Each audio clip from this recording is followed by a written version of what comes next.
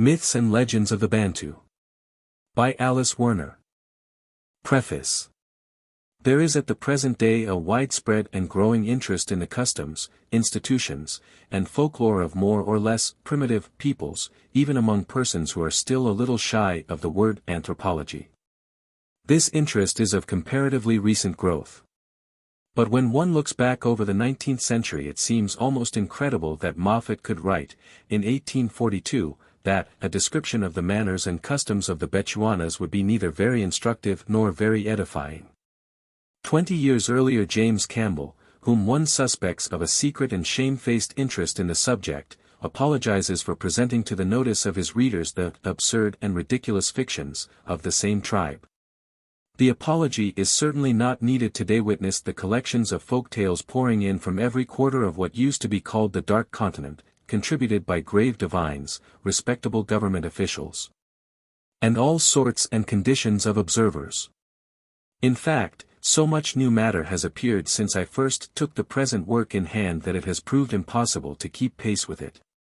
But I have endeavored to present to the notice of the reader fairly typical specimens of myth and legend from as many as possible of the various Bantu-speaking tribes. Confident that the result will not be, if I may again quote Campbell, to exhibit the puerile and degraded state of intellect among the said tribes.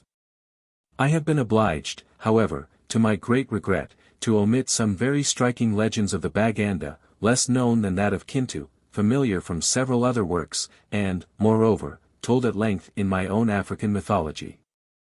But it would have been easy, given sufficient time, to expand this book to twice the covenanted length. A word as to the pronunciation of African names. No attempt has been made to render them phonetically, beyond the rough and ready rule that vowels are to be pronounced as in German or Italian, consonants as in English, every syllable as ending in a vowel, and every vowel to be pronounced. Thus it has not been considered necessary to put an acute accent over the E in Shire, which, by the by, ought to be cheery, and pair. Wearing is followed by an apostrophe, as in Riangambi, but not in Kalungangam. It is sounded as in sing, not as in finger. African experts may discover some inconsistency in the rendering of tribal names. One ought, I suppose, either to use the vernacular plural in every case, as in Basuto, Amandabile, and Nyanja, or to discard the prefix and add an English plural, as in Zulus, too familiar a form to be dropped. But it did not seem possible to attain consistency throughout. At any rate, one has avoided the barbarism of Basutos, though sanctioned by no less an authority than Sir Godfrey Lagden Moffat, as will have been noticed, was guilty of Bechuanas, and I have not ventured to correct his text. It may not be superfluous to point out that the person class in the Bantu languages has, in the singular, the prefix mu, sometimes omu or omu dash, and sometimes shortened into m, and, in the plural, ba, aba dash, va dash, ova dash, a. The prefix ama or ma dash, sometimes found with tribal names, belongs to a different class. It is probably a plural of multitude, or collective plural, which has displaced the ordinary form. The titles of works cited in the footnotes have been abbreviated in most instances. The full titles of such works, together with other details, will be found in the Bibliography. It is a pleasant task to convey my sincere thanks to those who have kindly permitted me to make use of their published work, the Revs. E. W. Smith and T. Cullen Young, Mr. Frederick Johnson, Dar es Salaam, for his Makand and Iramba tales, published in a form not readily accessible to the general reader, Captain R. S. Rattray, who is better known nowadays in connection with the Gold Coast, but once upon a time did very good work in Nyasaland, Dr. C. M. Doak, University of the Witwatersrand, M. Henri A. Junot, the Rev. Father Schmidt, editor of Anthropos, for permission to use P. Arnaud's articles on Rwanda, Professor Meinhof, for matter appearing in his Zeitschrift für Eingebernsprachen, Hamburg, and his contributor, the Reverend C. Hoffman, another contributor, the Reverend M. Klamroth, is, unfortunately, no longer living, the Reverend J. Rorn, and Dr. Mitwatch, editor of the series in which his Chaga grammar appeared, for the story of Mural, the Rev. Dr. Gutman, for some delightful Chaga tales, the Reverend D. R. Mackenzie and the late Reverend Donald Fraser, for some very interesting quotations from their respective works. If any others have been inadvertently omitted, I can only crave their indulgence. A. W. How do you find this book? Any thoughts about the book or the author?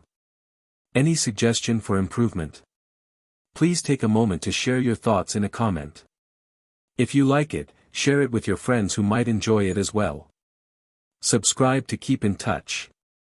Visit CompleteAudiobooks.com for more quality content. Chapter 1. Introductory. Who are the Bantu? Bantu is now the generally accepted name for those natives of South Africa, the great majority, who are neither Hottentots nor Bushmen, that is to say, mainly, the Zulus, Xhosas, Kafirs, Basuto, and Bechuana, to whom may be added the Thongas, Shangans, of the Delagoa Bay region and the people of southern Rhodesia, commonly, though incorrectly, called Mashana. A Bantu is the Zulu word for people, in Sesotho Batho, and in Herero Ovandu, which was adopted by Bleek, at the suggestion of Sir George Grey, as the name for the great family of languages now known to cover practically the whole southern half of Africa. It had already been ascertained, by more than one scholar, that there was a remarkable resemblance between the speech of these South African peoples and that of the Congo natives on the one hand and of the Mozambique natives on the other. It was left for Bleek, who spent the last 20 years of his life at the Cape, to study these languages from a scientific point of view and systematize what was already known about them. His comparative grammar of South African languages, though left unfinished when he died, in 1875, is the foundation of all later work done in this subject. The Bantu languages possess a remarkable degree of uniformity.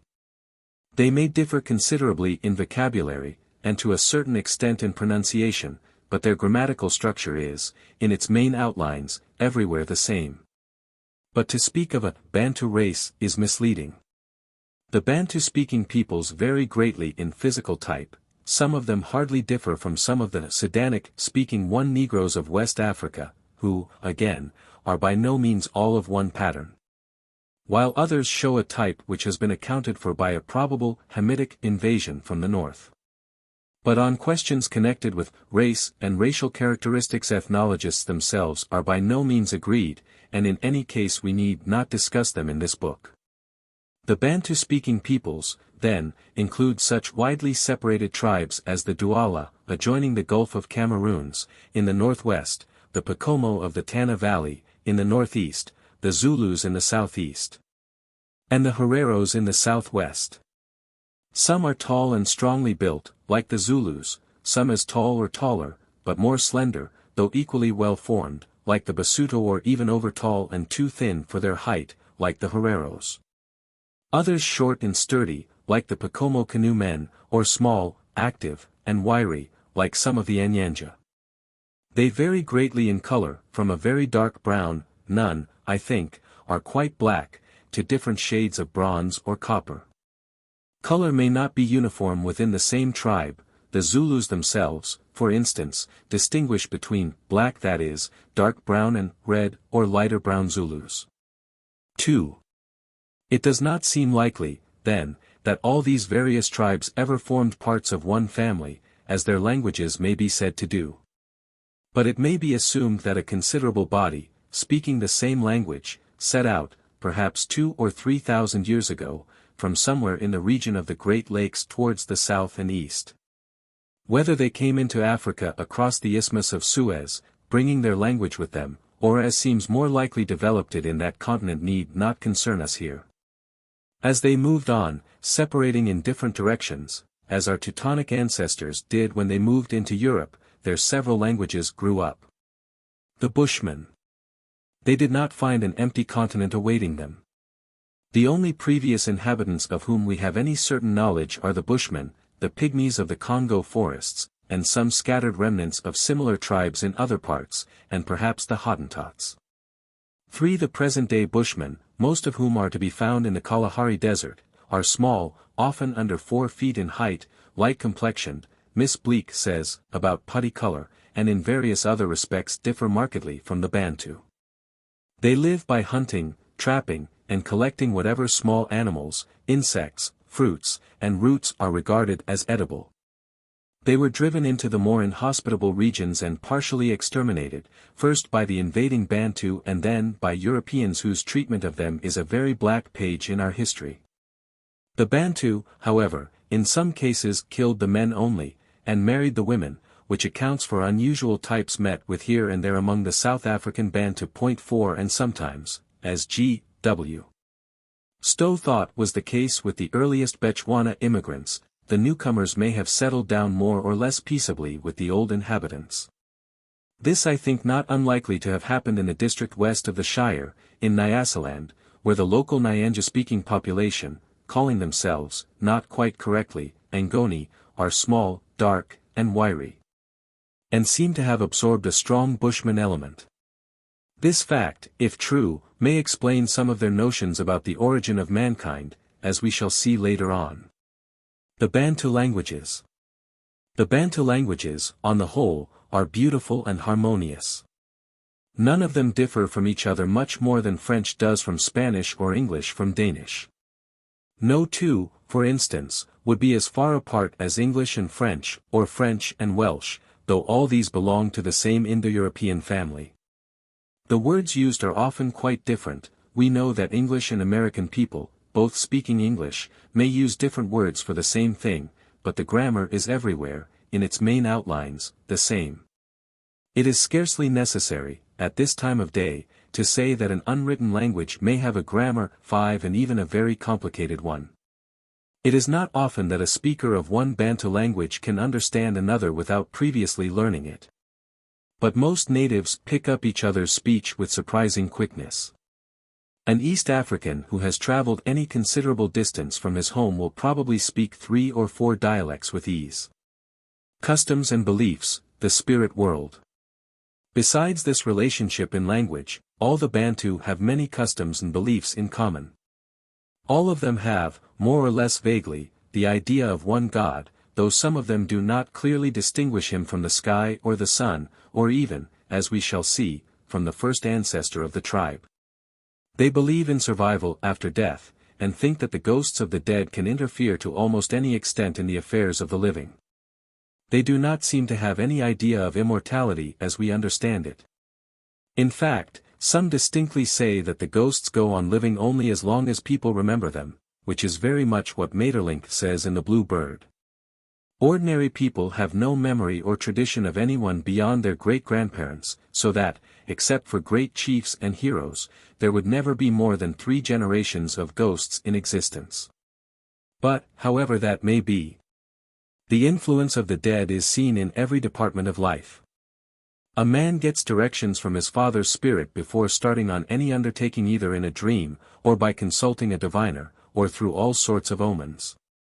For instance, a Yao 6 when thinking of going on a journey, would go to his chief, who would then take a handful of flour and drop it slowly and carefully on the ground. If it fell in the shape of a regular cone, the omen would, so far, be good. They would then cover up the cone with a pot, and leave it till the next morning. If it was found to be quite undisturbed, the man could go on his journey with an easy mind, but if any of the flour had fallen down, he would give it up at once. Either the spirits did not, for some reason of their own, wish him to go, or they knew that some danger awaited him, and this was their warning. If anyone is ill, it is supposed that some ancestral ghost is offended and has sent the sickness, or else that some human enemy has bewitched the patient. In either case, the diviner has to consult the spirits to find out who is responsible and what is the remedy. Drought, floods, a plague of locusts, or any other natural calamity may be due to the anger of the spirits. In short, one may say that this belief in the power and influence of the dead is the basic fact in Bantu religion. We hear, rather doubtfully, of other spirits, some of which may be personified nature powers, but many of these, such as the Mwenambago, Lord of the Forest, of the Wazaramo, in Tanganyika territory, seem to have been human ghosts to begin with. The dead are supposed to go on living for an indefinite time underground, very much as they have done on the upper earth. There are many stories describing the adventures of people who have accidentally reached this country, called by the Swahili Kuzimu 7, usually through following a porcupine, or some other burrowing animal, into its hole. This happened, in Uganda, to Mpobe the hunter, to the Zulu Unkama, and to an unnamed man of the Wairamba, in eastern Unyamwezi.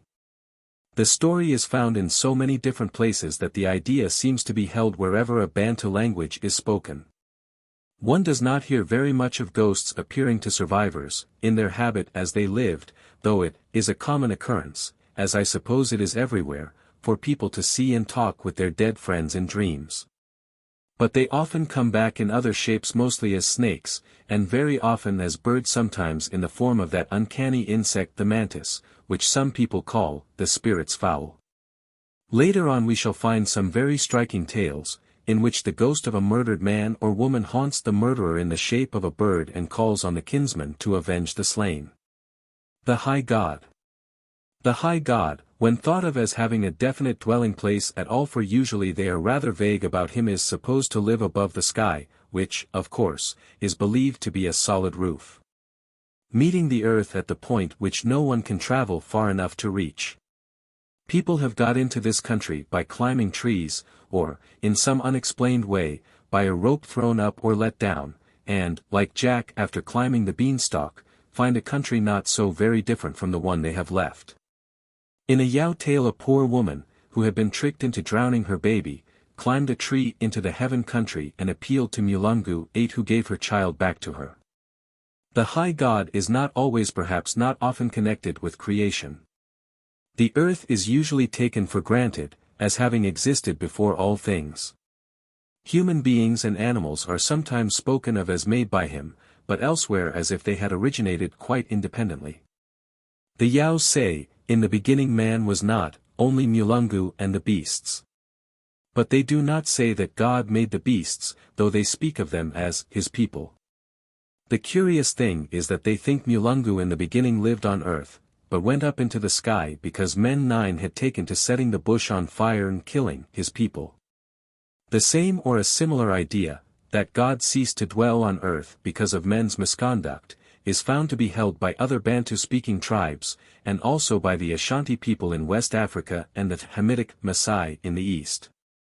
It may be connected with the older and cruder notion, still to be traced here and there, that the sky and the earth, which between them produced all living things, were once in contact, and only became separated later.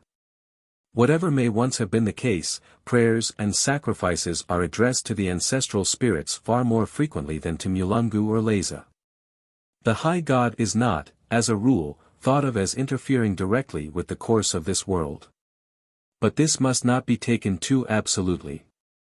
Mr. C. W. Hobley, among the Akamba, and the Reverend D. R. Mackenzie, among the people of North Nyasaland, have recorded instances of direct prayer to the High God in times of distress or difficulty. The origin of mankind. As to the way in which mankind came into being, there are different accounts. The Zulus and the Thongas, Delagoa Bay people, used to believe that the first man came out of a reed. Some say a reed bed, but the more unlikely sounding alternative is probably the true one, as some native authorities distinctly mention the exploding of the reed to let him out. Besides, it is a custom of the Basuto to stick a reed in the ground beside the door of a hut in which a baby has been born. The Hereros think their ancestors came out of a certain tree called Ombrabombanga. This identical tree, I understand that ordinary members of the species are not uncommon, is believed to exist somewhere in the Kauko Veld, north of the Ugab River, in the southwestern territory. The Hereros, who are great stock breeders, or were till the tribe fell on evil days, said that their cattle came out of Ombrabombanga along with them, but the small stock, sheep and goats, Klein V in Dutch, came out of a hole in the ground. Along with the Bushmen and, presumably, the game on which the Bushmen lived. The mention of sheep and goats in this connection is curious, as the Bushmen never kept any domestic animals, except dogs. The Bechuana did not attempt to account for the origin of the Bushmen. They had been in the country, along with the game, from time immemorial, before the Bechuana came into it.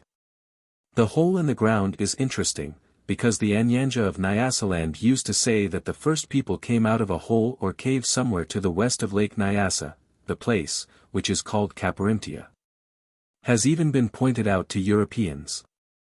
The footprints of the first man and of the animals which came out with him are said to be impressed on a rock in this place. The Bantu never seem to have regarded death as an inevitable process of nature. Everywhere we find stories explaining how it began, and usually blaming the chameleon. I shall tell some of these in a later chapter. People who do not accept the chameleon story sometimes speak of death as a person, and call him Walam, or Larufu, or Kalumgangam. We hear now and then about people who live in the sky, though it is not very clear who they are. In the legends of the Baganda heaven, Gulu, his sons, and his daughter Nambi are very much like an ordinary human family. But heaven is less personal in the thought of the Bathanga, who call it Tilo, and speak of it sending rain, lightning, locusts, and twins. Junid says it is sometimes looked on as a real being, sometimes as an impersonal power. And the rain doctor, when facing the approaching thunderstorm, shouts, "You, heaven, go further. I have nothing against you. I do not fight against you." Addressing it as a person. Besides Tilo himself, the sky is inhabited by little people called Balanwana, who have sometimes been seen to fall from the clouds when some disaster was about to befall the country. Twins, too, are called the children of heaven. 10 elsewhere the heaven dwellers are, strangely enough, described as having tails, but it is difficult to learn much about them. There is in the legends of some South African tribes a mysterious being called Hlakanyana, Huveane, or Kajana, sometimes said to be the creator of heaven and earth and the first ancestor of the race, and sometimes the son of the creator, Revimbi. Luvimbi, or Lavivi, by others vaguely identified with a famous rainmaker of old times. But at the same time he is represented as a tricksy being, some of whose exploits recall those of the European Till Eulenspiegel. He does not seem to be known beyond the Zambezi indeed, I doubt whether his legend reaches as far as that. But parts of it coincide with incidents in the life of some very different heroes, Kacharam and the boy who saved his people from the swallowing monster, as we shall see later on. As a rule one does not go to fairy tales for high moral teaching. They are the playground of irresponsible fancy, and we do not look too closely into the ethics of Jack the Giant Killer or Rumpelstiltskin. Legends, of a more or less religious character, are a different matter, and this story of the swallowing monster may be taken as coming under that description. There is another type of story embodying a deep feeling of right and wrong, in which the spirit of a murdered person haunts the slayer in the form of a bird, and at last brings him to justice. As in the stories of Nyenjbul and Masilo and Masaloniane. Ogres, Amazimu. The monster just mentioned links on to a class of beings variously described in English as cannibals, ogres, or merely monsters in Zulu Amazimu, in other languages Madamo, or Zimwi. It is a little misleading to call them cannibals, as they are never merely human beings, though sometimes taking, temporarily, at least, human shape. Zulu folklore is full of them, but one meets them more or less everywhere, and one favorite story, about the girl who, in some versions, was swallowed, in others carried about in a bag, crops up in all sorts of unexpected places. The Iramu of the Chaga people, on Kilimanjaro mountain, is sometimes spoken of as a leopard. But he is clearly not an ordinary leopard, and in a Nyanja story, which will be told in full later on, we shall find a hyena who can turn himself into a man when he pleases. It is everywhere thought possible for animals to change into human beings, or human beings into animals. There are even at the present day people who say they have known it to happen. It is a favorite trick of the most wicked kind of witch. Besides turning themselves into animals, witches and wizards have the power of sending particular creatures out on their horrid errands: the baboon, the hyena, the owl, sometimes the leopard and the wild cat. This is why Zulus do not, or did not till lately, like you to use the words ingwe, leopard, and impaka, wild cat. The domestic cat, ikati, does not matter, you must call them by some other name. Another kind of familiar is the resuscitated and mutilated corpse, Zulu umkovu, yaundandika, of which some account will be given in chapter 16. Animal stories. Many of the stories which I shall have to tell are entirely concerned with animals, who are shown speaking and acting just as if they were human beings. We all remember the Uncle Remus stories, which originally came from Africa, though naturally somewhat changed through being adapted to American surroundings. Uncle Remus felt called upon to explain that the beastuses were once upon a time like people. The original storyteller would not have thought it necessary, since, to his mind, there was no great difference. We do not hear animals talk, but that may be because we cannot understand their language, and why should we suppose that their minds work otherwise than ours? It seems quite likely that our Aesop's fables originated in Africa. Hlakanyana, the Arab fabulist spoken of with approval by Muhammad, in the 31st chapter of the Quran, is said to have been an Ethiopian, that is, a Negro slave. His stories were passed on to Greece, where he was known as Aethiops, and this was taken to be his name and turned into Aesop. The favorite animal in the Bantu stories is the hare. There are no rabbits in Africa south of the Sahara, and it would seem that Europeans, warned by the calamities of Australia, have refrained from introducing them. Uncle Remus, knowing more about rabbits than hares, has turned him into Brer Rabbit, just as the hyena, who cheats and ill-treats the hare, and is finally bested by him, has become Brer Wolf or Brer Fox. If Uncle Remus nearly always gives animals a title Brer Rabbit, Ms. Cow, and so on, this must be because his African forefathers did the same. We generally find them distinguished in some way when figuring in tales. Sometimes, indeed, they are called by quite a different name. But the Bantu do not go as far as the Bushmen, who use different forms of words, with extra clicks, for the speeches of animals in the stories, and have a different tone of voice for each animal when reciting these speeches. In some parts, as in the Congo forest country, where there are no hares, the same tales are told of a little antelope, the water chevrotain, Dorcatherium, called by the Congo natives Nseshi. The reason why these two creatures, so small and weak, are made the principal heroes of African folklore seems to be a deep-seated, inarticulate feeling that the strong cannot always have things their own way, and the underdog must some time or other come into his own. The lion and the elephant stand for stupid, brutal force, though the hyena, on the whole, gets the worst character. The tortoise overcomes every one else in the end, even the hare, by quiet, dogged determination. But he sometimes, not always, shows a very unamiable side to his disposition. These are the principal figures in the animal stories, though a good many others make their appearance incidentally. The Zulu stories which have been collected, there must still be many others not published or even written down, are more or less like our own fairy tales, about chiefs' sons and beautiful maidens, lost children, ogres, witches, enchanters, and so forth. But they also have their hare stories. Much the same may be said of the Basuto, only they give some of the hare's most famous adventures to the jackal.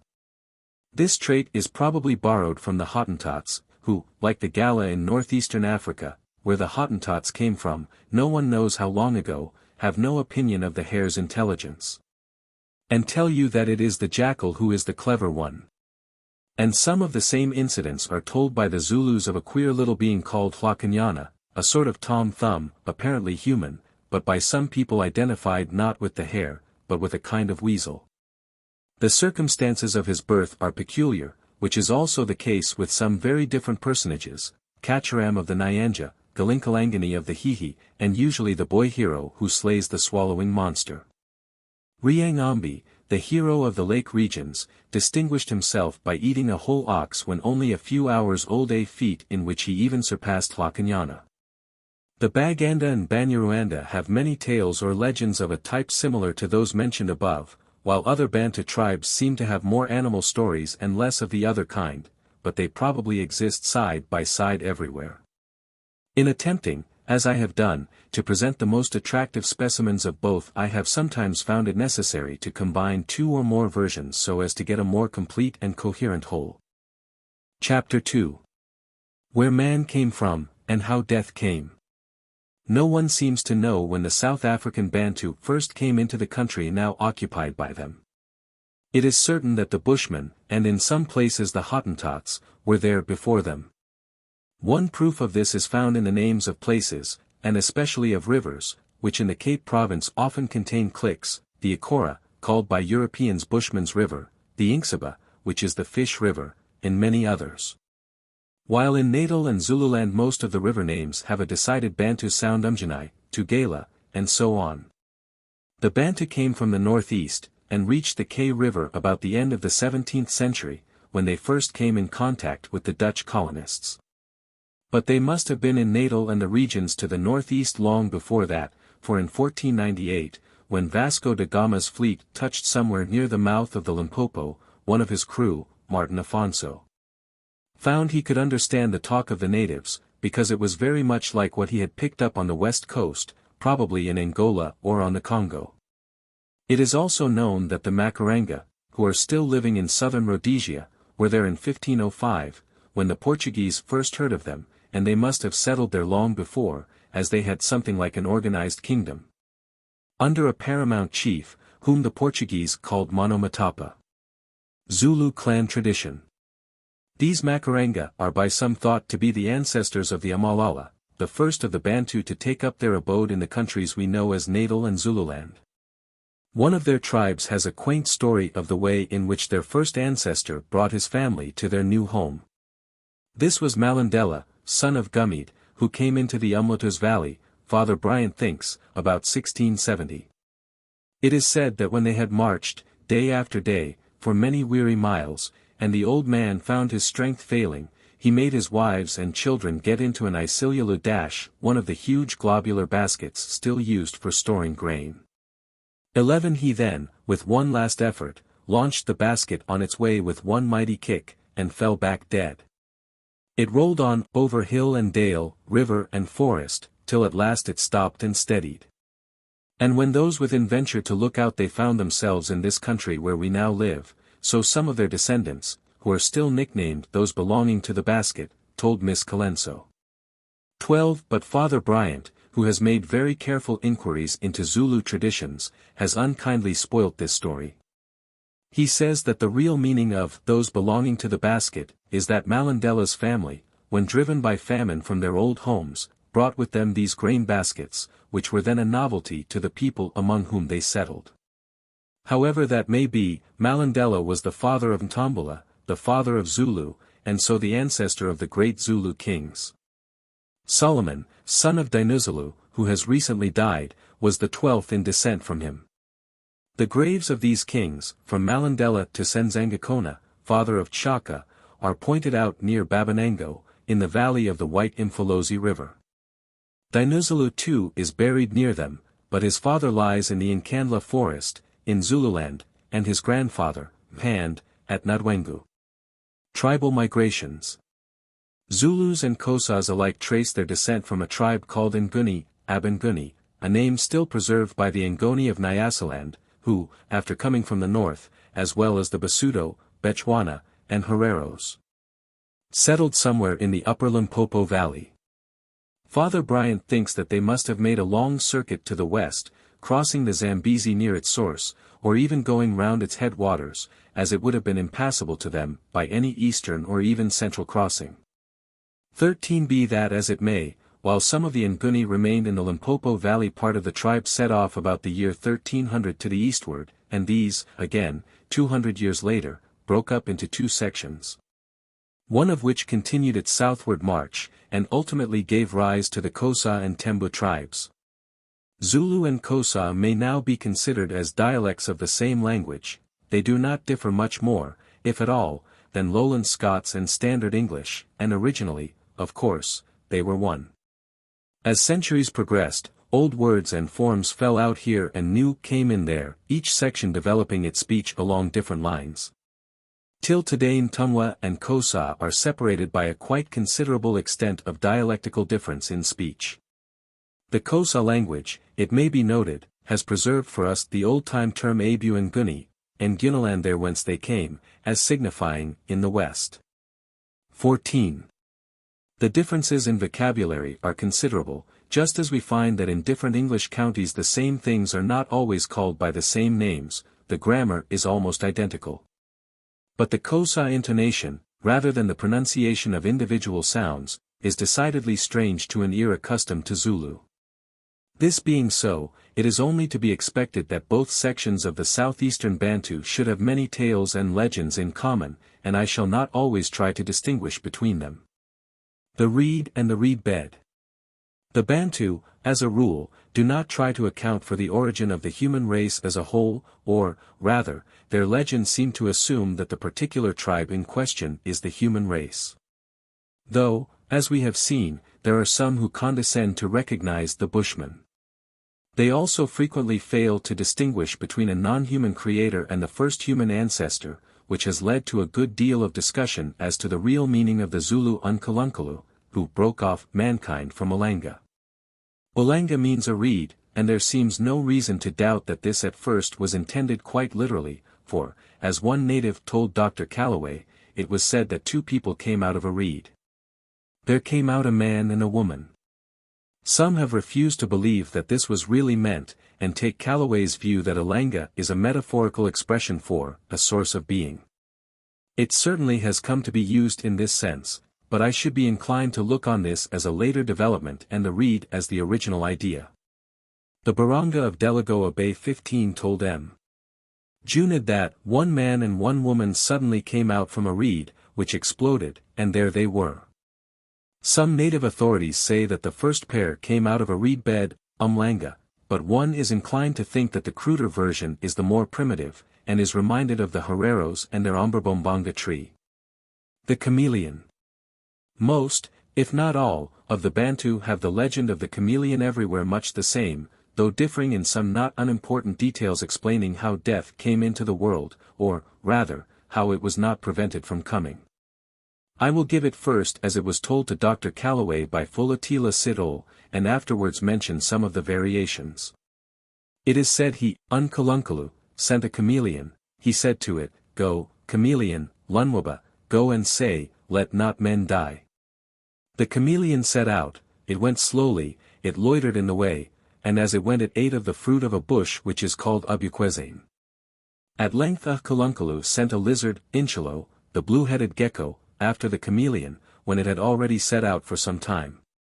The lizard went.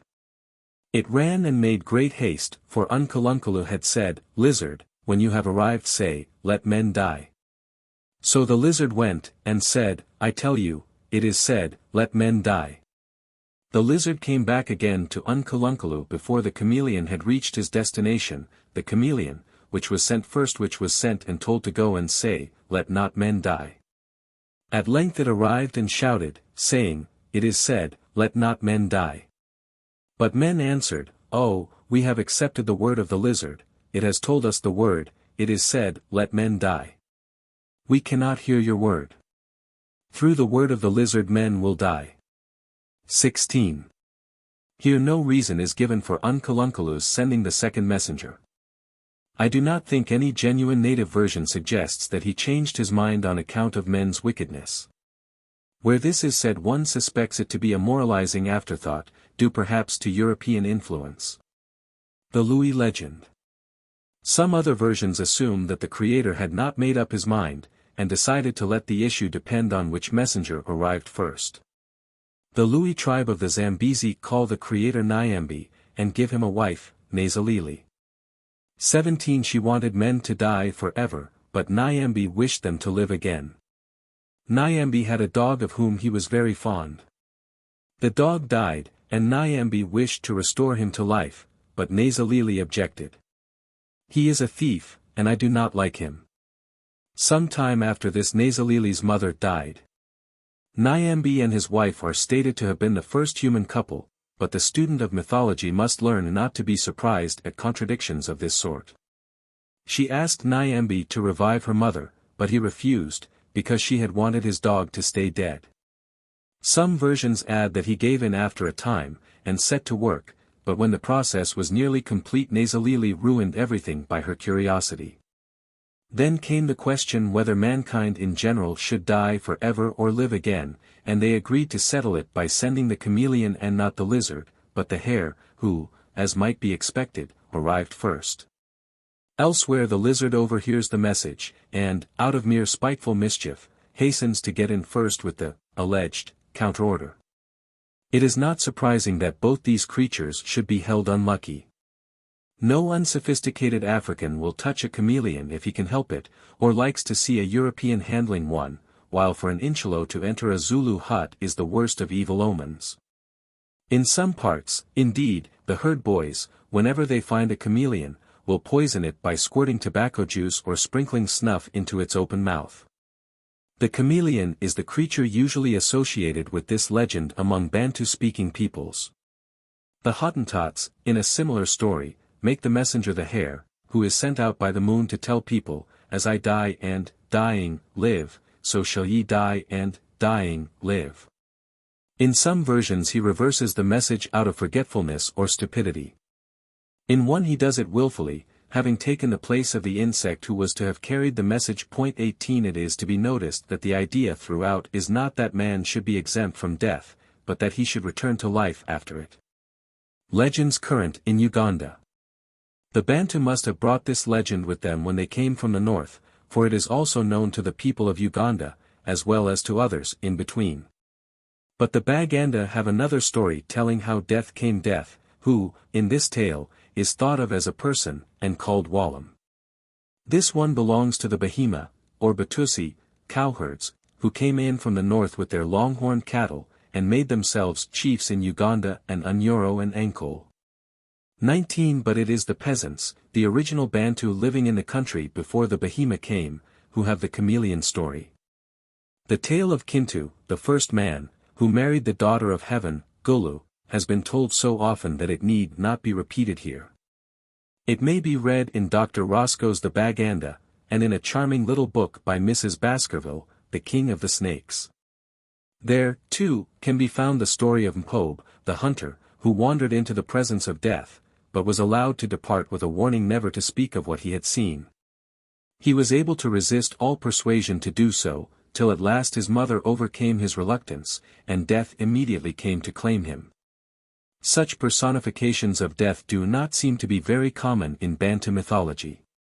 But the Basumwa of northwestern Unyamwezi, in a somewhat similar legend, call him Larufu, and one occasionally hears of a chief of the ghosts, who may be identical with him. Kalunga of the Ambundu. The Ambundu of Angola speak of Kalunga, a word which may mean either death, the king of the netherworld, usually called, why I do not know, Kalungangam, Kalunga of the cattle, or the sea. This is not strange when one remembers that, though living, many of them, on the coast, they are a seagoing people. And to the sense of dread and mystery with which the ocean would naturally affect them would be added the memory of the thousands carried away on slave ships, never to return. The Ndonga and Kwanyama, to the south of Angola, use this name for their high god, whom the Hereros too call Njambai Karunga. Some Mbundu stories give us a glimpse of Kalunga and his kingdom. Here are two of them.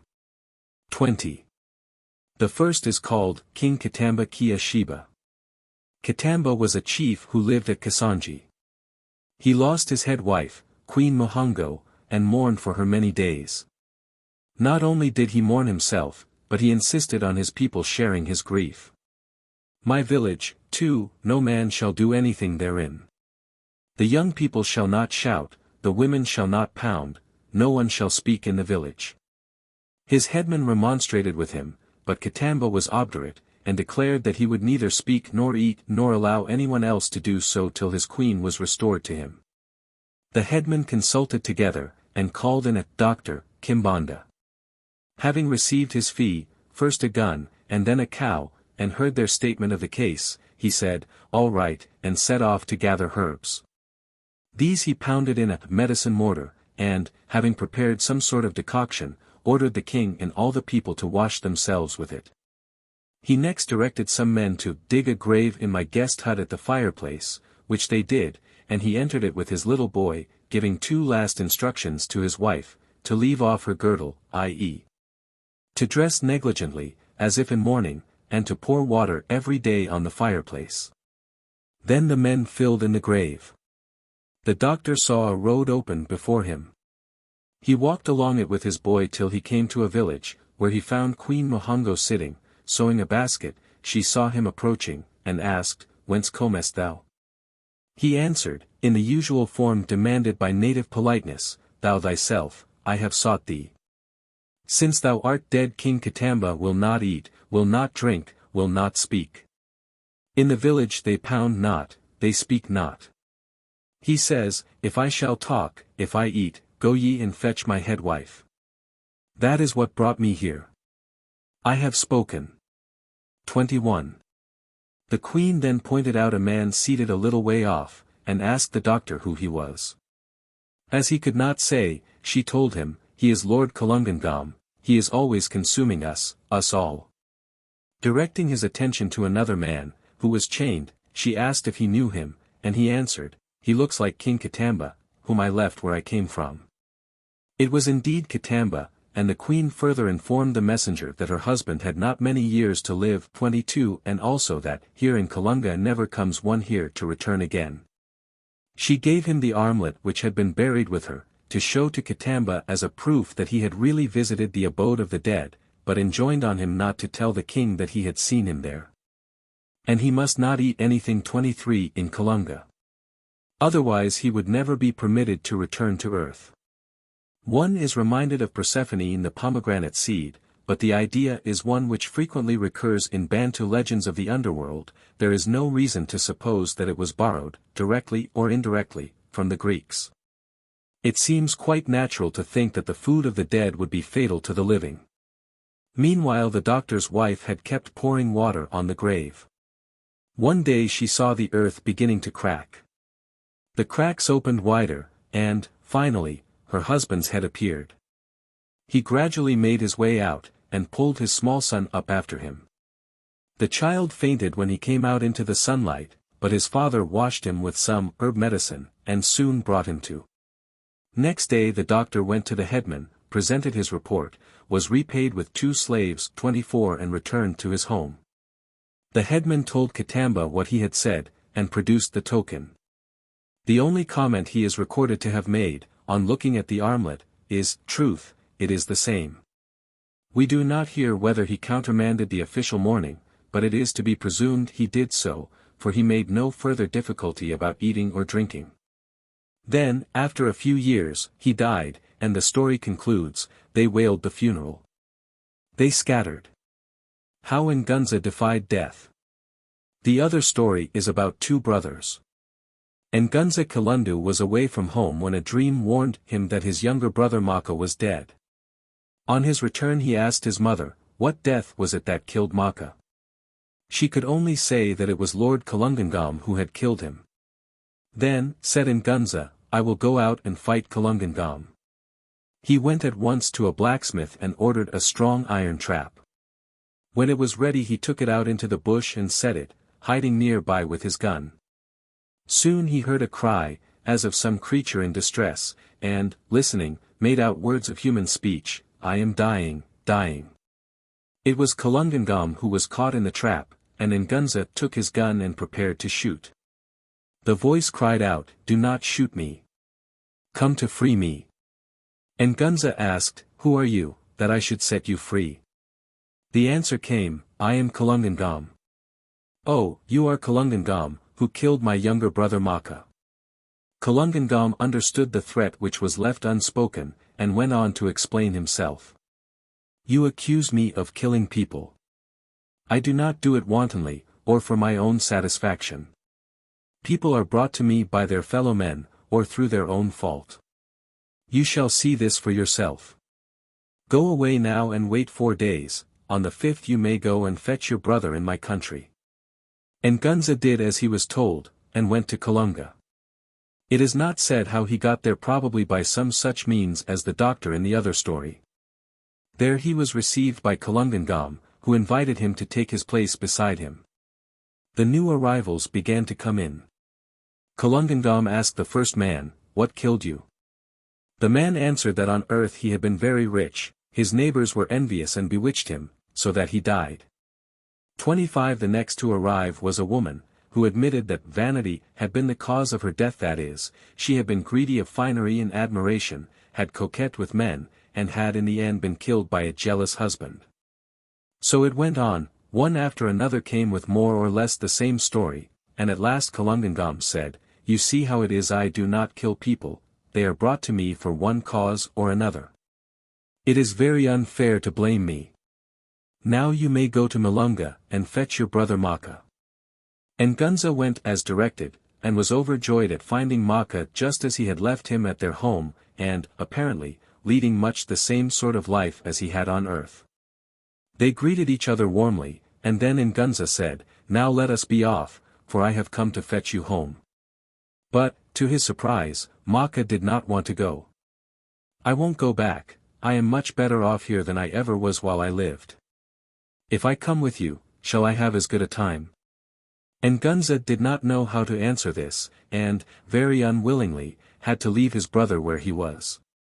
26 He turned away sadly, and went to take leave of Kalunga, who gave him, as a parting present, the seeds of all the useful plants now cultivated in Angola, and ended by saying, "In 8 days I shall come to visit you at your home." This part of the story grows very puzzling, as no reason is given for the visit, and it would almost seem, from what follows, as if some condition had been imposed which Ngunza did not keep. 27 Kalunga came to Ngunza's home on the 8th day, and found that he had fled eastward, that is, inland. He pursued him from place to place, and finally came up with him. Ngunza asked why Kalunga should have followed him, adding, "You cannot kill me, for I have done you no wrong. You have been insisting that you do not kill anyone, that people are brought to you through some fault of theirs." Kalunga, for all answer, threw his hatchet at Ngunza, and Ngunza turned into a Kityuta spirit. This is not further explained, but we find elsewhere that a Kityuta, or Kianda, is a spirit or demon who rules over the water and is fond of great trees and of hilltops. Such river spirits figure in several other stories from Angola. In the story from Uganda already referred to, Mpobe had to die because he had, in spite of the warning received, spoken about his visit to the kingdom of the dead. Something of the sort may have been said in the correct version of the Mbunda story. Then, again, Ngunza is not said to have been killed, but to have become a Kituta. One does not see why. In the ordinary course of things, one gathers, those who depart this life go on living for an indefinite time in Kalunga. But after that they die again, and this time cease to exist. We shall have to consider this point more fully, when speaking of the ancestral spirits. It seems quite clear from all these legends that the African does not, when he thinks about the matter at all, look upon death as an essential fact in nature. It appears to be accepted that, but for some unforeseen accident, or perhaps some piece of carelessness or willful disobedience, people need never have died at all. To the same set of ideas belongs the prevalent belief that any death whose cause is not understood, and the number of such deaths is now steadily decreasing, must be due to witchcraft. Kalunga, if we are to think of him as the high god, is exceptional for living underground. Leza, Mulungu, Irawa, and so on, if they have a local habitation at all, are placed in the sky, as we shall see in the next chapter. Chapter 3. Legends of the High Gods. The Leza and Nyambi of the Upper and Middle Zambezi tribes exhibit the same confusion between the High God and the first man which we noticed in the case of the Zulu Unkulunkulu. And, further, they appear to be more or less identified with the sky and the rain. The Basabiya say that Leza once lived on earth. He was a very strong man, a great chief. When he was seated in his kotla, place of the chief's council, it was as though the sun were sitting there. It was he who sent out the chameleon with the message that men should live again after death. Leza is said to send rain. The Baila use such expressions as, Leza will fall much water, Leza throws down water. The Reverend E. W. Smith obtained from these people a curious story, 28, the conclusion of which recalls the only comfort Gautama Buddha could give to the bereaved mother. It also indicates the belief that Leza causes death, at any rate, premature death. The woman's search for God. An old woman, whose parents had died when she was a child, lost all her sons and daughters, one after another, and was left with no one belonging to her. When she was very old and weary she thought she must be about to follow them, but instead of that she found herself growing younger, and was seized with a strong desire to find Leza and ask him the meaning of it all. Thinking that he had his abode in the sky, she began to cut down trees and make a scaffolding by which she could climb up. A similar device is said to have been tried by the Belui, by the Wasu of Pear, East Africa, and by the ancestors of the Ashanti. But when she had built it up to a considerable height, the lower poles rotted away, and the whole fell down, she falling with it. She was not hurt, and tried again, but with no better success. At last she gave up in despair, and set out to reach the place where, as she believed, the sky joins the earth. So she wandered through one country after another, and when the people asked her what she wanted, she said, "I am seeking Leza." "What do you want of him?" "My brothers, you ask me? Here in the nations is there one who has suffered as I have suffered? I am alone. As you see me, a solitary old woman, that is how I am." The people answered, "Yes, we see. That is how you are. Bereaved of friends and kindred? In what do you differ from others? Shikakanamo 29 sits on the back of every one of us, and we cannot shake him off. Prayer to the High God. It is often stated that Africans in general neither pray to the High God nor offer sacrifices to him, nor, in fact, notice him at all, beyond recognizing his existence. This is certainly not true in the case of the Baila, and we have evidence to the same effect from various quarters. The Bapedi, a branch of the Basuto living in the Transvaal, say that their high god, Madamo o Magalo, is called Huveane, and they pray to him for rain. 30 He made the sky and the earth, and when he had finished them he climbed up into the sky, conceived, of course, as a solid vault, by driving in pegs on which he set his feet, taking out each one as soon as he had stepped on the next. So that people should not be able to follow him. And in the sky he has lived ever since. This seems to be the original form of the incident, which, when the myth had degenerated into a comic folktale, appears as a trick played by the graceless Huveane on his father. Mr. Hobley distinctly states that the Akamba tribe, in Kenya colony, pray to the god whom they call Ngai, especially in seasons of distress. When sickness is rife among the people, the headman prays first to Ngai and then to the spirit, Imu, supposed to have caused the sickness. They first pray to Ngai, because they believe the spirit has gone to Ngai.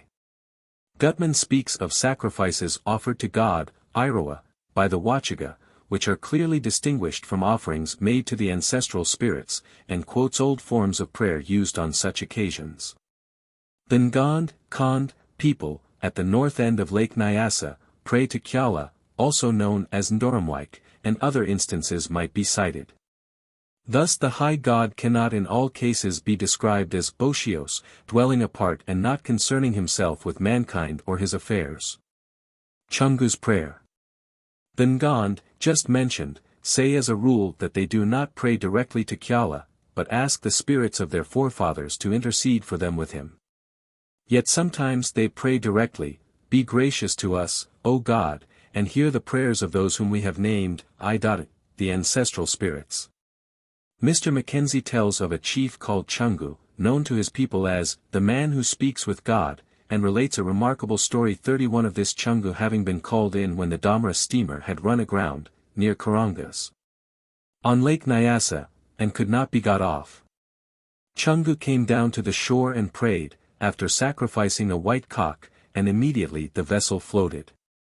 It is a pity that this incident does not seem to have been reported by any of the Europeans who must have been on board. Legend of Njekito. These same Ngon people have a strange legend about one Njekito, once a god of theirs, but now, as they say, worshipped only by the white men. He was the youngest of 3, the others being Liambolo, still worshipped by the Wakinga, and Mbesai, by some writers called the devil, though that notion is wholly foreign to Bantu thought. These two became jealous of Njekito, because he was the first to plant maize in the country, the old home of the Ngond, near what is now Mahenge. Together with the elders of the people, who usually, on principle, dislike innovations, they conspired to kill Njekito, but after 3 days he came back to life in the form of a serpent. Thereupon they cut him in pieces, but the pieces joined together, and he revived once more. Again they killed him, and again he arose. Some people saw him, but he disappeared and went away to the coast, where he became the god of the white men.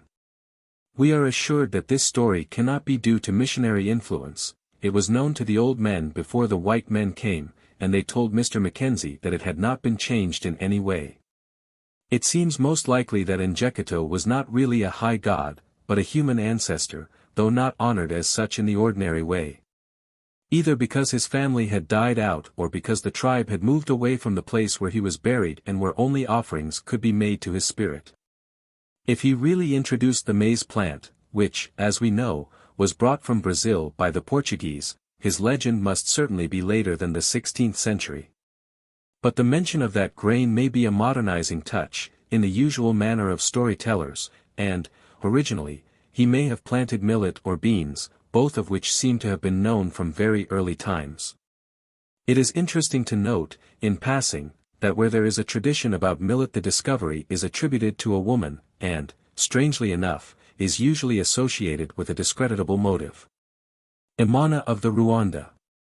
The people of Rwanda recognize a supreme being called Imana, clearly distinguished from the deified hero Ryangombe, whose legend will be given in another chapter, and from the Amandwa, or ghosts. He is often spoken of as a helper in difficulty and distress, but is never prayed to direct. Appeals to him are always expressed, one might say, as conditional wishes. Thus, if Imana were with me he would help me. Imana is frequently referred to in Rwanda proverbs, such as, Imana gives you it is not a thing bought, i.e., his gifts are free, he who has received a gift from Imana is not stripped of it by the wind, Imana has long arms.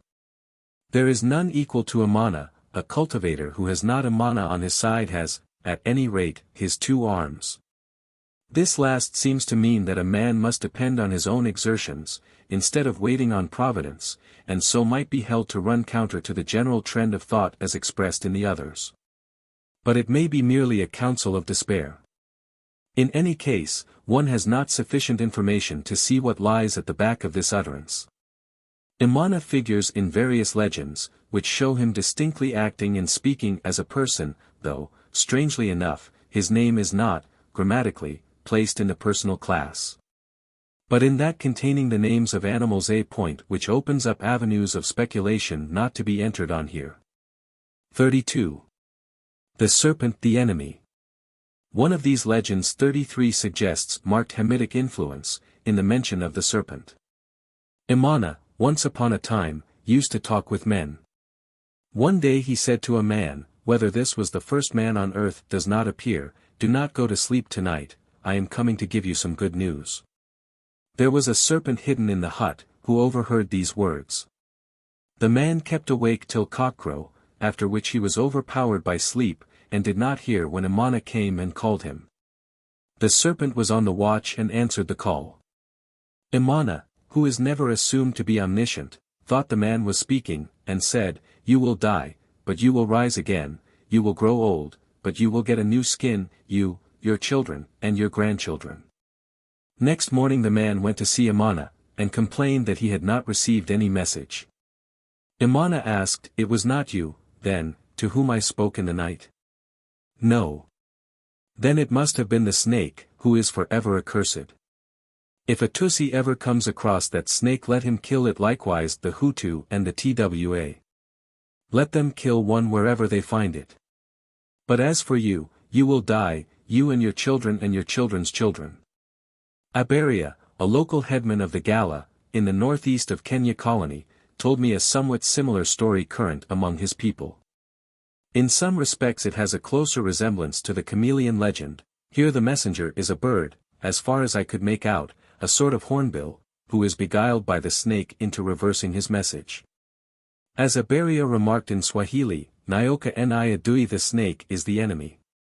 It seems to be assumed that Imana is unable to reverse the doom incurred through the serpent's treachery. Batusi, Bahutu, and Batwa are the 3 tribes who make up the population of Rwanda, the shepherd aristocracy, the Bantu cultivators, and the potter serfs, probably descended from the forest pygmies. The story of the glutton. Then we have the tale of Sebgugugu, the greedy man, 34, enforcing the homely old moral of the goose who laid the golden eggs, through a quite extraordinary case of stupid and obstinate selfishness. Sebgugugu was a poor man whose sole wealth was a white cow with her calf. One day, while his wife was away, hoeing her garden plot in the jungle, and he was sitting in the sun outside his hut, a bird came and perched on the gatepost. It began to sing, and as he listened he seemed to hear these words, Sebgugugu, kill the white one, Chital, kill the white one and get 100.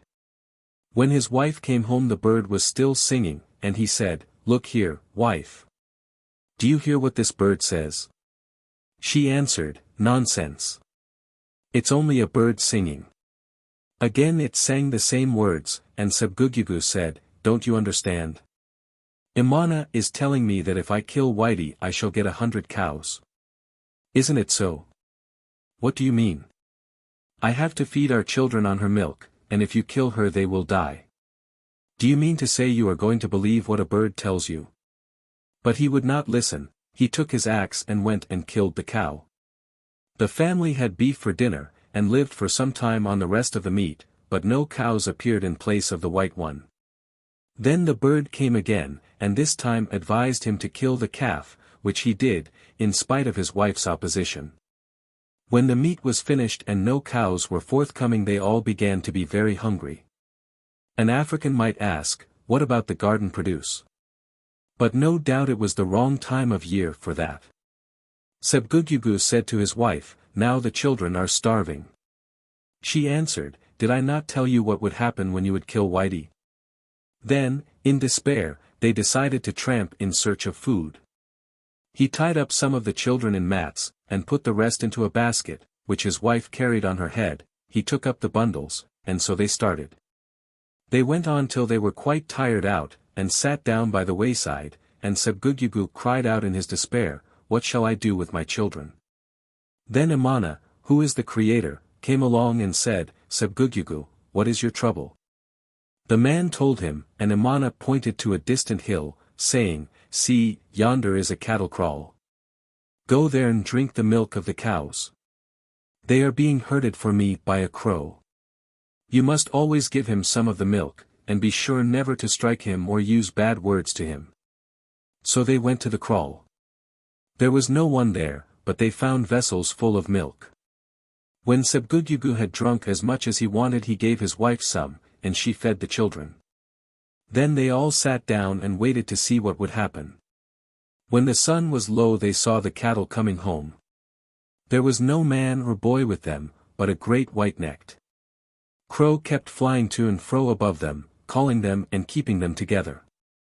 When they arrived Sebgugugu lit a fire at the kraal gate to drive away the mosquitoes, fetched a pail, and milked the cows, doing as he had been told and giving a bowl full of milk to the crow herdsman, before they all had their supper. In this way all went well for some time, and then Sebgugugu began to be discontented. It is not clear what he had to complain of, but evidently he was that sort of man. He said to his wife, Now the children are old enough to herd the cattle for me I don't see what we want with that crow. I shall kill him. The wife protested in vain, and Sebgugugu, taking his bow and arrows, lay in wait for the return of the cattle when evening fell. When the crow came near enough he shot an arrow at him, missed, shot again the crow flew away, and when he looked round there were no cattle to be seen not so much as a stray calf. The family were once more reduced to destitution. Sebgugugu said, What shall I do? His wife, of course, could give him no comfort, so they picked up the children and set out on their travels. Worn out, as they sat by the wayside resting, he cried once more to Imana, and the long-suffering Imana directed him to a wonderful melon vine growing in the bush, from which he could gather not only melons and gourds, but a variety of other fruits. Only he must not attempt to cultivate or prune the vine, or do anything but gather daily supplies from it. He found the vine, gathered gourds, and his wife cooked them. So again for a time all went well, till the man took it into his head that the vine would be more productive if its branches were cut, and it immediately withered away, like Jonah's gourd. Again he was in despair, but Imana gave him one more chance. Going into the bush to cut firewood, he came across a rock with several small clefts, from which oozed forth guinea corn, milk, beans, and other kinds of food. He gathered up what he could carry and returned to his wife. Next day he went back to the rock, taking with him a basket and a jar. But he grew impatient, because the corn, and so on, trickled out slowly, and he took a long time in filling his basket. He complained of this to his wife, but persevered for some days, and then told her that he was going to widen the cracks in the rock, so that they could get more abundant supplies. She tried to dissuade him, with the usual result. He went and cut some stout poles and hardened them in the fire. He went to the rock and tried to enlarge the clefts, using his poles as levers, but, with a crash like thunder, they closed up, and no more corn or milk came forth. He went back to the camping place and found no one there. His wife and children had disappeared without leaving a trace, and he was alone in the forest. We are left to suppose that this was the end of him. Another version gives one more incident, perhaps less dramatically effective, in which he is guilty of willful disobedience, and is devoured by a monstrous wild beast. Both agree in showing that Imana's patience had its limits. Imana and the childless woman. One more legend 35 about Imana suggests the idea of a wise and loving providence. A childless woman came to him with the petition made by such women in all ages. Imana, reader of hearts, said to her, "Go home, and if you find a little creature in your path take it up and be kind to it."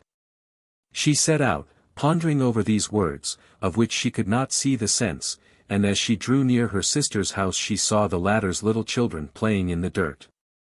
One of them getting in her way, she pushed it back, saying angrily, "Be off.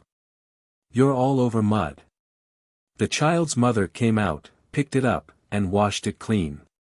Her sister went home and waited a year, nothing happened. She went again to Imana, who asked if she had not seen the little creature he told her of. She answered, "No." He said, "You saw it, but you would not touch it with your hands." She still denied it, and he explained, telling her that she was not fit to be a mother and should have no children. Another story, in which Imana appears in a very human aspect, will be given in the next chapter. It has been suggested that Imana may be the same as Kihanga, supposing this last name to be derived from Kuhanga, in some languages Kapanga, to form, construct, create. But Kihanga is a different person, an ancient king of Rwanda, who, legend says, was the first to introduce cattle to that country. Or, rather, it was his injured daughter Nyarurukaba who was responsible, but that's another story. Imana must also be distinguished from Ryangombe, who is supposed to be the chief of the Amandwa, ghosts. His roper lace is among the heroes, and we shall come to his legend later on, in Chapter 8. Chapter 4. The Heaven Country and the Heaven People. The Zulus appear to have recognized a sky god distinct from Unkalunkalu. This seems to strengthen the probability that the name Unkalunkalu is not, as Bleak thought, identical with Mulungu, since the latter name for the high god in some languages actually means sky. The king which is above, Umpengulam Banda, informed Dr. Calloway, we did not hear of him first from white men. In summertime, when it thunders, we say, the king is playing. And if there is one who is afraid, the elder people say to him, it is nothing but fear. What thing belonging to the king have you eaten? 36 This is why I say that the Lord of whom we hear through you we had already heard of before you came. But he is not like the Unkalunkalu, who, we say, made all things. But the former we call a king, for, we say, he is above, Unkalunkalu is beneath. 37. They seem, however, to have been somewhat hazy on the subject, for another informant said that they were the same, Unkalunkalu being, the creator of all things, who is in heaven, though at first he was on earth. But, he went up to heaven afterwards. This would connect with the Yao legend, alluded to in our introductory chapter, that Mulungu used to live on the earth, but afterwards ascended to the sky by means of the spider's thread. The idea appears to be tolerably widespread, and is found outside the Bantu area. The Nandi myth of the thunder leaving the earth and taking up his abode in the sky, impelled by the misconduct of the ancestral Dorobo, is perhaps an echo of it. Leza, the name used for the high god by the Baila, Batanga, and several other tribes of northern Rhodesia and the adjoining territories, 38 also, in one language at least, means rain. But, says E. W. Smith, it is not plain that they regard rain and God as one and the same, rather they speak of Leza as the rain-giver, the giver of thunder and much rain, the one who does what no other can do. So, too, the Wachiga, who call their god Iroha, use the same word for the sun, but insist that the sun is not the same thing as God. Yet it is possible that in the beginning it really was the material sun that was worshipped. A story, recorded by Bruno Gutmann, 39, seems to point this way. The man who would shoot Iroha. A poor man, living somewhere in the Chaga country, on Kilimanjaro mountain, had a number of sons born to him, but lost them all, one after another. He sat down in his desolate house, brooding over his troubles, and at last burst out in wild wrath, "Who has been putting it into Iroha's head to kill all my boys?" A fairly literal rendering, which suggests that he thought an enemy had done this. Iroha would never have thought of it on his own account. But if this is correct, his conclusion is scarcely logical, yet how many, in the bitterness of their hearts, would have felt much the same, even if they had expressed it differently. "I will go and shoot an arrow at Iroha." So he rose up and went to the smith's forge, and got him to make some iron arrowheads. When they were ready he put them into his quiver, took up his bow, and said, "Now I am going to the farthest edge of the world, to the place where the sun comes up. The very moment I see it I will loose this arrow against it Tichi," imitating the sound of the arrow. So he set out and walked, on, till he came to a wide meadow, where he saw a gateway in many paths, some leading up towards the sky, some downward to the earth. And he stood still, waiting till the sun should rise, and keeping very quiet. After a while he heard a great noise, and the earth seemed to shake with the trampling of many feet, as if a great procession were approaching. And he heard people shouting one to another, "Quick! Quick! Open the gate for the king to pass through." Presently he saw many men coming towards him, all goodly to look on and shining like fire. Then he was afraid, and hid himself in the bushes. Again he heard these men crying, "Clear the way where the king is going to pass." They came on, a mighty host, and all at once, in the midst of them, he was aware of the Shining One, bright as flaming fire, and after him followed another long procession. But suddenly those in front stopped and began asking each other, "What is this horrible smell here, as if an earthman had passed?" They hunted all about till they found the man, and seized him and brought him before the king, who asked, "Where do you come from, and what brings you to us?" And the man answered, "Nay, my lord, it was nothing only sorrow which drove me from home, so that I said to myself, let me go and die in the bush."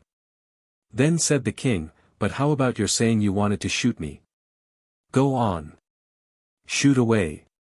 The man said, "Oh my lord, I dare not now. What do you want of me? You know that without my telling you, O chief. So you want me to give you your children back?" The king pointed behind him, saying, "There they are. Take them home with you." The man looked up and saw all his sons gathered in front of him, but they were so beautiful and radiant that he scarcely knew them, and he said, "No, O chief, I cannot take them now. They are yours, and you must keep them." So Iroha told him to go home and look out carefully on the way, for he should find something that would greatly please him. And he should have other sons in place of those he had lost. And so it came to pass, for in due time other sons were born to him, who all lived to grow up. And what he found on the road was a great store of elephants' tusks, so that when his neighbors had helped him to carry them home he was made rich for life. One must not too hastily conclude that the man's desire for sons was only selfish, and that, so long as he had enough to work for him and keep up his position in the tribe, he did not care whether they were the same ones he had lost or not. But it is easy to understand that he did not feel comfortable with these strange, bright beings, who, one must remember, had died as small children, perhaps as babies. It is a remarkable point that they should have been found in the company of the sun god, for as a rule the Bantu think of their dead as living underground.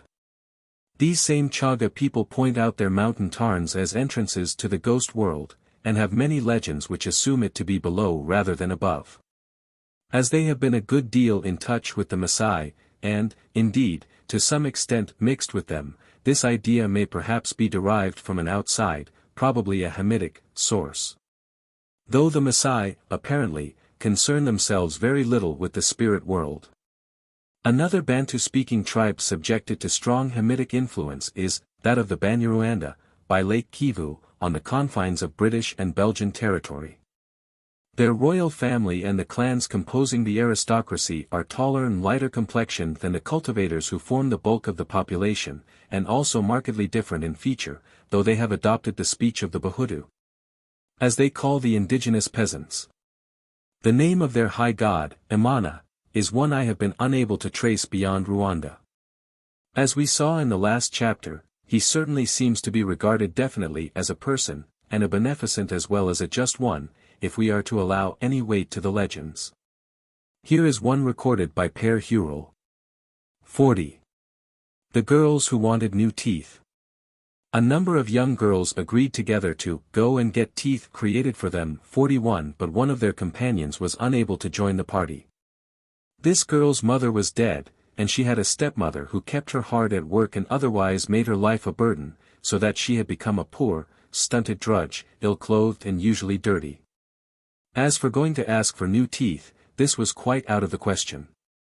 So when her friends came back and showed her their beautiful teeth, she said nothing, but felt the more, and went on with her work.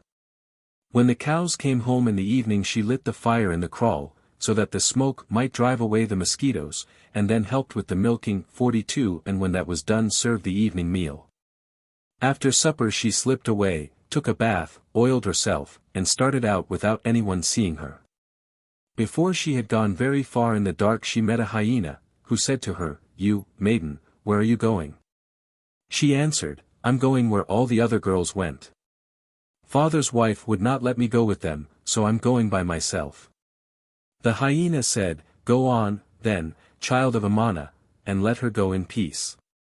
She walked on, and after a while met a lion, who asked her the same question. She answered him as she had done the hyena, and he too said, "Go on, child of Imana." She walked on through the night, and just as dawn was breaking she met Imana himself, looking like a great, old chief with a kind face. He said to her, "Little maid, where are you going?" She answered, "I have been living with my stepmother, and she always gives me so much to do that I could not get away when the other girls came to ask you for new teeth, and so I came by myself." And Imana said, "You shall have them," and gave her not only new teeth, but a new skin, and made her beautiful all over. And he gave her new clothes and brass armlets and anklets and bead ornaments, so that she looked quite a different girl, and then, like a careful father, he saw her on her way home, till they had come so near that she could point out her village. Then he said, "When you get home, whatever you do, you must not laugh or smile at anyone, your father or your stepmother or anyone else." And so he left her. When her stepmother saw her coming, she did not at first recognize her, but as soon as she realized who the girl was, she cried out, "She's been stealing things at the chief's place. Where did she get those beads and those bangles? She must have been driving off her father's cows to sell them. Look at that cloth. Where did you get it?" The girl did not answer. Her father asked her, "Where did you pick up these things?" And still she did not answer. After a while they let her alone. The stepmother's spiteful speeches did not impress the neighbors, who soon got to know of the girl's good fortune, and before 3 days had passed a respectable man called on her father to ask her in marriage for his son. The wedding took place in the usual way, and she followed her young husband to his home. There everything went well, but they all, his mother and sisters and he himself, thought it strange that they never saw her laugh. After the usual time a little boy was born, to the great joy of his parents and grandparents. Again all went well, till the child was 4 or 5 years old, when, according to custom, he began to go out and herd the calves near the hut. One day his grandmother, who had never been able to satisfy her curiosity, said to him, "Next time your mother gives you milk, say you will not take it unless she smiles at you. Tell her, if she does not smile you will cry, and if she does not do so then you will die."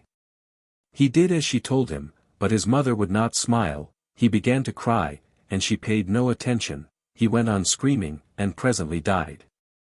They came and wrapped his body in a mat, and carried it out into the bush, for the Banyarwanda do not bury their dead, and left it there. The poor mother mourned, but felt she could not help herself. She must not disobey Imana's commandment. After a time another boy was born. When he was old enough to talk and run about, his grandmother made the same suggestion to him as she had done to his brother, and with the same result. The boy died, and was carried out to the bush. Again a baby was born, this time a bonny little girl. When she was about 3 years old, her mother one evening took her on her back and went out to the bush where the two little bodies had been laid long ago. There, in her great trouble, she cried to Imana, "Ye, Baba we. O my father! O Imana, Lord of Rwanda, I have never once disobeyed you, will you not save this little one?" She looked up, and, behold, there was Imana standing before her, looking as kind as when she had first seen him, and he said, "Come here and see your children.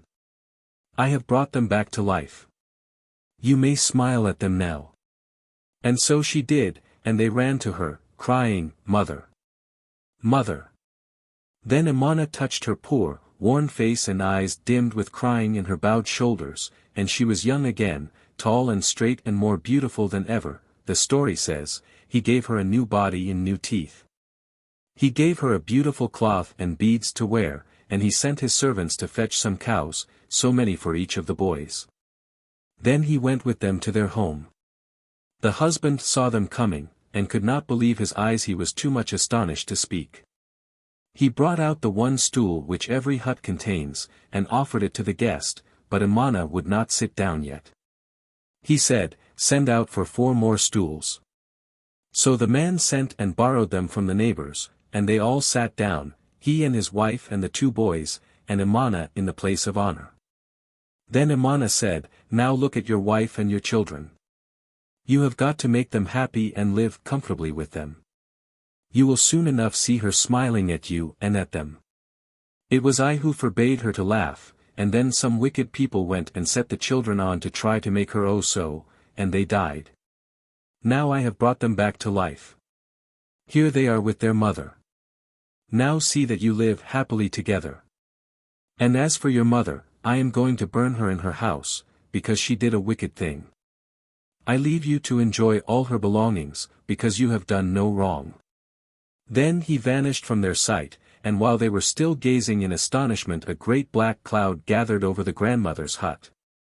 There was a dazzling flash, followed by a terrible clap of thunder, and the hut, with every one and everything in it, was burned to ashes. Before they had quite recovered from the shock, Imana once more appeared to them, in blinding light, and said to the husband, "Remember my words, and all shall be well with you." A moment later he was gone. The Thunder's Bride. In this story we find Imana associated with thunder and lightning, as the Zulu Lord of Heaven and the Donatello are, so that we may suppose him to be a sky god, or, at any rate, to have been such in the beginning. In the Rwanda story which follows, 43, the thunder is treated as a distinct personage, as he is by the Nandi, but he is nowhere said to be identical with Imana. There was a certain woman of Rwanda, the wife of Kwasaba. Her husband went away to the wars, and was absent for many months. One day while she was all alone in the hut she was taken ill, and found herself too weak and wretched to get up and make a fire, which would have been done for her at once had anyone been present. She cried out, talking wildly in her despair, "Oh, what shall I do?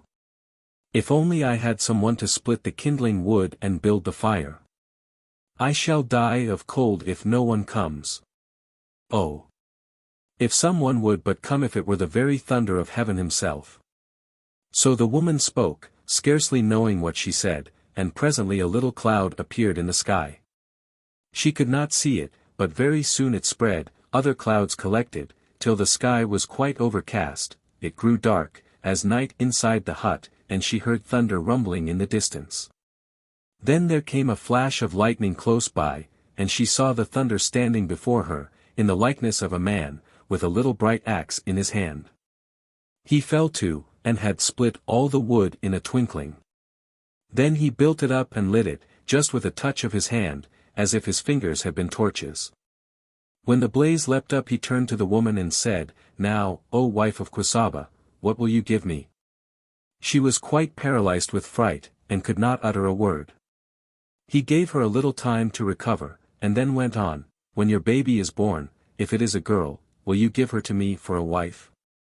Trembling all over, the poor woman could only stammer out, "Yes," and the thunder vanished. Not long after this a baby girl was born, who grew into a fine, healthy child, and was given the name of Mizik.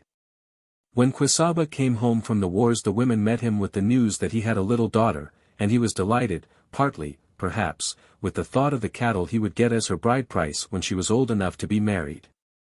But when his wife told him about the thunder he looked very serious, and said, "When she grows older you must never on any account let her go outside the house, or we shall have the thunder carrying her off."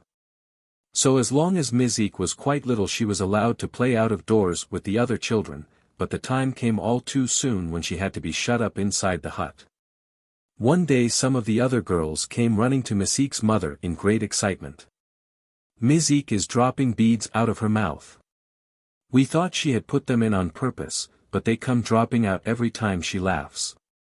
Sure enough the mother found that it was so, and not only did Mizik produce beads of the kinds most valued, but beautiful brass and copper bangles.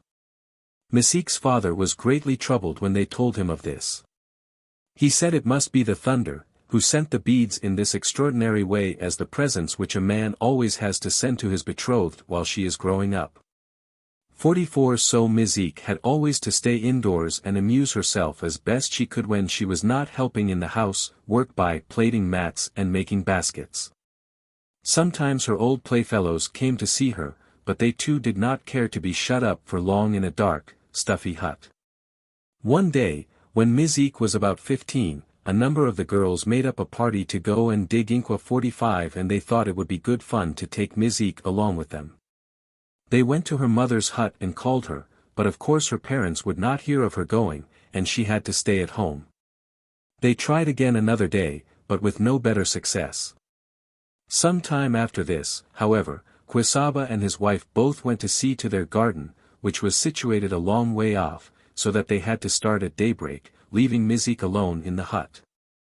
Somehow the girls got to hear of this, and as they had already planned to go for Inqua that day they went to fetch her. The temptation was too great, and she slipped out very quietly, and went with them to the watercourse where the white clay was to be found. So many people had gone there at different times for the same purpose that quite a large pit had been dug out. The girls got into it and fell to work, laughing and chattering, when, suddenly, they became aware that it was growing dark, and, looking up, saw a great black cloud gathering overhead. And then, suddenly, they saw the figure of a man standing before them, and he called out in a great voice, "Where is Mizik, daughter of Quisaba?" One girl came out of the hole, and said, "I am not Mizik, daughter of Quisaba." When Mizik laughs beads and bangles drop from her lips. The thunder said, "Well, then, laugh, and let me see." She laughed, and nothing happened. "No, I see you are not she." So one after another was questioned and sent on her way. Mizik herself came last, and tried to pass, repeating the same words that the others had said, but the thunder insisted on her laughing, and a shower of beads fell on the ground. The thunder caught her up and carried her off to the sky and married her. Of course she was terribly frightened, but the thunder proved a kind husband, and she settled down quite happily and, in due time, had 3 children, 2 boys and a girl. When the baby girl was a few weeks old Mizik told her husband that she would like to go home and see her parents. He not only consented, but provided her with cattle and beer, as provision for the journey and presents on arrival, and carriers for her hammock, and sent her down to earth with this parting advice: keep to the high road. Do not turn aside into any unfrequented bypath. But, being unacquainted with the country, her carriers soon strayed from the main track. 46 After they had gone for some distance along the wrong road they found the path barred by a strange monster called an Ijikoko, a sort of ogre, who demanded something to eat. Mizik told the servants to give him the beer they were carrying. He drank all the pots dry in no time. Then he seized one of the carriers and ate him, then a second. In short, He devoured them all, as well as the cattle, till no one was left but Mizik and her children. The ogre then demanded a child. Seeing no help for it, Mizik gave him the younger boy, and then, driven to extremity, the baby she was nursing, but while he was thus engaged she contrived to send off the elder boy, whispering to him to run till he came to a house. If you see an old man sitting on the ash heap in the front yard, that will be your grandfather. If you see some young men shooting arrows at a mark, they will be your uncles. The boys herding the cows are your cousins. And you will find your grandmother inside the hut. Tell them to come and help us. The boy set off, while his mother kept off the ogre as best she could. He arrived at his grandfather's homestead, and told them what had happened, and they started at once, having first tied the bells on their hunting dogs. The boy showed them the way as well as he could, but they nearly missed Mizik just at last. Only she heard the dog's bells and called out. Then the young men rushed in and killed the ogre with their spears. Before he died he said, "If you cut off my big toe you will get back everything belonging to you." They did so, and, behold, out came the carriers and the cattle, the servants and the children, none of them any the worse. Then, first making sure that the ogre was really dead, they set off for Mizik's old home. Her parents were overjoyed to see her and the children, and the time passed all too quickly. At the end of a month she began to think she ought to return, and the old people sent out for cattle and all sorts of presents, as is the custom when a guest is going to leave. Everything was got together outside the village, and her brothers were ready to escort her, when they saw the clouds gathering, and, behold, all of a sudden Mizik, her children, her servants, her cattle, and her porters, with their loads, were all caught up into the air and disappeared. The family were struck dumb with amazement, and they never saw Mizik on earth again. It is to be presumed that she lived happily ever after. Climbing into heaven. All primitive peoples, quite naturally, think of the sky as a solid vault, which joins the earth at the horizon, the place where, as the Thona people say, the women can hit it with their pestles. Only no one now living has ever been able to reach that place. And even the tales about people who have got into the heaven country do not represent them as having reached it in that way. Either they climb a tree, or they ascend by means of a rope, 47, or the spider obligingly spins a thread for them. The Zulus had an old saying, "Who can plait a rope for ascending, that he may go to heaven?" 48, implying that such a thing is utterly impossible. Yet in the Praises, Isabongo, of King Senzangakona, the father of Chaka, he is said to have accomplished this feat. The son of Jama the king, he twisted a cord. Fearless he scaled the mansion of heaven's lord. Who over this earth of ours the blue vault hollowed. And the ghosts of the house of Majiba fain would have followed. But never will they attain, though they strive again and again. For the pass that cannot be won by spear or by sword. No hold for the wounded feet that bleed in vain. 49. No one appears to know anything more about this adventure of Senzangakona's. It is not said that he returned from his expedition, and, as tradition states that he died a natural death, it would not seem to refer to his departure from this world. The Road to Heaven. The Baranga, in the neighborhood of Delagoa Bay, have a very old song, which runs something like this. Oh, how hard it is to find a cord. How I would love to plait a cord and go up to the sky. I would find rest. The Roma story of a mortal who found the way there is as follows. There was once a girl who was sent by her mother to fetch water from the river. On the way, talking and laughing with her companions, she dropped her earthen jar and broke it. "Oh, what shall I do now?" she cried, in great distress, for these large jars are not so easily replaced, and she knew there would be trouble awaiting her on her return. She exclaimed, "Bukali bwa ngodi. Oh, that I had a rope." And looking up, sure enough she saw a rope uncoiling itself from a cloud. She seized it and climbed, and soon found herself in the country above the sky, which appeared to be not unlike the one she had left. There was what looked like a ruined village not far off, and an old woman sitting among the ruins called to her, "Come here, child." "Where are you going?" Being well brought up and accustomed to treat her elders with politeness, she answered at once, and told her story. The old woman told her to go on, and if she found an ant creeping into her ear to let it alone. It will not hurt you, and will tell you what you have to do in this strange country, and how to answer the chiefs when they question you. The girl walked on, and in a little while found a black ant crawling up her leg, which went on till it reached her ear. She checked the instinctive impulse to take it out, and went on till she saw the pointed roofs of a village, surrounded by the usual thorn hedge. As she drew near she heard a tiny whisper, "Do not go in, sit down here." She sat down near the gateway.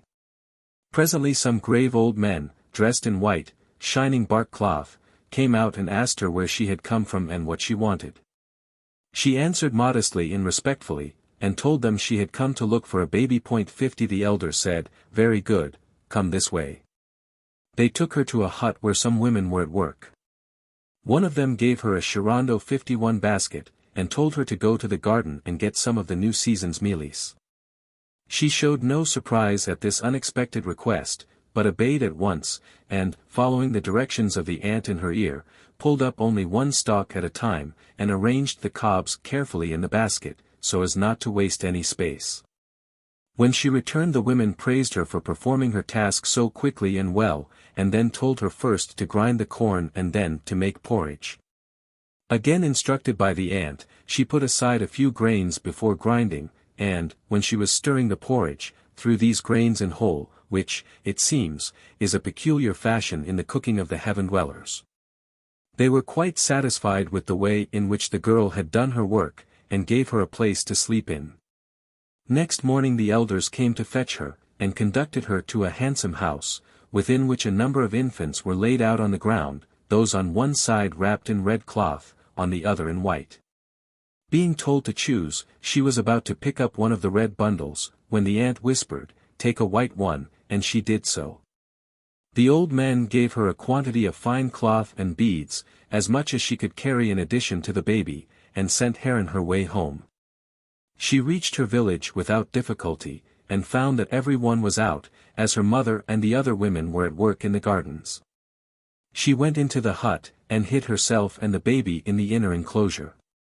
When the others returned from the fields, towards evening, the mother sent her younger daughter on ahead to put on the cooking pots. The girl went in and stirred the fire. As the flames leapt up she saw the treasures her sister had brought home, and, not knowing how they had come there, she was frightened, and ran back to tell her mother and aunts. They all hurried in, and found the girl they had thought lost, with a beautiful baby and a stock of cloth to last a lifetime. They listened to her story in great astonishment. But the younger sister was seized with envy, and wanted to set off at once for that fortunate spot. She was a rude, willful creature, and her sister, knowing her character, tried to dissuade her, or, at any rate, to give her some guidance for the road. But she refused to listen.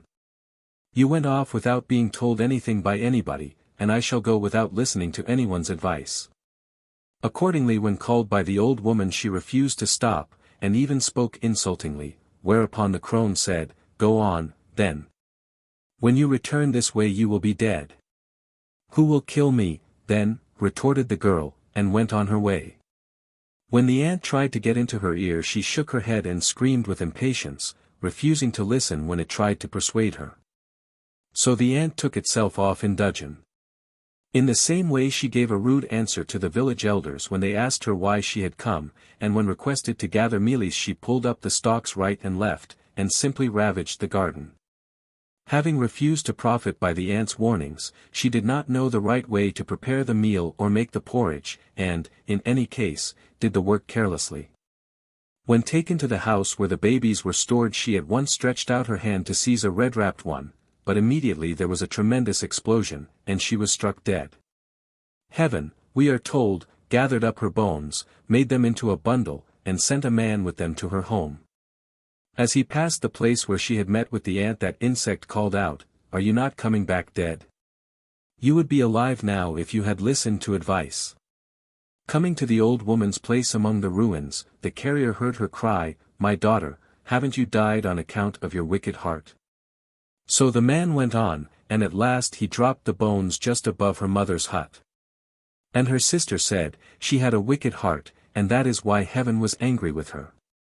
There are points here which remind us of a familiar story in Grimm's fairy tales, and we shall meet with others still more like it later on. There are other stories of people who ascended to the heaven country, some of which will be given in the next chapter. Chapter 5. Mortals who have ascended to heaven. In the instances hitherto mentioned, where a rope has been spoken of as the means of reaching the heaven country, no explanation is offered as to the origin of the rope, or the means by which it became available. There are some stories and legends, possibly older, where the communication is said to be established through the spider's web. When Mulungu was compelled to leave the earth, say the Yaos, he said, "I cannot climb a tree," as though that were the obvious way of reaching the sky, and went to call the spider, who went on high, and returned again and said, "I have gone on high nicely. You now, Mulungu, go on high." That is, we may suppose, he spun his web. The narrator probably did not see why the spider should not be able to do this upward as well as downward, till it reached the sky, and spun another thread coming down. The Subiya also say that Leza ascended to heaven by a spider's thread. This notion occurs in a tale 52 of, in some respects, much later development. It comes, like those about Kalunga already given, from Angola, and relates to the son of Kamanaways. Kamanaways seems to be a mythical personage, perhaps originally identical with the first man, as, according to Heli Chatelaine, much of what the natives say of him corresponds with what the Amazulu tell of their Unkalunkalu. He figures in more than one folk tale. The one I am about to give is further remarkable, not merely for personifying the sun, which, to a certain extent, is done by the Wachaga, but for giving him the moon as a wife. The Bantu in general speak of the moon as a man, and say that he has two wives, the evening star and the morning star, which they do not realize to be one and the same. The daughter of the sun and moon. Kamanaway's son, when the time came for him to choose a wife, declared that he would not marry a woman of the earth, but must have the daughter of the sun and moon. He wrote a letter of marriage, a modern touch, no doubt added by the narrator 53, and cast about for a messenger to take it up to the sky. The little diker, Mabambi, refused, so did the larger antelope, known as Soko, the hawk, and the vulture. At last a frog came and offered to carry the letter. The son of Kamanaways, doubtful of his ability to do this, said, "Begone. Where people of life, who have wings, gave it up dost thou say, I will go there?" But the frog persisted, and was at last sent off, with the threat of a thrashing if he should be unsuccessful. It appears that the sun and moon were in the habit of sending their handmaidens down to the earth to draw water, descending and ascending by means of a spider's web. The frog went and hid himself in the well to which they came, and when the first one filled her jar he got into it without being seen, having first placed the letter in his mouth. The girls went up to heaven, carried their water jars into the room, and set them down. When they had gone away he came out, produced the letter, laid it on a table, and hid. After a while Lord Sun, Kumbi Mween, came in, found the letter, and read it. Not knowing what to make of it, he put it away, and said nothing about it. The frog got into an empty water jar, and was carried down again when the girls went for a fresh supply. The son of Kamanaways, getting no answer, refused at first to believe that the frog had executed his commission. But, after waiting for some days, he wrote another letter and sent him again.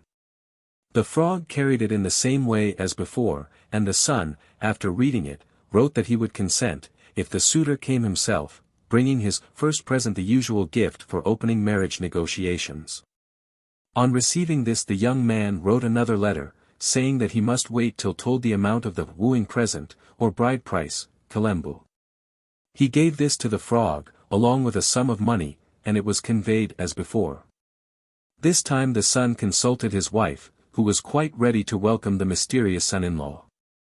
She solved the question of providing refreshments for the invisible messenger by saying, "We will cook a meal anyhow, and put it on the table where he leaves the letters." This was done, and the frog, when left alone, came out and ate. The letter, which was left along with the food, stated the amount of the bride price to be a sack of money. He carried the letter back to the son of Kamanaways, who spent 6 days in collecting the necessary amount, and then sent it by the frog with this message: "Soon I shall find a day to bring home my wife." This, however, was more easily said than done, for when his messenger had once more returned he waited 12 days, and then told the frog that he could not find people to fetch the bride. But the frog was equal to the occasion. Again he had himself carried up to the sun's palace, and, getting out of the water jar, hid in a corner of the room till after dark, when he came out and went through the house till he found the princess's bed chamber. Seeing that she was fast asleep, he took out one of her eyes without waking her, and then the other. 54 He tied up the eyes in a handkerchief, and went back to his corner in the room where the water jars were kept. In the morning, when the girl did not appear, her parents came to inquire the reason, and found that she was blind. In their distress they sent 2 men to consult the diviner, who, after casting lots, said, not having heard from them the reason of their coming, "Disease has brought you, the one who is sick is a woman, the sickness that ails her the eyes. You have come, being sent, you have not come of your own will. I have spoken." The sun's messengers replied, "Truth. Look now what caused the ailment." He told them that a certain suitor had cast a spell over her, and she would die unless she were sent to him. Therefore they had best hasten on the marriage. The men brought back word to the sun, who said, "All right. Let us sleep. Tomorrow they shall take her down to the earth." Next day, accordingly, he gave orders for the spider to weave a large cobweb for sending his daughter down. Meanwhile the frog had gone down as usual in the water jar and hidden himself in the bottom of the well. When the water carriers had gone up again he came out and went to the village of the bridegroom and told him that his bride would arrive that day. The young man would not believe him, but he solemnly promised to bring her in the evening, and returned to the well. After sunset the attendants brought the princess down by way of the stronger cobweb and left her by the well. The frog came out, and told her that he would take her to her husband's house, at the same time he handed back her eyes. They started, and came to the son of Kamanaways, and the marriage took place. And they lived happy ever after on earth, for, as the narrator said, they had all given up going to heaven. Who could do it was Mina the frog. In its present form, as will have been noticed, this story is strongly colored by Portuguese influence. The water carriers, the sun's house, with its rooms and furniture, the bag of money, all belong to present-day Luanda. But, for all that, the groundwork is essentially African. The frog and the diviner would, by themselves, be sufficient to prove this. The frog, by the way, is usually a helpful creature in African folklore. The glaring improbabilities in the story must not be regarded too critically. It is constantly taken for granted, as we shall find when considering the animal stories proper, that any animal may speak and act like a human being, though the frog, in this instance, seems to possess more than ordinary human powers. The specially strong cobweb prepared for the daughter's descent, while the water carriers had been going up and down every day without difficulty, may have been necessitated by the number of the bride's attendants. But we are not told why they should have returned and left her alone at the foot of the heavenly ladder. 55.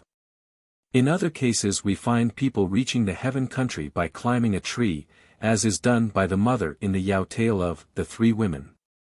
In the Zulu story 56 of the girl and the cannibals, a brother and sister, escaping from these ogres, climb a tree and reach the heaven country. The heaven tree. And there is a curious tradition among the Wachiga 57 about a mysterious tree. A girl named Kikalundu went out one day to cut grass. Finding it growing very luxuriantly in a certain place, she stepped on the spot and sank into a quagmire. Her companions took hold of her hands and tried to pull her out, but in vain. She vanished from their sight. They heard her singing, "The ghosts have taken me. Go and tell my father and mother," and they ran to call the parents. The whole countryside gathered about the place, and a diviner advised the father to sacrifice a cow and a sheep. This was done, and they heard the girl's voice again, but growing fainter and fainter, till at last it was silent, and they gave her up for lost. But after a time a tree grew up on the spot where she had disappeared. It went on growing, until at last it reached the sky. The herd boys, during the heat of the day, used to drive their cattle into its shade, and themselves climbed up into the spreading branches. One day 2 of them ventured higher than the rest, and called out, "Can you see us still?" The others answered, "No. Do come down again," but the 2 daring fellows refused. "We are going on into the sky to woohoo, the world above." Those were their last words, for they were never seen again. And the tree was called Amazimu, the story tree. The tale of Mural. From the same region of Kilimanjaro comes the story of Mural, who also reached the upper world, though neither by a rope nor a tree, and also came back. 58. A man and his wife living in the Chaga country had 3 sons, of whom Mural was the eldest. One day he went out with his mother to dig up maduma, 59 and, noticing a particularly fine tuber among those which were to be put by for seed, he said, "Why, this one is as beautiful as my little brother." His mother laughed at the notion of comparing a taro tuber with a baby, but he hid the root, and, later, when no one was looking, put it away in a hollow tree and sang a magic song over it. Next day he went to look, and found that the root had turned into a child. After that at every meal he secretly kept back some food, and, when he could do so without being seen, carried it to the tree and fed the baby, which grew and flourished from day to day. But Mural's mother became very anxious when she saw how thin the boy was growing, and she questioned him, but could get no satisfaction. Then one day his younger brothers noticed that when his portion of food was handed to him, instead of eating it at once, he put it aside. They told their mother, and she bade them follow him when he went away after dinner, and see what he did with it. They did so, and saw him feeding the baby in the hollow tree, and came back and told her. She went at once to the spot and strangled the child which was starving her son. When Mural came back next day and found the child dead he was overcome with grief. He went home and sat down in the hut, crying bitterly. His mother asked him why he was crying, and he said it was because the smoke hurt his eyes. So she told him to go and sit on the other side of the fireplace. But, as he still wept and complained of the smoke when questioned, they said he had better take his father's stool and sit outside. He picked up the stool, went out into the courtyard, and sat down. Then he said, "Stool, go up on high, as my father's rope does when he hangs up his beehive in the forest." 60 And the stool rose up with him into the air and stuck fast in the branches of a tree. He repeated the words a second time, and again the stool moved upward. Just then his brothers happened to come out of the hut, and when they saw him they ran back and said to their mother, "Mural is going up into the sky." She would not believe them. "Why do you tell me your eldest brother has gone up into the sky? Is there any road for him to go up by?" They told her to come and look, and when she saw him in the air she sang. Mrile, wuya na kunu. Wuya na kunu, monako. Wuya exe kunu. Mural, come back hither. Come back hither, my child. Come back hither. But Mural answered, "I shall never come back, mother. I shall never come back." Then his brothers called him, and received the same answer. His father called him then his boyfriends, and, last of all, his uncle, Washadu, his mother's brother, the nearest relation of all. They could just hear his answer, "I am not coming back, uncle. I am never coming back." Then he passed up out of sight. The stool carried him up till he felt solid ground beneath his feet, and then he looked round and found himself in the heaven country. He walked on till he came to some people gathering wood. He asked them the way to the moon chief's kraal.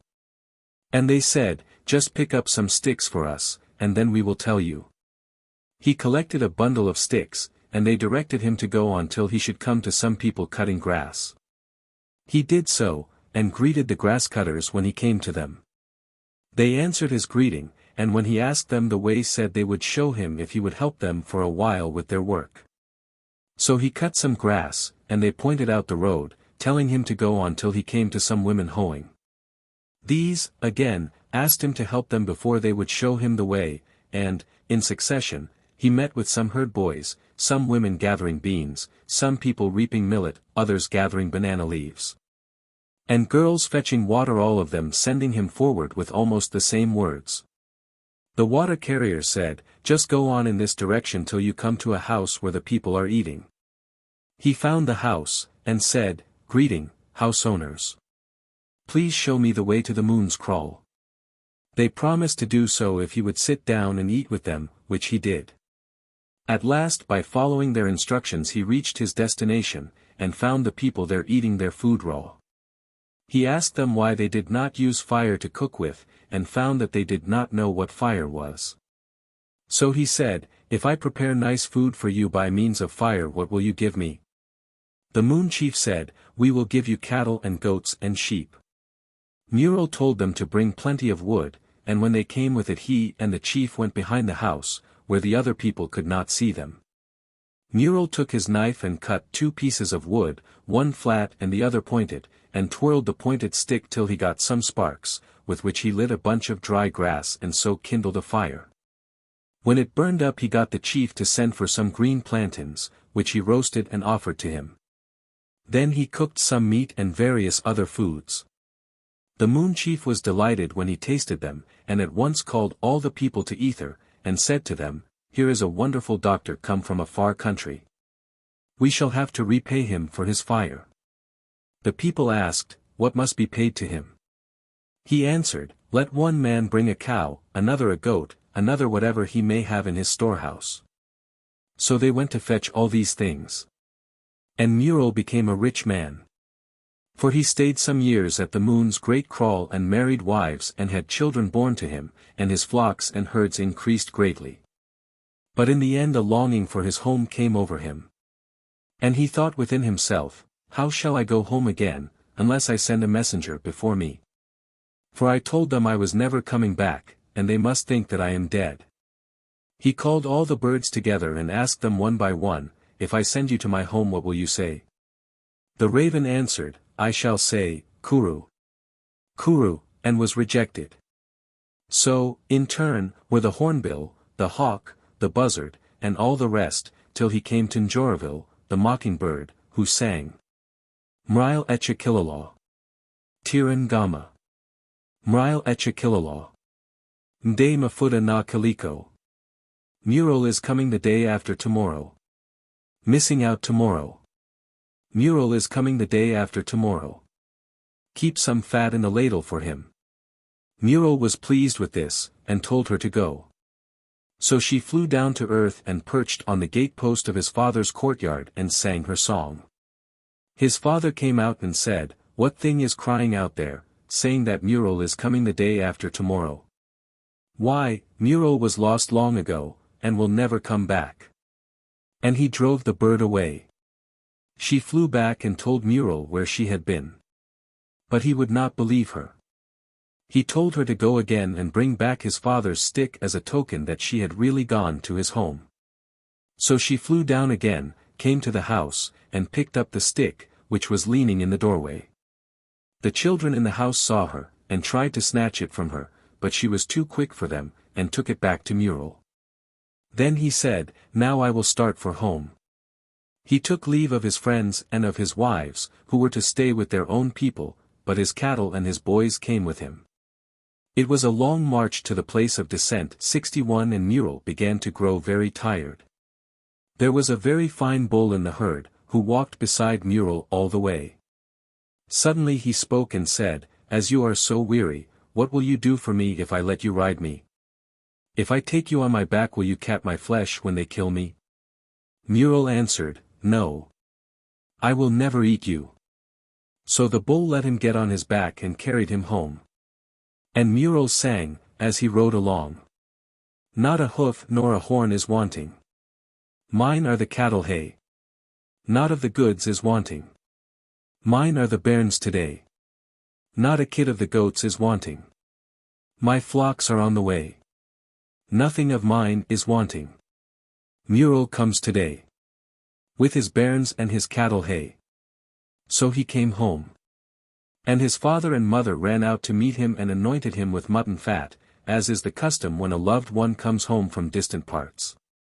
And his brothers and every one rejoiced and wondered greatly when they saw the cattle. But he showed his father the great bull that had carried him, and said, "This bull must be fed and cared for till he is old. And even if you kill him when he is old, I will never eat of his flesh." So they lived quite happily for a time. But when the bull had become very old, Muriel's father slaughtered him. The mother foolishly thought it such a pity that her son, who had always taken so much trouble over the beast, should have none of the beef when every one else was eating it. So she took a piece of fat and hid it in a pot. When she knew that all the meat was finished, she ground some grain and cooked the fat with the meal and gave it to her son. As soon as he had tasted it, the fat spoke and said to him, "Do you dare to eat me, who carried you on my back? You shall be eaten, as you are eating me." Then Muriel sang, "O my mother, I said to you, do not give me to eat of the bull's flesh." He took a second taste, and his foot sank into the ground. He sang the same words again, and then ate up the food his mother had given him. As soon as he had swallowed it, he sank down and disappeared. Other people who tell the story simply say, "He died." Be that as it may, that was the end of him. The inhabitants of the moon country, according to this legend, were very much like the earth dwellers, except that they seem to have been less advanced in culture, having no knowledge of cooking or of fire. I have not come across any other reference to the moon chief, or his kraal, though, as already stated, the Bantu in general, when they think about the matter at all, describe the moon as a man, like the Arabs and our Saxon forefathers. 62 In Nyasaland they give names to the moon's two wives. The evening star is Chekachani, a poor housekeeper, who, during the fortnight he spends with her, starves him till he pines away to nothing. Pwikani, the morning star, brings him back to life 63 and feeds him up till he becomes quite round at the end of the month. The Giriama, in Kenya, call the planet Venus the moon's wife, but no one seems to have recorded any story connected with this expression. Tailed heaven folk. The Ronga notion, too, as we have seen, appears to be that the dwellers above the sky are not very different from those beneath it. But we find here and there, so far only in detached fragments, traces of belief in a race of heaven dwellers distinct from ordinary mortals. For instance, they are sometimes said to have tails. One clan of the Wachiga claims that its ancestor fell from the sky during a rainstorm. He belonged to a race called the Wakiambi, living in the sky, far above the sun, and having tails. This ancestor, finding himself among tailless beings, and feeling ashamed of his peculiar appearance, secretly cut off his tail, consequently his descendants have none. Another legend says that once upon a time a man and a woman came down from the sky on a cloud and lighted on the hill Malama, in Makame. In the morning the inhabitants of the place found them standing there, and saw that they had tails like cows. When asked where they came from they answered, "God has sent us down on a cloud. We are looking for a place to live in." The people replied, "If you want to live with us you must have your tails cut off." They consented, and settled in that place, whither their descendants still come to sacrifice. It is said that cattle were sent down to them from the sky. They found them standing in front of their hut on the second morning. The Wasu, the neighbors of the Wachiga on the southeast, speak of certain tailed beings inhabiting the clouds. Their nature is not very clear, but they are said to be always at war with the good old people, the ghosts of the human dead. Sometimes, says a missionary long resident in Pair, 64, they are held to be kind spirits who give people cattle, sometimes evil beings who bring disaster. It would probably be nearer the mark to say that, like ordinary human ghosts, they are beneficent or the reverse, according to their state of mind and the behavior of the living. Some of the Congo tribes, also, believe in the existence of cloud folk having tails. It is probable that if we could get at the folklore of all the tribes intervening between these two widely separated localities we should find the same notion everywhere. Outside the Bantu area of the Lango, in the region of the Upper Nile, who, like the Wachiga, say that the first human pair had tails, and the Yu, in West Africa, have traditions to the same effect. And something not very different comes out in the folk tales of the Maasai. Whether, as one writer has suggested, these myths imply some dim race memory of an ape ancestry our knowledge is not sufficient to decide. The general trend of Bantu thought, as shown in stories about baboons, for instance, would seem to negative such a conclusion. One might also ask whether the custom among some primitive tribes of wearing an artificial tail, as the principal, if not the sole, article of dress, could be the origin or the result of the tradition. The celestial bellman. Mural who reversed the action of Prometheus in bringing fire to, not from, heaven is a somewhat mysterious figure, perhaps surviving from some forgotten mythology which, if recovered, would bridge some gaps in his story. There is a queer, fragmentary legend 65 about a person called Mrul, the stranger from the sky, who may or may not have been originally the same as Mural. He had only one leg, and of the rest of his body only half was like a man. The other side was covered with grass. 66 He first alighted among the Maasai, probably in the steppe to the northwest of Kilimanjaro, and went on thence to our hill country, ascending the mountain at Shira, hopping on his one leg. He was unable to speak.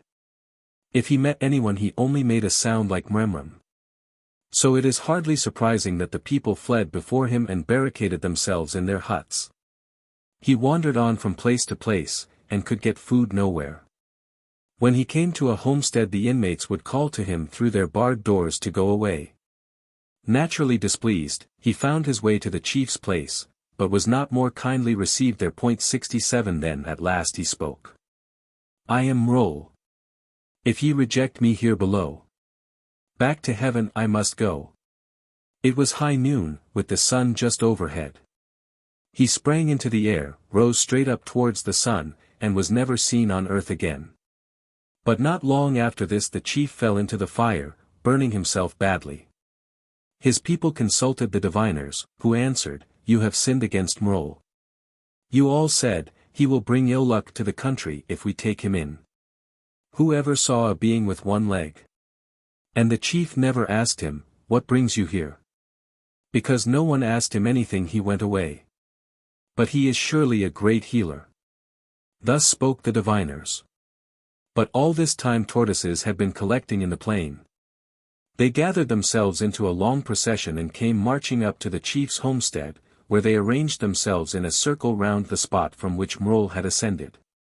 And their leader chanted, Propitiate, propitiate, and, when ye have done so, asperse. The diviners interpreted this saying to the chief, and he at once sent for a black cow which had lately calved, a sheep, and the water of expiation. They sacrificed the cow and the sheep, made a cut in the neck of the tortoise chief, and took a drop of blood from him. Then they mixed this with the blood of the sacrifices and the water, and sprinkled the chief with it also the whole of the ground within the circle of tortoises. So the curse was lifted, the tortoises went their way into the plain, and the chief recovered from his injuries. In quite recent times a legend has grown up out of one of those rumors which arise no one knows how. It was after the first white men had come into our country 68 one day at noon a man appeared, floating in the air. He was light-complexioned, and held a bell in either hand. And he cried, with a loud voice, Pay that thou owest to thy brother. Hast thou a beast of his, give it back. Hast thou a goat of his, give it back. Thus saith the king. Let every stranger in the land return to his own home. Every child held in pawn shall go free to his father's house. Cease from violence. Break the spear. Thus saith the king. At sunset he was seen again. Sometimes he appeared in one place, sometimes in another, but he never touched the earth. The chief of Moshi, was this the famous Mandara, properly called Rindi? Ordered his men to keep a lookout for him. They sat and stared at the sky till the cool of the evening drove them indoors. But they never saw him more. Chapter 6. The Ghosts and the Ghost Country. The core of Bantu religion, we may say, is the cult of the dead. The belief in a high god is more or less vaguely some tribes it is almost forgotten, or, at any rate, not much regarded, but everywhere among Bantu-speaking peoples the spirits of the departed are recognized, honored, and propitiated. There is not the slightest doubt that these people believe in something which survives the death of the body. No African tribe can be said with certainty to think that death ends all, perhaps not even the Maasai, 69 of whom this has been asserted in a somewhat haphazard fashion. The universal Bantu custom of offerings to the spirits of deceased relatives is surely a sufficient proof to the contrary. One cannot expect to find a reasoned theory of spiritual existence among people as relatively primitive as these, nor complete agreement between the beliefs of different tribes, or even between individuals of the same tribe. But, generally speaking, it is everywhere held that something, which we will call the ghost, lives on when the body dies, and can, to some extent, influence the affairs of the living. The ghosts can communicate with the living through dreams, through signs and omens, and through the medium of diviners or prophets. They may bring disaster on the family or the tribe if offended by neglect or, sometimes, as a judgment on some undiscovered sin. They are not invariably malignant, as sometimes stated. In fact, they are quite often regarded with affectionate respect, and show themselves helpful to their kinsfolk in time of need. Spirit not immortal. Though the ghost survives the body for an indefinite period, it is not necessarily thought of as living on forever. Some people distinctly state, perhaps only after having been forced by questioning to think the matter out, that after the lapse of several generations they simply go back to nothingness, except in the case of outstanding personalities remembered beyond the circle of their immediate descendants, such as ancient chiefs and tribal benefactors. In other words, the ghosts last only as long as they are remembered by the living. The parents and grandparents are always commemorated and sacrificed to. The three preceding generations maintain a precarious existence, fighting for a share in the offerings and occasionally forcing attention by terrifying apparitions. Any older than these are said to go to pieces. Where reincarnation is definitely believed in, as seems to be the case to a great extent, life lasts as long as there is a child of the line to carry it on, and only comes to an end if the family dies out. Yet another view prevails among the Wazaramo, 70, a tribe of Tanganyika territory, in the immediate neighborhood of Dar es Salaam. With them family ghosts, those of father, grandfather, and maternal uncle, are called Makungu, and are honored and propitiated in the usual way. With the passing of generations they lose their individuality, and are merged in the host of spirits known collectively as Vinyamkale or Majini. The difference between these two classes is variously stated, but everyone seems to be agreed that the latter are the more powerful of the two, while both have more power than ordinary Kungu ghosts. Some say that the Vinyamkila, singular Kinyamkila, are the ghosts of children, the Majini those of adults, while others hold that the former were in their lifetime kindly, inoffensive people, the Majini men of violence. This last name is of comparatively recent introduction, being borrowed from the Arabic jinn. The earlier name for such a ghost was Zedzada, or, according to some, Mwimbago, which means, Lord, or Lady, of the forest. This being is invisible, except to the doctors, whose business is to exorcise him, and has his abode in hollow trees. The Kinyamkila is also, as a rule, invisible, but when he, or she, appears it is as half a human body, with one leg, one hand, one eye, and one ear. I shall have something more to say about these half-human beings later on. Abode of the ghosts. Different accounts are given as to the whereabouts of the ghosts, but the most general notion seems to be that they remain for some time in or about the grave. Or perhaps at a certain place in the hut they inhabited during life, and afterwards depart to the country of the dead, which is imagined to be underground. Here they live very much as they did on earth, as one gathers from the numerous legends of persons who have reached this country and come back to tell the tale. The Yao chief Mat Ope, who died near Blantyre in 1893, was buried, according to local custom, in his hut, which was then shut up and left to fall into ruin. A year after his death the headman brought out his stool and sprinkled snuff round it as an offering to his spirit. I was told that this would be done again in the following year, after that he would cease to haunt the spot. It was not said on this occasion where he was expected to go.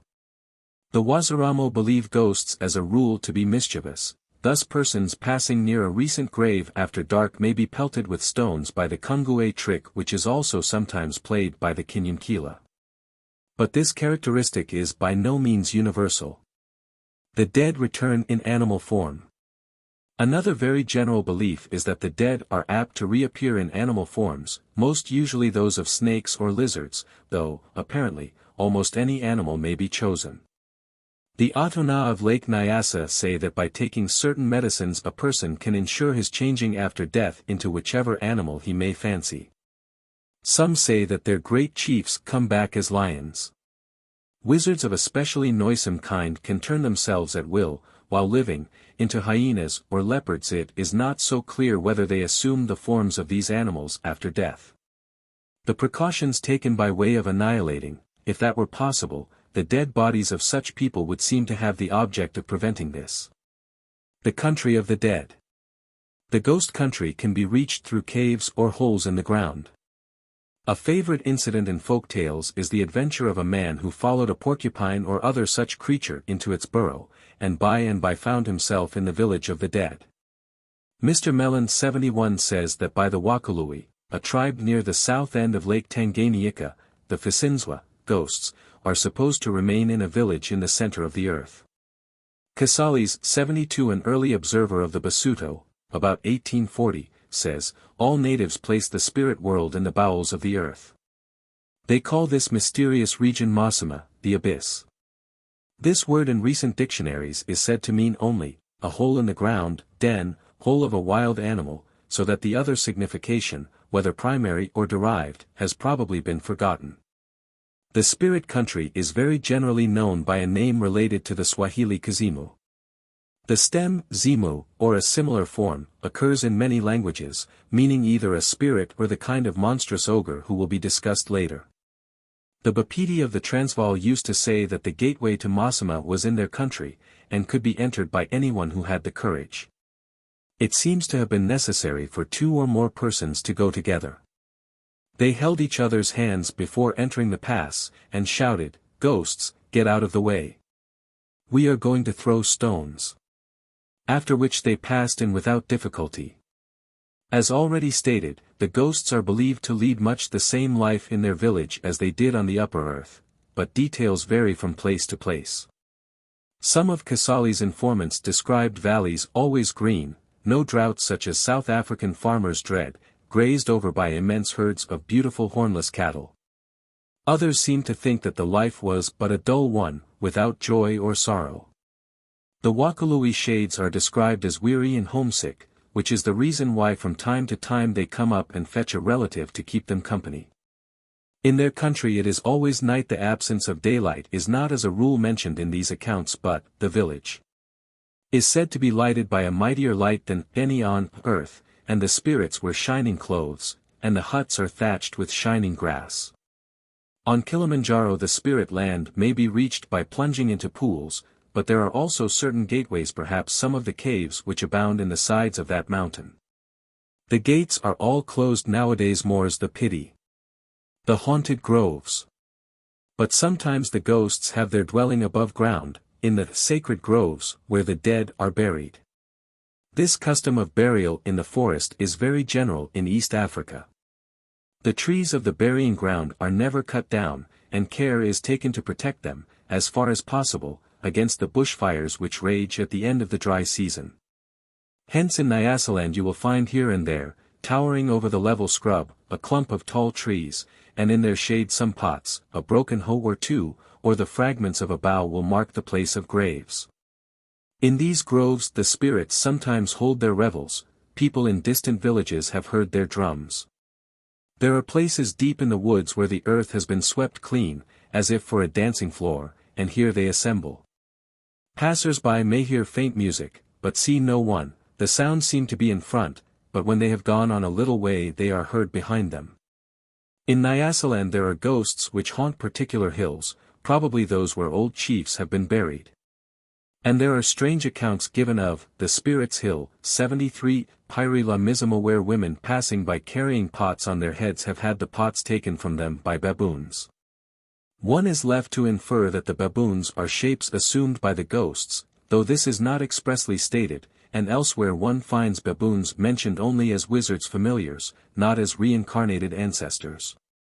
There are bananas grown on the Spirit's Hill. You can cut a bunch and eat some, but if you carry any away they will have disappeared before you reach your village. Ghost Stories, the Kinyamkila's Bananas. Near Mkongol, in the Zaramo country, there was once a hollow tree haunted by a Kinyamkila. Two boys from Kongol, Mahimbwa and Kibwana, strolling through the woods, happened to come upon this tree, and saw that the ground had been swept clean all round it and that there was a bunch of bananas hanging from a branch. They took the bananas down, ate them, and went home quite happy. But that night, when they were both asleep in the boys' house of their village, they were awakened by a queer noise, and saw the one-legged, one-armed Kinyamkila standing in the doorway. He called out to them, "You have eaten my bananas. You must die." And with that they were suddenly hit by stones flying out of the darkness. There was a regular rain of stones, lumps of earth, and even human bones. The boys jumped up, ran out, and took refuge in another hut, but the stones followed them there. This went on for 4 nights apparently without anyone getting seriously hurt, and then a doctor named Kikwilo decided to take the matter in hand. He said to the boys, "You have eaten the Kinyamkila's bananas, that is why he comes after you." He took a gourd, twice 7 small loaves of bread, a fowl, some rice, and some bananas, and went to the Kinyamkila's tree, where he laid the things down, saying, "The boys are sorry for what they did. Can you not leave them alone now?" That night the Kinyamkila appeared again to Mahimbwa and Kibwana, and said, "It's all right now, the matter is settled, but don't let it happen again." So there was peace in the village, and all would have been well if the business had stopped there. But there was a certain man named Matala, a wood carver, addicted to hemp smoking. This is perhaps mentioned to show that he was not quite responsible, who was, unluckily, absent at the time. When he came back and heard the story, he declared that someone must have been playing a trick on the boys, and announced that he would sit up that night and see what happened. So he loaded his gun and waited. The Kinyamkila must have heard his words, for as soon as it was dark he began to be pelted with bones and all sorts of dirt, and at last an invisible hand began to beat him with a leg bone. He could not fire, as he could see no one, and was quite helpless to defend himself against the missiles. The neighbors had no cause to bless him, for they began to be persecuted similarly, and at last the whole population had to emigrate, as life in the village had become unendurable. 74. Some well-authenticated reports from clergy of the university's mission who have seen and felt lumps of mud thrown about without visible agency make one wonder whether stories like this ought not to be taken seriously. Similar occurrences nearer home have sometimes been satisfactorily explained, but not always. Quij and Bahati. Another story from Uzaramo 75 shows the dead coming back in the form of birds. This is less usual than for them to come as snakes or lions, except in the special case of a murdered man or woman, as will be illustrated by the story of Nyenjbul to be told presently. There was once upon a time a man who married a woman of the Uwinga clan. Uwinga means sky, who was named Mola Muwingu, and whose brother, Muwingu, lived in her old home, a day or two's journey from her husband's. The couple had a son called Quij, and lived happily enough till, in course of time, the husband died, leaving his wife with her son and a slave, Bahati, who had belonged to an old friend of theirs and had come to them on that friend's death. Now the taboo of the Sky clan was rain, that is, rain must never be allowed to fall on anyone belonging to it. If this were to happen he or she would die. One day when the weather looked threatening, Muwingu said, "My son Quij, just go over to the garden and pick some gourds, so that I can cook them for our dinner." Quij very rudely refused, and his mother rejoined, "I am afraid of my Mwedzilo, taboo. If I go to the garden I shall die." Then Bahati, the slave, said, "I will go," and he went and gathered the gourds and brought them back. Next day Quij's mother again asked him to go to the garden, and again he refused. So she said, "Very well, I will go, but if I die it will be your fault." She set out, and when she reached the garden, which was a long way from any shelter, a great cloud gathered, and it began to rain. When the first drops touched her she fell down dead. Quij had no dinner that evening, and when he found his mother did not come home either that day or the next, it does not seem to have entered into his head that he might go in search of her. He began to cry, saying, "Mother is dead. Mother is dead." Then he called Bahati, and they set out to go to his uncle's village. Now Queej was a handsome lad, but Bahati was very ugly, and Queej was well dressed, with plenty of cloth, while Bahati had only a bit of rag round his waist. As they walked along, Queej said to Bahati, "When we come to a log lying across the path, you must carry me over. If I step over it, I shall die." For Queej Smudzilo was stepping over a log. Bahati agreed, but when they came to a fallen tree, he refused to lift Queej over till he had given him a cloth. This went on every time they came to a log, till he had acquired everything Queej was wearing, down to his leglets and his bead ornaments. And when they arrived at Mwingu's village and were welcomed by the people, Bahati sat down on one of the mats brought out for them and told Queej to sit on the bare ground. He introduced himself to Mwingu as his sister's son, and treated Queej as his slave, suggesting, after a day or two, that he should be sent out to the rice fields to scare the birds. Queej, in the ragged kilt which was the only thing Bahati had left him, went out to the fields, looked at the flocks of birds hovering over the rice, and then, sitting down under a tree, wept bitterly. Presently he began to sing. "I, Queej, weep, I weep. And my crying is what the birds say. Oh, you log, my taboo. I cry in the speech of the birds. They have taken my clothes. They have taken my leglets. They have taken my beads. I am turned into Bahati. Bahati is turned into Queej. I weep in the speech of the birds." Now his dead parents had both been turned into birds. They came and perched on the tree above him, listening to his song, and said, "Lo! Mwingu has taken Bahati into his house and is treating him like a free man, and Queej, his nephew, as a slave. How can that be?" Queej heard what they said, and told his story. Then his father flapped one wing, and out fell a bundle of cloth. He flapped the other wing and brought out beads, leglets, and a little gourd full of oil. His mother, in the same way, produced a ready-cooked meal of rice and meat. When he had eaten, they fetched water. By this time they had been turned back into human beings, washed him and oiled him, and then said, "Never mind the birds, let them eat Mwingu's rice. Since he has sent you to scare them while he is treating Bahati as his son." So they sat down, all three together, and talked till the sun went down. On the way back Queej hid all the cloth and beads that his parents had given him in the long grass, and put on his old rag again. But when he reached the house, the family were surprised to see him looking so clean and glossy, as if he had just come from a bath, and cried out, "Where did you get this oil you have been rubbing yourself with? Did you run off and leave your work to go after it?"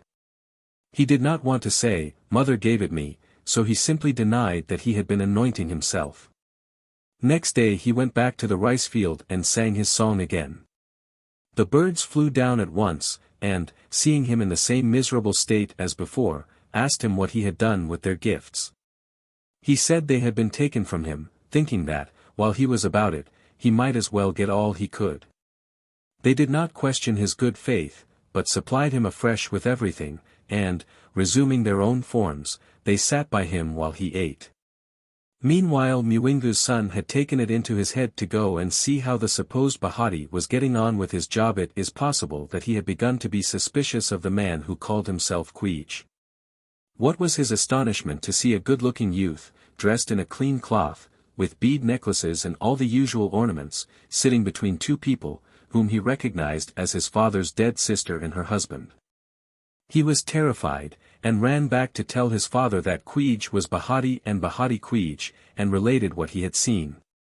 Mwingu at once went with him to the rice field, and found that it was quite true. They hid and waited for Queej to come home.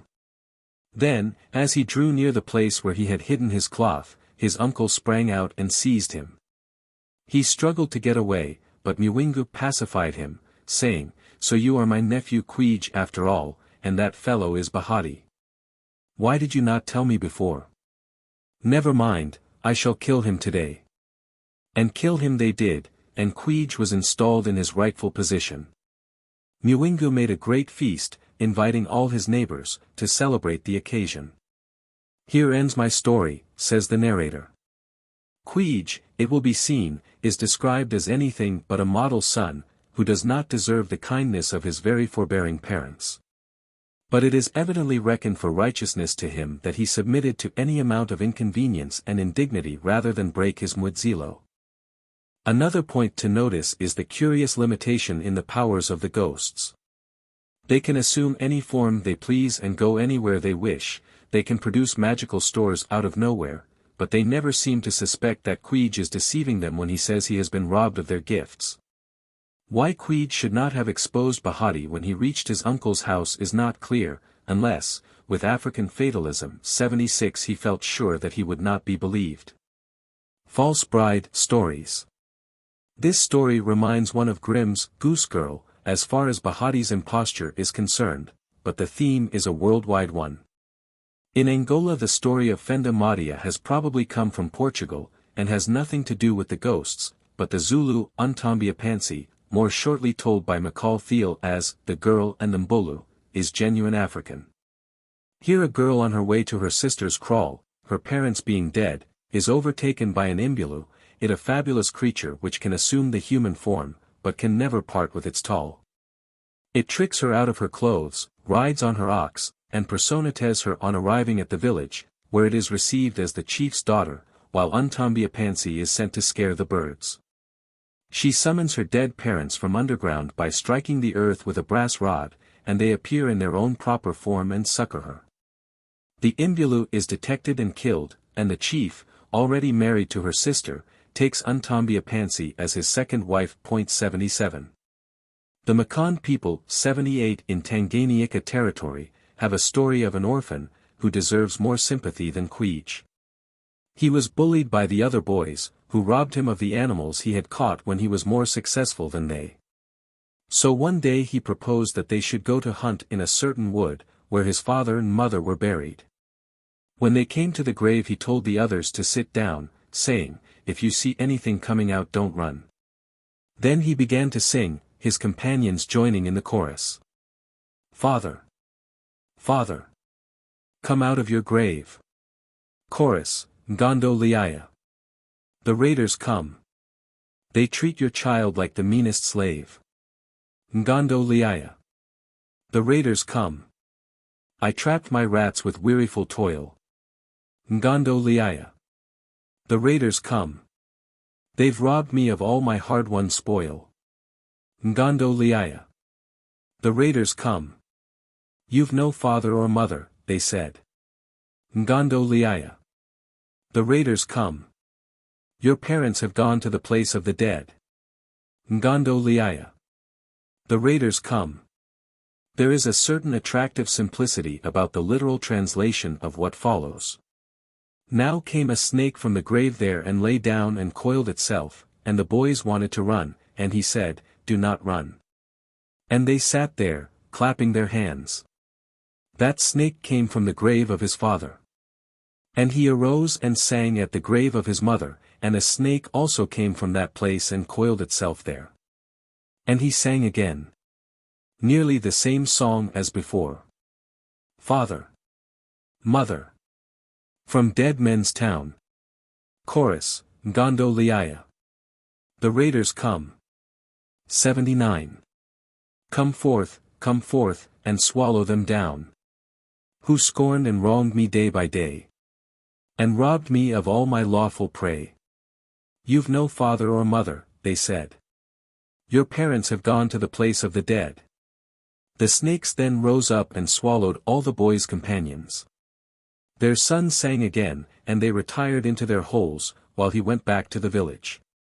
The parents of the other boys asked him about them, but he only answered, "I do not know. They left me in the forest." As the boys did not come home, their parents consulted a diviner, who told them that the orphan had hidden his companions.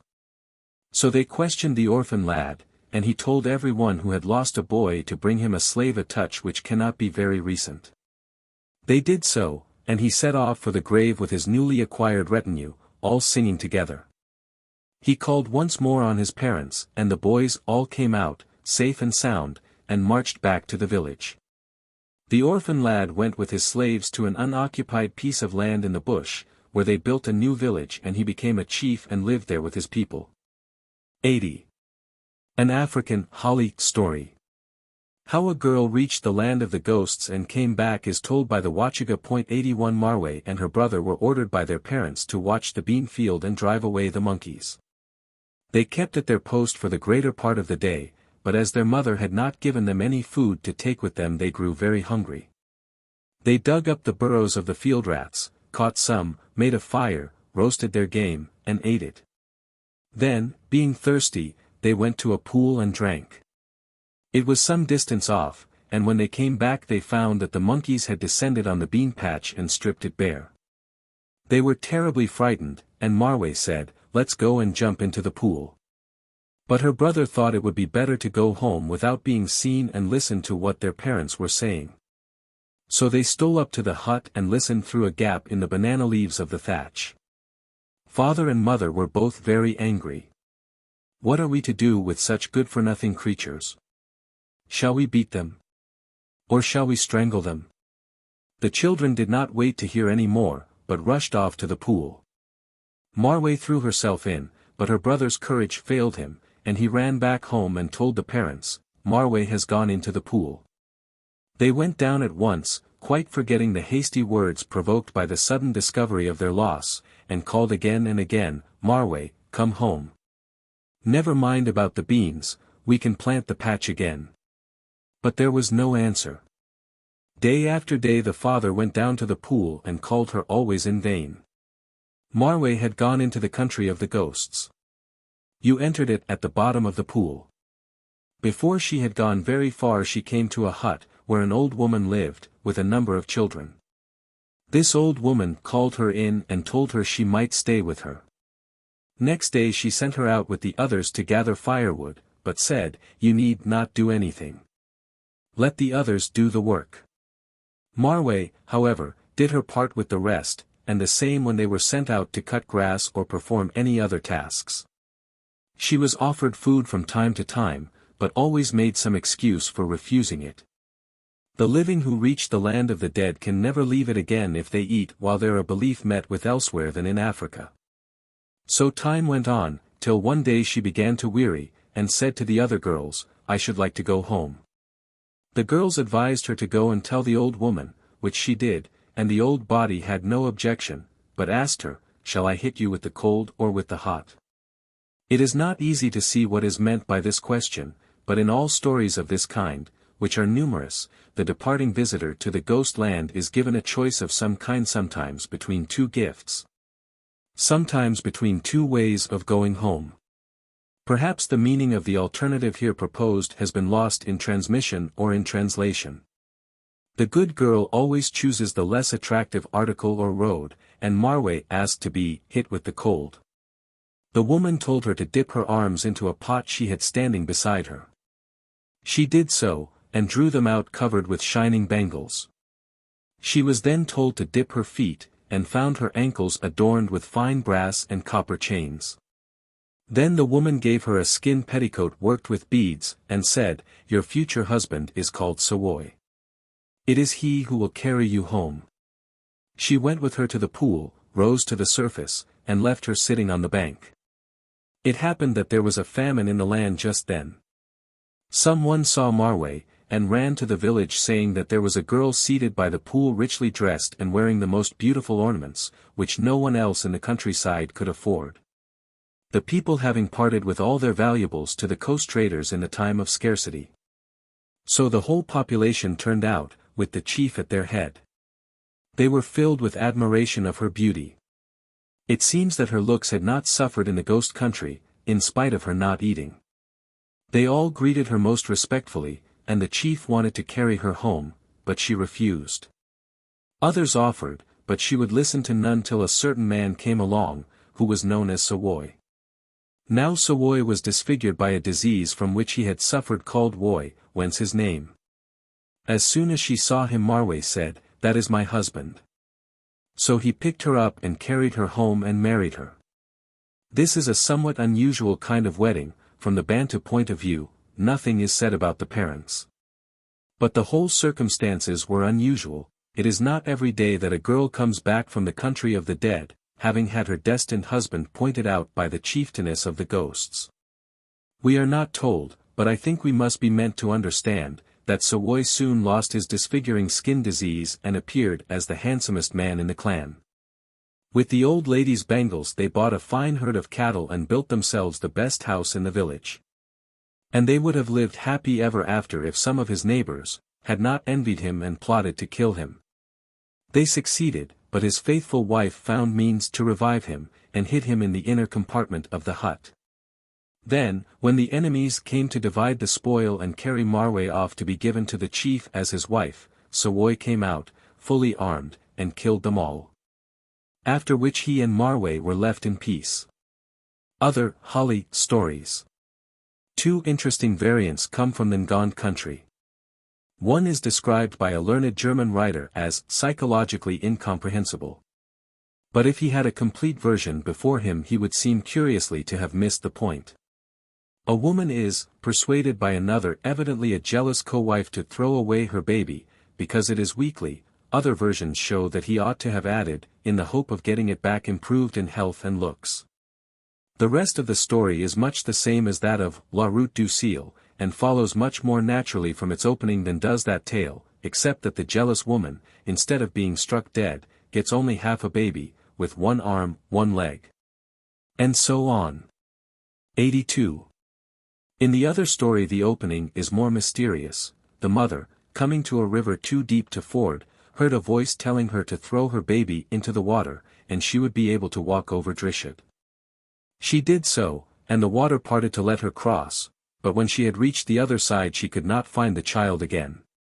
She had to go home without it, and was told by her husband to go away and never come back till she had found it. Wandering through the forest, she met, one after another, a lion, a leopard, a crocodile, and other animals, all, apparently, suffering from ophthalmia, who asked her where she was going, requested of her a most unpleasant service. And after she had rendered it allowed her to pass on. She then met a very old man, who told her that she would shortly come to a place where the path divided, and would hear a voice on one side saying Mbo, and one on the other side saying Ndi. She was to follow the first, which she did, and arrived at a hut, where a woman showed her a number of beautiful children and told her to choose one. There is the usual sequel. The envious neighbor disregards all advice and meets in the end with her deserts, in this case by having to carry home a wretched, diseased, and crippled infant. 83. The incident of the stream stands alone, so far as I know, in stories of this type. The dividing of a river occurs more than once in a very different connection in traditions of tribal migrations, as when one of the Ngoni chiefs was said to have struck the Zambezi with his stick, to let the people cross. 84. The voices from the river and from the two paths may belong to some bit of forgotten mythology. In one of the hare stories which form the subject of chapter 17, the hyena tells the hare that when crossing the river he may hear a voice ordering him to throw away his bread. This, of course, is a trick on the hyena's part, but seems to be accepted as a possible occurrence, and may be an echo of some belief in river spirits. Do the dead return to life? The possibility of the dead returning to life is frequently assumed in folktales. 85. But I do not know that it is seriously believed in at the present day, as seems to be the case for the visits of living men and women to the underworld. The Rev. Donald Fraser relates an extraordinary incident. 86. A man was thought to have died, but came to, and said that he had reached the ghosts' country, where he saw and spoke to people, but none would answer him. In fact, they showed him decidedly that they did not want him, and he had to come back. The Wazaramo appear to have a divinity called Kalilo, who lives in a cave in the form of a huge serpent. Remembering the very common belief that the spirits of the dead come back in the form of snakes, it may be considered probable that this Kalilo was originally an ancestral ghost. He played a great part in the troubles of 1905, known as the Majimaji Rebellion, in what was then German East Africa, but his legend will come in more fittingly in chapter 16. The name seems also to be attached to a cave in the Ngu country, the seat of a famous oracle, also to be mentioned in chapter 16. The notion that the soul of a murdered person may come back in the shape of a bird, to make the crime known and call for justice on the murderer, has been touched on in a previous page. In the next chapter will be given several stories showing how the innocent blood cries for vengeance, and how its cry never passes unheard. Chapter 7. The Avenger of Blood. The usual unwritten law of primitive peoples is, in theory at least, a life for a life, the clan of the murdered man being entitled to kill the murderer, if they can get hold of him. If not, one of his family, or, at any rate, a member of the same clan. No difference was originally made between intentional and accidental killing, though this distinction came to be recognized later. In time the principle of ransom came into force, the Wergild of our Saxon ancestors. The Yaos would express it thus in a case where the relations had failed to kill the murderer out of hand and had captured a relative of his: "You have slain our brother, we have caught yours. And we will send him after our brother or keep him as a slave unless you pay a ransom." This last alternative has tended more and more to become the usual practice in Africa. Murder of a relative. But a difficulty arose when a man killed one of his own relations. In that case, who could demand compensation? For the slayer and the slain were of the same clan. And the general belief about this shows that such a thing is regarded with horror and as almost unthinkable. Such a man would be seized by a kind of madness. The Anyanja call it Chirope 87 and say, the blood of his companion enters his heart. It makes him just like a drunk man. Or, as the Yaos say 88, he will become emaciated, lose his eyesight, and ultimately die a miserable death. Though the owner of a slave in theory had the power of life and death, he was afraid of Chirope if he killed him. He could escape only by being doctored with a certain charm, which, one may suppose, would not be too easily procured. The warrior's purification. A man who had killed another in battle also had to be doctored, for fear that he should be haunted by the ghost of the slain, no doubt because, from the nature of the case, the dead man's kin could not follow the usual procedure. With the Zulus 89, the doctoring, bukunga, was a long and complicated process, involving various taboos. An essential point was that the warrior must cut open the corpse of his foe before it began to swell. This precaution, the neglect of which rendered him liable to be possessed by the avenging ghost, a form of insanity known as ikungo, has, not unnaturally, been misunderstood and given rise to reports of atrocities, mutilation of the dead, and so on, as happened in the Zulu War of 1879. The Two Brothers. There is a well-known story, current, probably, among all the South African Bantu, in which the secret murder of a brother is brought to light and avenged. It is usually called Masilo and Masaloniane, though the Zulu variant has a different name. In some versions the guilty brother is killed when detected, but in what would appear to be the oldest and most authentic he is driven from the clan and becomes an outcast.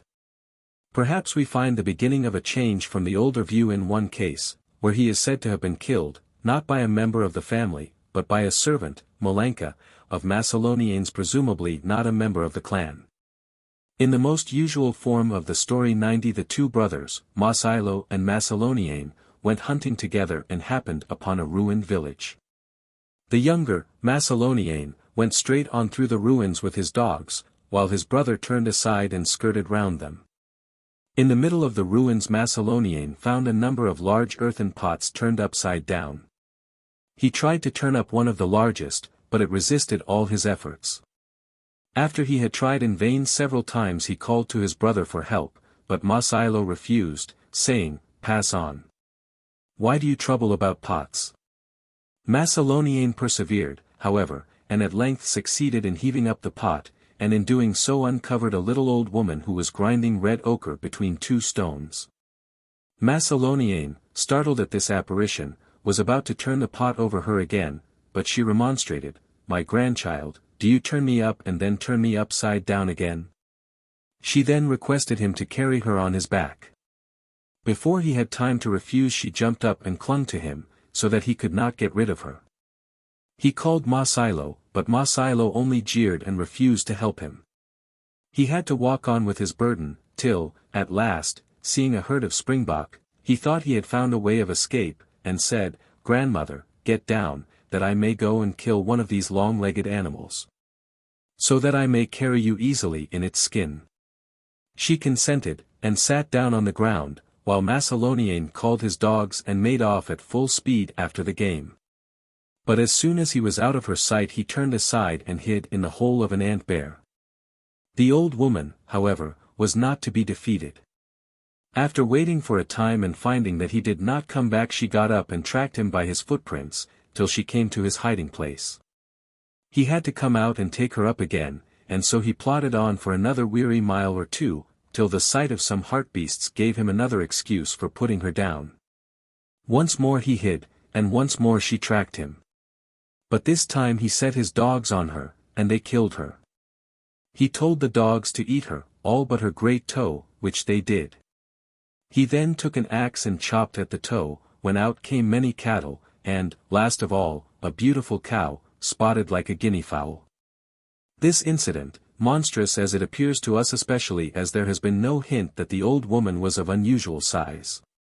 Indeed, she was not too big to be carried on Liongo's back, is not uncommon in Bantu folklore, and in some cases seems to link on to the legend of the swallowing monster. Now Liongo, who had shirked all the unpleasant part of the day's adventures, came running up and demanded a share of the cattle. Liongo, not unnaturally, refused, and they went on together. After a while Liongo said he was very thirsty, and his brother said he knew of a waterhole not far off. They went there, and found that it was covered with a large, flat stone. They levered up the stone with their spears, and Liongo held it while Liongo stooped to drink. When he, in his turn, stooped to reach the water, Liongo dropped the stone on him and crushed him to death. Then he collected the cattle and started to drive them home. Suddenly he saw a small bird perching on the horn of the speckled cow. It sang, "Chwitty! Chwitty! Liongo has killed Liongo, because of his speckled cow." People say it was Liongo's heart which was changed into a bird. Liongo threw a stone at the bird, and seemed to have killed it, but it came to life again, and before he had gone very far he saw it sitting on the cow's horn, and killed it once more, as he thought. When he reached his home all the people crowded together and greeted him. "Dumala! Chief's son! Dumala! Chief's son! Where is Liongo?" He answered, "I don't know, we parted at the waterhole, and I have not seen him since." They went to look at the cattle, and exclaimed in admiration, "What a beautiful cow! Just look at her markings." While they were standing there the little bird flew up with a great whirring of wings and perched on the horn of the speckled cow and sang, "Chwitty! Chwitty! Liongo has killed Liongo, all for his speckled cow." Liongo threw a stone at the bird, but missed it, and the men said, "Just leave that bird alone and let us hear." The bird sang the same words over and over again, and the people heard them clearly. They said, "So that is what you have done. You have killed your younger brother." And Liongo had nothing to say. So they drove him out of the village. A different version from North Transvaal 91 makes the cattle come out of a hollow tree, and says nothing about the old woman. It also prefixes to the story some incidents not found elsewhere, which show Liongo in a less favorable light than that in which we have so far regarded him. At any rate, he does something, by his arrogance, to provoke his elder brother's enmity. Their father had entrusted them with the means of buying a beast or two to start a herd, the recognized manner of providing for sons. Liongo, here called Mashalwane, by clever trading and repeated strokes of good luck, soon became richer than his brother, and so provoked Liongo's envy. Mashalwane did nothing to conciliate him. On the contrary, he kept on boasting of his prosperity, and even, when his wife died, said, "I am Mashalwane, whom death cannot touch." Another point of difference in this version is that it is one of Mashalwane's dogs who reveals the murder and leads the clansmen to the place where the body is hidden. In the other there is no question of the body. Indeed, in one form of the story the murdered man comes to life again, the bird suddenly taking his shape.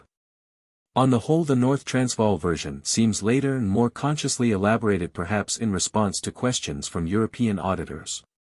A hunter's dog's figure in a story from Angola, 92, where an elder brother kills a younger, being envious of his success. He gives part of the body to the 2 dogs, but they refuse to eat it, instead they lift up their voices and denounce him.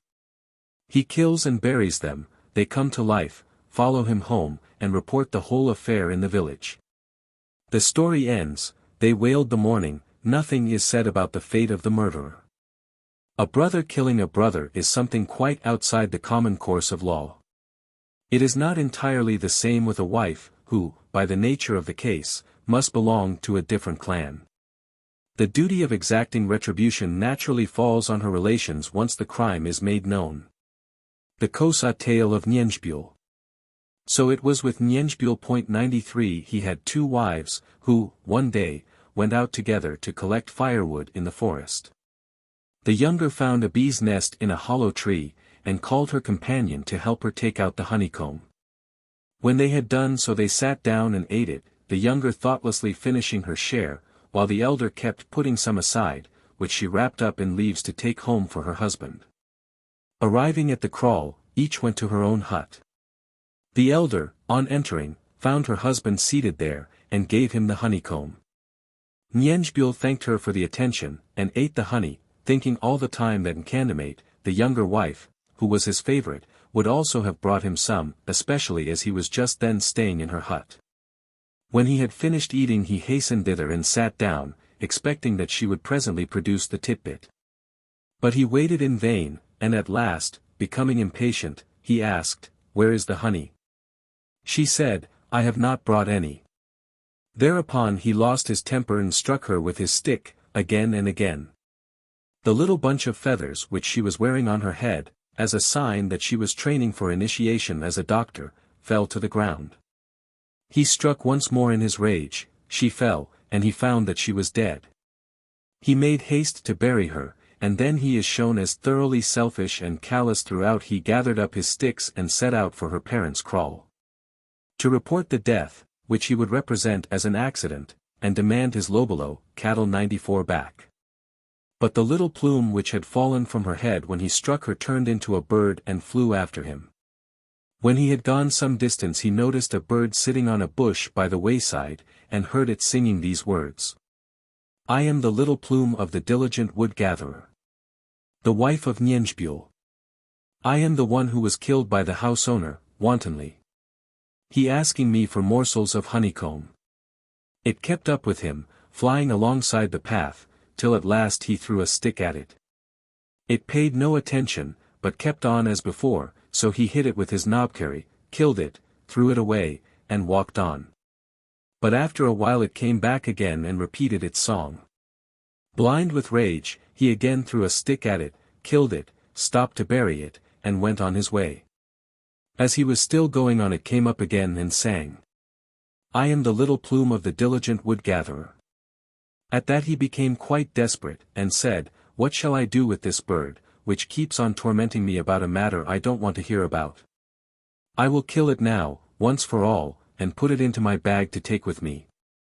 Once more he threw his stick at the little bird and killed it, picked it up, and put it into his singsoa, the bag, made from the skin of some small animal, which natives carry about with them to supply the place of a pocket.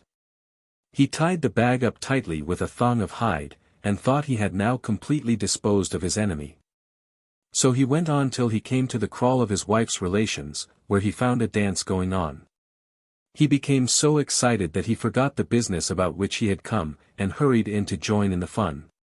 He had just greeted his sisters-in-law when one of them asked him for snuff. He told her, being in a hurry to begin dancing and entirely forgetful of what the bag contained, to untie the inksawa, which he had laid aside. She did so, and out flew the bird Dirai. It flew up to the gate-post, and, perching there, began to sing. Ndi salana sika tezatiza. Mfatsi unyenjbul. Ndingabulu nimin flun gamabam. Ebendabuza amankatenkada obusi. He heard it, and, seeing that everyone else had also heard it, started to run away. Some of the men jumped up and seized hold of him, saying, "What are you running away for?" He answered his guilty conscience giving him away against his will. "Me. I was only coming to the dance. I don't know what that bird is talking about." It began again, and its song rang out clearly over the heads of the men who were holding him. Ndi, salana sika, tezatiza. They listened, the meaning of the song began to dawn on them, and they grew suspicious. They asked him, "What is this bird saying?" He said, "I don't know." They killed him. With this brief statement the story closes, leaving to the imagination the clamor that arose, the cries of the mother and sisters, the brothers rushing for their carries, the doomed man's frantic struggles. Bambulala, they killed him. Father Torin says. Tales of this kind, showing that every crime finds an unexpected revealer, appointed by a superior power, are very common in the whole of the Zambezi region. In this particular tale, which will be given presently, the revealer is a child. In others it is a little dog, but in tales far more numerous it is a little bird which no killing can prevent from rising from the dead and singing of the criminal deed until punishment is meted out to the guilty person. 95. One such story was collected by Mrs. Dewar 96 among the Winnemwanga, to the north of Lake Nyasa, on the farthest edge of the Zambezi region, since their country is near the sources of the Kambezi. 97 is set down by her. It is very short, but it may be worthwhile to reproduce it here, as it gives the notes of the bird's song. Once upon a time there was a man and his younger brother. The younger brother was chief. It is not explained how this happened, but no doubt he was the son of the great wife, and as such his father's heir. One day when he climbed a mpangwa tree, which bears an edible fruit, much liked, his elder brother killed him. Afterwards he came to life again as a little bird and sang. Nzai. A mere exclamation, he has killed me because of the mpangwa fruit. The mpangwa by the roadside. Doesn't it help us in time of need? That is all, but the rest is not difficult to guess. The bird's song seems somewhat obscure, but probably means that the young man was gathering the fruit to eat in a time of scarcity. This is a detail stressed in the next story, 98, though the other incidents are quite different. Out of the mouths of babes. Once upon a time there was a married couple who had 2 children. Not long after the birth of the second the wife said she wanted to go and see her mother. The husband agreed, and they set out. It happened to be a time of famine, and they had little or nothing to eat, so when they came to a wild fig tree by the wayside the man climbed it and began to shake down the fruit. 99 The wife and the elder child picked up the figs and ate them as fast as they fell. Presently there fell, among the rest, a particularly large and fine one. The husband called out, "My wife, do not eat that fig. If you do I will kill you." 100 The wife, not without spirit, answered, "Hunger has no law. And, really, would you kill me, your wife, for a fig? I am eating it, let us see whether you dare kill me." She ate the fig, and her husband came down from the tree and picked up his spear. "My fig. Where has it gone?" he said, pointing the weapon at her.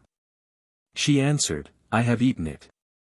He said not another word, but stabbed her. As she fell forward on her knees the baby she was carrying on her back stared at him over her shoulder.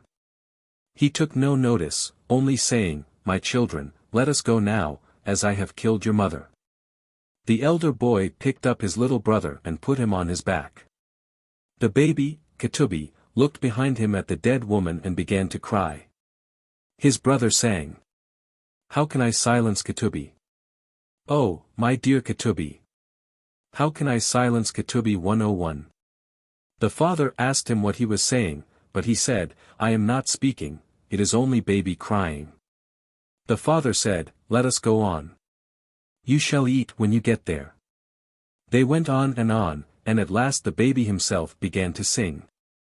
"Silence Katubi. My brother has become my mother." That is, he is carrying him on his back, as his mother had been doing. The father heard it, and, thinking it was the elder boy who sang, said, "What are you talking about, you little wretch? I am going to kill you." "What, are you going to tell tales when we get to your grandmother's?" The child, terrified, said, "No. I won't say anything." Still they went on, and the baby kept looking behind him, and after a while began again. "What a lot of vultures. Over the fig tree at Moya's. What a lot of vultures. And he cried again. The father asked, What are you crying for? And the boy said that he was not crying, he was only trying to quiet the baby.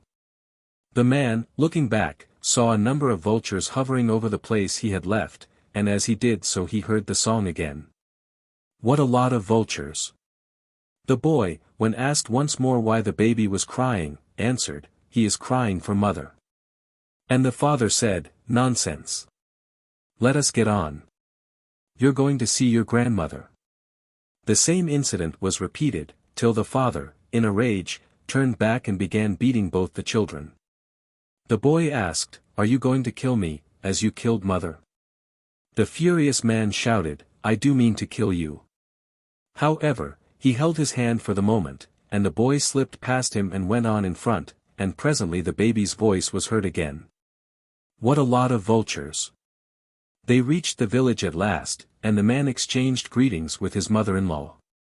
He seems to have failed to satisfy her when she inquired after his wife, for, on the first opportunity, she questioned the little boy, Now where has your mother been left?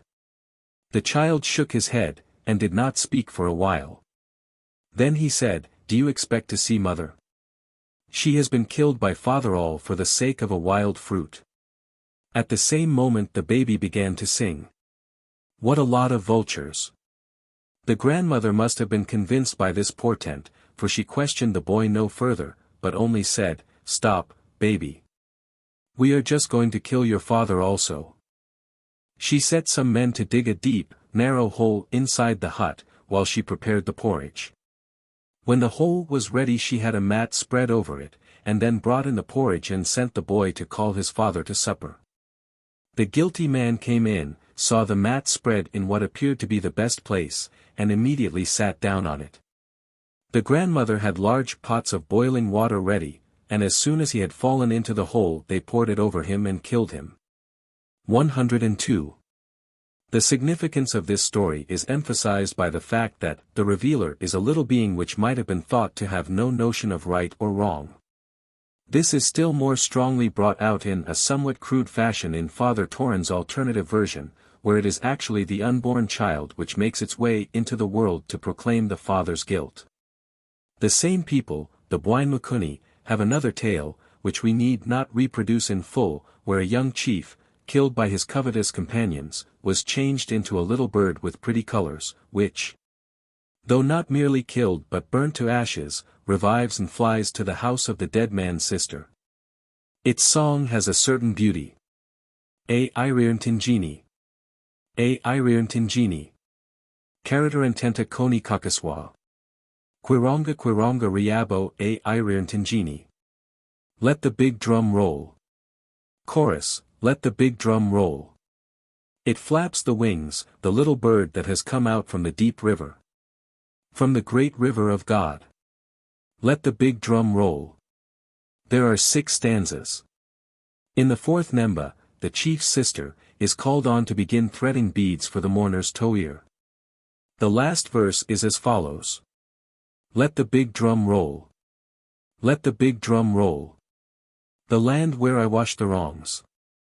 It is far from this place to which you have brought me. Me who have no feet. 103 Let the big drum roll. This is explained by Taurin as referring to Bantu notions of a future life, and his note may fitly close this chapter. The souls, though having no feet, are supposed to go to a deep river of God, far away, not a simple Malanga river, but a Riranga, big, deep river, where God washes the wrongs clean and where birds with beaks all white that is. Innocent souls cry vengeance against the spilling of blood. 104. Chapter 8. Heroes and Demigods. Great chiefs, or men otherwise distinguished, whose memory lives on after many generations, are not only honored beyond the worship paid to ordinary ghosts, but become the subjects of many a legend. Some of these heroes are plainly mythical, others are known to have actually existed, and some historical persons have become legendary without receiving divine honors. One knows that the genesis of myths is not confined to remote ages. They may spring up any day, even in civilized countries, there have been at least 3 well-known examples within the last 20 years. I remember being present at a conversation during which, as I believe, a legend was nipped in the bud. Some Zulus, after consulting together in undertones, asked Miss Colenso, very respectfully, whether it was true that her father had prophesied before his death that his house, Bishopstow, near Pietermaritzburg, would be burned down. She answered that very likely he might have said, some time or other, that if due precautions were not taken a fire might reach the house during the grass-burning season which, in fact, actually happened, owing, however, to a sudden change of wind rather than to any lack of care. I fear the questioners were disappointed, but one can imagine how the story would have grown if not discouraged. The Ox-Eater. In the countries to the west of Lake Victoria there is a cult of a being known as Riangombe, or Liangombe, concerning whom curious legends are current. His name means, eater of an ox. In full it is, in the language of the Baziba, Kasheja Kariangombe, the little man who eats an whole ox. The name is distinctly Bantu, and is connected with his story. In Rwanda and Urundi, where his worship is fully developed, it does not seem to be entirely understood. And another indication of his Bantu origin is to be found in the fact that the mysteries of Riangombe are supposed specially to belong to the Bahutu, the Bantu agricultural community. And, though the Batusi aristocracy frequently take part in them, there is a very strict rule that the reigning chief must never have been initiated into this particular rite. This seems strange, as Res, writing of the Baziba, says that Riangombe is the spirit of the cattle, only venerated by the Bahima, 105, but there is much in the whole subject which still awaits investigation. The Baziba tell a story which differs considerably from the Rwanda legend as given by P. Arnaud 106 and by Johansson, 107 but, for all one knows, both may circulate side by side in one of the countries at any rate. Some feats of his remind one strongly of the Zulu Hlakanyana, but the latter is merely a trickster, and never, so far as I know, attained the status of a national hero, or became an object of worship. Riangombe, according to this story, 108 spoke before he was born, and ate a whole ox immediately after his entrance into the world. His father told him of a terrible ogre, Tubijizi, notorious for killing people. Riangombe at once made for the giant's abode, insulted and defied him, and made him give up 11 head of cattle, which he, Riangombe, swallowed at once. He then attacked another ogre, Ntangere, and swallowed him whole, but did not long enjoy his triumph, for Ntangere cut his way out and killed him. In the Rwanda legend, likewise, Riangombe's mortal career ends disastrously, though after a different fashion. Riangombe in Rwanda. The Banyarwanda give Riangombe's family affairs in great detail. His father was Babinga, described as the king of the Amandwa.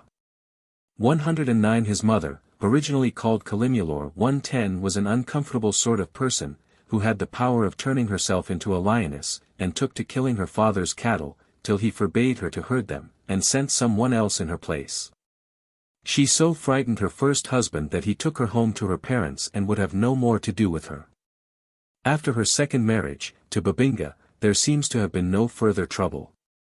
It is not clear how Babinga could have been king of the ghosts while still living, but when he died his son, Riangombe, announced that he was going to take his father's place. This was disputed by one of Babinga's followers named Mpumatamakuni, and the two agreed to decide the question by a game of Kazoro 111 which Riangombe lost. Perhaps we are to understand by the long story which follows that he passed some time in exile, for he went out hunting, and heard a prophecy from some herd lads which led to his marriage. After some difficulties with his parents-in-law he settled down with his wife, and had a son, Binigo, but soon left them and returned to his own home. As soon as Binigo was old enough his mother's brother set him to herd the cattle. He speared a heifer the first day, a cow and her calf the next, and when his uncle objected he speared him too. He then called his mother, and they set out for Riangombe's place, which they reached in due course, Binigo having, on the way, killed 2 men who refused to leave their work and guide him, and a baby, for no particular reason. When he arrived he found his father playing the final game with Mpumatamakuni. The decision had been allowed to stand over during the interval, and Ryangambi, if he lost this game, was not only to hand over the kingdom, but to let his opponent shave his head, that is, deprive him of the crest of hair which marked his royal rank. Binigo went and stood behind his father to watch the game, suggested a move which enabled him to win, and when Pumatimikuni protested, stabbed him. Thus he secured his father in the kingship, which, apparently, was so far counted to him for righteousness as to outweigh all the murders he had committed. Ryangambi named him, first as his second-in-command and afterwards as his successor, and Binigo, as will be seen, avenged his death. Like all the Amandwa, with the exception of Ryangambi himself, who is uniformly kind and beneficent, he is thought of as mischievous and cruel, and propitiated from fear, especially when the diviner has declared, in a case of illness, that Binigo is responsible. During these ceremonies, and also in the mysteries celebrated from time to time, certain persons are not only recognized as mediums of Ryangambi, Binigo, or other Amandwa, but actually assume their characters and are addressed by their names for the time being. Ryangambi's death. The story of his death is as follows. Ryangambi one day went hunting, accompanied by his sons, Kagoro and Ruhanga, two of his sisters, and several other Amandwa. His mother tried to dissuade him from going, as during the previous night she had had 4 strange dreams, which seemed to her prophetic of evil. She had seen, first, a small beast without a tail, then an animal all of one color. Thirdly, a stream running 2 ways at once, and, fourthly, an immature girl carrying a baby without an gobe. 1:12 She was very uneasy about these dreams, and begged her son to stay at home, but, unlike most Africans, who attach great importance to such things, he paid no attention to her words, and set out. Before he had gone very far he killed a hare, which, when examined, was found to have no tail. His personal attendant at once exclaimed that this was the fulfillment of Ryangambi's dream, but Ryangambi only said, "Don't repeat a woman's words while we are after game."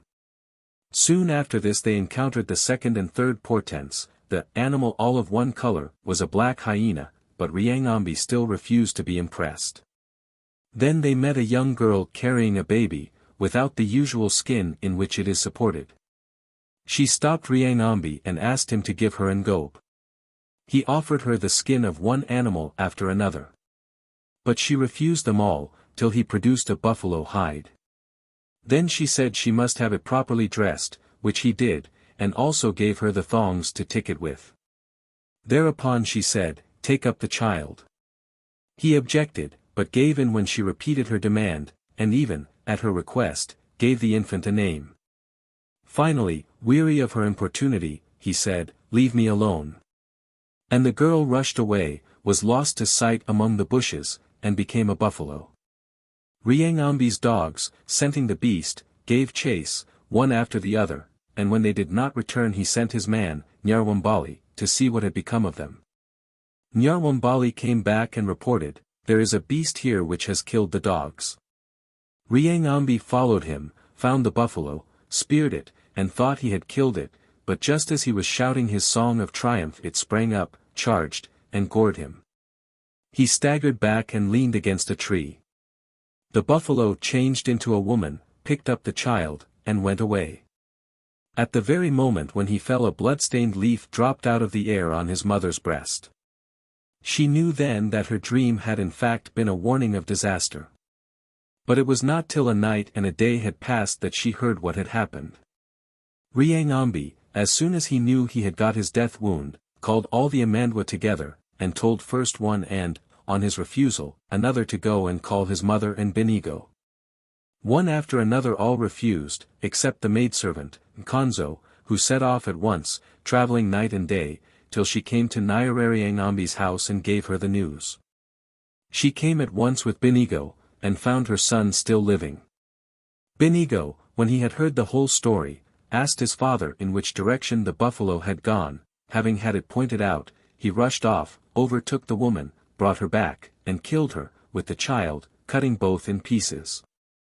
So he avenged his father. Ryangambi then gave directions for the honors to be paid him after his death. These are, so to speak, the charter of the Kabandwa society which practices the cult of the Amandwa. He specially insisted that Nkonzo, as a reward for her services, should have a place in these rites, and, accordingly, we find her represented by one of the performers in the initiation ceremony, as photographed by P. Schumacher. Then, at the moment when his throat tightened, he named Binigo as his successor, and so died. Here Ryangambi appears as a headstrong adventurer, whose principal virtue is courage, and it is a little difficult to gather from his story, as here related, why he should have been credited with so many good qualities. He shows some affection for his mother, though not sufficient to make him consider her wishes, and for his son, and gratitude to the poor dependent who fulfilled his last request, but that is all one can say. Spirits inhabiting volcanoes. The definition of a myth, as laid down by the Folklore Society, is, a story told to account for something, of a legend, a story told as true, but consisting either of fact or fiction, or both indifferently. The story of Ryangambi would seem to come under both definitions, for it is certainly, at least in Rwanda and Kaziba, it is more like an ordinary fairy tale, told as true, and it is held to account not only for the Kabandwa mysteries, of which P.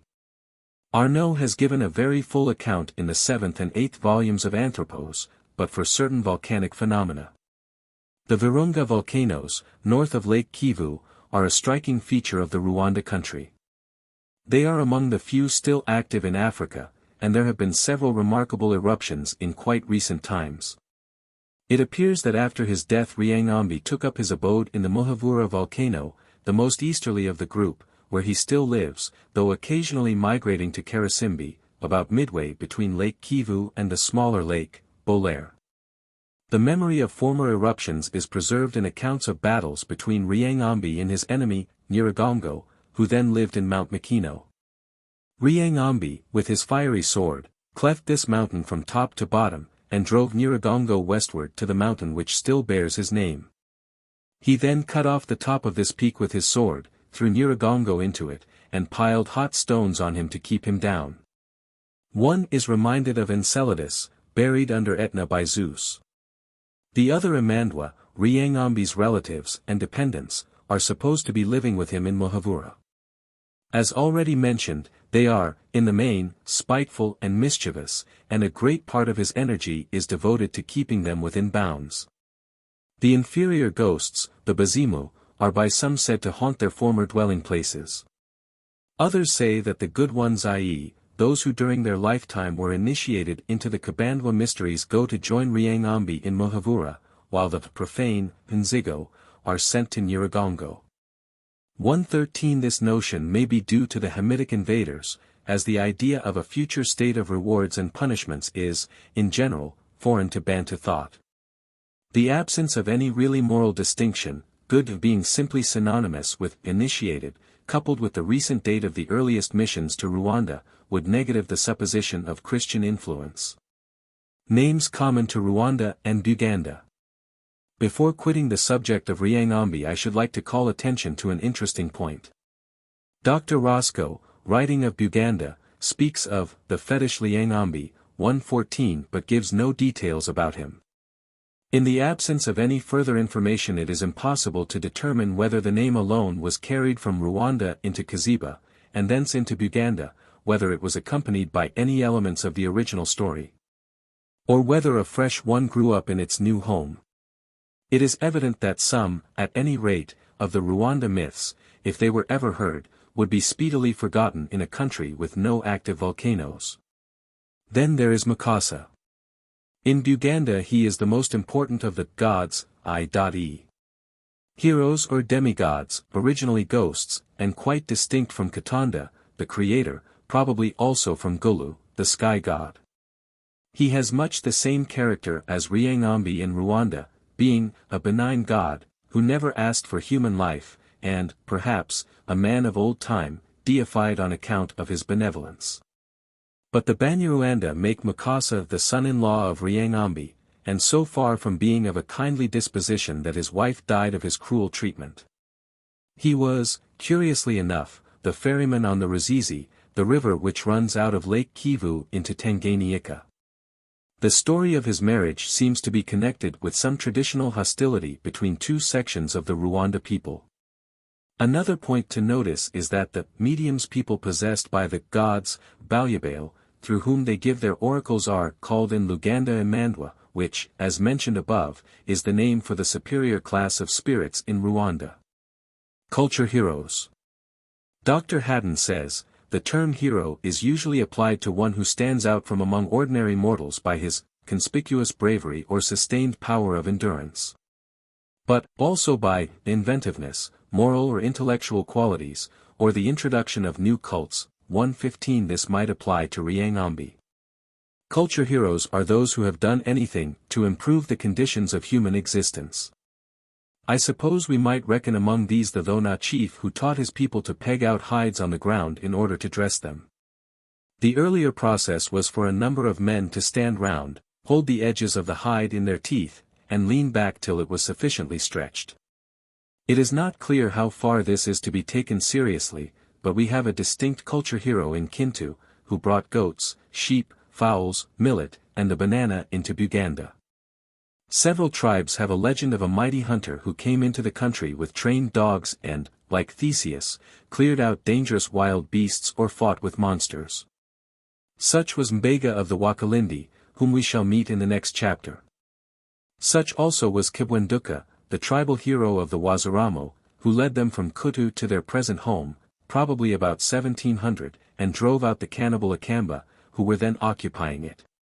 116 It is said that his footprints and those of his dog are still to be seen on a rock somewhere in Kutu, to the northwest of the Zaramo country. The Baziba have a similar hero, Kibi, who came from Bunyoro. Sometimes animals figure as culture heroes. One of the hare's many adventures turns on this notion, though sometimes the same story is told of an unnamed man or boy, who combines his benefits with flagrant cheating. One example of this, though not the best or most typical, occurs in the story of Hlakanyana, told in chapter 11, below. Meanwhile the tale of Sudikamabambi will serve to illustrate what has just been said. It comes, like that of the son of Kamanaways, given in chapter 5, from Angola. 117. Sudikamabambi the Invincible. Sudikamabambi was the son of Nzua Dia Kamanaways, who married the daughter of the sun and moon. The young couple were living with Nzua's parents, when one day Kamanaways sent his son away to Luanda to trade. The son demurred, but the father insisted, so he went. While he was gone certain cannibal monsters, called Makishar, descended on the village and sacked it. All the people who were not killed fled. Nzua, when he returned, found no houses and no people. Searching over the cultivated ground, he at last came across his wife, but she was so changed that he did not recognize her at first. The Makishar have destroyed us, was her explanation of what had happened. They seem to have camped and cultivated as best they could, and in due course Sudikamabambi, the Thunderbolt, was born. Like others who will be mentioned later, he was a wonder child, who spoke before his entrance into the world, and came forth equipped with knife, stick, and his kalembi, a mythic plant, explained as life tree, which he requested his mother to plant at the back of the house. Scarcely had he made his appearance when another voice was heard, and his twin brother Kabandungulu was born. The first thing they did was to cut down poles and build a house for their parents. Ryangambi and, as we shall see, Hlakanyana were similarly precocious, but their activities were of a very different character. Soon after this Sudikamabambi announced that he was going to fight the Makishar. He told Kabandungulu to stay at home and to keep an eye on the kalembi. If it withered he would know that his brother was dead. He then set out. On his way he was joined by 4 beings who called themselves Kipalens and boasted various accomplishments, building a house on the bare rock, a sheer impossibility under local conditions, carving 10 clubs a day, and other more recondite operations, none of which, however, as the event proved, they could accomplish successfully. When they had gone a certain distance through the bush, Sudikamabambi directed them to halt and build a house, in order to fight the Makishar. As soon as he had cut one pole all the others needed cut themselves.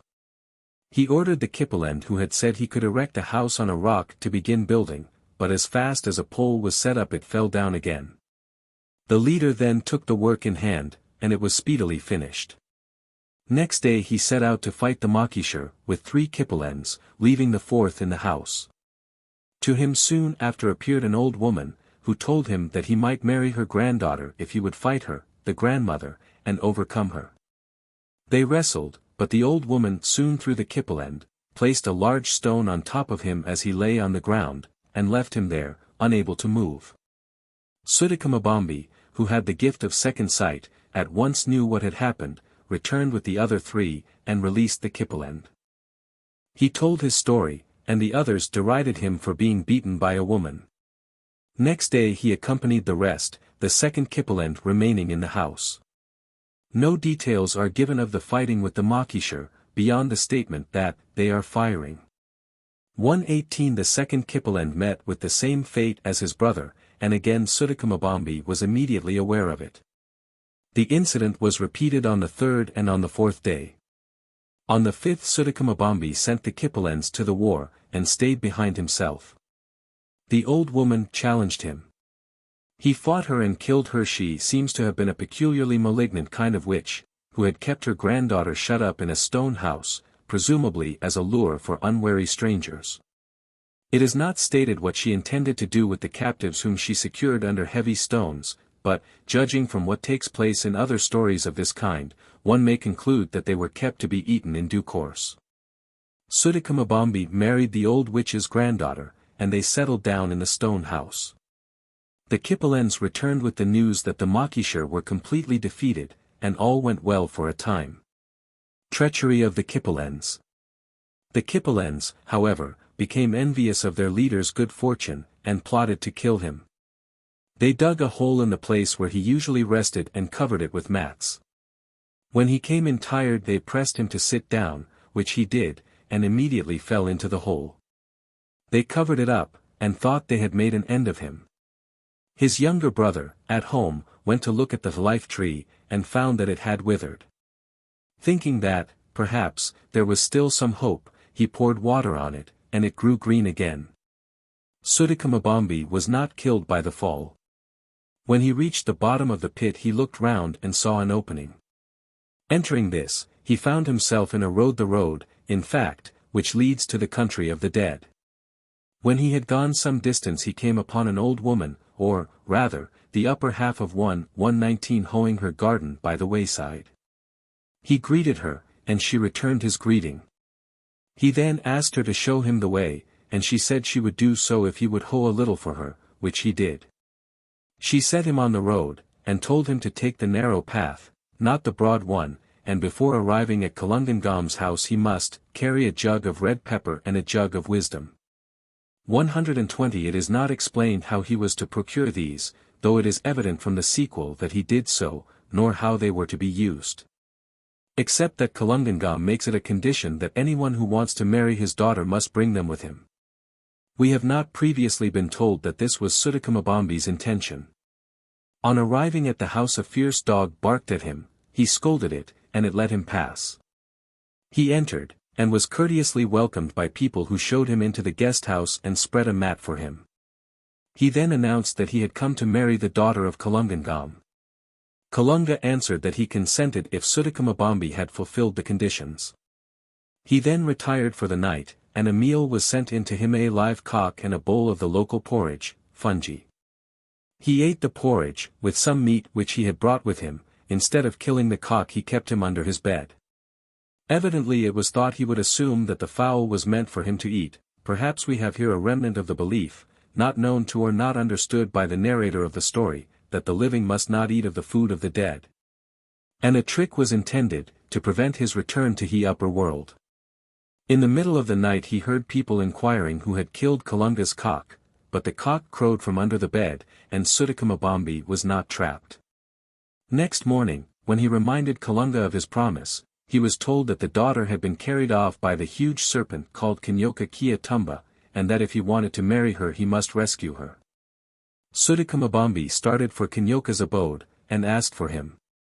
Kinyoka's wife said, "He has gone shooting." 121 Sutakamabambi waited a while, and presently saw driver ants approaching, the dreaded ants which would consume any living thing left helpless in their path. He stood his ground and beat them off.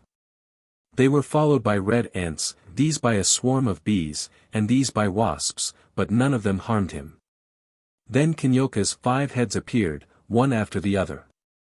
Sutikamabambi cut off each as it came, and when the 5th fell the snake was dead. He went into the house, found Kalunga's daughter there, and took her home to her father. But Kalunga was not yet satisfied.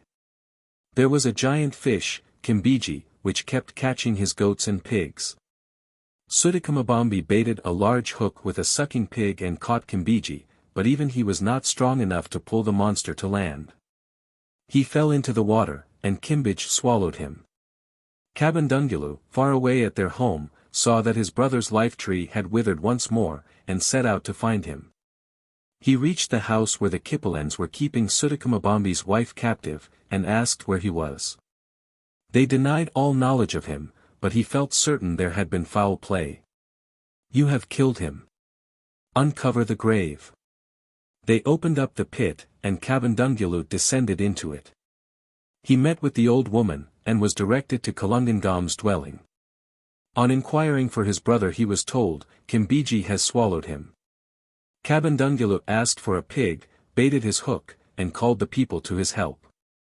Between them they landed the fish, and Kabandungulu cut it open. He found his brother's bones inside it, and took them out. Then he said, "My elder, arise," and the bones came to life. Sutikamabambi married Kalungangam's daughter, and set out for home with her and his brother. They reached the pit, which, it would seem, had been filled in, for we are told that, the ground cracked, and they got out. They drove away the 4 Kipalens. One is surprised to learn that they did not kill them out of hand and, having got rid of them, settled down to a happy life. But the end of the story is decidedly disappointing. Kabandungulu felt that he was being unfairly treated, since his brother had 2 wives, while he had none, and asked for one of them to be handed over to him. Sutikamabambi pointed out that this was impossible, as he was already married to both of them, and no more was said for the time being. But some time later, when Sutikamabambi returned from hunting, his wife complained to him that Kabandungulu was persecuting them both with his attentions. This led to a desperate quarrel between the brothers, and they fought with swords, but could not kill each other. Both were endowed with some magical power, so that the swords would not cut, and neither could be wounded. At last they got tired of fighting and separated, the elder going east and the younger west. The narrator adds a curious sentence to the effect that Sutikamabambi is the thunder in the eastern sky and Kabandungulu the echo which answers it from the west. Nature myths of this sort, so far as I am aware, occur very rarely, if at all, among the Bantu, and I am inclined to doubt whether this conclusion really belongs to the story. The Wonder Child. Many Bantu tribes have a tale which may well come under this heading. It has points of contact with those of Sutikamabambi, though the main theme is quite different, and Ryangambi on the one hand and, on the other, with the tricksters Huveane and Hlakanyana. The hero always a wonder child, like Ryangambi and Hlakanyana is called by the Yaos Kalakalanj, by the Anyanja Kacharam, by the Hihi Galinkalangani 122 by the Baranga Mutapai, in another story Mutakataka, and by the Lambas Kantanga. They all have the following points in common. A woman gets into difficulties usually when alone in the bush and is helped by an ogre, a demon, or an animal, in one case a hyena. In another a lion, on promising to hand over to this being the next child to which she gives birth. The birth takes place with unusual circumstances, and the child shows marvelous precocity. The mother, about to hand him over to the devourer, finds him too sharp for her, and devises one stratagem after another, which he always defeats. Finally the ogre, or other enemy, is killed. The opening incident varies considerably in the different stories. In one the woman cannot lift her load of firewood by herself. In another it is her water jar, with which her companions unkindly refuse to help her. In both these cases the birth is expected very shortly. Others introduce the episode, which also occurs in several quite different stories, of the woman sent out by her husband to look for water in which there are no frogs. In the Angola story of Nanzua the mother has a craving for fish, which can only be satisfied by her promising the child, when born, to the river spirit Lakala. Except in the above particular, this story differs markedly from the rest.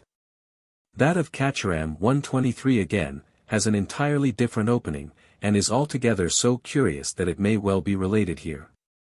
Kacharam of the Anyanja. Some little girls had gone out into the bush to gather herbs. While they were thus busied, one of them found a hyena's egg 124 and put it into her basket. Apparently none of the others saw it. She told them, somewhat to their surprise, that she had now picked enough, and hastened home. After she was gone, the hyena came and asked them, "Who has taken my egg?" They said they did not know, but perhaps their companion who had gone home had carried it off. Meanwhile the girl's mother, on finding the egg in her basket, had put it on the fire. The hyena arrived and demanded the egg. The woman said it was burnt, but offered to give him the next child she had to cat. Apparently this callous suggestion was quite spontaneous on her part. But as there was no child in prospect just then, she probably thought that the promise was quite a safe one, and that by the time its fulfillment became possible some way out could be found. The hyena, however, left her no peace, waylaid her every day when she went to the stream for water, and kept asking her when the child was to be produced. At last he said, "If you do not have that child quickly, I will eat you yourself." She went home in great trouble, and soon after noticed a boil on her shin bone, which swelled and swelled, till it burst, and out came a child. 125 He was fully armed, with bow, arrows, and quiver, had his little gourd of charms slung round his neck, and was followed by his dogs. He announced himself in these words, "I, Kacharam, have come forth, the child of the shin bone." The mother was struck with astonishment, but it does not seem to have occurred to her to go back on her promise. When next she went to draw water and the hyena met her with the usual question, she replied, "Yes, I have borne a child, but he is very clever, you will never be able to catch him, but I myself will beguile him for you. I will tie you up in a bundle of grass, and tell Kacharam to go and fetch it." So she tied up the hyena in a bundle of the long grass used for thatching, and left it lying beside the path. Kacharam, when sent to fetch it, stood still a little way off, and said, "You, bundle, get up, that I may lift you the better." And the bundle of grass rose up of itself. Kacharam said, "What sort of bundle is this that gets up by itself? I have never seen the like, and I am not going to lift it, not I." So he went home. The hyena, after releasing himself from the grass, came back and said to the woman, "Yes, truly, that youngster of yours is a sharp one." She told him to go in the evening and wait in a certain place. Then she called Kacharam and said, "I want you to set a trap in such and such a place for the rats, they have been destroying all my baskets." Kacharam went and chose out a large, flat stone, then he cut a forked stick, and whittled the crosspiece and the little stick for the catch, and twisted some bark string, and made a falling trap, of the kind called diwa, and set and baited it. In the evening his mother said to him, "The trap has fallen. Go and see what it has caught."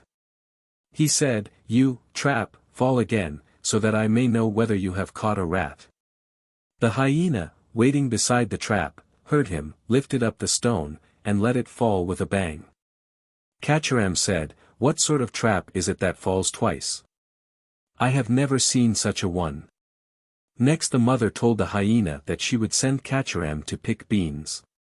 The boy took the basket and went to the field, but then he turned himself into a fly, and the hyena waited in vain. Kacharam returned home with a full basket, to his mother's astonishment. She was nearly at her wit's end, but thought of one last expedient. She sent him into the bush to cut wood. The night before he had a dream, which warned him that he was in great danger, so he took with him his bow, and his quiver full of arrows, and his medicine gourd, as well as a large knife. He climbed up into a tree which had dead branches, and began to cut. Presently he saw the hyena below, who said, "You are dead today, you shall not escape. Come down quickly, and I will eat you." He answered, "I am coming down, but just open your mouth wide." The hyena, with his usual stupidity, did as he was told, and Kacharam threw down a sharp stick which he had just cut. It entered the hyena's mouth and killed him. Kacharam then came down and went home. When drawing near the house he shot an arrow towards it, to frighten his mother, and said, "What have I done to you, that you should send wild beasts after me to eat me?" She, thoroughly scared, begged his pardon, and we are to suppose that he granted it, for the story ends here. Hlakanyana was not so forgiving. He contrived to change places with his mother after she was asleep, and it was she who was carried off by the hyena. Similarly, Mutapai's mother was eaten by the lion to whom she had promised her son, and Kalakalanj himself killed his mother, after he and his companions had shot Amazimu, the demon who had come to claim him. The tricks devised for handing over these lads to the enemy, and the stratagems by which they are defeated, vary in the different stories, but the bundle of grass appears in every one, and also in that of Huveane. Chapter 9. The Wakilindi Saga. A saga is defined by one authority as a series of legends which follows in detail the lives and adventures of characters who are probably historical. We are therefore quite right in applying this name to the stories related about the high chiefs of Uzambra, who are certainly historical characters, though perhaps not all of the adventures attributed to them ever really took place. Uzambra is one of the most beautiful countries to be found in Africa, a land of rocky hills and clear streams, of woods and fertile valleys. The upland pastures feed herds of cattle and countless flocks of sheep and goats. The bottomlands and even the hill slopes are carefully cultivated and bear abundant crops of plantains and sugar cane, rice and maize and millet. The first European to visit this country was Krapf, the missionary, who walked overland from Rabai in 1848, and was overjoyed at the thought of planting a mission in such a little paradise. The paramount chief, Kimori, received him hospitably, and consented to give him a piece of ground to build on, though circumstances prevented this plan from being carried out till the arrival of the university's mission, some 20 years later. Krapf was greatly impressed, not only by the scenery and the abundant resources of the country, but by the evidences of order and good government which met him on every side. This Kimori, who died at a great age in 1869, seems to have been the fifth of his line. Its founder is described as an Arab who came from Pemba to the Zigula country and built his house on the hill Kilindi, in the district of Ngu, or Nguru. Here he settled down, married more than one wife, and had a numerous family. One of his wives, seemingly the youngest, or, at any rate, the latest married, had two sons, of whom the younger is the Shambhala national hero, Mbega. 126. Mbega, a child of ill omen. Mbega would, in ordinary circumstances, have had short shrift, for he cut his upper teeth first, and such infants are, by most of the Bantu, considered extremely unlucky. Indeed, so strong is the belief that if allowed to grow up they would become dangerous criminals that in former times they were invariably put to death. At Rabai, on the now forsaken site of the old fortified village on the hilltop, a steep declivity is pointed out where such ill-omened babies were thrown down. It must have been the rarity of this occurrence that caused it to be regarded as unnatural, and so produced the belief. Mbega's parents, however, no doubt because his father despised such pagan superstitions, he must have been a Moslem, though his sons did not follow his faith, paid no attention to this custom, but on the contrary took every care of him. And he grew up strong and handsome and beloved by every one, except his half-brothers, the sons of the other wives. Their hostility could not injure him as long as his father lived, but both parents died while he was still a youth. He had a protector, however, in his elder brother, his brother of the same father and the same mother, a tie always thus carefully specified in a polygamous society. But this brother died, and the rest took on themselves the disposal of his property, which along with the guardianship of the widow and children should naturally have passed to Mbega. They did not even summon him to the funeral. When all the proper ceremonies had been performed and the time came for taking away the mourning, which means slaughtering cattle and making a feast for the whole clan, at, or after, which the heir is placed in possession. All the relatives were assembled, but not the slightest notice was taken of the rightful heir. Mbega, naturally, was deeply wounded. The record represents him as saying, "Oh, that my brother were alive! I have no one to advise me, no one, my father is dead, and my mother is dead. So he went his way home, and wept upon his bed, a kalia kitandani pake, and was ready to despair. Mbega shut out from his inheritance.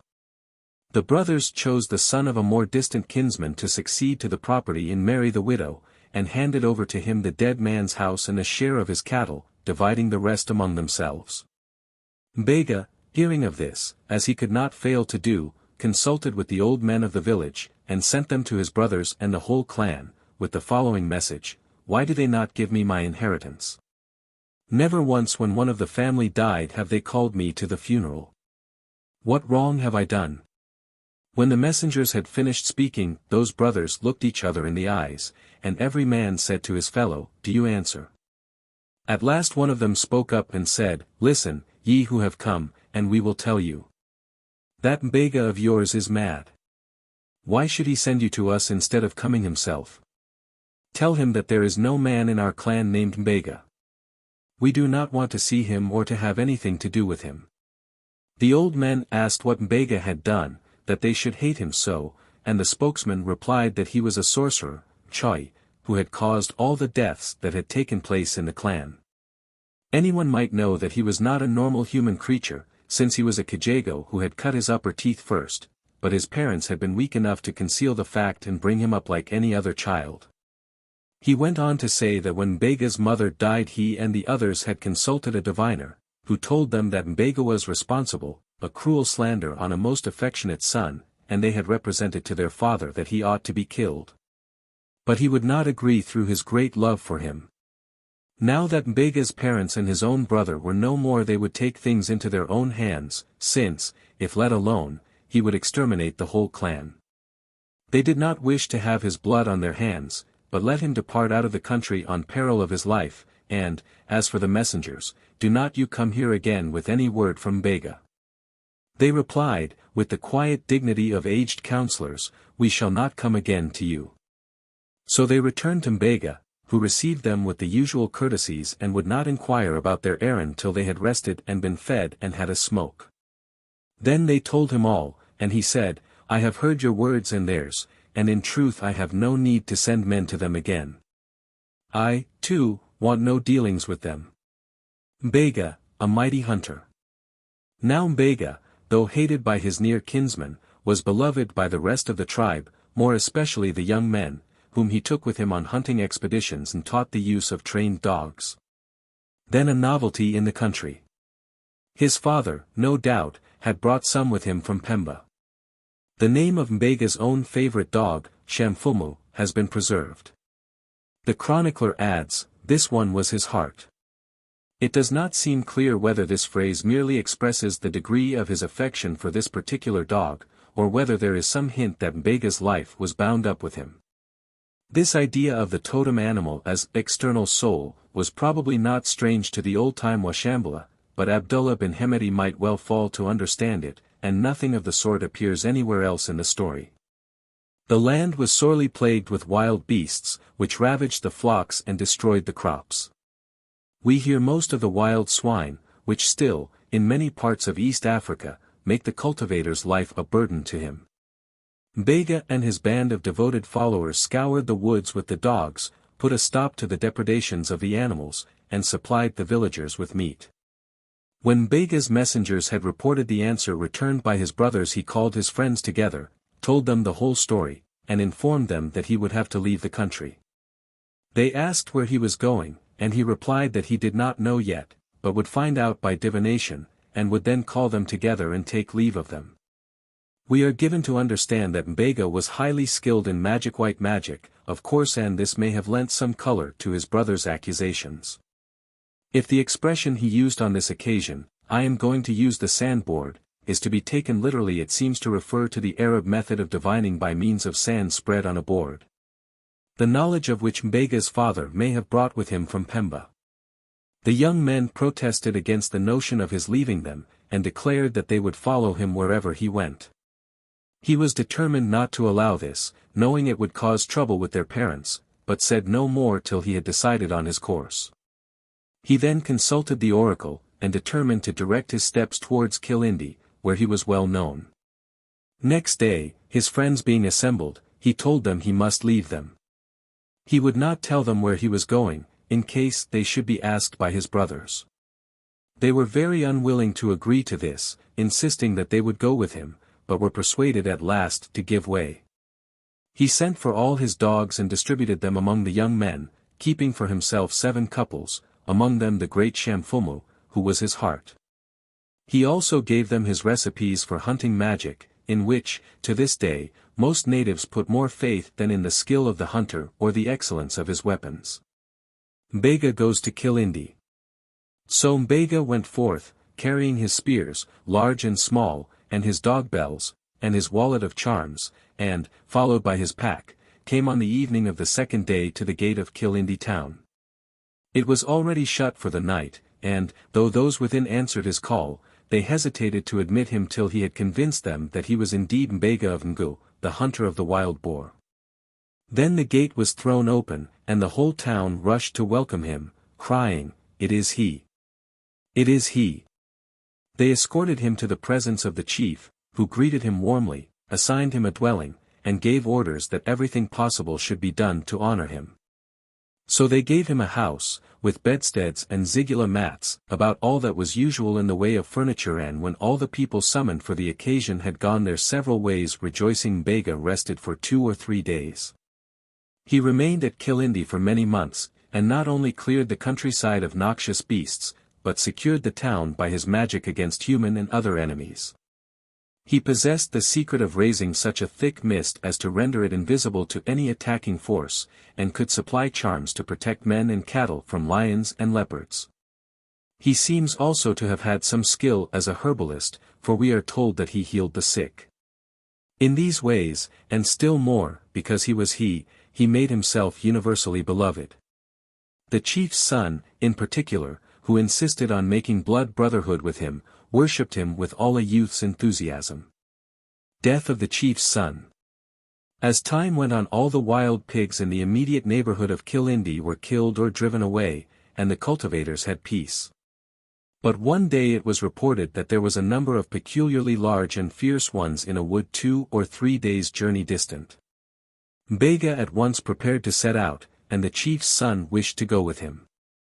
Mbega was unwilling to take the risk, and his companions all tried to dissuade the young man, but he insisted, and they finally gave way, on condition of his getting his father's leave.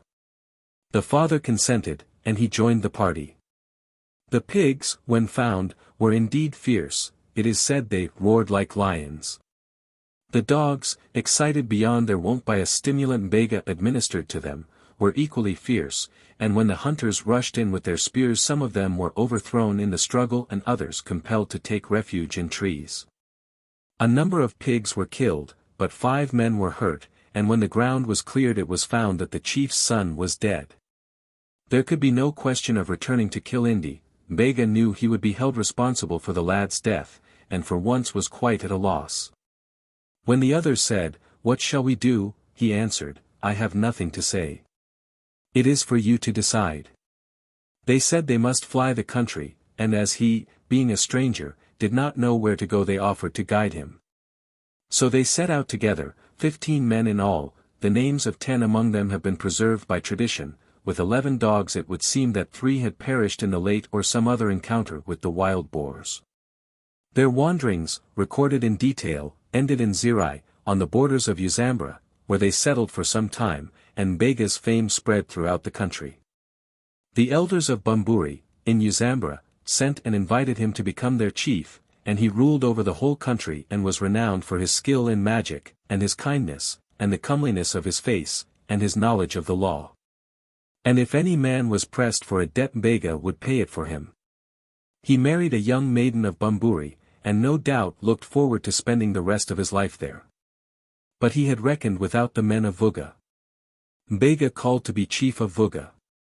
Vuga, the most important community of Uzambra, had for some time been at war with the hillmen of Pear. The headman, Turi, having heard reports of Mbega's great powers, especially as regards war magic, first sent messengers to inquire into the truth of these reports, and then came himself in state to invite him to be their chief.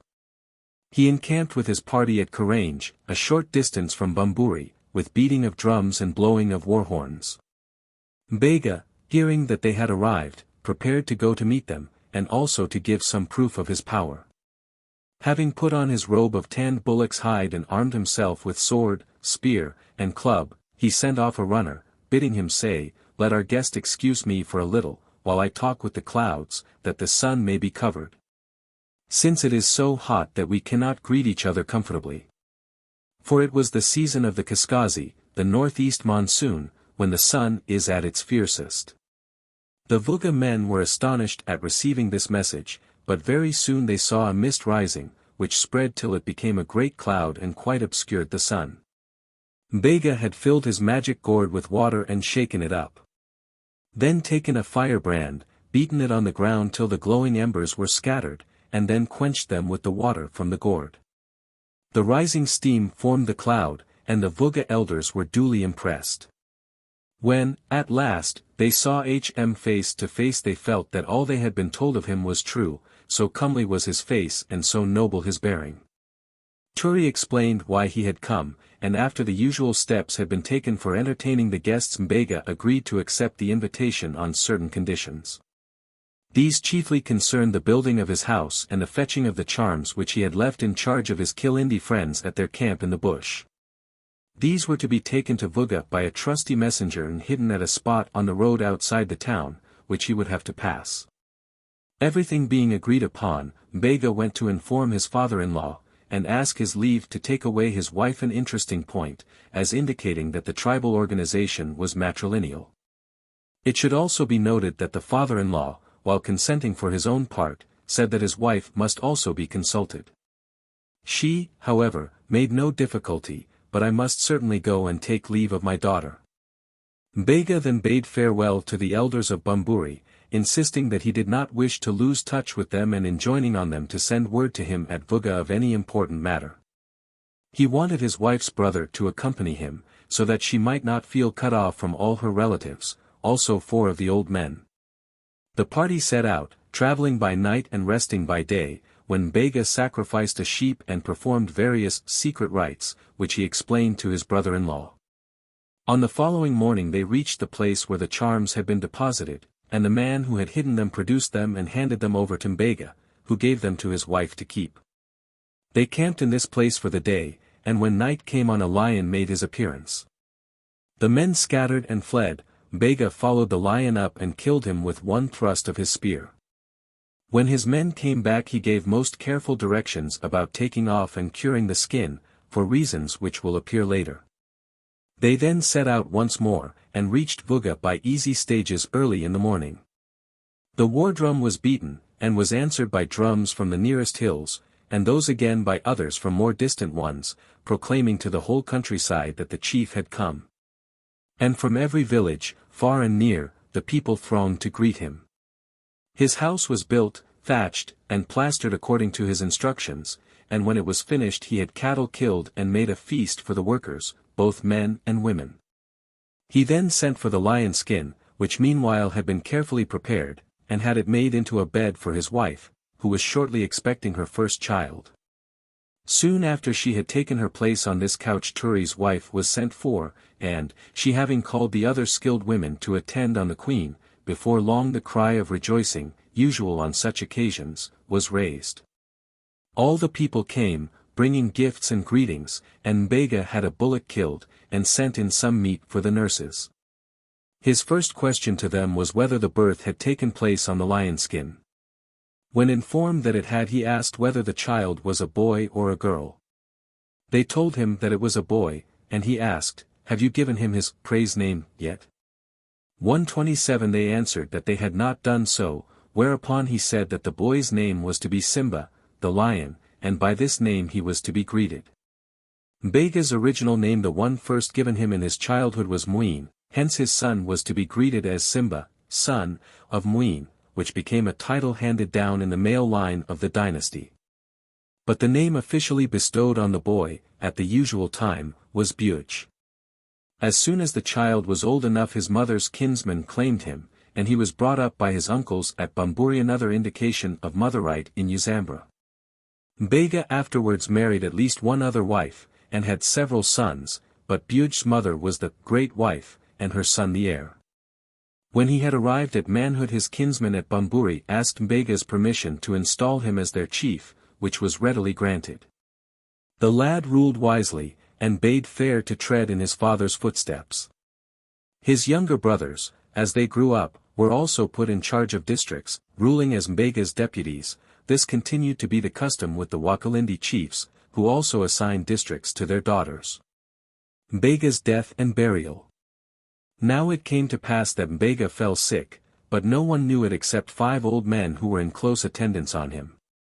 His failing to appear in public created no surprise, for he had been in the habit, occasionally, of shutting himself up for 10 days at a time and seeing no one, when it was given out that he was engaged in magic, as was, indeed, the case.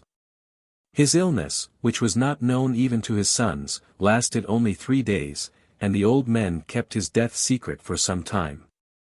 They sent messengers to Bamburi by night to tell Buj that his father was very ill and had sent for him. He set off at once, and, on arriving, was met by the news that Mbega was dead. The funeral was carried out secretly, no doubt in order to secure the succession by having Buj on the spot before his father's death was known. First a black bull was killed and skinned and the grave lined with its hide. Then a black cat was found and killed, and a boy and a girl chosen who had to lie down in the grave, side by side, and stay there till the corpse was lowered into it. This, no doubt, was a symbolical act, representing what in former times would have been a human sacrifice. When the corpse was laid in the grave, the two came out of it, and were thenceforth taboo to each other. They were forbidden to meet again as long as they lived. Then the cat was placed beside the dead man and the grave filled in. All this was done without the knowledge of the people in the town.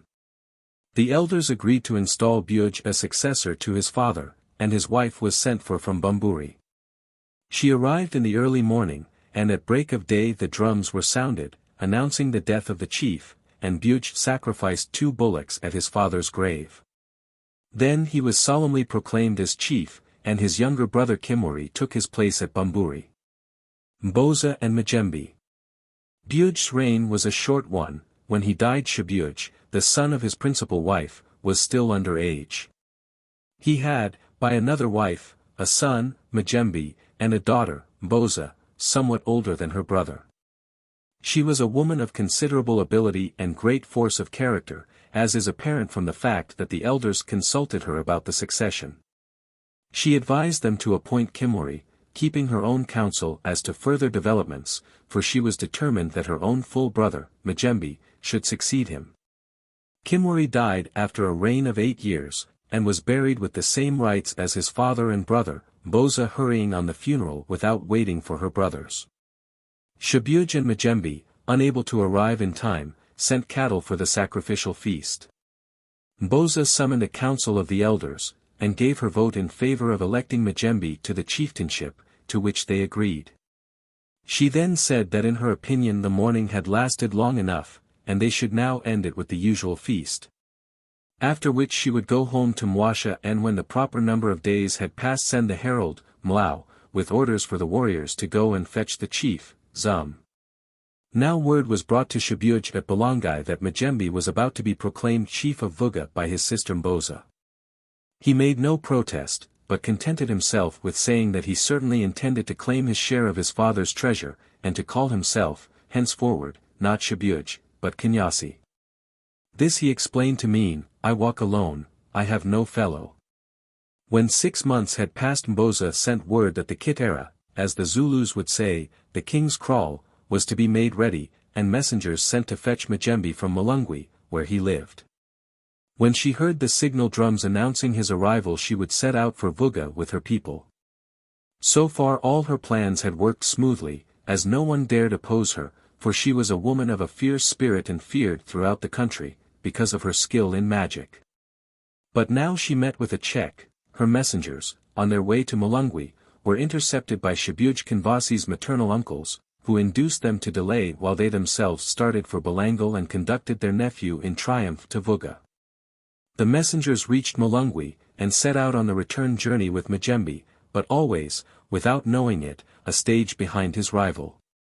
When, with the dawn, they reached Kihitu. The royal drums crashed out in the town, and, marching on, they were further perplexed by hearing the shouts of Mbogo. Mbogo.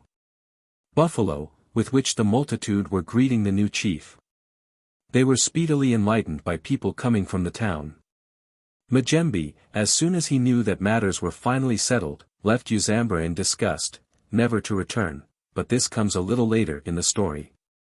For the moment the chronicler is more concerned with Mboza.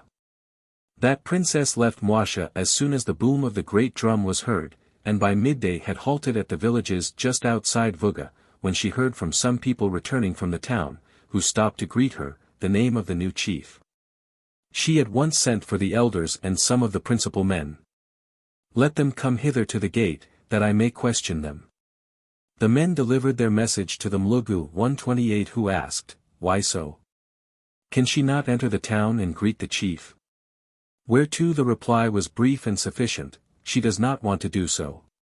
So they all went out and found her standing in the road, staff in hand, her sword girt about her and her carry stung over her shoulder, and they greeted her, but she answered not a word. At last she spoke and said, "Who is the chief who has entered the town?" And the Mlugu answered, "It is Shabuj Kinyasi of Balangai." Said Mboza, "Whose counsel was this? When I called you, together with all the men of your country, and said to you, Men of Vuga, let us now all of us choose the chief, we chose Majembe. Who, then, has dared to change the decision behind my back?" Mboza emigrates and founds another kingdom. They explained what had happened, and, once it had been made clear to her that Shabuj had already entered the Kajairi 129, she knew the matter was past remedy, and shook the dust of Vuga from her feet. Sending back to Shabuj's uncles a message which the bearers could not understand, but took to be a curse, and were filled with fear accordingly. Shabuj, however, paid no heed to it. Mboza, with her husband, her 3 sons and 2 daughters, her servants, and her cattle, left at once from Shiwi, the husband's home country. There she founded a new settlement, which she called Vuga, as a rival to her brother's town. The local inhabitants were very ready to welcome her, and to all who came to greet her she distributed cattle and goats and announced her intentions, "I set this my son Shabuj as chief in this my town, and he shall be greeted as Lion Lord, like as his uncle at Vuga." She thus founded a rival line, and when, in the course of years, she felt her end approaching, she straightly charged all her children never to set foot in the original Vuga, or to be induced, on any pretext, to enter into friendly relations with their kinsmen there. To her eldest son she left all her charms, and imparted to him her secret knowledge, to be made use of in case of war, such as the magic for raising a mist and the charms for turning back the enemy from the town. Her last words to him were an injunction to keep up the feud forever, you and your brothers, your sons and your grandsons. Shabuj's Wars and Death. Shabuj Kinyasi, for his part, was little disposed towards conciliation, and the 2 Vugas were soon at war, which continued till his attention was claimed in other directions. Unlike his grandfather, Bega, who is not extolled as a warrior, but as a great hunter and a general benefactor to his people, Shabuj was ambitious to distinguish himself as a conqueror. He was successful for a time, making tributary, not only all the districts now included in Uzambra, but the Wadigo and other tribes as far as the coast at Pangani, Tanga, and Vanga. The Wazigula, however, refused to submit to him, and in a fight with them he was cut off with a few followers and overpowered by numbers. They let off arrows like drops of rain or waves in a storm. And Shabuj was hit by an arrow, and he died. Next morning, when the Wazigula came to pick up the weapons of the slain, they found a man sitting beside Shabuj's body. He drew his bow on the first man who approached him and shot him dead, and so with the next and the next, but at last the rest surrounded him and seized him, and asked, "Who art thou?" And he said, "I am Kavava, a man overcome with sorrow and compassion." They said, "Wherefore are thy compassion and thy sorrow?" He answered, "In your battle yesterday my chief was slain." They asked him, "What chief?" He told them, "In yesterday's fight Shabuj died. My fellows fled, but, as for me, I had sworn a free man's oath, this Shabuj who is dead was my friend at home, I bade farewell to my comrades, but, as for me, I cannot leave Shabuj. If I were to go back to Vuga, how should I face Shabuj's children and his wives? My life is finished today. I was called the chief's friend. I can no longer bear that name. It is better that I too should die as Shabuj has died. They declared that they did not want to kill him, and turned to leave, but he, to provoke them, shot an arrow after them and hit the Zigula chief's son. Then at last they seized him, and he said, "Slay me not elsewhere, only on this spot where Shabuj is lying." So they slew him and left him there. And when they reached their village they told to all men the tale of Shabuj's friend, who kept troth and loved him to the death. The fugitives of Shabuj's host, who meanwhile had reached the Ruvu river, heard the news on the following day. They gathered together and returned to the battlefield, which was quite deserted by the enemy. They made a bier and took up Shabuj's body and laid him on it, and so brought him back to Vuga for burial. And his son Kimwari succeeded him. From thenceforth it was fixed that the chiefs of Vuga should bear the names of Kimwari and Shabuj in alternate generations. This Kimwari is he who was mentioned at the beginning of the chapter and is usually known as the Great.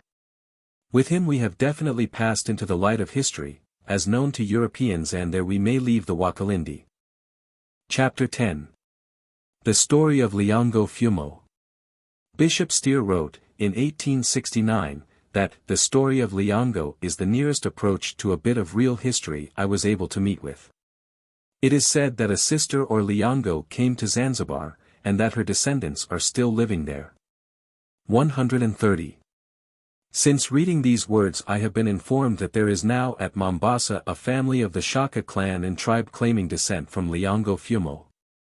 Even apart from this, there seems every reason to believe that he had a real existence, though some mythical elements have been incorporated into his legend. Shaka, which gives its name to one of the 13 tribes, Miji, or, as they are more usually called, Mataifa, of Mombasa, was a small principality at the mouth of the Ozi River, founded in very early times by colonists from Persia. The ruins of Shaka may still be seen not very far from the present town of Kipaini, and another group of ruins, somewhat nearer it, goes by the name of Wangwana wa Masha, the nobleman of the Shahs. The rulers of Shaka, to whose family Liongo Fumo belonged, bore the Persian title of Shah. Liongo Fumo, poet and bowman. Shaka was conquered by Sultan Omar of Pate, whose dates are variously given, but he seems to have been more or less contemporary with our Edward III, one authority even putting him as early as 1306. It is therefore safe to say that Liongo flourished during the 12th century, if not earlier. It is true that one informant said to me, Liongo warred with the Portuguese, which would put him not earlier than the 16th century, but this is not supported by the general weight of authority. Liongo's grave was pointed out to me at Kipaini in 1912, also the site of the well outside the city gate which plays a part in his story, and even the exact spot where he met his death. Most people, there and at Lamu, knew, at any rate, the song which is handed down as having been sung by him in prison, and almost anyone you met, Swahili or Pacomo, could tell you his story. Many poems attributed to him circulate in manuscript among educated Swahili, and some are recited from memory even by the illiterate. It was two poor laborers, working on a cotton plantation, who showed me Liongo's grave. They were evidently quite familiar with the story. One of the poems was printed by Steer at the end of his Swahili tales, with an English translation and a rendering into modern Swahili supplied by a native scholar at Zanzibar. As a rule, the language in which they are written is to a Swahili much as Chaucer's English is to us. Liongo, as we have seen, was of the house of the Shaka Masha, but, though the eldest son, could not succeed his father, his mother having been one of the inferior wives. He seems, however, to have been in every way more able than his brother, the lawful Shamringweri. His extraordinary stature and strength, his courage, his skill with the bow, and his poetical talents have been celebrated over and over again in song and story.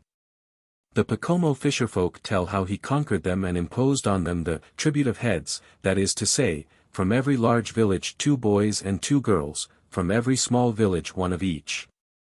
Also how he was a tall man, Muntumyea, and very strong, and once, leaving Shaka in the morning, walked to Ghana, at or near the present Chara, about 2 days' journey each way and returned the same day. Liongo and his brother were not on good terms. By whose fault the quarrel began we are not told, but it is quite conceivable that the elder, kept by no fault of his own out of a position which he considered his due, and which he was more competent to fill than Ringwary, chafed under a sense of injustice, which embittered his already overbearing temper. It does not appear that, like Absalom, he stole the hearts of the people, for Ringwary had always been the more popular of the two, and Liongo's high-handed ways soon made him hated, yet he always had some to love him. Like Napoleon, he seems to have had a gift that way, which he exercised when he chose. Among the poems attributed to him is the tender Pani Kiti. Give me a chair that I may sit down, and soothe my Mananatsi, that I may soothe my wife, who takes away my grief and heaviness. 131. Anyhow, the enmity between the two went so far that Liongo attempted Ringwary's life. The Haughty Tiyar Liongo, a poem of uncertain date, not supposed to be written by him, but telling his story, relates how certain Gala, coming to Pate to trade, heard of Liongo from the Sultan, who dwelt so much on his prowess that their curiosity was aroused, and they expressed a wish to see him. So he sent a letter to Liongo at Shaka, desiring him to come. Liongo replied, with respect and courtesy, that he would come, and he set out on the following day, fully armed and carrying 3 trumpets. 132. The journey from Shaka to Pate was reckoned at 4 days, but Liongo arrived the day after he had started. At the city gate he blew such a blast that the trumpet was split, and the Gala asked, "What is it? Who has raised such a cry?" He answered, "It is Liongo who has come."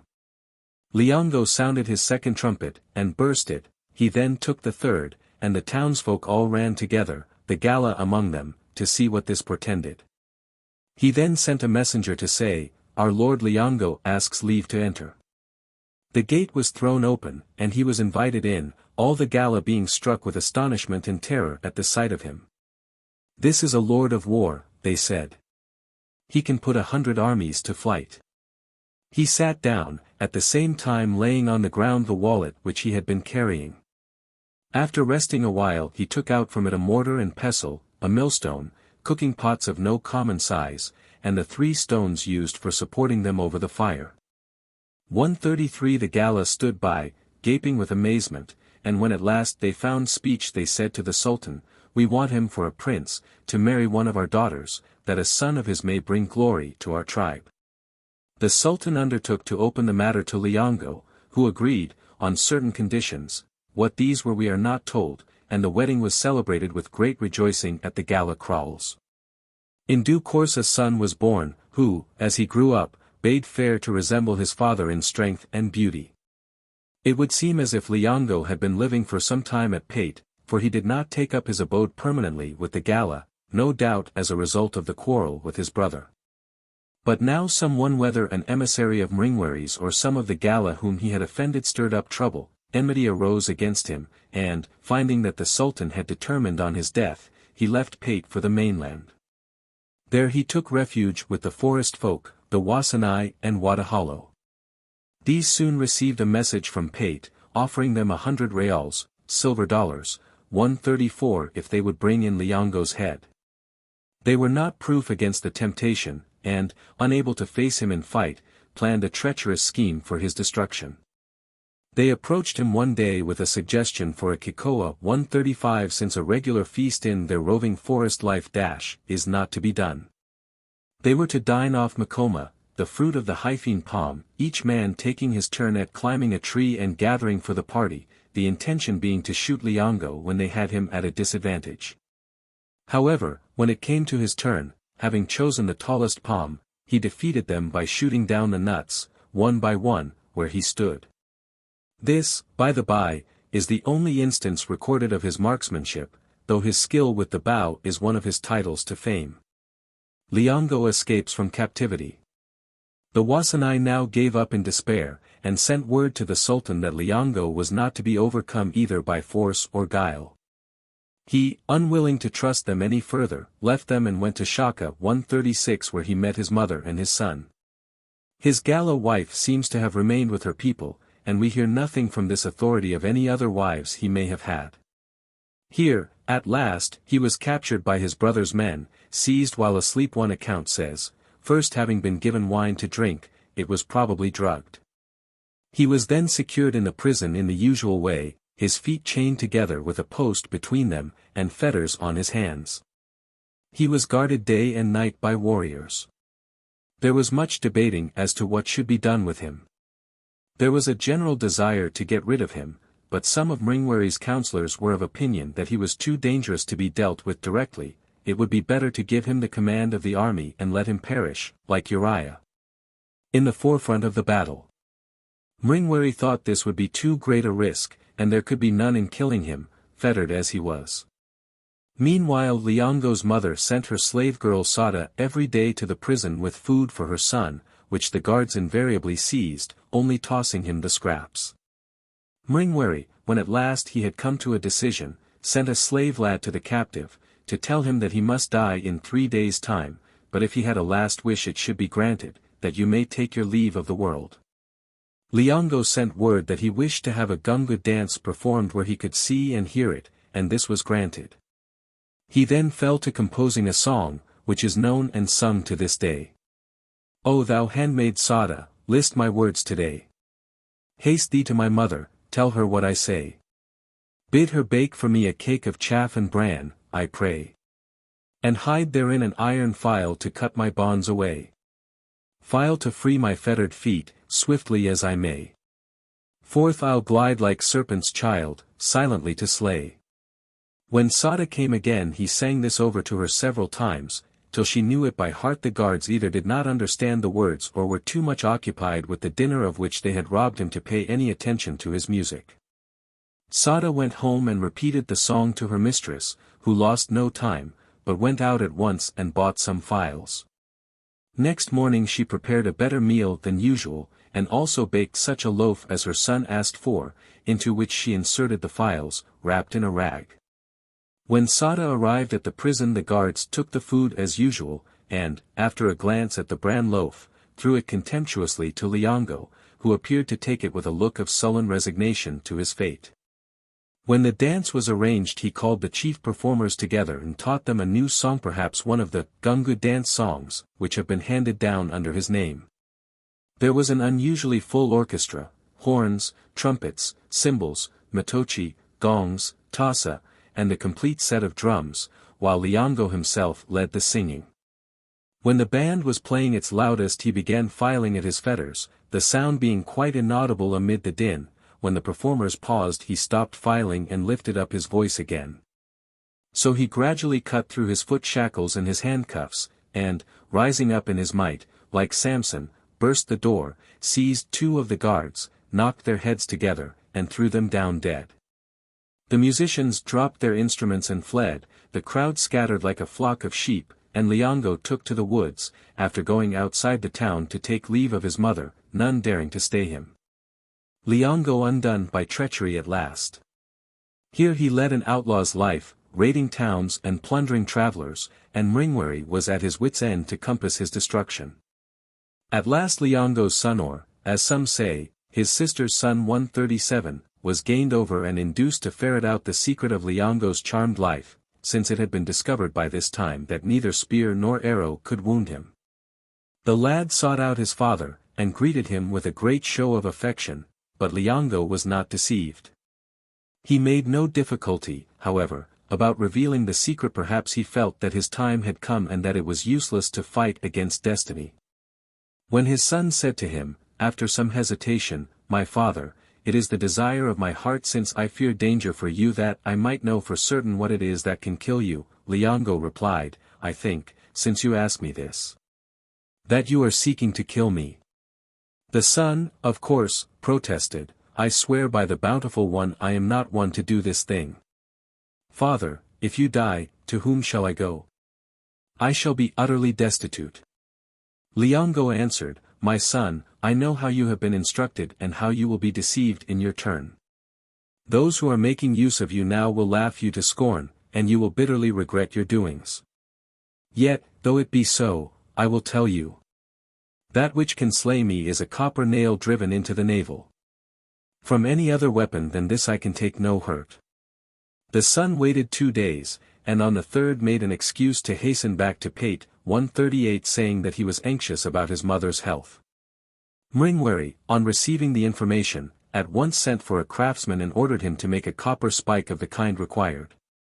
The youth was feasted and made much of for the space of 10 days, and then dispatched on his errand, with the promise that a marriage should be arranged for him when he returned successful.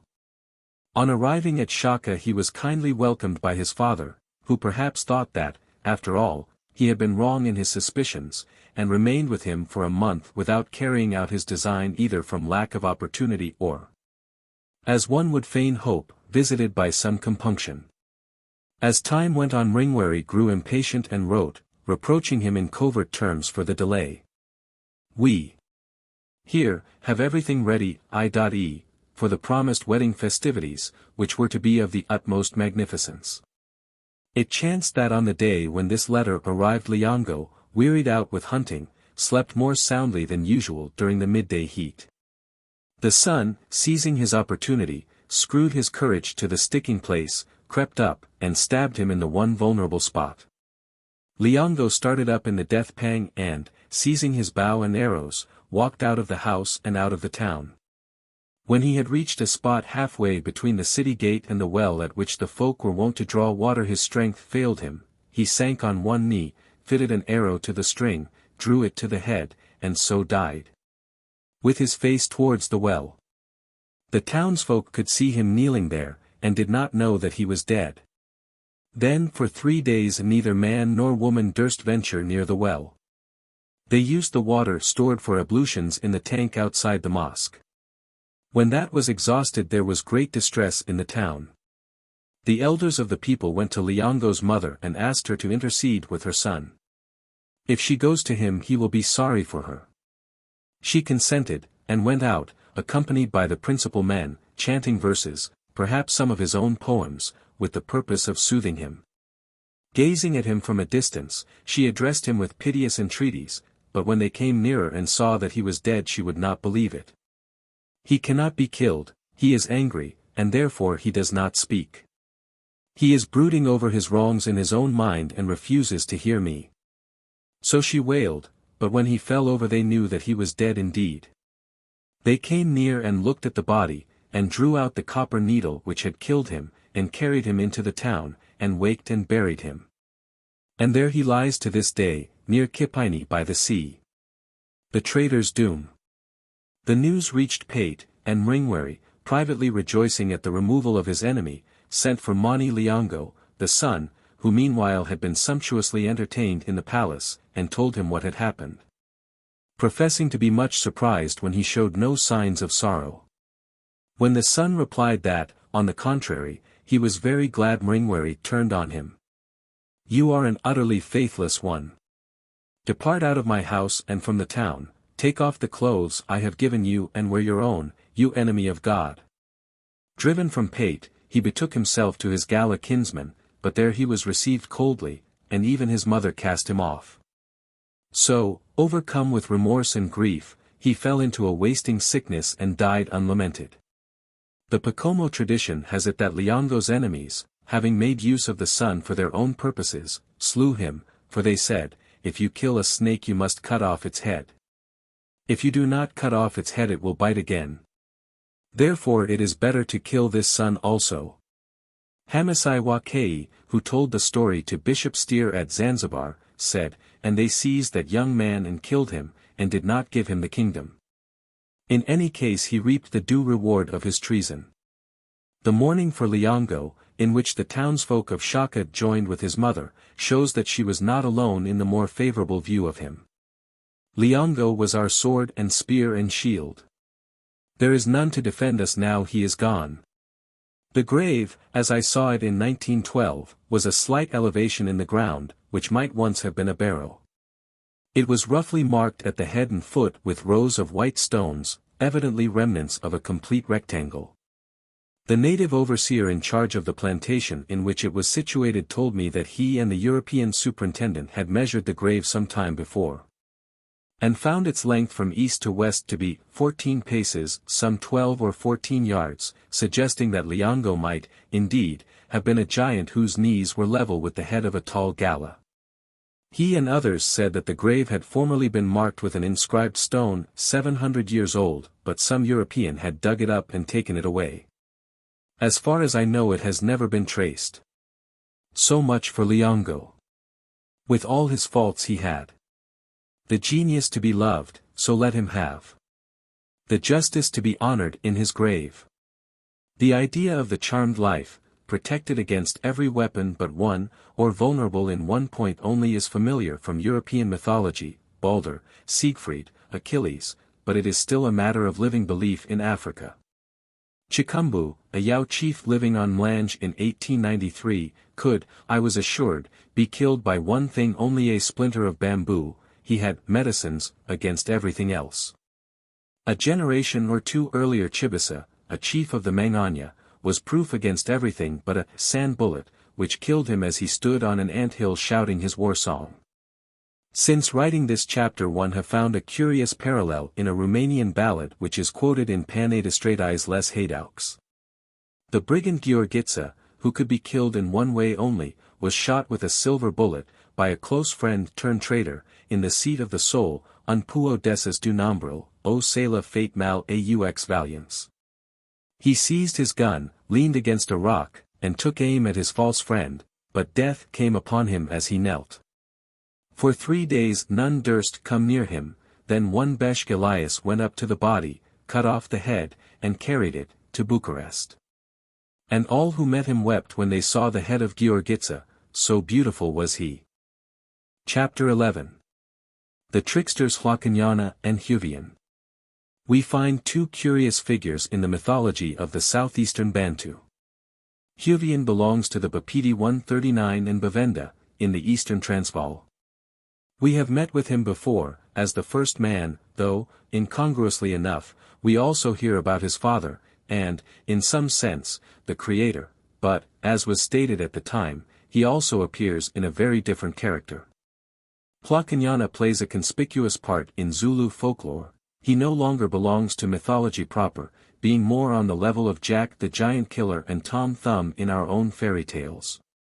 But there seems to be some uncertainty about his real nature. One of his names is Ukakajana, which means the little weasel, and though the people who told his story to Bishop Calloway explained this by saying he was like a weasel for his small size and his cunning, it may well be that he had actually been an animal to begin with. Some of his adventures are exactly the same as those which by other Bantu tribes are ascribed to the hare, the really epic figure in their folklore, and the authentic ancestor of Uncle Remus's Brer Rabbit. It is quite possible, though I do not know of any direct evidence for this, that he was originally a totem animal, and, as such, a mysterious power, like the Algonquin hare, in North America, who made the world. As for Huveane, his name is a diminutive of Huv, or Hove, a name given in some accounts to his father. Some of the Bushman tribes have a divinity Hu, or Uva, who created and preserves all wild things, and to whom they pray to give them food. In Angola, Hu, represented, of course, by a masked man, is said to appear to the young Bushmen when they are being initiated into manhood. It might be thought that the Bantu had borrowed the idea of Huv, if not of Huveane, from the Bushmen. But Miss Bleak, who knows more about the Bushmen than anyone else, is of opinion, for several reasons, that the reverse is more likely to be true. The name of Huveane's father varies a good deal. Some call him Hodi, others, again, Revimbi or Levivi. Though now 140 clans in the Spelonkan district of the Transvaal have heard of him in a very confused and fragmentary way, probably from the Bavenda, but it is the latter, along with the Bapedi, who really know the legend. Huveane produces a child. Of this legend there are various versions, none apparently complete, but they can be used to supplement each other. One, obtained from the Mazamola section of the Bapedi 141, begins in a way which recalls the story of Mural. Only whereas Mural cherished a colocasia tuber, which magically developed into an infant, Huveane is quite baldly stated to have had a baby. The narrator seems to see nothing improbable in this, though Huveane's parents and their neighbors did, and no explanation is given of this extraordinary proceeding. But the Basuto have a story resembling this in which the result is produced by the boy having swallowed some medicine intended for his mother. Another version has it that Huveane modeled a baby in clay and breathed life into it. This may possibly have some vague connection with the idea of his having originated the human race. It may, on the other hand, be due to some echo of missionary teaching. The creation idea had, no doubt, fallen more or less into the background by the time the story had taken shape as above, but in any case one must not be troubled by such incongruities as the existence of Huveane's parents. The impossibility of such a situation would never occur to the primitive mind. Huveane kept his child in a hollow tree, and stole out early every morning to feed it with milk before it was time for him to begin herding the sheep and goats.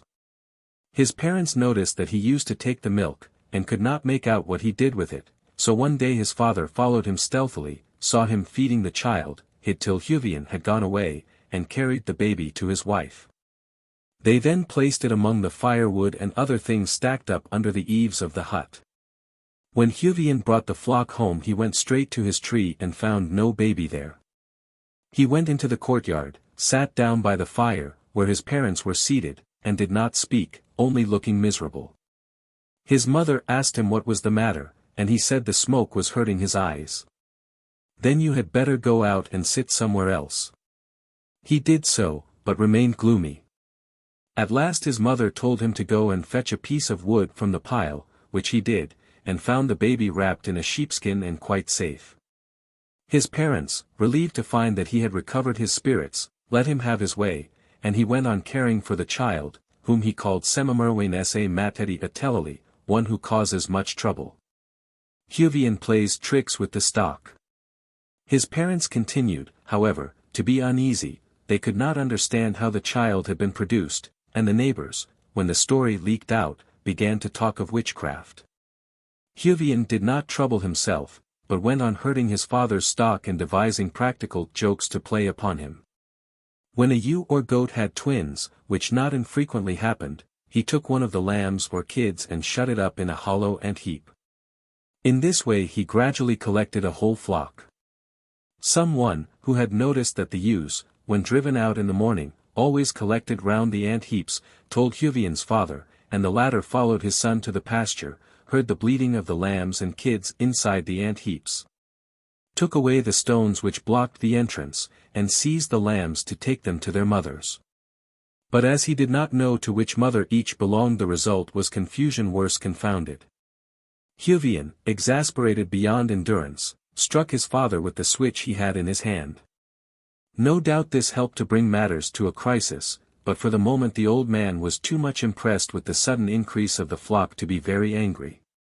In the evening, when the villagers saw the full number being driven home, they were filled with envy, and asked him where he had got all those animals. He told the whole story, which gave rise to endless discussions. Plans for Huveane's destruction. It was certain that Huveane could be up to no good. He must have produced those sheep and goats by magic, and how came he to have a child and no mother for it? He certainly ought to be got rid of. They put it to his father that the boy would end by bewitching the whole village. They handed him some poison, and in the evening, when Huveane was squatting by the fire, his mother brought him a bowl of milk. He took it, but, instead of drinking, poured it out on the ground. The neighbors took counsel, and suggested to the father that he should dig a pit close to the fireplace, where Huveane was in the habit of sitting, and cover it over. But Huveane, instead of sitting down in his usual place, forced himself in between his brothers, who were seated by the fire, and in the struggle for a place one of them fell into the pit. Next they dug another pit in the gateway of his father's enclosure, where he would have to pass when he came home with the flocks in the evening. He jumped over the pitfall, and all his sheep and goats did likewise. This having failed, some one suggested that a man with a spear should be tied up in a bundle of grass, a device adopted, as we have seen, by Kacharam's mother. This was done, and Huveane's father sent him to fetch the bundle. He took his spear with him to his father's surprise, and, when near enough, threw it with unerring aim. The man inside jumped up and ran away. Huveane returned to his father, saying, "Father, I went to do as you told me, but the grass has run away." Huveane's practical jokes. The villagers were driven to the conclusion that it was quite impossible to compass Huveane's destruction by any stratagem, however cunning, and they were fain to let him be. He knew that he was a match for them, and thenceforth set himself to fool them by pretended stupidity. Whatever tricks he played on them, he knew that he was safe. One day he found a dead zebra, and sat down on it while watching his flock. In the evening, when he returned and was asked where he had been herding that day, he said, "By the striped hill." 3 or 4 days running he gave the same answer, and, his relatives' curiosity being roused, some of them followed him and found the zebra by this time badly decomposed. They told him, "Why, this is game. If you find an animal like this you should heap branches over it, to keep the hyenas away, and come and call the people from the village to fetch the meat." Next day Huveane found a very small bird lying dead. He heaped branches over it and ran home with the news. Half the village turned out, carrying large baskets. Their feelings on beholding that game may be imagined. One of the men informed him that this kind of game should be hung round one's neck. He did this next day, and was set down as a hopeless idiot. Several other tricks of the same kind are told of him. At last, one day, his father, thinking he should no longer be left to himself, went herding with him. When the sun was high he became very thirsty. Huveane showed him a high rock, on the top of which was a pool of water, and knocked in a number of pegs, so that he could climb up. They both went up and drank. Then Huveane came down, took away the pegs, one by one, and ran home, where his mother had prepared the evening meal. Huveane ate all that was ready. Then he took the empty pots, filled them with cow dung, and ran off to drive in the pegs and let his father come down. The old man came home and sat down to the supper, which, as his graceless son now informed him, had been magically changed, so as to be entirely uneatable. After this the parents and neighbors alike seemed to have felt that there was nothing to be done with Huveane, except to put up with him as best they could. We hear nothing more about the child in the hollow tree. It almost seems as if the trick played by Huveane on his father were a kind of inverted echo of one tradition about the high god, whom some call Huveane. His abode is in the sky. He created the sky and the earth. He came down from the sky to make the earth and men. When he had finished he returned to the sky. They say he climbed up by pegs 142, and after he had gone up one step he took away the peg below him, and so on, till he had drawn them all out and disappeared into the sky. 143. Some say that all the incidents detailed above belong, not to Huveane, whom the narrators call the great god, Matamo o Mahalo, but to his son Hutswain, who, it is believed, will one day come again, bringing happiness and prosperity to mankind, a somewhat unexpected conclusion after all that we have heard about him. Hlakanyana's precocious development and mischievous pranks. Hlakanyana is a very cunning man. He is also very small, of the size of a weasel, Ikakide, hence his other name. He is, like the weasel, it is as though he really was of that genus. He resembles it in all respects. As already stated, it is probable that he really was a weasel, though the fact had been so far forgotten by the time the story was written down as we have it that the narrators thought the name needed explanation. Why the weasel was chosen does not seem clear. His exploits are credited by most of the Bantu to the hare, by a few to the jackal. 144. Hlakanyana was a chief's son. Like Ryangombe, he spoke before he was born. In fact, he repeatedly declared his impatience to enter the world. No sooner had he made his appearance than he walked out to the cattle kraal, where his father had just slaughtered some oxen, and the men were sitting round, ready for a feast of meat. Scared by this portent, for they had been waiting for the birth to be announced, they all ran away, and Hlakanyana sat down by the fire and began to eat a strip of meat which was roasting there. They came back, and asked the mother whether this was really the expected baby. She answered, "It is he," whereupon they said, "Oh, we thank you, our queen. You have brought forth for us a child who is wise as soon as he is born." We never saw a child like this child. This child is fit to be the great one among all the king's children, for he has made us wonder by his wisdom. 145. But Hlakanyana, thinking that his father did not take this view, but looked upon him as a mere infant, asked him to take a leg of beef and throw it downhill, over the kraal fence, the gateway being on the upper side. All the boys and men present were to race for it, and he shall be the man who gets the leg. They all rushed to the higher opening, but Hlakanyana wormed his way between the stakes at the lower end of the kraal, picked up the leg, and carried it in triumph to meet the others, who were coming round from the farther side. He handed it over to his mother, and then returned to the kraal, where his father was distributing the rest of the meat. He offered to carry each man's share to his hut for him, which he did, smeared some blood on the mat, on which meat is laid to be cut up, and then carried the joint to his mother. He did this to each one in turn, so that by the evening no house had any meat except that of the chief's wife, which was overstocked. No wonder that the women cried out, "What is this that has been born today? He is a prodigy, a real prodigy." His next feat was to take out all the birds which had been caught in the traps set by the boys, and bring them home, telling his mother to cook them and cover the pots, fastening down the lids. He then went off to sleep in the boys' house, Elau, which he would not ordinarily have entered for several years to come, and overbore their objections, saying, "Since you say this I shall sleep here, just to show you." He rose early in the morning, went to his mother's house, got in without waking her, opened the pots, and ate all the birds, leaving only the heads, which he put back, after filling the lower half of the pots with cow dung, and fastened down the lids. Then he went away for a time, and came back to play Huveane's trick on his mother.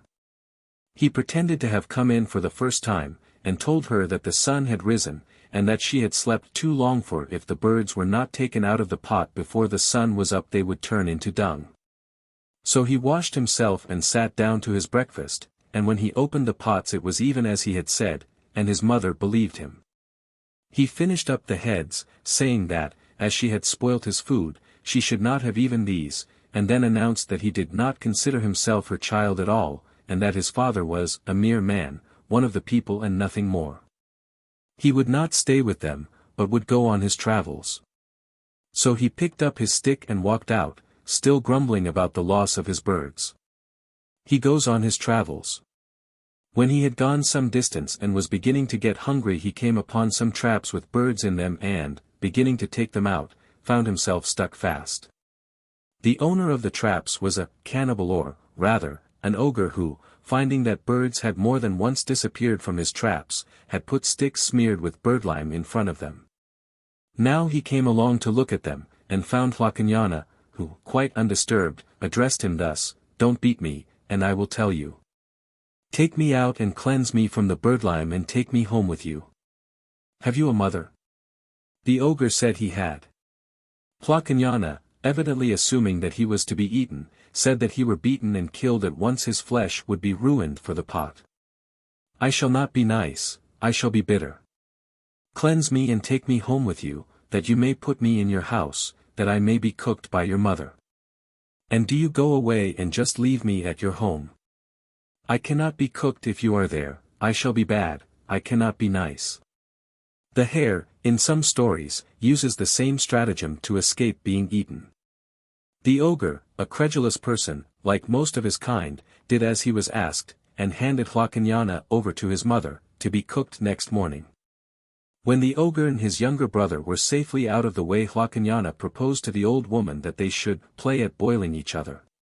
He got her to put on a large pot of water, made up the fire under it, and when it was beginning to get warm he said, "Let us begin with me." She put him in and covered the pot. Presently he asked to be taken out, and then, saying that the fire was not hot enough, made it up to a blaze and began, very rudely, to unfasten the old woman's skin petticoat. When she objected he said, "What does it matter if I have unfastened your dress, I who am mere game, which is about to be eaten by your sons and you?" He thrust her in and put on the lid. No sooner had he done so than she shrieked that she was being scalded, but he told her that could not be, or she would not be able to cry out. He kept the lid on till the poor creature's cries ceased, and then put on her clothes and lay down in her sleeping place. When the sons came home he told them to take their game and eat. He had already eaten, and did not mean to get up. While they were eating he slipped out at the door, threw off the clothes, and ran away as fast as he could. When he had reached a safe distance he called out to them, "You are eating your mother, you cannibals." They pursued him hot-foot. He came to a swollen river and changed himself into a piece of wood. They came up, saw his footprints on the ground, and, as he was nowhere in sight, concluded he had crossed the river and flung the piece of wood after him. Safe on the other bank, he resumed his own shape and jeered at the ogres, who gave up the pursuit and turned back. He kills a hare, gets a whistle, and is robbed of it. Hlakanyana went on his way, and before very long he spied a hare. Being hungry, he tried to entice it within reach by offering to tell a tale, but the hare would not be beguiled. At last, however, this part of the story is not very clear, and the hare must have been a different creature from the usual Bantu hare. He caught it, killed it, and roasted it, and, after eating the flesh, made one of the bones into a whistle. He went on, playing his whistle and singing. Ngalangana no loya. Sapla pekina. Ngagwanya. Wapawa wada wavutwa. I met Loya's mother. And we cooked each other. I did not burn. She was done to a turn. In time he came to a large tree on the bank of a river, overhanging a deep pool. On a branch of the tree lay an iguana 146, who greeted him, and Hlakanyana responded politely. The iguana said, "Lend me your whistle, so that I can hear if it will sound." Hlakanyana refused, but the iguana insisted, promising to give it back. Hlakanyana said, "Come away from the pool, then, and come out here onto the open ground. I am afraid near a pool. I say you might run into the pool with my whistle, for you are a person that lives in deep water." The iguana came down from his tree, and when Hlakanyana thought that he was at a safe distance from the river he handed him the whistle. The iguana tried the whistle, approved the sound, and wanted to take it away with him. Hlakanyana would not hear of this, and laid hold of the iguana as he was trying to make off, but received such a blow from the powerful tail that he had to let go, and the iguana dived into the river, carrying the whistle with him. In a Kosa version it is Hlakanyana who steals the whistle from the iguana. One of the Ronga stories about the hare describes him as challenging a poor gazelle to the game of cooking each other. Having killed her, he made her horns into a kind of trumpet, which he used to sound an alarm of war. In fact, this trick, in one form or other, and attributed to different actors, is found throughout the Bantu area. Compare the case of Jack and the Cornish giant. Hlakanyana again went on till he came to a place where a certain old man had hidden some bread. 147 He ran off with it, but not before the owner had seen him. The old man evidently knew him, for he called out, "Put down my bread, Hlakanyana." Hlakanyana only ran the faster, the old man after him, till, finding that the latter was gaining on him, he crawled into a snake's hole. The old man put in his hand and caught him by the leg. Hlakanyana cried, laughing, He!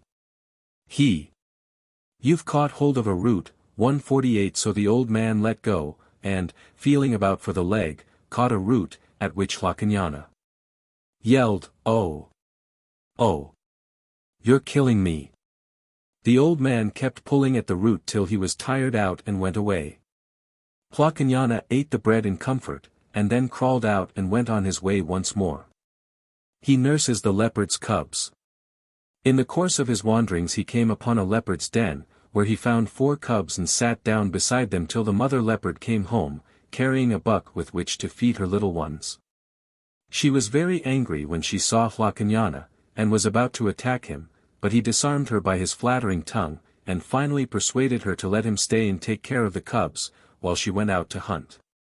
"I will take care of them, and I will build a beautiful house, that you may lie here at the foot of the rock with your children." He also told her he could cook, a somewhat unnecessary accomplishment, one would think, in this case. But it would seem that he had his reasons. The leopard having agreed, Hlakanyana brought the cubs, one by one, for her to suckle. She objected, wanting them all brought at once, but the little cunning fellow persisted and got his way. When they had all been fed, she called on him to make good his promise and skin the buck and cook it, which he did.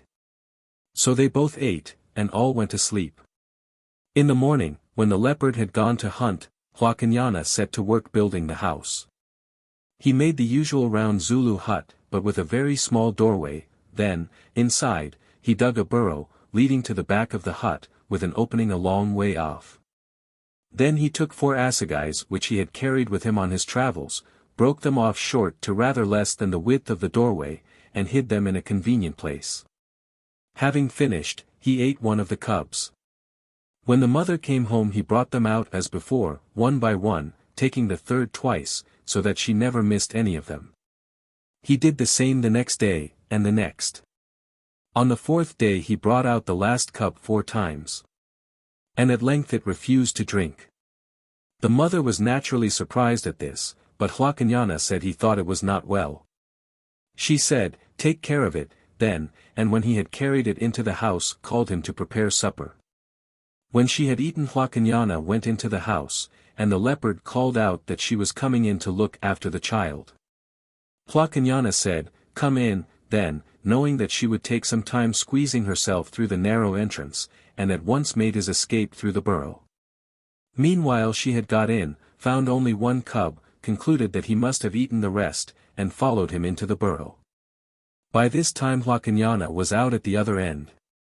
He ran round to the front of the house, took his assegais from the hiding place, and fixed them in the ground at the doorway, the points sloping inward. The leopard found she could not get very far in the burrow, so she came back into the hut, and, squeezing through the doorway to pursue Hlakanyana into the open, was pierced by the assegais and killed. Hlakanyana and the ogre. Hlakanyana now sat down and ate the cub. Then he skinned the leopard, and gradually, for he remained on the spot for some time, ate most of the flesh, keeping, however, 1 leg, with which he set out once more on his travels, for he was a man who did not stay long in one place. Soon after he met a hungry ogre, with whom he easily made friends by giving him some meat, and they went on together. They came across 2 cows, which the Izimu said belonged to him. Hlakanyana suggested that they should build a hut, so that they could slaughter the cows and eat them in peace and comfort. The ogre agreed. They killed the cows and started to build. As rain was threatening, Hlakanyana said they had better get on with the thatching. This is done by 2 people, one inside the hut and the other on the roof, passing the string with which the grass is tied backward and forward between them, pushing it through by means of a pointed stick. Hlakanyana went inside, while the ogre climbed on the roof. The latter had very long hair, a distinguishing feature of the Amazimu, and Hlakanyana managed to knit it, lock by lock, into the thatch, so firmly that he would not be able to get off. He then sat down and ate the beef which was boiling on the fire. A hailstorm came on. Hlakanyana went into the house with his joint, and the ogre, who seems to have been a harmless creature enough, was left to perish. He was struck with the hailstones, and died there on the house, as anyone who has seen an African hailstorm can readily believe. Having caused the death of another Izimu in a way which need not be related here, as the same thing occurs, with more excuse, in a different story, Hlakanyana took up his abode for a time with yet another, who seems to have had no reason to complain of him. As usual, when no ill fortune befell him, he became restless, and took the road once more, directing his steps towards the place on the river where the iguana had robbed him of his whistle. He found the iguana on his tree, called him down, killed him, and recovered the whistle. Then he went back to the ogre's hut, but the owner had gone away, and the hut was burned down. So he said, "I will now go back to my mother, for, behold, I am in trouble." He goes home. But his return was by no means in the spirit of the prodigal son, for he professed to have come back purely out of affection for her, saying, "Oh, now I have returned, my mother, for I remembered you," and calmly omitting all mention of his exploits during his absence. She believed this, being only too ready to welcome him back, and he seems to have behaved himself for a time. Nothing is said of his father's attitude, or of that of the clansmen. The next episode is a curious one. It is told all over Africa in connection with different characters: the hare, the jackal, a man, an old woman, a girl, a boy.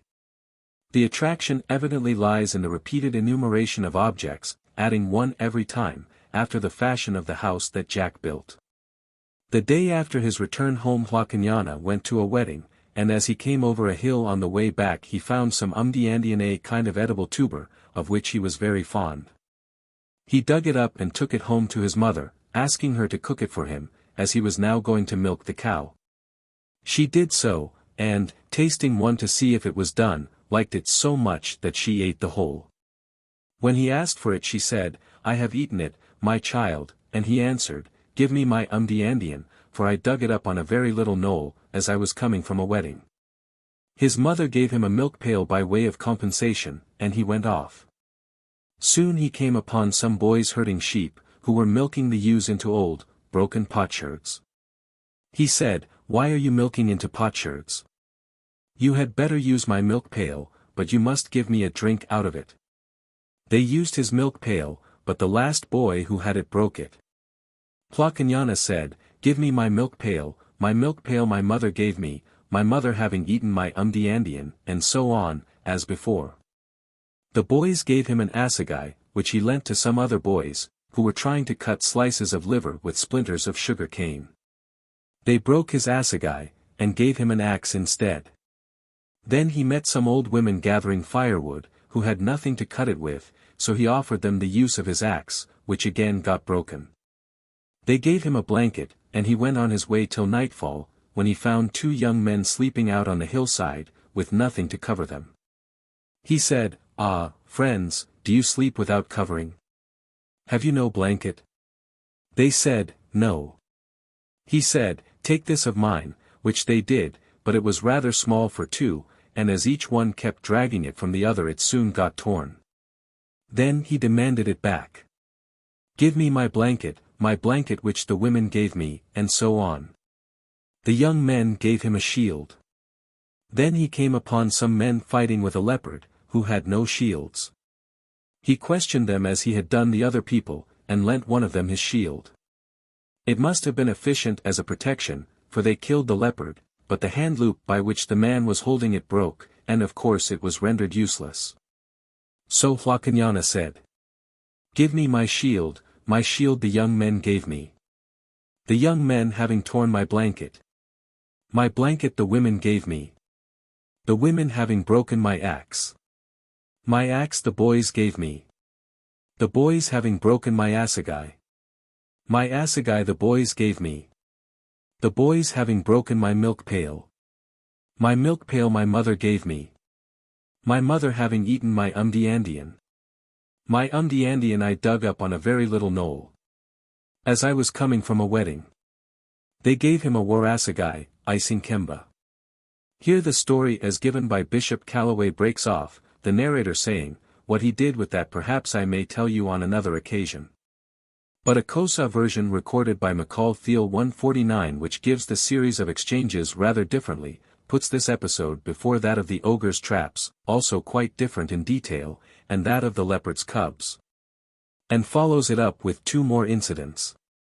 One, relating to the tree belonging to the chief of the animals, of which no one knows the name, is much better told elsewhere, as an adventure of the hare. The other recalls an exploit of the hare in providing food for the lion, which is told by the Pocomo on the Tana River, and by many other people besides. But in this case Hlakanyana made provision only for himself. He came to the house of a jackal and asked for food. Being told there was none, he said, "You must climb up on the house and cry out with a loud voice, 'We are going to be fat today,' because Hlakanyana is dead." When the jackal did so all the animals came running to hear the news, and, finding the door open, went in. Hlakanyana, hidden inside, shut the door, killed them at his leisure, and ate. We hear no more about the jackal. Then he returned home for the last time, and his story reaches its conclusion. He went out to herd his father's calves, no doubt seized by a sudden impulse to make himself useful, and found a tortoise, which he picked up and carried home on his back. His mother said, "What have you got there, my son?" And he answered, "Just take it off my back, mother." But that she could not do, however hard she tried, for the creature held fast. So she heated some fat and poured it on the tortoise, which let go only too quickly, and the fat fell on Hlakanyana and burned him, and he died. That is the end of this cunning little fellow. But I suspect that this is only a late version, and that the real Hlakanyana never came to an end in that sense, any more than Huveane. Has anyone ever heard the end of Jack the Giant Killer? Though Hlakanyana is not, so far as one knows, associated with any such traditions, however dim, as those told of Huveane, it is by no means impossible that he may, in the far-off origins of myth, have played a similar part. Huveane was really a benefactor, as well as a trickster, though in the popular tales the latter aspect has tended to predominate, and we may even discover traces of such a character in Hlakanyana, as when he supplies the herd lads with a milk pail, the women with an axe, and so forth, though the emphasis is certainly laid on the way in which he invariably got back his own with interest. This union of apparently incompatible characteristics does not seem to strike the primitive mind as impossible. Wundt, in his Vulgar Psychology 150 points out that legendary heroes are of three kinds, the deliverer and benefactor, the malignant, hurtful demon, and the mischievous jester, who stands midway between the two. And in the imagination of very primitive people we not infrequently find these qualities united in one and the same being. Thus Manabozho of the Algonquin is both demiurgus, creator, and deliverer, but at the same time he plays the part sometimes of a harmful demon, sometimes of a tricksy, humorous sprite, the hero of innumerable popular jests. Chapter 12. The Amazimu. The word Izimu, in the Zulu tales, is usually, as by Calloway and Thiel, translated, cannibal. But this word, with us, is ordinarily applied to people who, for one reason or another, are accustomed to eat human flesh. As Calloway pointed out long ago, however, it is perfectly clear that the cannibals of the Zulu legends are not common men, they are magnified into giants and magicians. Perhaps it might also be said that the attributes of the legendary Amazimu were transferred to the abhorred beings, who, driven to cannibalism by famine, kept up the habit when it was no longer needed and, as Uluchulai Dladla told the bishop, rebelled against men, forsook them, and liked to eat them, and men drove them away. So they were regarded as a distinct nation, for men were game, is in Yamazane, to them 151. In fact, he distinctly says that, once they were men, and implies that they were so no longer. Cannibals. The practice of cannibalism undoubtedly exists in Africa, though it is much less common than is sometimes supposed, and it is usually of a ceremonial character, which is a different matter from using human flesh as ordinary food. This last seems to be or to have been done by some tribes in West Africa, e.g., the Menyima, but one need not accept all the sensational statements that have been published on this subject. So far as there is any truth in these, the custom probably originated in famine times, as it did with the people referred to by Bishop Calloway's informant.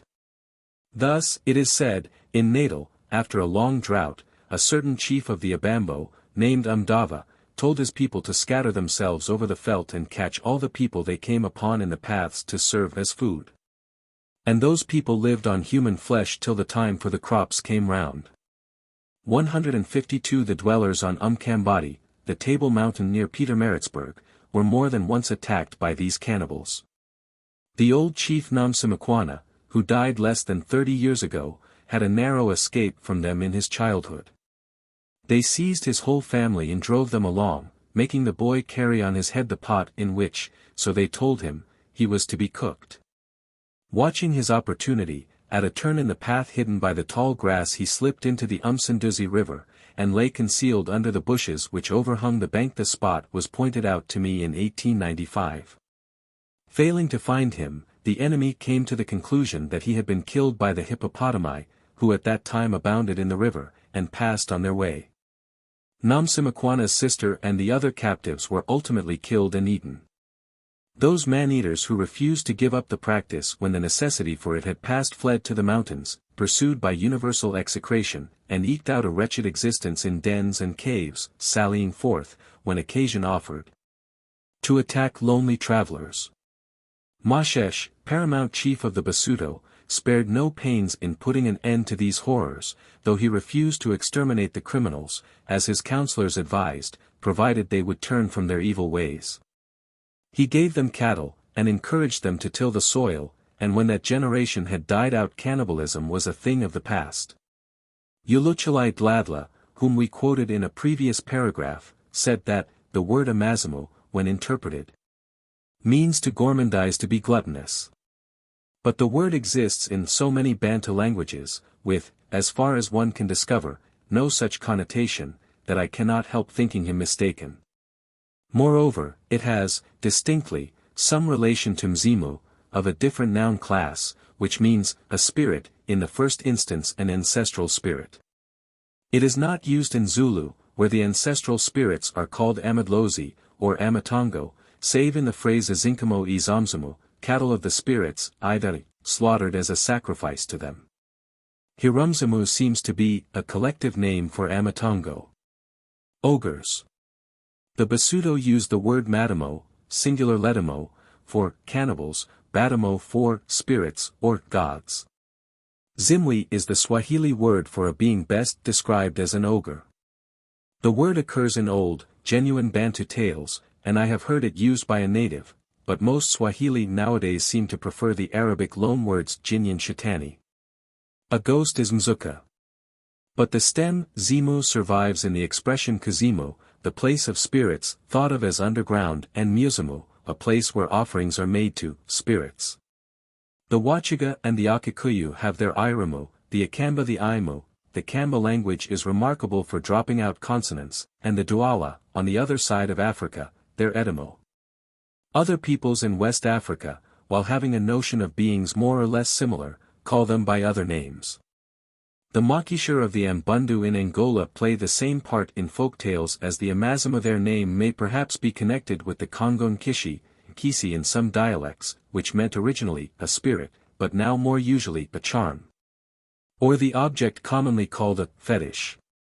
The Andonga, in the Ovambo country south of Angola, strangely enough, tell the usual ogre tales of the Esasi, albino. Albinos are found, occasionally, in all parts of Africa. They are not, as a rule, so far as one can learn, regarded with horror, though the Mayamb of the Lower Congo think that they are spirit children, and observe particular ceremonies on the birth of such a one. The appearance of the Izimu is variously described, but it seems to be agreed that he can assume the appearance of an ordinary human being, if it is not his usual guise. The Zulus and the Mbundu say they may be recognized by their long, unkempt hair, a noticeable point among people who either shave off their hair frequently for reasons of cleanliness, or build it up into elaborate structures. Like the conical coiffures of Zulu wives or the head rings of their husbands. The Makishar are sometimes said to have many heads. In one story, when the hero cuts off a Daikshi's head, he immediately grows a second. In another, a Daikshi carries off a woman and makes her his wife. When her child is born and found to have only one head, the husband threatens to call it our folk, to eat her if she ever has another like it. As the second baby appears with two heads, the threat was not fulfilled. But, thinking it best to be on the safe side, the wife took the elder child and ran away, hid for the night in a deserted house, was surprised when asleep by a wandering Daikshi, and eaten after all. Other accounts of the Amazimu are still more weirdly sensational. The Iramu of the Wachiga is said to be a were-leopard, that is, a man who is able at will to change himself into a leopard. But in one story this Iramu, or leopard, is described as having 10 tails, in another he presents himself in human shape at a homestead, as a suitor to the daughter, but is detected when she catches sight of a second mouth on the back of his head. 153 in the Ronga story of Nabanji, 154 the people of the cannibal village whence the young man takes a wife all have this peculiar feature. It may not be out of place here to mention a Hausa, Nigeria, belief that a witch has mouths all over her back. It is not easy to see what can have suggested this notion. The Chaga idea of the Iramu seems to be a fairly comprehensive one. An unfortunate man, who broke a taboo, was turned into an Iramu, with the result that thorn bushes grew out of his body, and he wandered about the country, swallowing everything that came in his way. His brother, whom he had considerately warned to keep his distance, consulted a diviner and, by his advice, set the thorns on fire. When they were all burned away, the Iramu returned to his own proper shape. 155. Sometimes the Amazimu are said to have only one leg, or only half a body. One story of a Kikuyu Iramu describes him as having one leg, but two heads, one of which was stone. One half of his body was human, but the other half stone. The Basuto speak of a set of beings with one leg, one arm, one ear, and one eye, but these are called Matebiel 156, it is not quite clear why, not Madamo. They carry off a chief's daughter, though it is not suggested that she is to be eaten. In the story of the Mothermel 157 we hear of cannibals, Madamo, hopping on one leg. But these half-bodied beings, while appearing in folklore all over Africa, are, as a rule, quite distinct from the Amazimu. They are not invariably malignant. Often. Indeed, very much the reverse. They will be discussed later on. The Little People. Chatelain thought that the Makishar were the aboriginal inhabitants of the country, the Batwa, Pygmies, not as they are now, but as they appeared to the original Bantu settlers. But there is no evidence that the Pygmies or the Bushmen, whom the Zulus call Abatwa, were ever regarded as cannibals. Callaway's Zulu informants were very emphatic about the dreadfulness of the Abatwa, who, if offended, as by a reference to their small stature, about which they were especially sensitive, would shoot you with a poisoned arrow as soon as look at you. But there is no reference to their eating human flesh. There is a distinct body of tradition about these little people, who are nowhere confused with the Amazimu. They may be dangerous if irritated, as stated above, but are otherwise inoffensive, and even helpful, when approached in the right way. The Wachiga have tales about the Wakilindi, supposed to live on the summit of Kilimanjaro, formerly believed inaccessible to human feet, which show them in quite an amiable light. Even the man who insulted them by taking them for children and asking when their parents were coming home met with no worse fate than waiting dinnerless till nightfall, and then going home as he had come. Whereas his more tactful brother was presented with a fine herd of cattle.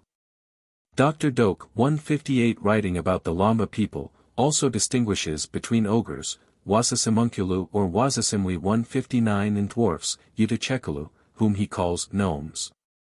These, however, differ from the other little people, in one important respect: they eat people. The gnome is renowned for the one long tooth, blood-red and sharp, with which it kills its victims. Moreover, the Lamba people recognized the existence of pygmies, Hlakanyana Fumo, distinct from the gnomes. In the one story in which they figure they come much nearer the character of the Wakilindi. Yet in the Chorik story 160 of the Lion, a gnome shows himself helpful in saving a man and his sister from an ogre. 161 And in another tale a gnome who has been robbed of his drums by the chief's orders sprinkles medicine over the men carrying them off, whereupon they all fall down dead, and he recovers his property. But, having done so, he sprinkles them again, and they return to life. And the matter was arranged amicably in the end. The Kamba Aimu. A different origin for the Amazimu has been suggested by others, viz. that they are the ghosts of evil-disposed persons. This is expressly affirmed by the Akamba about some spirits called Limuya Kitambo. They haunt woods and waste places. They are evil spirits and are supposed to be the disembodied relics of people who have killed their neighbors by the help of black magic. God has banished them to the woods, where they wander about without anyone to care for them by sacrificing to them. A man who lived at Kitundu went out one night about midnight to look at a maize field some distance away. On his way back he met a spirit in the path. It was of enormous size, and had only one leg. Before he could move he was struck down by a flash of fire, and the spirit passed on its way. This may well have been the origin of the Amazimu, but I fancy that in most cases it has been forgotten, and they are looked on as quite different from the ghosts, good or bad.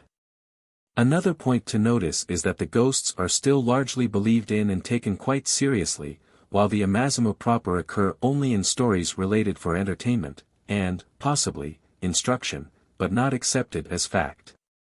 This fits in with Mr. Hobley's account of the Aimu 162, described by the Akamba as wicked ghosts, and actually seen, and even felt by people now living. It will be noticed that the Akamba, like the Akikuyu, give the Aimu, or some of them, only one leg. Dr. Lindblom also mentions this characteristic.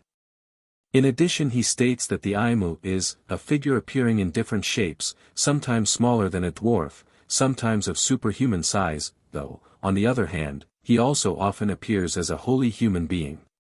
He is a gluttonous ogre, and kidnaps people in order to eat them up.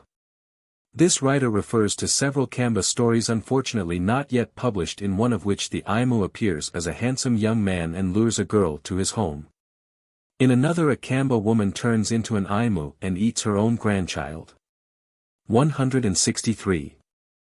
The idea of the Aimu seems here to be mixed up, in some cases, with that of the swallowing monster, in the peculiar form in which it occurs in Basutoland and in Rwanda. A favorite ending to many tales about the Aimu, or nearly related, more or less monstrous beings, is that the monster, now at length vanquished, tells his conqueror in his death hour to cut off his little finger, and, this having been done, the people and cattle that he had devoured all come to life again. Stories of escape from ogres.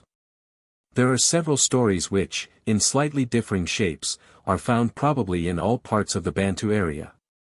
Some of them are familiar to us from European analogues, though this does not necessarily mean that they have been imported. In one, the ogre puts a girl into a bag and carries her about the country till she is rescued by her relations. Another tells how a party of girls or lads pass the night in an ogre's hut, and are rescued by the ready wit of the youngest. Then we have the girl forcibly married to an ogre who makes her escape in various ways. And, again, there is the theme, already referred to, of the robber bridegroom, though he is more commonly a transformed animal, hyena, leopard, or lion, than an ogre properly so called. But, as the Chaga Iramu, for instance, is also described as a were-leopard, it is not always easy to keep the two notions distinct. Some stories of escape from ogres employ the familiar device of obstacles created by the fugitives throwing various things behind them, which become a rock, a fire, a forest of knives, and a lake or river. This particular incident may not be indigenous to Africa, it is not found in all the stories, and those which have it, e.g., Kibaraka, referred to in our concluding chapter, contain other foreign elements. There is no reason to suppose that most of the other incidents are not of home growth. Of the type first mentioned, there is a well-known example in the story of Ceylane, which, first published by Arbusset in 1842, was introduced to English readers by Sir James G. Fraser, under the title of The South African Red Riding Hood. 164. The resemblance to the European Red Riding Hood is not very close, and applies chiefly to the opening incident, which is not found in most of the versions. Ceylane, remaining behind in the hut from which her parents have migrated, is charged by her mother not to open the door to anyone but herself. The ogre, by imitating the mother's voice, gains admission and carries the girl off. The same opening is found in Demane and Demazana, where it is a brother, not the mother, whose voice is counterfeited, but in the Zulu Uzatungibendel 165 and the Kosa, the cannibal's bird, 166, and in most, if not all, of the other stories. A party of girls go out to bathe, or to gather wild fruits, or for some other purpose, and one of them, either unwittingly, or even in wanton mischief, offends the ogre, who thereupon seizes her. A curious point in the Sesotho, Kosa, and Zulu versions is that when the ogre has been, as they think, finally disposed of, he is changed into a tree, which seems to have retained harmful powers. For when people tried to get honey out of the hollow trunk, their hands stuck fast. 167. Something of the same notion appears in the Swahili tale I am about to relate. It is called The Children and the Zimwi. A Swahili tale. Some little girls went out to look for shells on the seashore. One of them found a very beautiful shell and, fearing to lose it, laid it on a rock, so that she could pick it up on the way home. However, as they were returning, she forgot it till they had passed the place, and then, suddenly remembering it, asked her companions to go back with her. They refused, and she went alone, singing to keep up her courage 168 and found Azimwi sitting on the rock. He said, "What do you want?" and she sang her song over again. He said, "I can't hear you. Come closer." And when she had done so he seized her and put her into a barrel, pipa, 169 which he was carrying. He then set off on his travels, and when he came to a village made for the place of meeting 170 and announced that he was prepared to give a musical entertainment in return for a meal. "I have this drum of mine. I should like a fowl and rice." He beat the drum, and the imprisoned child sang in time to the rhythm, to the delight of every one. He was given plenty of food, but gave none to the girl. He went on and repeated his performance at the next village, which happened to be the girl's own home. The report of his music seems to have preceded him, for the people said, "We have heard, O Zimwi, that you have a most beautiful drum. Now, please, play to us." He asked for pum, native beer, and, being promised that he should have some, began to beat the drum, and the girl sang. Her parents at once recognized her voice, and when the performance was over supplied the drummer with all the liquid refreshment he required. He soon went to sleep, and they opened the drum, released their daughter, and hid her in the inner compartment of the hut. They then put into the drum a snake and a swarm of bees and some biting ants, and fastened it up again. In the Sesotho and Xhosa versions the parents, instead of making the ogre drunk, induce him to go to the stream for water, and give him a leaky pot in order to delay his return as long as possible. In one case they put in a dog as well as the venomous ants, in the other snakes and toads, the latter being supposed poisonous. After a while they awakened him, saying, "Ogre, wake up. Some strangers have arrived, and they want to hear your music." So he lifted his drum and began to beat it, but the voice was silent. He went on beating, but no other sound was heard, and at last he took his leave, and was not pressed to stay. When he had gone a certain distance and was no longer in sight of the village he stopped and opened his drum. Immediately the snake shot out and bit him, the bees stung him, and he died. The baleful pumpkin. But that was not the end of him. On the spot where he died there sprang up a pumpkin vine, which bore pumpkins of unusual size.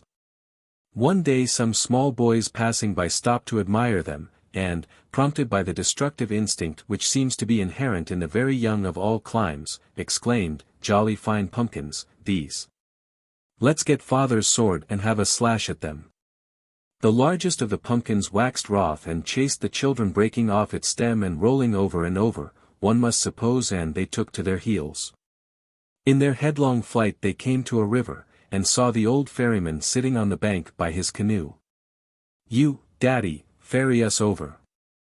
Take us to the other side. We are running away from a pumpkin." The old man, without waiting for explanations, took them across, and they ran on till they came to a village, and found all the men sitting in the baraza, to whom they appealed, "Hide us from that pumpkin. The Zimwi has turned into a pumpkin.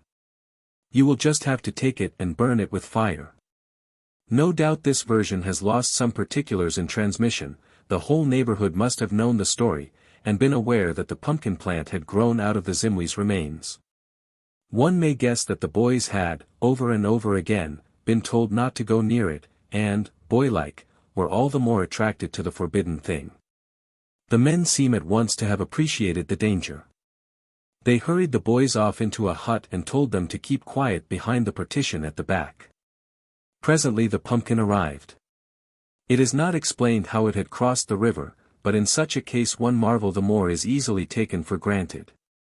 It spoke with a human voice, saying, "Have you seen my people, i.e., my slaves, who are running away?" The village elders, who by this time had returned to their seats and were deliberately taking snuff, asked, "What are your people like?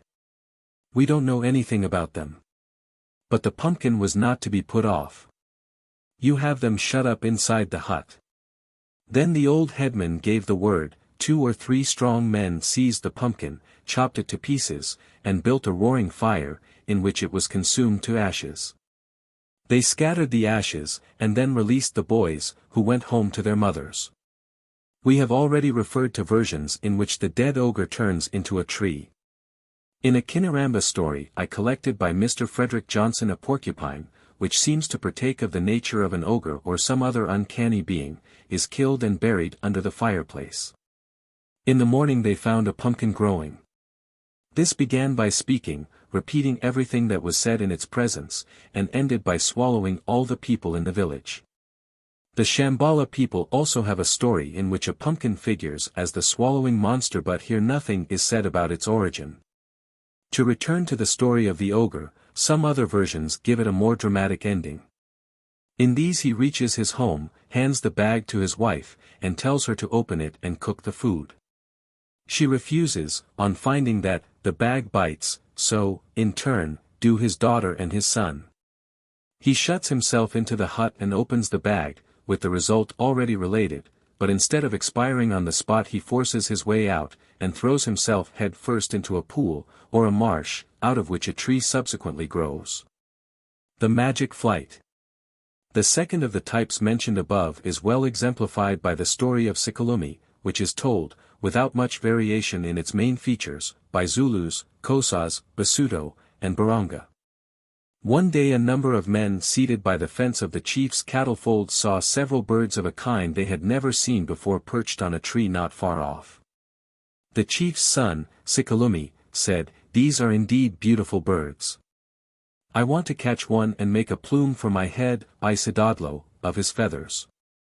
So he and some friends set off in pursuit of the birds, which had already flown away while they were seizing their knobkerries. They followed them across country for a long time, and at last succeeded in knocking down several.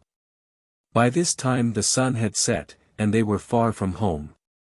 But as darkness fell they perceived the glimmer of a distant fire, and made for it straightway. When they came up with it they found it was burning in an empty hut, which, though they could not know it, belonged to some Amazimu. They went in and made themselves at home, plucked their birds, roasted, and ate them, after cutting off the heads, which Sikalumi arranged all round the ledge of the hut. Then they made plumes out of the feathers, and when they had done so went to sleep all but Sikalumi. In the middle of the night an ogre arrived, having left his fellows at a distance, and Sikalumi heard him muttering to himself, "Something smells very good here in my house." 171 He looked at the sleepers, one by one. Sikalumi, of course, pretending to be asleep, and said, "I will begin with this one, I will cat that one next, and then that one. And finish up with him whose little feet are white from walking through the sand." 172 He then caught sight of the birds' heads, crunched them up, and swallowed them, before starting off to call the other ogres to the feast. Sikalumi at once roused his friends and told them what had happened, and they, picking up their plumes and their sticks, set off for home, running for all they were worth. They had gone quite a long way when Sikalumi remembered suddenly that he had left his plume behind. His friend said, "Don't go back. Take one of ours. Why should you go where cannibals are?" But he persisted. He took his stick, rubbed it with medicine, and planted it upright in the ground, saying, "If this stick falls over without rising again you will know that I am dead, and you must tell my father when you get home. As long as it stands firm I am safe, if it shakes you will know that I am running for my life." Meanwhile the ogre had come back with his friends, and when they found no one in the hut they were furious with him for cheating them, so they killed and ate him.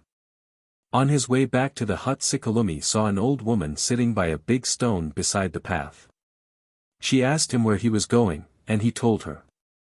She gave him some fat, and said, "If the ogres come after you put some of this on a stone." He reached the hut, and found a whole party seated round the fire, passing his plume from hand to hand. On the fire a large pot was boiling, in which they were cooking toads. 173 Sikalumi sprang in among them, snatched his plume from an old hag who happened to be holding it at that moment, and at the same time shattered the pot with a blow of his knobkerry, scattering the toads all over the floor. While the ogres were occupied in picking them up he made his escape. They were not long, however, in following him, and when he saw them he did as the friendly old woman had told him and threw some of the fat on a stone. When the ogres came up to this stone they began, it is not explained why, to fight for the possession of it. One of them swallowed it, whereupon the others killed and ate him. Sikalumi thus gained some advantage, but soon they had nearly come up with him again. He threw some more fat on a stone, and the same thing happened as before. Again they started after him, and this time he threw down his skin cloak, which began to run off by itself. The ogres ran after it, and were so long catching it that he was able to rejoin his friends, and they all made their way home. Here, properly, the story comes to an end, but the Baranga add another adventure at a cannibal village. And the Kosa version 174 gives the further incident of the ogres again nearly coming up with them and being baffled by a little man, not accounted for by the narrator, who turned a large stone into a hut. They took refuge in it, and the ogres, to whom the outside still looked like a stone, tried to bite it, till they broke all their teeth and went away. The young men then reached their own village, and found that it had been swallowed up, with all its inhabitants, except one old woman, by a monster called an Inabulili. This episode really belongs to another story, which will be dealt with in a later chapter. The tale then goes on to relate Sikalumi's courtship and marriage to the daughter of Manganjezulu. It is not said that her family are cannibals, though no one ever leaves the place of Manganjezulu, as they seem to be in the habit of killing strangers. By the help of a friendly mouse Sikalumi escapes with the girl, and she takes with her an egg, a milk sack, a pot, and a smooth stone. When she throws down the first it produces a thick mist, the milk sack becomes a lake, the pot darkness, and the stone a huge rock. Thus the pursuers are baffled, and he reaches his home in safety. The Ogre Husband. From the Duruma, a tribe living inland from Mombasa to the west and northwest, comes the story of Demi-Gods and the Zimwi, which forms a good illustration of our third type. There was a girl named Demi-Gods, who had a younger sister, Matsizi, and a brother, Nianj. She went one day, with 6 other girls, to dig clay either for plastering the huts or for making pots, which is usually women's work. There was a stone in the path, against which one after the other stubbed her toes. Demi-Gods, coming last, picked up the stone and threw it away. It must be supposed that the stone was an ogre who had assumed this shape for purposes of his own. For when the girls came back with their loads of clay they found that the stone had become a huge rock, so large that it shut out the view of their village, and they could not even see where it ended. When they found that they could not get past it, the foremost in the line began to sing. "Stone, let me pass, O stone. It is not I who threw you away, O stone. She who threw you away is Demi-Gods, Matsizi's sister. And Nianj is her brother." The rock moved aside just enough to let one person pass through, and then closed again. The second girl sang the same words, and was allowed to pass, and so did the rest, till it came to Demi-Gods' turn. She, too, sang till she was tired, but the rock did not move. At last the rock turned into a Zimwi, or, rather, we may suppose, he resumed his proper shape, seized hold of Demi-Gods, and asked her, "What shall I do with you? Will you be my child, or my wife, or my sister, or my aunt?" She answered, "You may do what you like with me." So he said, "I will make you my wife," and he carried her off to his house. There was a wild fig tree growing in front of the Zimwi's house. Demi-Gods climbed up into it, and sang. "Matsizi, come, come. Nianj, come, come." But Matsizi and Nianj could not hear her. She lived there for days and months, and the Zimwi kept her well supplied with food, till he thought she was plump enough to be eaten. Then he set out to call the other ogres, who lived a long way off and were expected to bring their own firewood with them. No sooner had he gone than there appeared Akatsimbakazi 175 like the friendly gnome in the Lamba story, who, by some magic art, put Demi-Gods into a hollow bamboo and stopped up the opening with wax. She then collected everything in the house except a cock, which she was careful to leave behind, spat in every room, including the kitchen, and on both the doorposts, and started. Before she had gone very far she met the ogres, coming along the path in single file, each one carrying his log of wood on his head. The first one stopped her, and asked, "Are you Marimura's wife?" Marimura being the ogre, Demi-Gods' husband. She sang in answer, "I am not Marimura's wife. Marimura's wife has not a swollen mouth, like me 176. Ndi. This great bamboo. At each ndi she struck the bamboo on the ground, to show that it was hollow, and the ogre, seeing that the upper end was closed with wax, suspected nothing and passed on. The other ogres now passed her, one after another. The second was less easily satisfied than the first had been, and insisted on having the bamboo unstopped, but when he heard a great buzzing of bees 177 he said hastily, "Close it. Close it." The same happened with all the rest, except the last, who was Marimira himself. He asked the same question as the others, and was answered in the same way, and then said, "What are you carrying in that stick? Unstop it and let me see." The sprite, recognizing him, said to herself, "Now this is the end. It is Marimira, I must be very cunning," and she sang. "I am carrying honey, Kaya. I am carrying honey, brother, Kaya. Ndi. This great bamboo." But he kept on insisting that he must see, and at last she took out the wax, the bees swarmed out and began to settle upon him, and he cried in a panic, "Funikia! Funikia! Shut them up!" So he passed on with his guests, and the sprite went on her way. The ogres reached Marimira's house, and he called out, "Demi-Gods." The spittle by the doorposts answered, "He." He then cried, "Bring some water." And a voice from inside answered, "Presently." He got angry, and, leaving the others seated on the mats, went in and searched through the whole house, finding no one there and hearing nothing but the buzzing of flies. Terrified and, as will be seen, not without reason at the thought of the guests who would feel themselves to have been brought on false pretenses. He dug a hole to hide in and covered himself with earth, but his one long tooth projected above the soil. It will be remembered that a cock had been left in the house when everything else was removed, and this cock now began to crow, "Kokoi-koko-o. Father's tooth is outside." The guests, waiting outside, wondered. "Hello! Listen to that cock. What is he saying? Come. Go in and see what Marimira is doing in there, for the sun is setting, and we have far to go." So they searched the house, and, coming upon the tooth, dug him up and dragged him outside, where they killed, roasted, and ate him all but his head. While doing so they sang, "Him who shall eat the head, we will eat him too." After a while one of them bit off a piece from the head, the others at once fell upon him and ate him.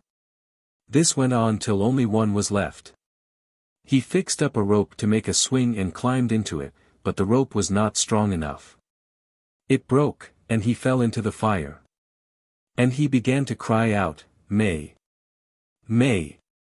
Mother! I'm dying!" And he started to chew himself there in the fire, and so perished. This incident is somewhat puzzling. It may be a misunderstood report of an episode in another story 178 in which the ogre tries to trick his victim by inducing him to get into a swing fixed above a boiling cauldron, but is caught in his own trap. The swing is quite a popular amusement in Africa, wherever children can get a rope fixed to a convenient branch of a tree. Meanwhile the Chitsimbakatsi had reached Mbad's home. A little bird flew on ahead, perched outside the house, and sang, "Mother, sweep the yard. Demi-Gods is coming." The mother said, "Just listen to that bird. What does it say? It is telling us to sweep the yard, because Demi-Gods is coming." So she set to work at once, and presently the sprite arrived and said, "Let me have a bath, and then I will give you your daughter." She gave her a bath and rubbed her with oil and cooked gruel for her. The sprite said, "Don't pour it into a big dish for me, put it into a coconut shell," which the woman did. When the Chitsimbakatsi had eaten she unstopped the bamboo and let Demi-Gods out, to the great joy of the whole family, who could not do enough to show their gratitude. The werewolf husband. The ogre as bridegroom appears in a Chaga story, of a kind found all over Africa 179 and told to warn girls against being overhard to please in the choice of a husband. But the wooer is not so often called an ogre, as such, as a lion, a hyena, or a leopard, who has assumed a man's shape for the time being. Some of these stories are more detailed than the one I am about to give, and will come better into the next chapter. There was once a girl who refused to marry. 180 Her parents, too, discouraged all wooers who presented themselves, as they said they would not give their daughter to any common man. This is an unusual touch. In most tales of this kind it is the parents who remonstrate and the girl who is willful. On a certain day the sword dance was going on at this girl's village, and men came from the whole countryside to take part in it. Among the dancers there appeared a tall and handsome young man, wearing a broad ring like a halo round his head, who drew all eyes by his grace and noble bearing. The maiden fell in love with him at first sight, and her parents also approved of him. The dancing went on for several days, during which time she scarcely took her eyes off him. But one day, as he happened to turn his back, she caught sight of a second mouth behind his head, and said to her mother, "That man is a Rimu." They would not believe it. "That fine fellow a Rimu. Nonsense, you go with him and let him cat you, that's all." The suitor presented himself in due course, and the marriage took place. After spending some days with the bride's parents the couple left for their home. But her brothers, knowing the husband to be a Rimu, felt uneasy, and followed them, without their knowledge, keeping in the bushes alongside the path. When they had gone some distance the husband stopped and said, "Look back and tell me if you can still see the smoke from your father's hut." She looked, and said that she could. They went on for another hour or two, and then he asked her if she could see the hills behind her home. She said yes, and again they went on. At last he asked her again if she could see the hills, and when he found that she could not said, "What will you do now?" "I am a Rimu. Climb up into this tree and weep your last tears, for you must die." But her brothers, watching their chance, shot him with poisoned arrows, and he died. She came down from the tree and the brothers took her home. Chapter 13. Of werewolves, half-men, gnomes, goblins, and other monsters. Werewolves is a term used for convenience, as being most familiar, but there are no wolves in Africa, at any rate south of the Sahara. It is the hyena, called wolf by South Africans, the lion, and the leopard who have the unpleasant habit of assuming it will the human form or, which comes to the same thing, sorcerers have the power of turning themselves into these animals. And some tribes even have the strange notion that a course of treatment with certain medicines will enable a person to take after his death the shape of any animal he wishes. I have already referred to the numerous stories of which the theme is the robber, or demon, bridegroom. In one collected by R.E. Dennett on the Lower Congo the original idea seems to have dropped out of sight. The chief character is simply called a robber, Mpunia. And in Dr. Doak's book 181 he is Akiwanda, 182 which this writer translates devil, a word I prefer to avoid in discussing African beliefs. The Chorik story of the lion, also given by Dr. Doak, 183 is a fairly good specimen of this type, but is without the usual opening. Most stories of this kind begin by saying that a girl refused every offer of marriage, sometimes imposing a difficult, or even impossible, condition on her suitors. The girl who married a lion. A lion went to a village of human beings and married. It is not expressly said that he changed his shape, but this seems to be implied in the following sentence, and the people thought that maybe it was but a man and not a wild creature. In due course the couple had a child. Some time after this the husband proposed that they should visit his parents, and they set out, accompanied by the wife's brother. In several parallel stories a younger brother or sister of the bride desires to go with her, and when she refuses follows the party by stealth, but there is no indication of this here. At the end of the first day's journey they all camped in the forest, and the husband cut down thorn bushes and made a kraal, matanda, after which he went away, saying that he was going to catch some fish in the river.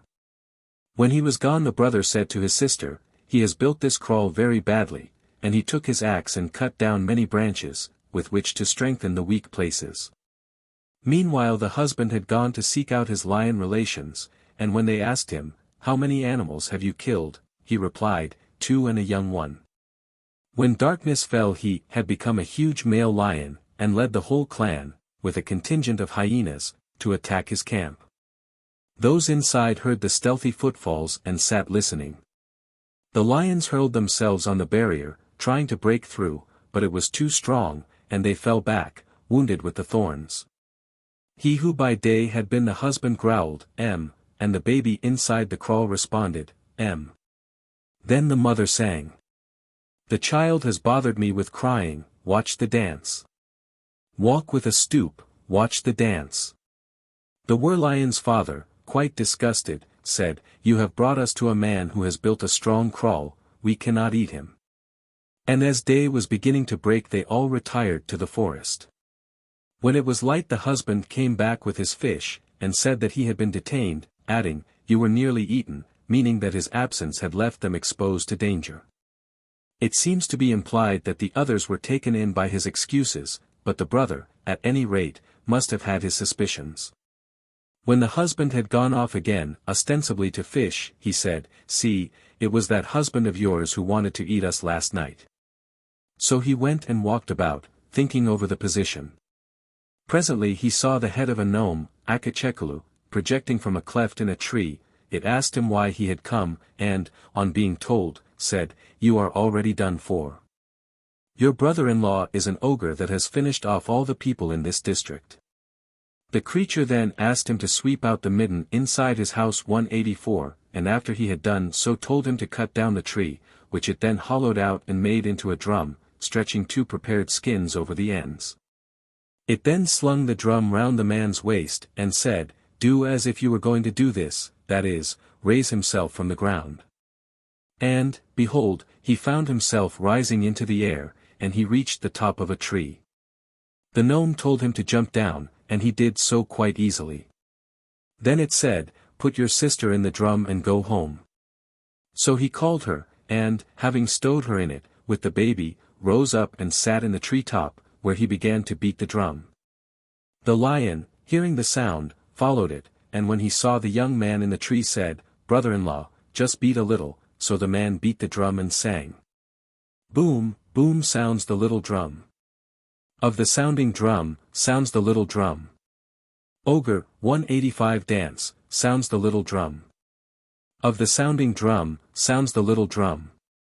The lion began to dance, and the skins he was wearing fell off and were blown away by the wind, and he had to go back and pick them up.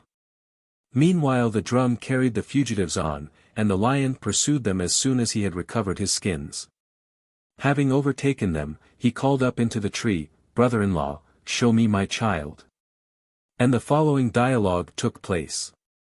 "What, you lion, am I going to show you a relation of mine? Would I eat my child?" conveniently ignoring the fact that he had himself announced the killing of the young one. "How about the night you came? You would have eaten us."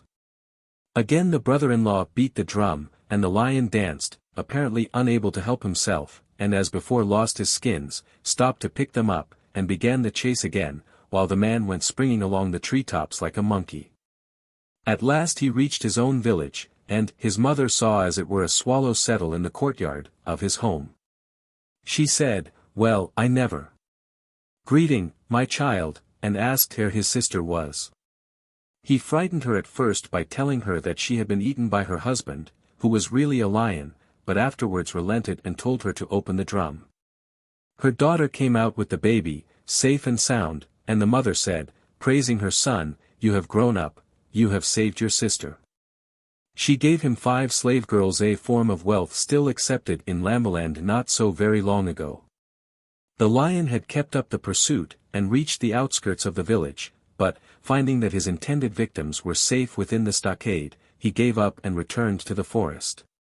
The Hyena Bridegroom. A story from Nyasaland is different enough from the above to be interesting. I was told it, many years ago, by a bright little boy at Blantyre. But, as might be expected, he did not know it perfectly, and very likely I missed some points in writing it down from his dictation. I have therefore pieced it out from another version, written out much later by a Nyanja man, Walter Sakila, which clears up several difficult points. There was a girl in a certain village who refused all suitors, though several very decent young men had presented themselves. Her parents remonstrated in vain, she only said. "I don't like the young men of our neighborhood.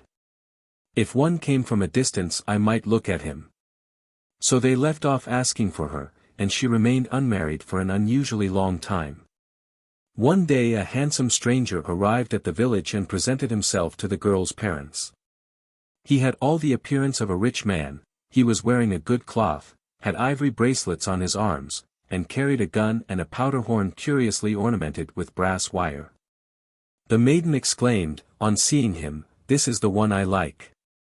Her father and mother were more doubtful, as was natural, since no one knew anything about him, but in spite of all they could say she insisted on accepting him. He was, in fact, a hyena, who had assumed human shape for the time being. The usual marriage ceremonies took place, and the husband, in accordance with Yao and Nyanja custom, settled down at the village of his parents-in-law, and made himself useful in the gardens for the space of several months. At the end of that time he said that he had a great wish to visit his own people. His wife, whom he had purposely refrained from asking, begged him to let her accompany him. When all was ready for the journey her little brother, who was suffering from sore eyes, said he wanted to go too, but his sister, ashamed to be seen in company with such an object, refused him sharply. He waited till they had started, and then followed, keeping out of sight, till he was too far from home to be sent back. They went on for many days, and at last arrived at the hyena's village, where the bride was duly welcomed by her husband's relations. She was assigned a hut to sleep in, but, to keep her brother out of the way, she sent him into the hen-house.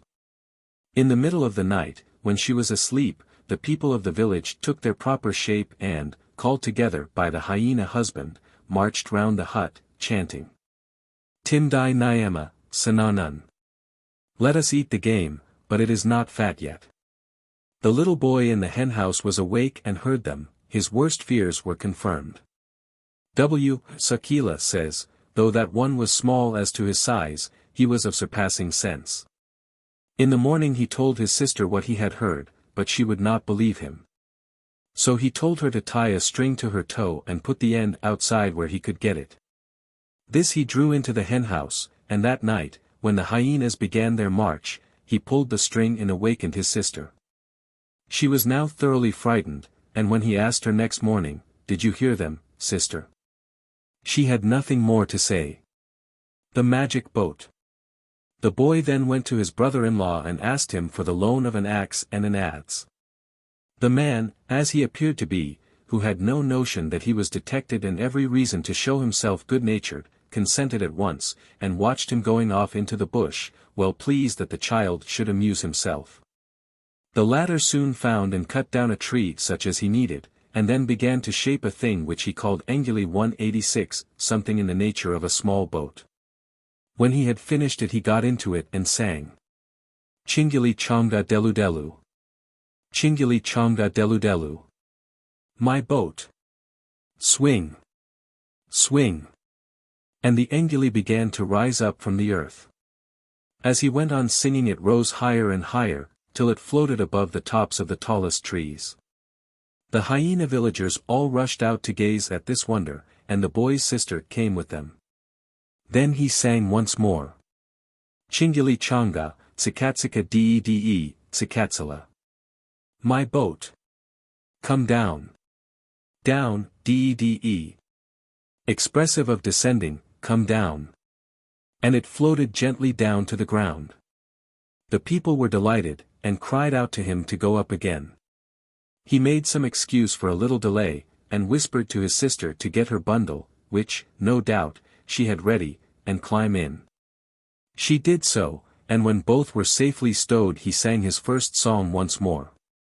Again the vessel rose, and this time did not come down again. The spectators, after waiting in vain, began to suspect that their prey was escaping, and shouted to the boy to come back, but no attention was paid to them, and the Engili quickly passed out of sight. Before the day was out they found themselves above the courtyard of their home, and the boy sang the words which caused them to descend, so that they alighted on their mother's grain mortar. The whole family came running out and overwhelmed them with questions.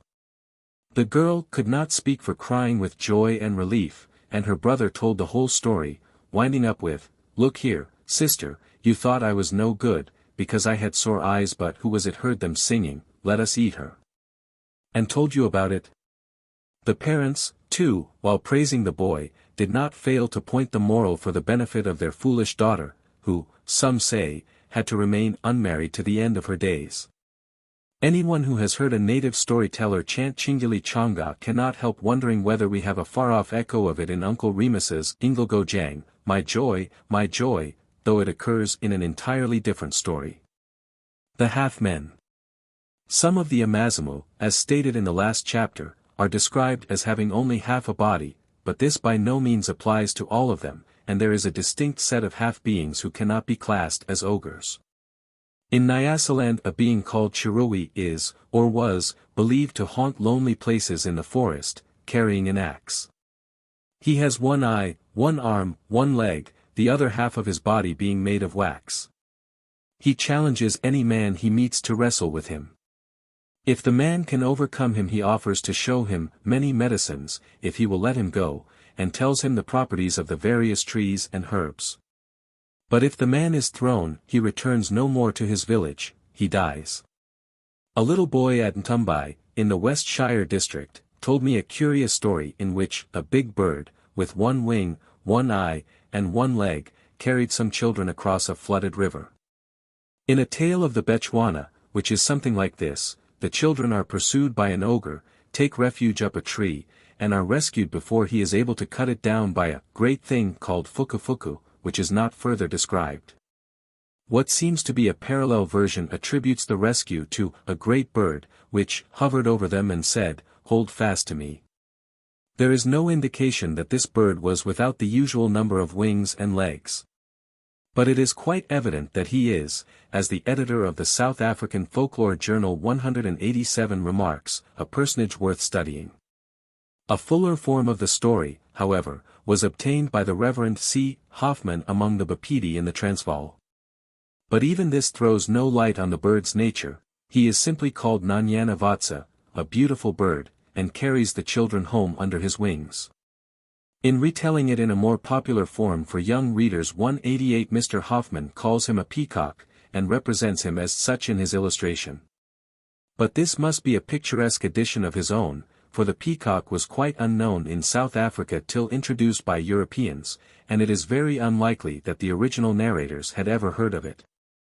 The Baranga tell of a village of one-legged people, Mangabangabana, who also possess wings, or, at any rate, the power of flying. They seem to be quite distinct from ogres called in Ronga simply eaters of men, though they sometimes have another name, Swatukalamakumba. A girl who escapes from the cannibals' village is, later on, carried off by the flying half-men.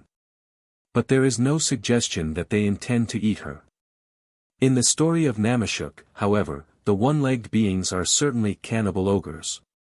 Part of this story is much like that given in the last chapter, of the girl escaping from the ogre's house. But the opening is different, and there is also an unexpected sequel. Namashuk and her co-wives are beguiled by curiosity into leaving their home and following the monsters, and are devoured. Together with the unfortunate children who have come to look for them. Similarly, the Zulu Amad Hlungundalb, who had only one leg, were said to be man-eaters. But these are exceptions. The genuine half-men are more akin to Chirowi, though their character varies.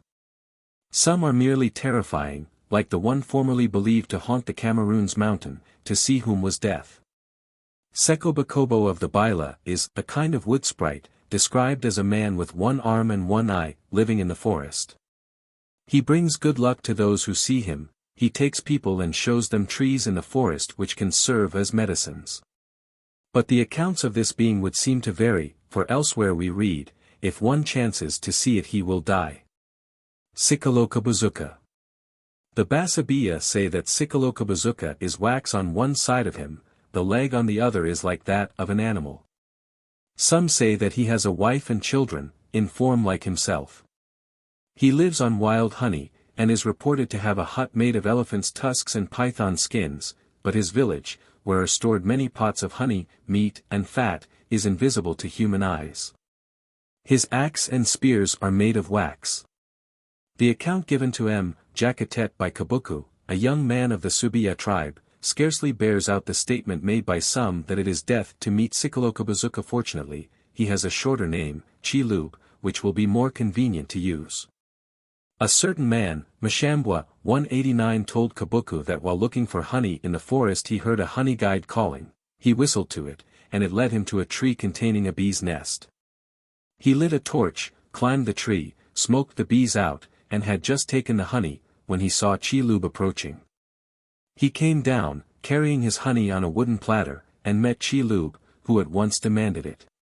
Mashambwa refused, and Chilub said, "Come, then, let us wrestle."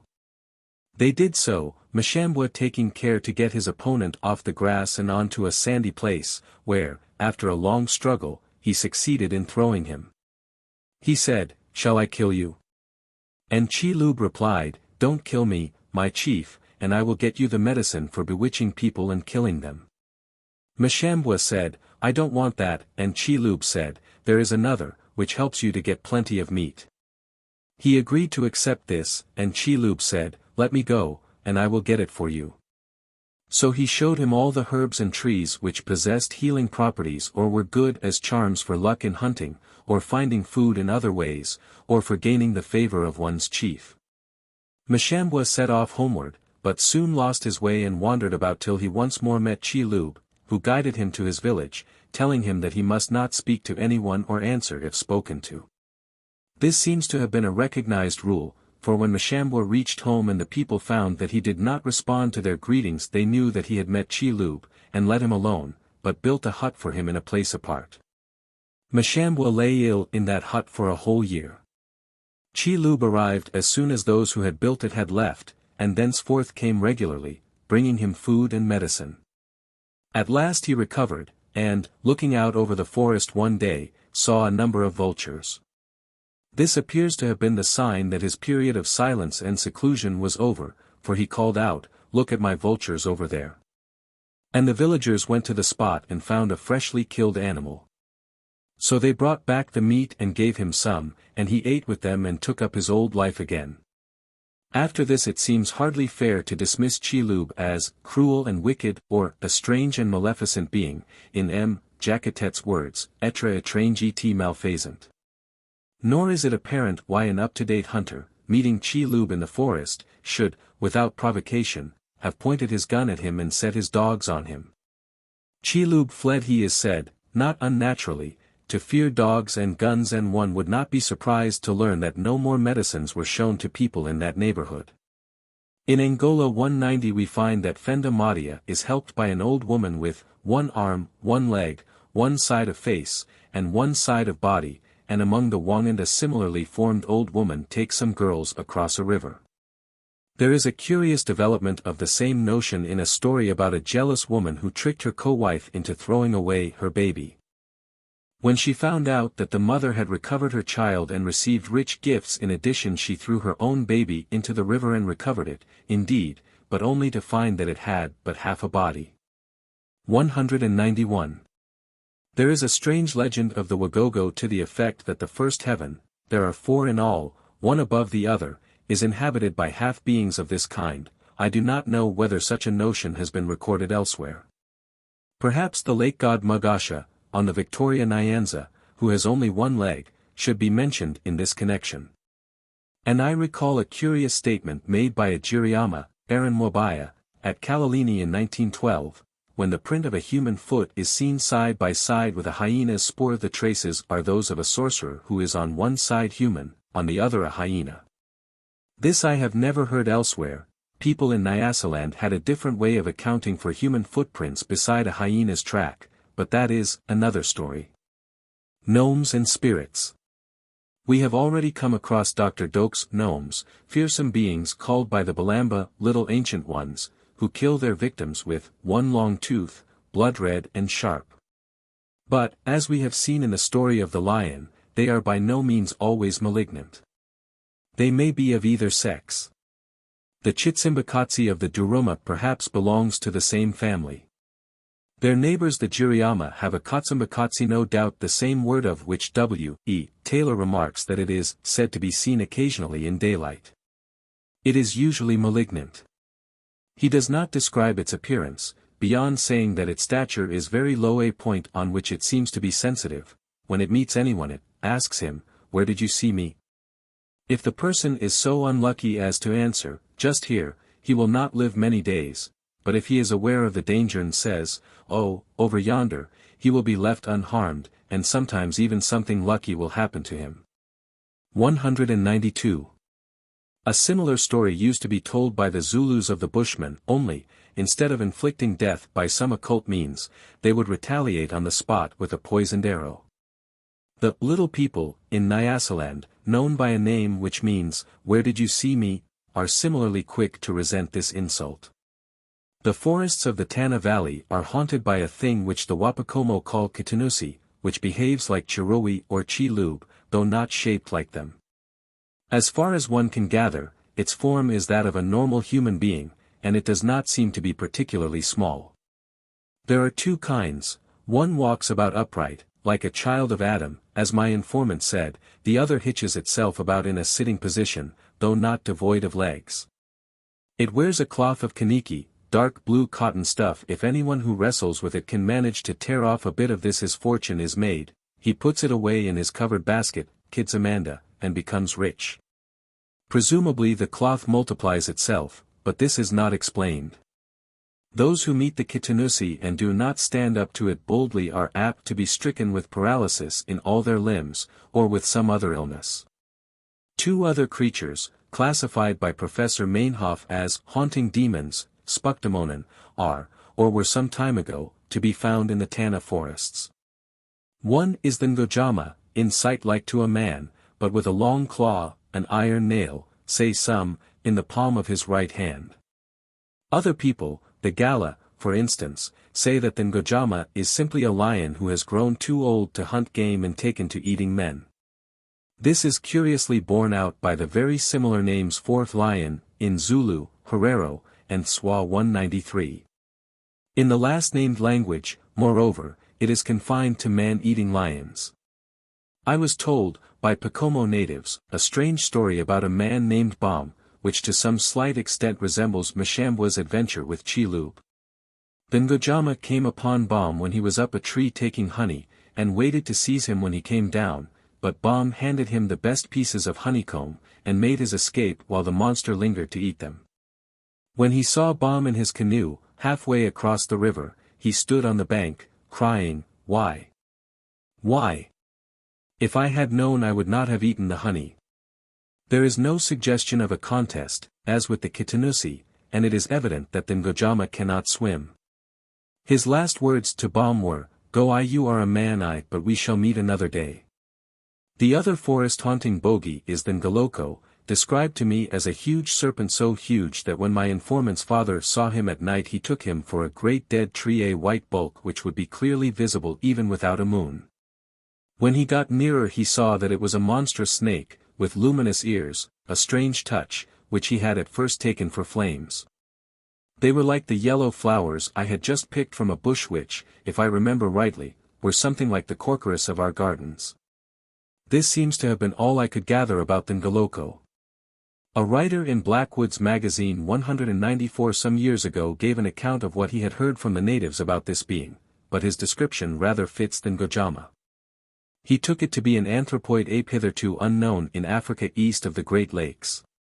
He was shown a print of its foot, which, in fact, seemed to show a long claw, and heard uncanny roarings at night, which people assured him were the voice of the Ngoloko. But the print, of which a tracing was procured, was credibly pronounced to have been made by the foot of an ostrich, and the cry of the ostrich is powerful enough to be heard at a great distance, especially by night.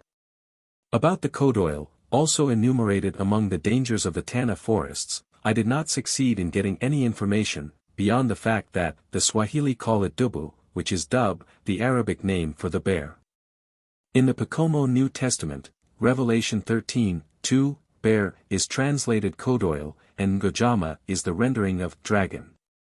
There are, so far as known at present, no bears in Africa south of the Sahara. The Nandi bear, concerning which many reports have been in circulation, is now generally held to be a mythical animal.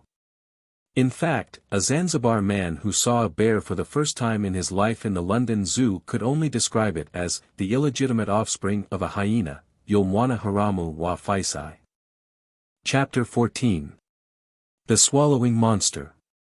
The legend of a monster which swallows the population of a village or, indeed, of the whole country and is subsequently slain by a boy hero seems to be current all over Africa. We have found part of it fitted into one of the ogre tales already dealt with, and we shall find some versions incorporating parts of stories which, strictly speaking, should be classed under other headings. McCall Thiel 195 remarked.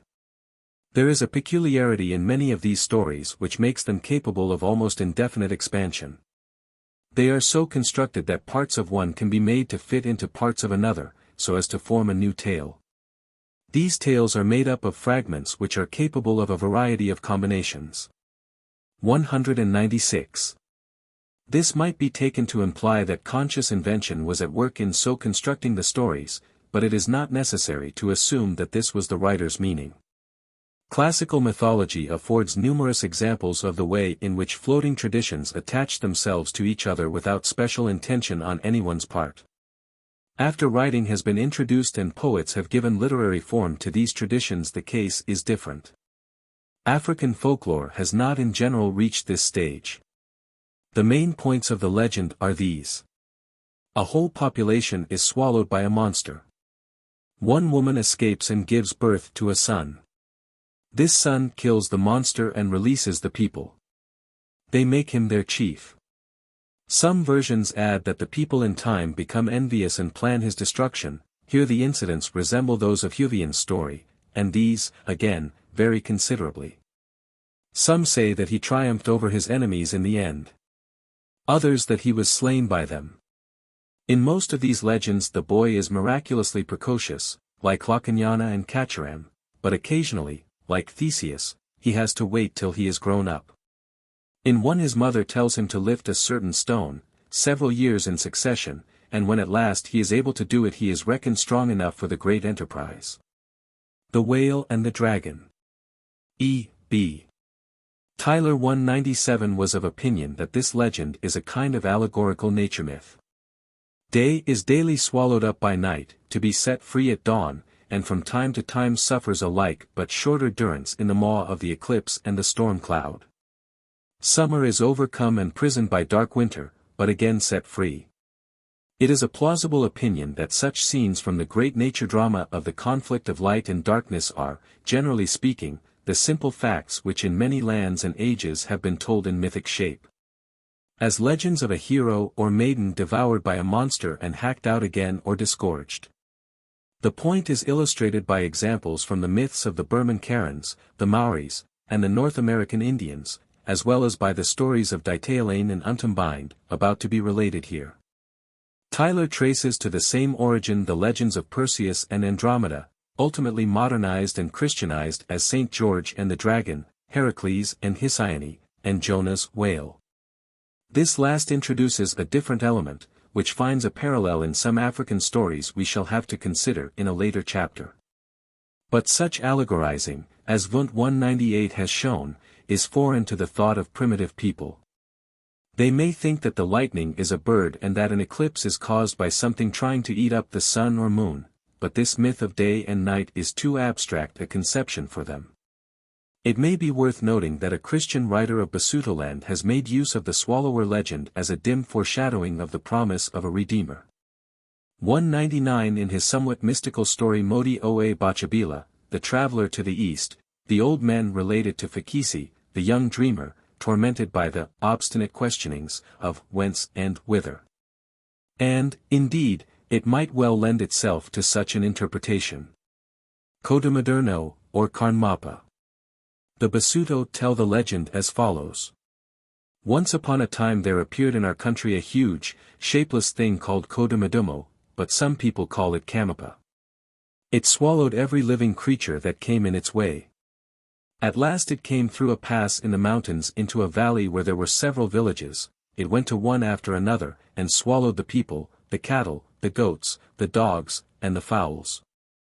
In the last village was a woman who had just happened to sit down on the ash heap. She saw the monster coming, smeared herself all over with ashes, and ran into the calves' pen, where she crouched on the ground. Kodomodomo, having finished all the people and animals, came and looked into the place, but could see nothing moving, for, the woman being smeared with ashes and keeping quite still, it took her for a stone. It then turned and went away, but when it reached the narrow pass, or neck, at the entrance to the valley it had swelled to such a size that it could not get through, and was forced to stay where it was. Meanwhile the woman in the calves' pen, who had been expecting a baby shortly, gave birth to a boy. She laid him down on the ground and left him for a minute or two, while she looked for something to make a bed for him. When she came back she found a grown man sitting there, with 2 or 3 spears in his hand and a string of divining bones, Ditala 200, round his neck. She said, "Hello, man. Where is my child?" And he answered, "It is I, mother." Then he asked what had become of the people, and the cattle, and the dogs, and she told him. "Where is this thing, mother? Come out and see, my child." So they both went out and climbed to the top of the wall surrounding the calves' kraal, and she pointed to the pass, saying, "That object which is filling the neck, as big as a mountain, that is Kodomodomo." Ditala got down from the wall, fetched his spears, sharpened them on a stone, and set off to the end of the valley, where Kodomodomo lay. The beast saw him, and opened its mouth to swallow him, but he dodged and went round its side. It was too unwieldy to turn and seize him and drove one of his spears into it. Then he stabbed it again with his second spear, and it sank down and died. He took his knife, and had already begun to cut it open, when he heard a man's voice crying out, "Do not cut me." So he tried in another place, and another man cried out, but the knife had already slashed his leg. Ditala then began cutting in a third place, and a cow lowed, and someone called out, "Don't stab the cow." Then he heard a goat bleat, a dog bark, and a hen cackle, but he managed to avoid them all, as he went on cutting, and so, in time, released all the inhabitants of the valley. There was great rejoicing as the people collected their belongings, and all returned to their several villages praising their young deliverer, and saying, "This young man must be our chief." They brought him gifts of cattle, so that, between one and another, he soon had a large herd, and he had his choice of wives among their daughters. So he built himself a fine kraal and married and settled down, and all went well for a time. Ingratitude of the tribe. But the unintentionally wounded man never forgot his grudge, and long after his leg was healed began, when he noticed signs of discontent among the people, to drop a cunning word here and there and encourage those who were secretly envious of Ditala's good fortune, as well as those who suspected him because, as they said, he could not be a normal human being, to give voice to their feelings. So before long they were making plans to get rid of their chief. They dug a pit and covered it with dry grass just as the Bapedi did in order to trap Huveane, but he avoided it.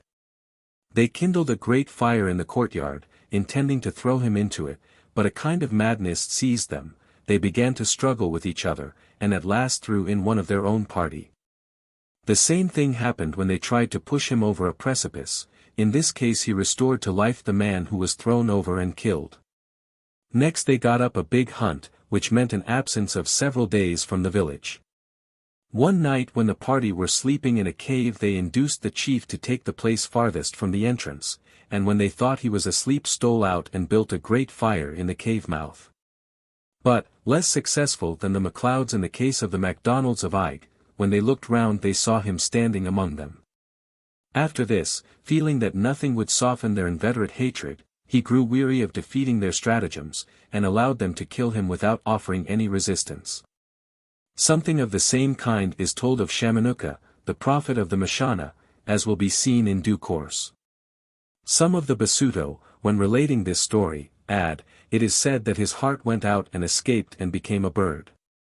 The guardian ox. The legend of Ditala, however, does not always end like this, on a bitter note of sorrow for human ingratitude. One version makes him escape from his enemies, like Hlakanyana, by turning himself into a stone, which one of them throws across a river, but this, somehow, does not seem quite in character. A Sesotho variant 201 ascribes his safety to a favorite ox, which warns him of danger, cannot be killed without its own consent, and returns to life after being slaughtered and eaten. The peculiar relationship between Ditaelane and this ox is not explained, but in a Zulu tale which resembles this episode, though it has no reference to the swallowing monster, the ox is said to have been born shortly before the boy and to have been brought up with him. 202 The latter, with two others of the same kind, being quite distinct from the subject of this chapter, will not be dwelt on here. In this version the conclusion is so well worked out in connection with the earlier part that it does not strike one as a mere accidental mixing up of two stories. It seems, however, to stand alone among the many variants of the Kodumadumo legend. A notable point is that the young man's own mother, frightened by the neighbor's talk, turns against him and tries to poison him. Warned by the ox, he refuses the bread she gives him. His father afterwards takes it by accident and dies. The ox said, "You see, you would have died yourself, your mother does not love you." Here, as in the case of Huveane, we see natural affection overcome by the fear of one who is regarded as an uncanny being. The circumstances of his birth would have become known, and, the villagers would argue, a being so powerful for good would be equally capable of doing harm, quite regardless of the fact that he had never given them cause to distrust him. Untumbind and the Squatting Monster. In the Zulu tale of Untumbind the Isaac Kumadivu 203 lives in the Ilyalanj, a mythical river not to be located nowadays. The names applied to this monster in the course of the story show that it is looked upon as a female. A chief's daughter, Untumbind, goes, with a number of other girls, to bathe in the Ilyalanj, against the warnings of her parents. To the Ilyalanj nothing goes and returns again, it goes there forever. The girls found, on coming out of the water, that the clothes and ornaments they had left on the bank had disappeared. They knew that the Isaac Kumadivu must have taken them, and one after another petitioned politely for their return. Untumbind, however, said, "I will never beseech the Isaac Kumadivu," and was immediately seized by the monster and dragged down into the water. Her companions went home and reported what had happened. The chief, though he evidently despaired of recovering her, behold, she goes there forever, sent a troop of young men to fetch the Isaac Kumadivu, which has killed Untumbind. The warriors found the monster squatting on the river bank, and were swallowed up, every one, before they could attack her.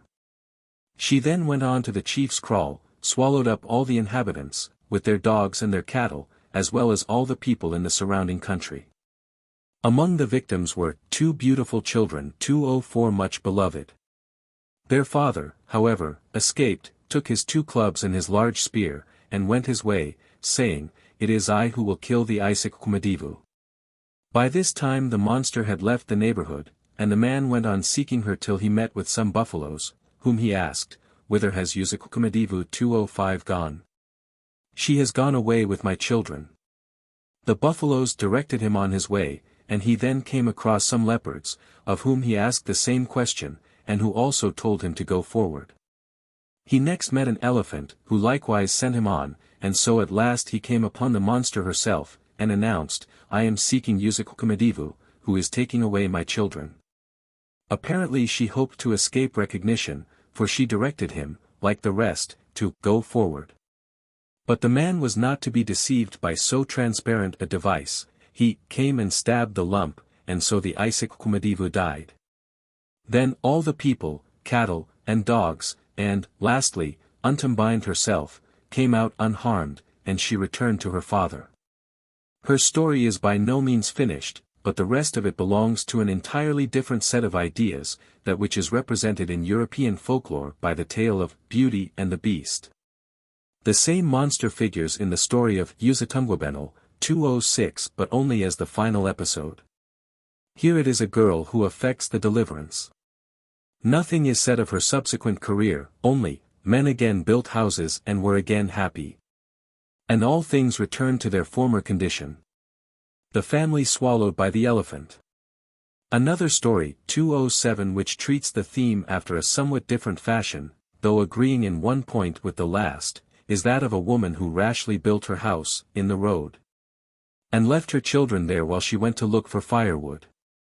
An elephant came by and swallowed the 2 children, leaving a little girl who happened to be staying with them and who told the mother, on her return, what had happened.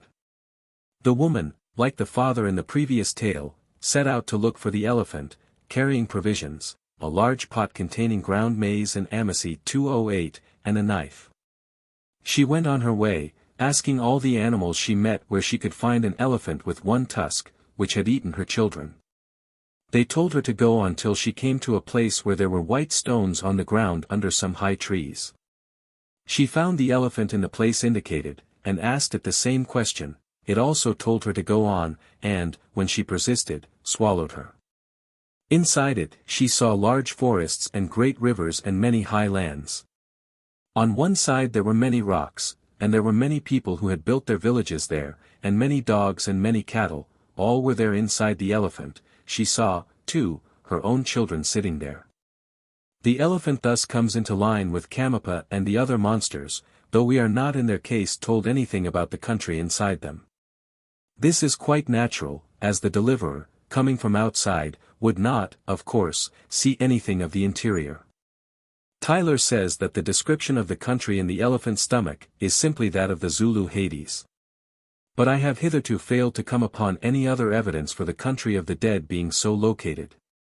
The mother gave her children some Amazimu, and, finding that they had eaten nothing since they had been parted from her, said, "Why do you not roast this flesh?" They said, "If we eat this beast, will it not kill us?" She reassured them, "No, it will itself die." She made a great fire, how we are not told, but as she had been gathering wood she may have had some sticks of the right kind for producing sparks by friction. She then took her knife and cut pieces off the elephant's liver, which she roasted and gave to the children. The other people, who had never thought of this expedient and had likewise eaten nothing, soon followed her example, with the result that the elephant told the other beasts, saying, "From the time I swallowed the woman I have been ill. There has been pain in my stomach." The animals could do nothing to help him, merely suggesting that the pain might be caused by his having so many people inside him, and he soon afterwards died. The woman then began to cut her way out, and before long a cow came out, saying, "Moo, moo."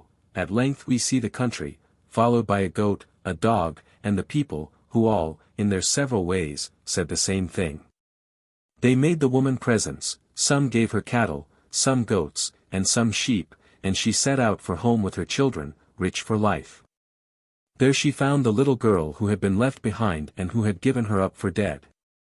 There is an important difference here, in that the deliverance is effected from inside, by one of the persons swallowed. In the story of Little Red Stomach, Siswana Sibamvana, 209, the boy is swallowed by a monster called the Owner of the Water, but not further described. And when it died in consequence, nothing is said of his inflicting any further injury, cut his way out, and was none the worse. But in the great majority of Bantu stories the swallower is cut open, as by Ditailane, and usually, though not always, by a small boy. The Zulu story last mentioned has points of contact with a curious and rather repulsive incident occurring in some of the animal tales, in which the tortoise, or some other creature, gains entrance to the body of some large animal and proceeds to eat it from the inside. We find this outside the Bantu area, among the Malinke of French West Africa and the Temni of Sierra Leone, 210, and Dr. Nassau has recorded 211 from the Bantu-speaking Benga of Spanish Guinea the story of the giant goat, who was done to death through the greed of the tortoise and the leopard. The devouring pumpkin. In the story of Tselane 212 it was seen that the slain ogre was changed into a tree. In The Children and the Ogre, Azimli, told in Swahili, but apparently coming from the Yao tribe, pumpkin vine springs up on the spot where he died. This in due course produces pumpkins, and one of these, apparently offended by the remarks of some passing children, breaks off its stem and rolls after them. In Uzambara a gourd or pumpkin appears as the swallowing monster. Nothing is said as to its origin, but a comparison with the Swahili story suggests that it may have been the reincarnation of some ogre or wicked magician. Some little boys, playing in the gardens outside their village, noticed a very large gourd, and said, "Just see how big that gourd is getting." Then the gourd spoke and said, "If you pluck me I'll pluck you." They went home and told what they had heard, and their mother refused to believe them, saying, children, you lie." But their sisters asked to be shown the place where the boys had seen the talking gourd. It was pointed out to them, and they at once went there by themselves, and said, as their brothers had done, "Just see how big that gourd is getting." But nothing happened. They went home, and, of course, said that the boys had been making fun of them. Then the boys went again and heard the gourd speak as before. But when the girls went it was silent. It would probably have been contrary to custom for all to go together. The gourd continued to grow, it became as big as a house, and began swallowing all the people in the village. Only one woman escaped, we are not told how. Having swallowed every one within reach, the gourd made its way into a lake and stayed there. In a short time the woman bore a boy, and, apparently, they lived on together on the site of the ruined village. When the boy had grown older he asked his mother one day where his father was. She said, "He was swallowed up by a gourd which has gone into the lake." So he went forth, and when he came to a lake he called out, "Gourd, come out! Gourd, come out!" There was no answer, and he went on to another lake and repeated his command. He saw one ear of the gourd come out of the water, by which it would appear that the gourd had by this time assumed some sort of animal shape, and climbed a tree, where he kept on shouting, "Gourd, come out!" At last the gourd came out and set off in pursuit of him, but he ran home and asked his mother for his bow and quiver. He hastened back, and when he came in sight of the monster loosed an arrow and hit it. He shot again and again, till, wounded by the 10th arrow, it died, roaring, so that it could be heard from here to Vuga. 2:13 The boy then called to his mother to bring a knife, and the usual ending follows. It may be worth while to remark that the young chief seems to have lived out his life without further trouble. Another talking pumpkin. The pumpkin monster who swallowed up a whole population is also found, but in a totally different setting in a Kinnaramba story collected by Mr. Frederick Johnson. 2:14 Here the first part, relating how Kiali left her husband because he had murdered her sister, and was thrown into a hole and left for dead by a porcupine on her way to her mother's village. Has very little to do with the episode which mainly concerns us. The connecting link is the porcupine, which assumed Kiali's shape and took her place in her home, till exposed by the recovery of the real Kiali. They threw it on the fire, and it died, and they buried it in the fireplace. Next morning a pumpkin was seen growing on the spot, and, someone remarking on it, it repeated the words. Everything that was said before it repeated, and when they brought an axe to make an end of this uncanny growth, they were swallowed, and it swallowed all the people in the land. Except a woman who was with child and had hidden herself in some cave. The child, when born, asked, "Where are the people?" and, on being told, went off to forge a weapon. This boy, Mlilua, is the hero of another story where, in somewhat different circumstances, people who have been swallowed are restored to life. In this one he set out to seek the giant, Lean-to, of whom his mother had told him, and brought her one animal after another, beginning with a grasshopper, only to be told every time that this was not the right one. In the same way the lad in the Swahili tale of Sultan Majnun brought his mother the various animals he had killed, hoping that each one was the Nunda, eater of people. 2:15. At last Mlilua found the monster bathing, and shot an arrow at it. He went on shooting, while his mother sang, "My son, throw the spines, Kiali, 100 spines, of the porcupine. If you do not throw today we shall be finished completely." It is not clear whether this is a figurative expression for arrows, or whether Mlilua really shot the spines of the porcupine at the monster. The mention of the name Kiali refers to the fact that the pumpkin took its origin from the porcupine which had personated the woman Kiali. At last the giant's strength was exhausted, and he said to Mlilua, "When you begin cutting me, begin at the back. If you cut me in front you will kill your people." Having said this, he died. Mlilua took the hint, and the people, cattle, goats, and fowls came out safely, all except one old woman, who, being in an awkward place, had her ear cut. She apparently accepted his apologies, and made some beer, which she invited him to drink.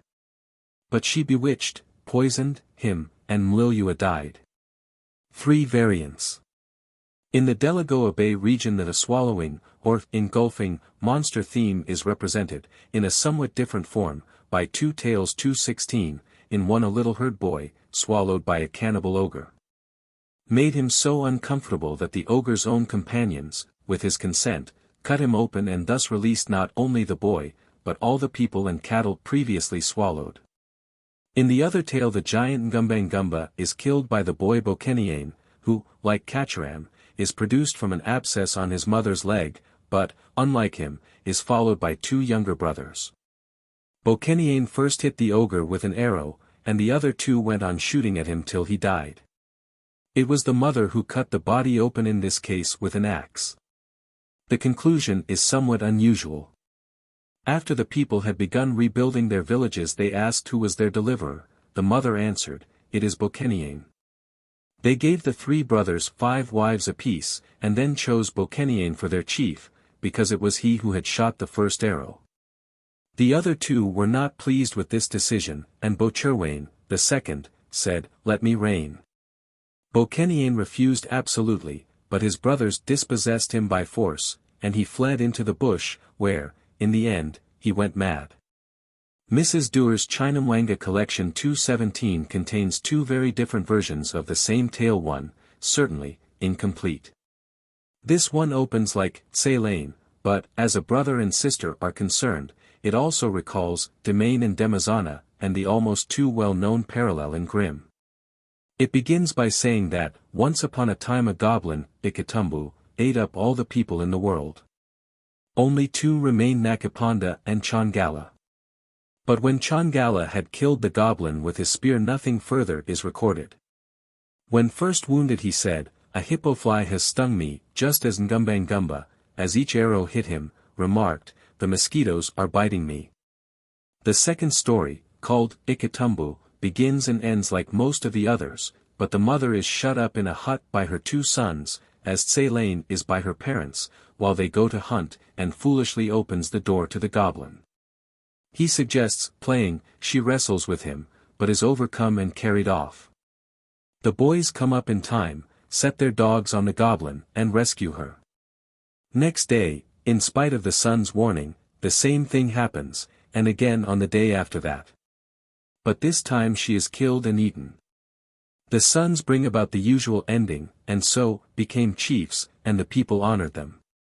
Yet another version has been obtained from the Douala people, in the far northwest, but quite sufficient have already been given. The Nunda.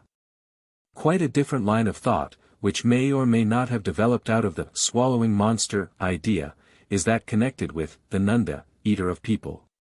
This is found in the story of Sultan Majnun, 2:18, but has little if any connection with the first part of the story, which relates how a bird year after year stole the dates from the Sultan's garden, till defeated by his youngest son. This may be of exotic origin, but the Nunda, whether under this name or another, is not confined to Swahili-speaking Africans. The peculiarities of this particular version seem to be, the Nunda begins as an ordinary cat, which, being left unmolested when catching and eating the chickens, grows in size and fierceness with each successive year, till it ends as a monstrous creature larger than an elephant. Secondly, though it has devoured everything it came across, nothing is ever recovered. The youngest son, who kills the Nunda in the end, does so only after bringing in a succession of animals, each larger than the last, and ending with an elephant. He is told by his mother, on every occasion, "My son, this is not he, the Nunda, eater of people." This method of trial and error is that followed by Mlilua in the Kinaramba tale, which, however, in what follows is true to the main type of the swallower stories. Jonah's Whale, the Frog, and the Tortoise. Both Tyler and W.A. Clouston, though the latter does not mention the African legend we have been discussing in the pages he devotes to men swallowed by monster fish, 2:19, associate the biblical story of Jonah with the same class of ideas.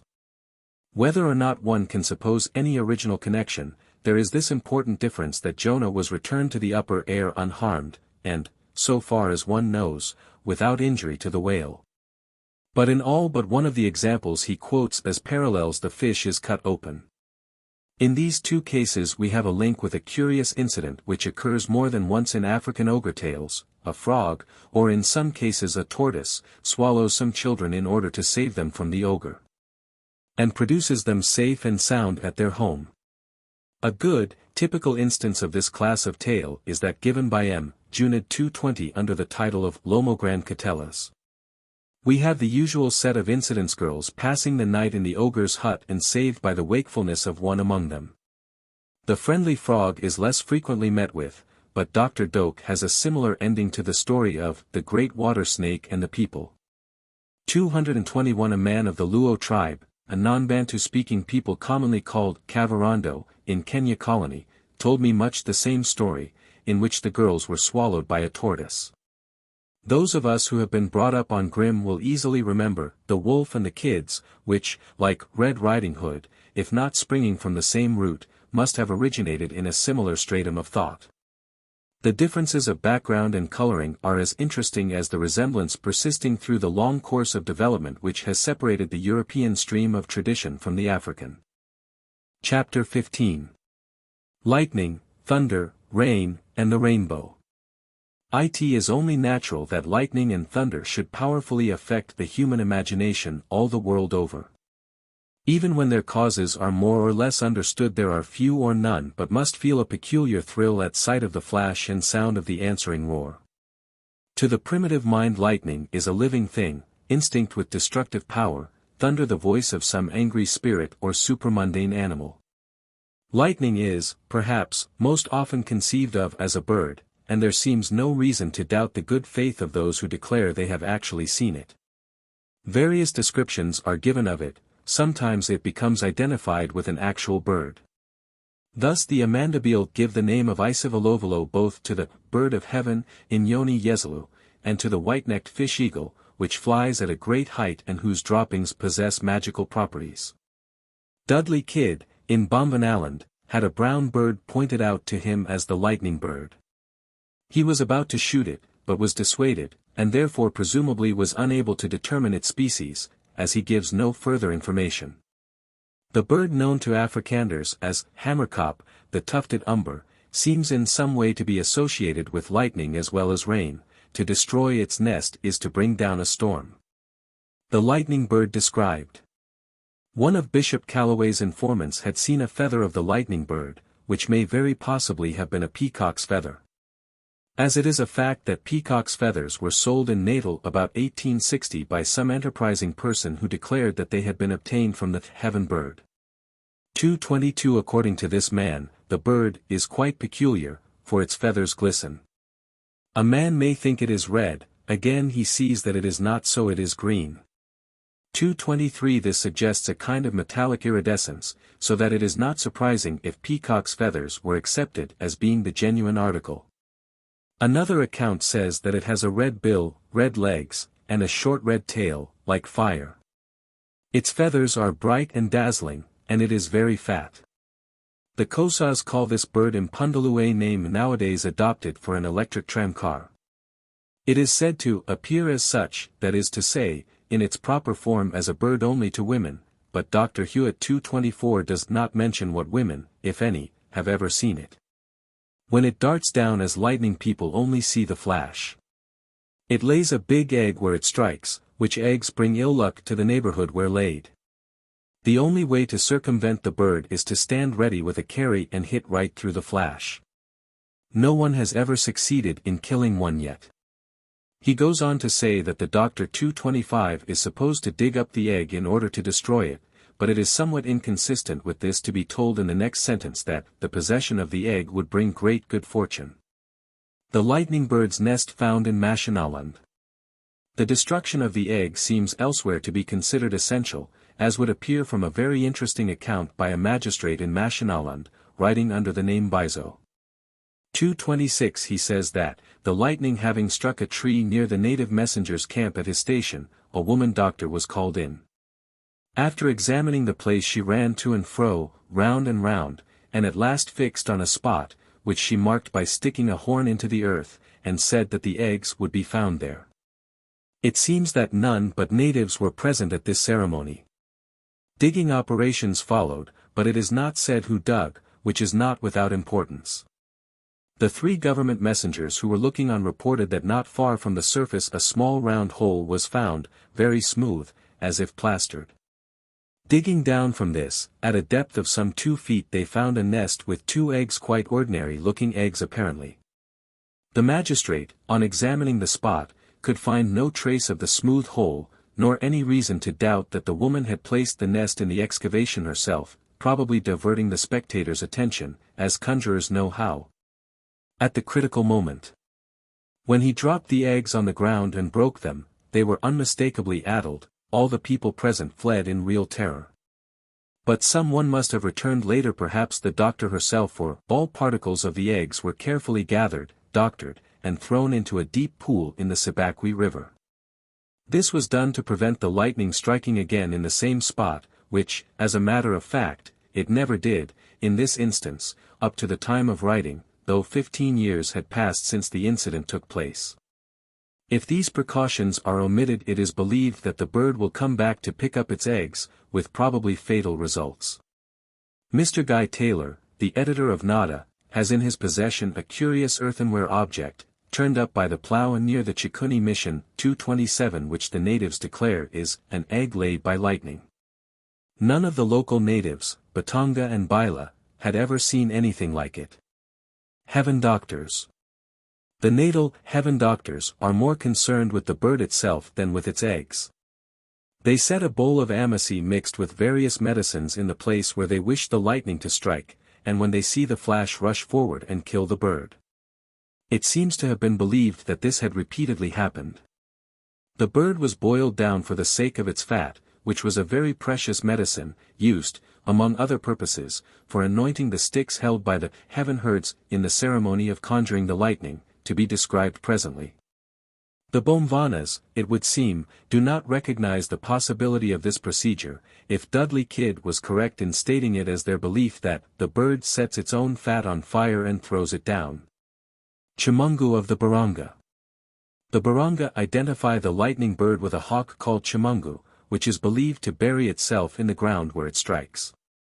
These people credit the medicine prepared from it with the peculiar virtue of enabling its possessor to detect thieves. One has not heard of this use of it among the Zulus, with their well-known character for honesty. When lightning has struck any spot of ground and burnt up the grass on it, the Ronga chief casts the bones, and then sends for the professional expert. This man arrives, with a long black stick in his hand, digs at the spot indicated, and finds the bird, alive or dead. One supposes that in the former case he kills it, but this is not specified. He then carefully measures the depth of the hole, making a notch on his stick for future reference, takes the bird home, roasts it, and grinds it to powder. What is done when a case of theft is reported may be read in M. Junid's book. 228. The Girl Who Saw the Lightning Bird. A Tumbuka native told the Reverend Donald Fraser that he had never seen the lightning bird, but a girl of our village saw it not long ago. It was a large black bird, with a big, curling tail, like a cock's. It seems to have splashed into a pool of water near where she was hoeing in her garden, and then to have run up her hoe and scratched her, after which it flew back into the clouds. As the narrator had seen the marks of its claws on her body, it is probable that the girl had really been struck by lightning, which has been known to leave curious scars. Further, it is believed that those little scarlet insects you see on the path during the rains are the children of the lightning. 229. The lakeside people of Buziba, on the eastern shore of Lake Victoria, think lightning and thunder are caused by flocks of small, glittering red birds, which nest in the rocks near the lake. When Kayura, ruler of the storm, he is the son of the one-legged lake god Magasha, is so disposed he sends these birds out, the flashing of their feathers is the lightning and the rushing sound of their wings the thunder. During a thunderstorm Magasha's missing leg is said to be seen in the clouds, a phenomenon of which, so far as I am aware, no explanation has been offered. Other embodiments of lightning. But birds are not the only creatures held responsible for, or supposed to be connected with, the lightning. The Lombas 230 say that with the flash an animal like a goat, but with the hind legs and tail of a crocodile, descends to earth, let down by a cord like a strong cobweb. Ordinarily it is drawn up again, but should the cobweb break, the animal would be heard crying like a goat, and the people run together to kill and burn it. They cannot do this without being protected by special medicine, as it is highly dangerous to approach the creature. No one will use for firewood a tree which has been struck by lightning, while the Zulus, and other cattle-breeding peoples, will never eat the flesh of an animal so killed, unless it has been doctored and they themselves have been washed with the proper medicines. It is a worldwide notion, quite easy to understand, that any person or thing marked for destruction by this mysterious power must be taboo. So the Romans used to sacrifice a sheep on the spot where anyone had been struck by lightning, and made it a sacred place forever. The Bushango people of the Kasai suppose lightning to be an animal something like a leopard, but black. It is called Tsetsi Bumba, and is the subject of a curious legend. 231 Bumba, the creator, after producing 9 creatures, of which Tsetsi was one, and, subsequently, the human race, imposed on them various taboos, which are observed to this day. But Tsetsi 232 refused to obey these rules, and began working mischief, so Bumba drove her from the earth, and she took refuge in the sky, where she has dwelt ever since. But when people began to suffer because they could not get fire, Bumba allowed her to return now and then, and, though every one of these occasions was marked by disaster, men were able to light their fires from trees which had been struck, and thenceforth carefully kept them burning in their huts. The lightning dog of the Congo. The people of the lower Congo call lightning Nzatsi, or Nsasi. With them it takes the form of a kind of magic dog, either red or black, with shaggy hair and a curly tail. When he comes down he gives one sharp bark ta, and with the second bark he goes up again. No charm can avail against him, and neither wizard nor witch doctor has power to avert his attacks. The Zulus, however, know better, as we shall see. R.E. Dennett was told this story by a Liongo man. A man met a beautiful dog, and was so pleased with its appearance that he determined to take it home with him. As it was raining heavily he took it with him inside his shimbi hut, and, lighting a fire, proceeded to dry and warm his pet. Suddenly there was an explosion, and neither man, dog, nor shimbi were ever seen again. This dog was Nsasi, so Antonio told me. 233. This same man, Antonio Lavadero, the Lower Congo people very often have Portuguese names, had a strange experience on his own account, which seems to imply that Nzatsi is not himself a dog, but hunts with 12 couple of hounds. Here Nzatsi is the thunder, and his dogs the lightning. Antonio was playing at marbles under a shed with some friends during a heavy shower of rain, when it thundered frightfully, and Nzatsi sent his 24 dogs down upon them. They seized one of the party who had left the shed for a moment, and the fire burnt up a living palm tree. 234. But Antonio also told of a man, still living when he spoke, who had been caught up to heaven by a flash of lightning and had a very good time there for 2 or 3 weeks. He was then asked by Nzambi, God, himself whether he would rather stay forever or return to earth. He said he wanted to return, as he missed his friends and relations. So he was sent back to them. Dudley Kidd mentions, somewhat vaguely, a fat baby said by the people of Mashonaland to cause the thunder when it crawls on the ground after descending from the sky at the spot where the lightning struck the earth. No further details are given about this infant, which seems to have been reported at second or third hand, or even less directly. We have already seen that some, at least, of the Mashana believe in the lightning bird, the Balanwana. But one wonders whether there may be some obscure connection with the Balanwana of the Baranga. These are tiny beings, sometimes called dwarfs, Simhanwanyana, but more often by the name which seems to mean little Europeans. 235 They are said to come down from the sky when heavy rain is falling. If there is thunder without rain, people say, the Balanwana are playing up there.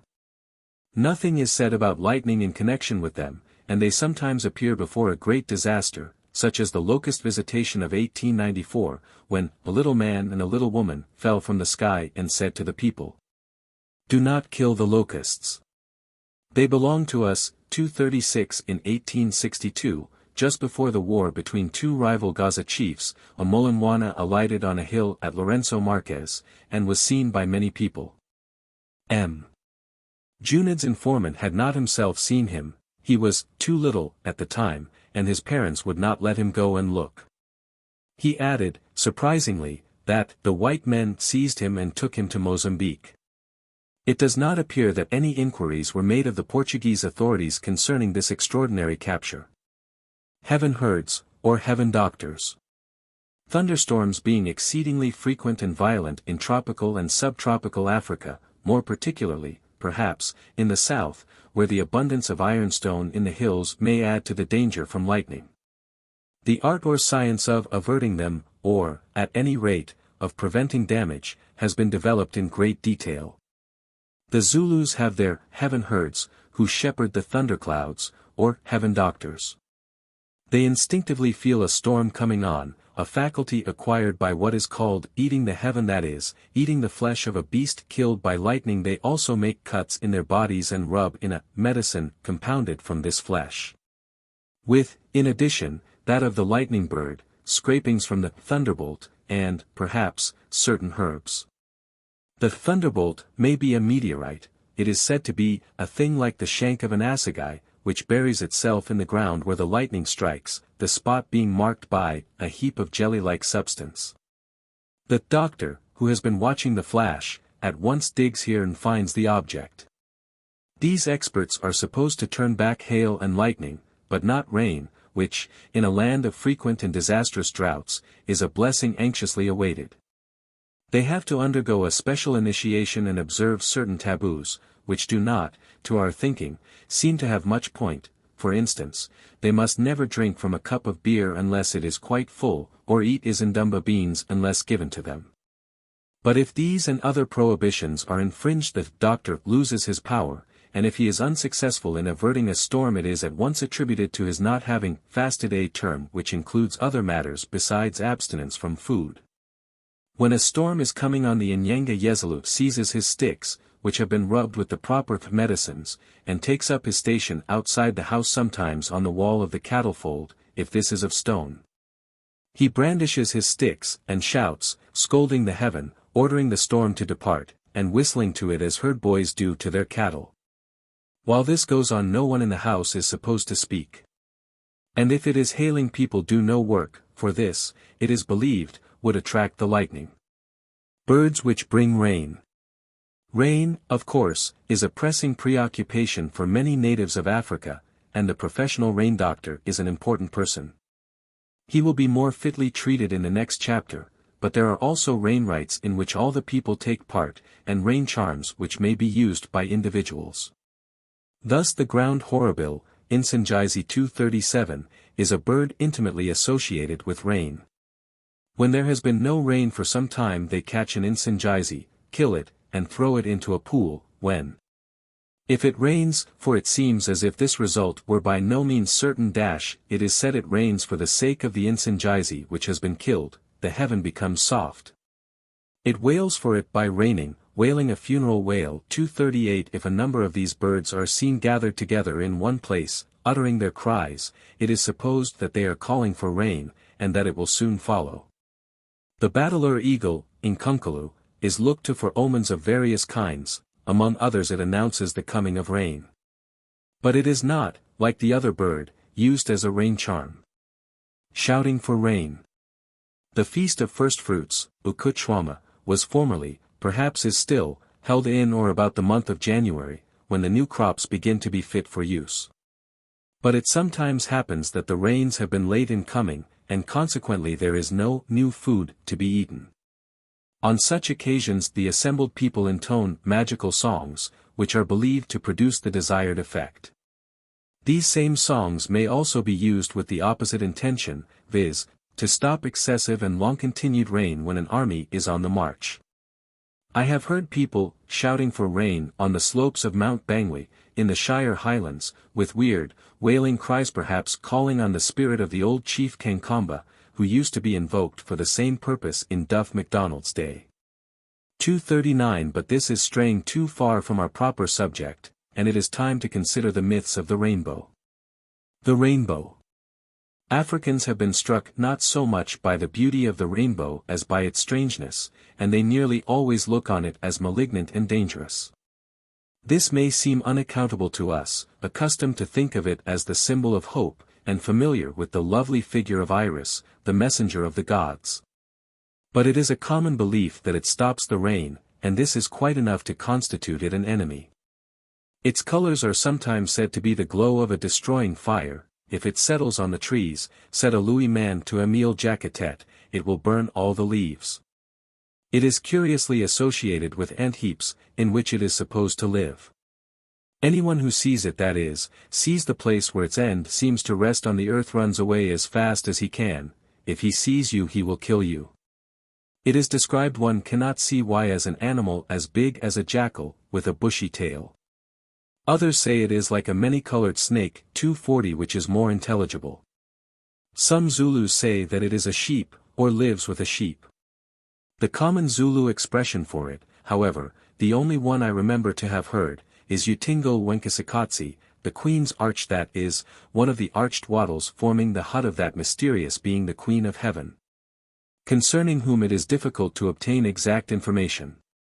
The Kikuyu 241 say it is a wicked animal, which lives in the water, comes out at night, eats goats and cattle, and has even been known to eat people.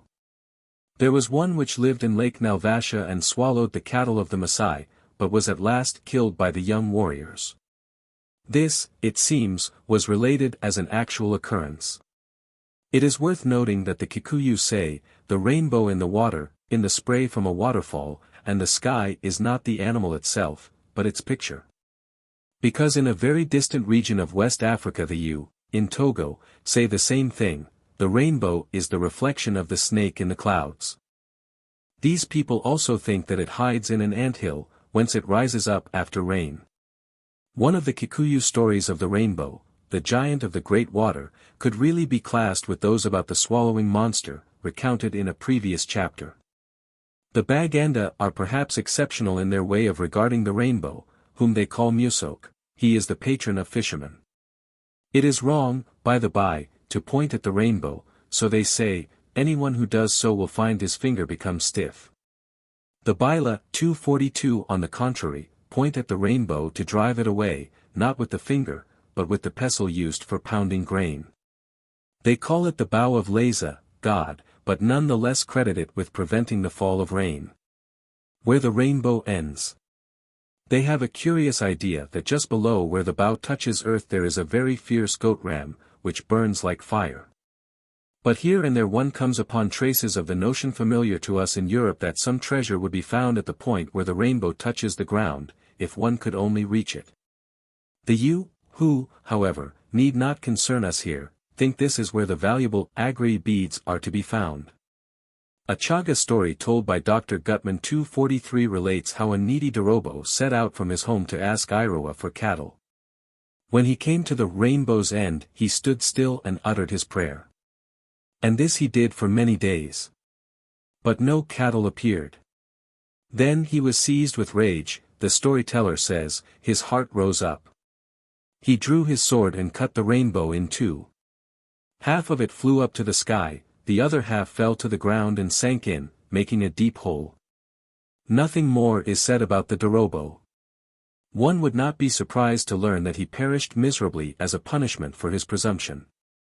Later on some people came upon the hole and, climbing down, found another country. They came back and reported what they had seen, those to whom they told it would not believe them. So they went down again, and returned with vessels full of milk, which convinced the skeptics. But some lions had followed them down, and the next time any people descended they found no one there, the inhabitants having emigrated.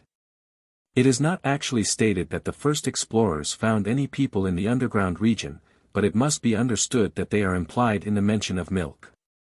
They heard the growling of the lions, and made the best of their way back, as they had come. Since then no one has ventured down the pit. Frankly, I do not know what to make of this. Rainbow snakes. The people of Luangu hold, if Dennett was correctly informed, that there are two rainbows, a good and an evil one. But the rainbow snakes, which seem to be distinct from these two, are 6, and not 1. They correspond to the colors of the rainbow, which are counted as 6, not 7. Perhaps no distinction is drawn between indigo and blue. But this writer's statements about numbers must be received with caution, because one never knows how much he read into what he was told by the people themselves. In Mayumb, to the east of Wangu, the rainbow is called Mbumbo Wangu.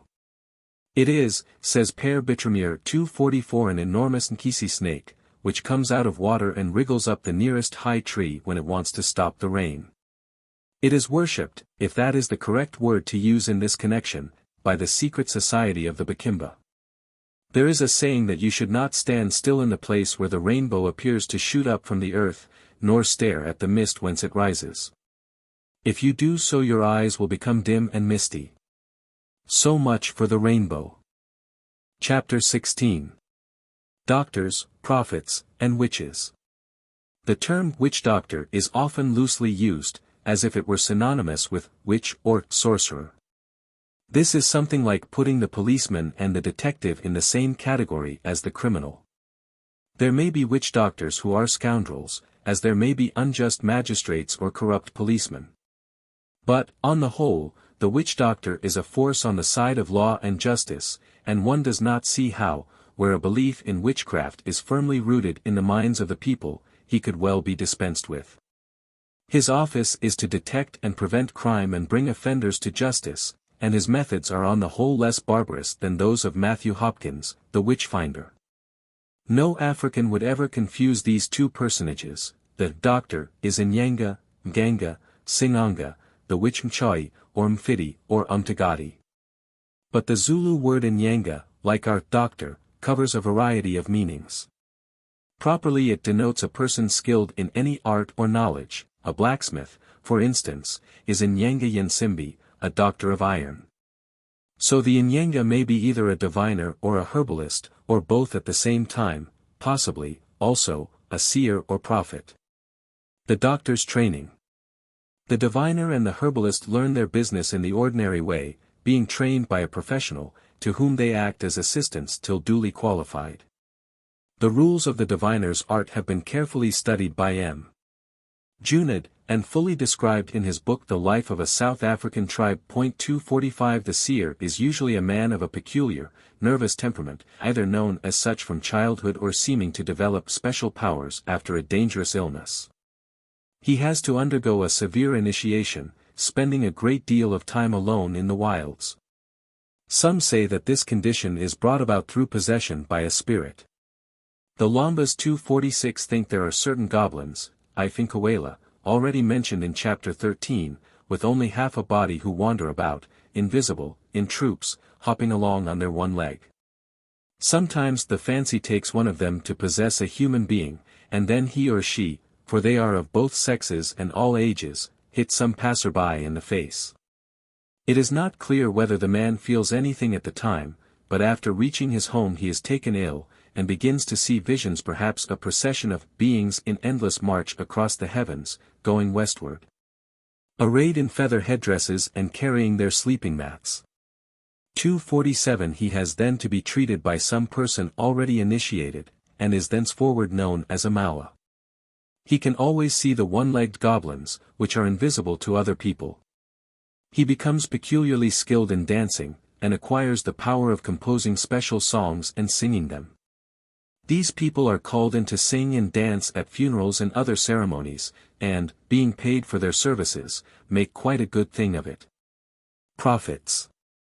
The prophet is able to see what is happening at a distance, to predict the future, and to receive and deliver messages from spiritual beings, whether the ghosts of ancestors or others. The immense influence wielded by such men has been proved over and over again by such incidents as the cattle killing of 1856, when Umlakaza, passing on the messages received in trance by his niece, some say his daughter, Nangaz, prophesied that when the people had slaughtered all their cattle and emptied their grain bins, so as to leave themselves no store of food, the old dead chiefs would come back, bringing with them huge herds of splendid beasts, and the white men would leave the country, never to return. The sun would rise blood red, and the pits would be miraculously filled to overflowing with food. All this was firmly believed by many people, and the resulting tragedy is only too well known. About 25,000 lives are thought to have been lost in the famine. Umlakaza had an official standing as a doctor, and is said to have himself seen visions confirming what his niece had told him. The girl used to sit by a pool, where she saw faces of people and other images in the water. In fact, practiced what is known as crystal gazing, though she seems to have been subject to trances as well. Trances. The trance is a familiar phenomenon among the Bantu tribes. Doctors induce it in themselves, or others, by means known to themselves, probably chewing certain herbs or inhaling the smoke of them when burned. The practitioners of the Wakilindi 248 prepare a drink known as Hlakanyana, which gives the drinker invulnerability, superhuman strength, and the power to know and see things withheld from ordinary people. But trances also occur spontaneously. The Reverend Donald Fraser 249 heard of a man who had himself seen the abode of the spirits. He was supposed to have died, and his body was tied up in a mat and prepared for burial, but signs of returning life were seen. On his recovery he told how he had gone by a narrow road until he came to a great village where the people lived without marriage. He had spoken to them, but none would hold conversation with him. They told him to be gone, for he was not wanted there. He tried to tell his story, but no one would listen to him. They beat irons together and tried to drown his words, for he was too uncanny.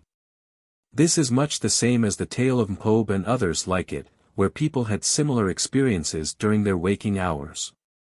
But these are usually related as legends, not as having happened to people known to the narrators.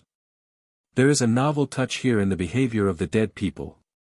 As a rule they are more civil, and, instead of silencing their visitor, content themselves with telling him not to talk about them on his return to the upper world. Probably what happened to the man whose story was told by Antonio Lavadero 250 might also be described as a trance. He was either struck by lightning or stunned by a clap of thunder, and remained unconscious for 2 or 3 weeks, during which, according to his own account, he was caught up to the sky and very hospitably entertained by Nzambin Pungu. Possession. This trance state may be caused, according to African ideas, either by the person's spirit leaving his body and traveling off into unknown regions or by possession. A Lamba man or woman may be possessed, as we have seen, by an Ichinkwela goblin, but also by the ghosts of deceased human beings. There is quite an influential order of people in this tribe who are possessed by spirits of Lenge chiefs, never by chiefs of their own tribe. The first sign of possession is a serious illness, for which no remedy seems to avail, and which brings on a state in which he begins to speak in a weird way, using the most extravagant language, telling of wonderful things he says he has seen. 251. It is the possessing spirits who enable such persons to prophesy. Sometimes their prophecies are said to have been fulfilled, as, for instance, that of those who told the people, long, long ago, "You will all drink out of one well," meaning that tribal differences would be disregarded.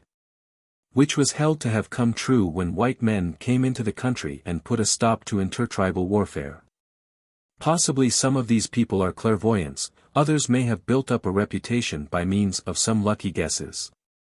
But many, in Lambaland, at any rate, would appear to be unscrupulous impostors, who travel from place to place and charge substantial fees for their services. They deliver oracles from deceased chiefs, whose mediums they are. They profess to bring rain in time of drought and to keep the birds from the crops. They practice incantations warranted to ensure luck in hunting and administer medicine to childless couples. Dr. Doak knew a lazy ne'er-do-well who made quite a comfortable living in this way. These Wamakamwami are readily distinguished by their appearance. They never cut their hair, but wear it plaited in long tails, smeared with oil and red ochre and, in former times, at any rate, adorned with the white shell discs which are the insignia of chieftainship. The ecstatic seer of the Zulus seems always to have a more or less unkempt appearance which is only in character, but I do not know that he adopts any distinctive fashion. The get-up of the witch doctor proper is a different matter. Of course, it varies locally, but an essential part of it is usually the tail of a zebra fitted into a handle and waved about in performing exorcisms or other operations.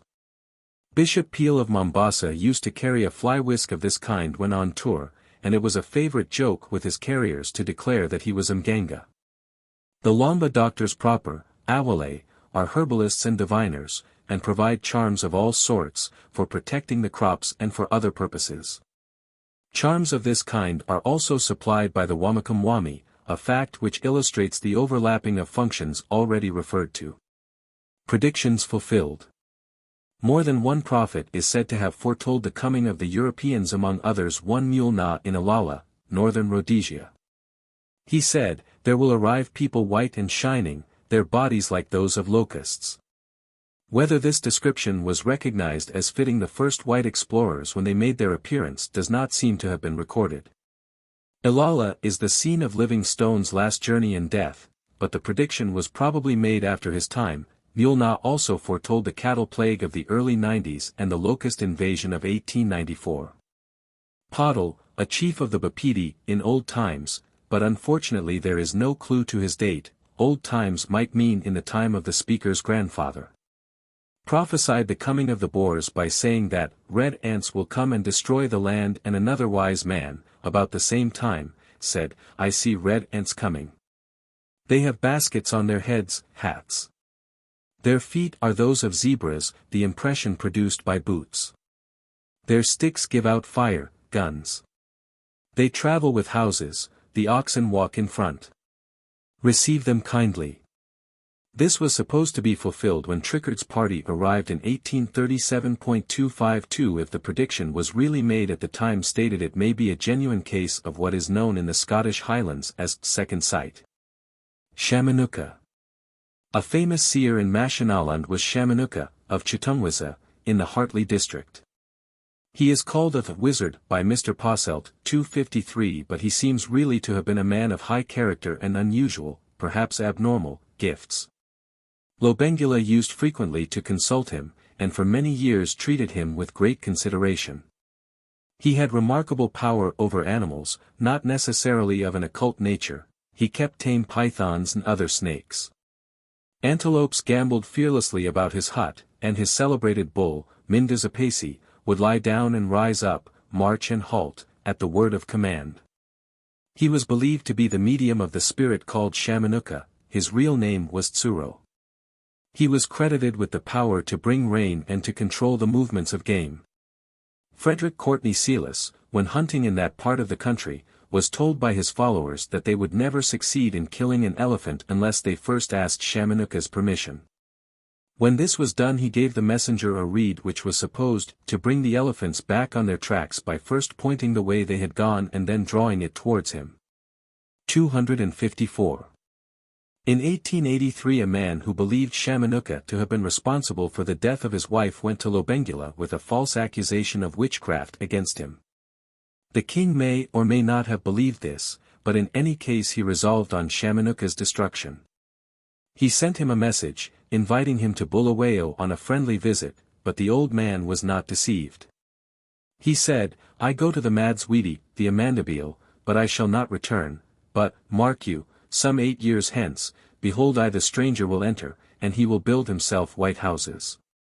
The prophecy was fulfilled before the 8 years were out, for the Chartered Company's pioneer expedition entered Mashonaland in 1890. He set out, accompanied by his wife and 2 of his sons, and met Lobengula's war party near the Shangani River. Most of the warriors kept out of sight, only a few headmen came to meet him. His wife, Bavia, who had been a captive of the Amandabeel, she was sent to Shamanuka by Lobengula, said, "They are going to kill you. I know the Amandabeel. I see blood in their eyes. Run. Run." He refused, saying he was too old to run. If his day has come, Shamanuka does not fear to die. "But bid my son, who is young and swift of foot, creep away in the bushes while there is yet time and carry the news to my people." The little party were soon surrounded and all killed, except Shamanuka himself, Bavia, and his other son, Quarry, who was wounded in the leg, but got away. The old chief sat on a rock, calmly playing on his bira. 255 his assailants tried to stab him with their spears, but could not even wound him. Some of them had rifles and fired at him, but the bullets fell round him like hailstones, without touching him. At last he told them that he could be killed only by an innocent young boy, and such a one, being fetched, dispatched him unresisting. The impi, having cut up his body in order to get the liver and heart, which were held to be powerful medicines, went on to Chitungwiza, in order to exterminate Shamanuka's whole clan, as Lobengula had commanded. But Butte, the son who had been sent away, was fleet of foot, and reached the village in time, and when the warriors arrived they found only empty huts and such stores and cattle as the people had been unable to take with them. Bavia was taken back to Bulawayo, but escaped, and in 1887 told the story to Silas 256 who saw her in Lamagundi's country, North Mashonaland. The Rev. Arthur Shirley Cripps, who had abundant opportunities of hearing the stories about Shamanuka on the spot, has woven them into what might be called a beautiful prose poem, treating his material very freely, but never, one feels, departing from the spirit underlying the cruder native tradition. This, of course, has not been drawn upon here. Molomi of the Basuto. I cannot pass on without a reference to another seer, Molomi, whom the Reverend E. W. Smith has called the greatest figure in Basuto history. He died in 1815, long enough ago for legends to have gathered about his name, as, in fact, they have done, but not sufficiently so to have obscured the real facts to any great extent. Though in the royal line and called to be chief through the incapacity of his elder brother, he cared nothing for power, and much preferred to travel about in quest of knowledge, more particularly knowledge of medicinal herbs. He was renowned both as a physician and a rainmaker. There is no reason to suppose him an impostor in the latter capacity. He evidently believed in his powers, and his belief must have been confirmed by the cases in which, if tradition is to be believed, he was, possibly owing to some fortunate coincidence, successful. His prophetic career began at an early age, when, in the course of his puberty initiation ceremonies 257 he felt himself, in a dream or trance, carried up to the sky, and heard a voice saying, "Go. Rule by love and look on thy people as men and brothers." He had a strong influence over Mashesh, who, like other chiefs, frequently came to him for advice and, unlike them, often followed it. The mythical element in his story comes out in the assertion that he was able to transport himself from one place to another in a supernatural way. In his last illness he prophesied a famine and a cattle plague. And when dying, on coming out of a kind of trance, he said, "After my death a cloud of red dust will come out of the east and consume our tribes. The father will eat his children." This has been taken to refer to the series of wars and migrations which began shortly afterwards and continued till the middle of the 19th century. Only one way of death.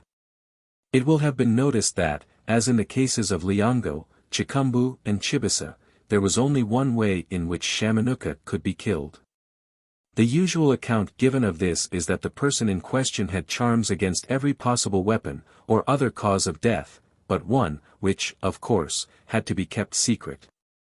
At Kalilo, in Ngo, Tanganyika territory, there is a cave haunted, almost within living memory, if not still, by the spirit of a great Nganga who in his lifetime was a chief in Ukami. In time of drought the headmen of the Wado and neighboring tribes would come there to pray for rain. When they greeted him on their arrival they would hear a rushing sound, like that of an approaching rainstorm. Then, in some cases, a voice would be heard, saying, "There is an evil man among you," and would go on to describe one member of the party by his clothes. If such a one was indeed present he was at once driven away.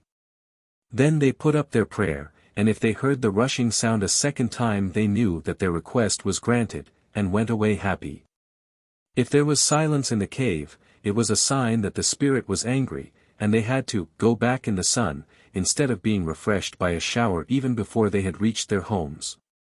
This rain doctor, his name has not been recorded, was reckoned invulnerable during his lifetime. None of his enemies could succeed even in wounding him, with arrow, sword, or gunshot. But unfortunately he happened to quarrel with his wife when a raiding party was close at hand, and she got into communication with the raiders and, like Delilah, though not for the same reason, betrayed her husband's secret. His taboo, mwiko or mzayo in Swahili, was to be struck with the stalk of a pumpkin. If this was done he would die immediately. The enemies at once procured a pumpkin stalk, and threw it so as to hit him. It did, in fact, kill him, but the manner of his death was not seen, for a mighty wind arose and carried him off to the cave of Kalilo, where he is to this day, and no one could tell whither he went. After some days his clothes and weapons were found in the cave, but he was never seen again. The woods near this cave are uncanny. Drums are occasionally heard there, though no drummers are to be seen, also the trilling cry made by women at weddings. Sometimes the traveler comes on an open space among the trees, where the ground is clean white sand, smooth as if just swept for a dance. This is where the ghosts hold their revels. Kalilo and the Majimaji Rising. The name Kalilo attained a certain publicity about 1905, but not in connection with the haunted cave in Ngu. This Kalilo was a huge serpent, living in a cave in the mountains of Uluguru. 258 The Zaramo people tell how, once upon a time, two women went into the forest to dig up roots. Suddenly they heard a rumbling underground, but could see nothing to cause it. One woman ran back to the village. The other, known as Mlamlali, 259 stayed. Presently a great snake appeared, took the woman into its cave, and said, "The high God has sent me. I am to take you to wife so that you can carry my message to mankind. And you of the Mlali clan shall be my people and serve me forever in this cave. I have 2 companions, and we are commissioned to restore everything which has been spoiled or ruined on earth." Mlamlali was long sought for by her friends, but no trace of her was found, till suddenly she came home wearing beautiful ornaments and none the worse for her experience. The message she brought was mainly concerned with directions for cultivation. But in 1905 occurred the rising, known as the Majimaji Rebellion, 260, with which Kalilo's name is chiefly associated. 2 prophets appeared, who foretold that the sun and moon would rise in the west and set in the east, and other wonders would be seen. They forbade the people to pay taxes to the government, and won over the adherents of a certain chief by showing him, as he was persuaded to believe, his deceased father in the flesh. It appears that they were able to produce a person with a striking resemblance to the dead man. The tribesmen were to arm themselves with millet stalks, which would turn to rifles in their hands. They would be supplied with a certain medicine which would have the effect of turning the enemy's bullets to water, maji in Swahili. The failure of the rising did not put an end to the Kalilo cult. But his oracles from thenceforth seem only to have concerned themselves with agricultural matters. For instance, his medium, Kiganga, forbade people to eat the leaves of the manioc plant, elsewhere a popular vegetable, perhaps because it is of comparatively recent introduction into Wazaramo. All Wazaramo know the name of Kiganga, but no one professes to have seen her. 2 men, however, have met Mlamlali, who acts as caretaker to Kalilo's cave, and would not allow them to enter it. Another medium in residence at the cave is Mhangalugome, who interprets Kalilo's oracles, given in the same way as those of the Ngu spirit, by a rushing noise in the depth of the cavern, perhaps caused by an underground river. It is true that it appears to be intermittent, but this might be accounted for by varying currents of air. Witches and voodoo. As to the activities of the witch proper, which it is the business of the Mganga to check, very strange things are related. Some level-headed missionaries have witnessed occurrences which they could attribute only to unseen agencies. Bishop Weston, at Wadey, in the island of Pemba, saw and felt lumps of clay thrown by invisible hands, one falling through the iron roof of the hut in which he stood, another thrown upward from outside. Pemba is a well-known center of witchcraft. Anyone curious about such matters can find a detailed account of the witch guilds and their horrible sacrifices in Captain Craster's book Pemba, the Spice Island of Zanzibar. The doings of the Wachui, or Wanga, their related are not unlike those we hear of in the island of Haiti, and we may be sure they lose nothing in the hands of romancers under the names of Obia and Voodoo, or Vodou. The subject hardly comes within the scope of this book, but one thing may be pointed out. It is too commonly assumed that these doings are typical of African mentality in general, and constitute an essential part of African religion. But it is a very suggestive fact that the Pemba witch guilds and those described by Dr. Nassau in West Africa are recruited from the slaves, and the same is obviously the case in the West Indies. It should be remembered that many, if not most, of these people had been sold into slavery for their crimes, perhaps for this very crime of witchcraft. Dr. Nassau says, in fact, that the Benga and neighboring tribes credited the slaves as a body with addiction to unlawful arts, and if a free man died, suspicion almost always located itself on the slave community. For the reason that it was known that slaves did practice the black art, and partly because it was safer to make an accusation against a defenseless slave than against a free man. It resulted, therefore, that, just because they were defenseless, the slaves actually did practice arts in their supposed self-defense that gave justification for the charge that they were witches and wizards. 261.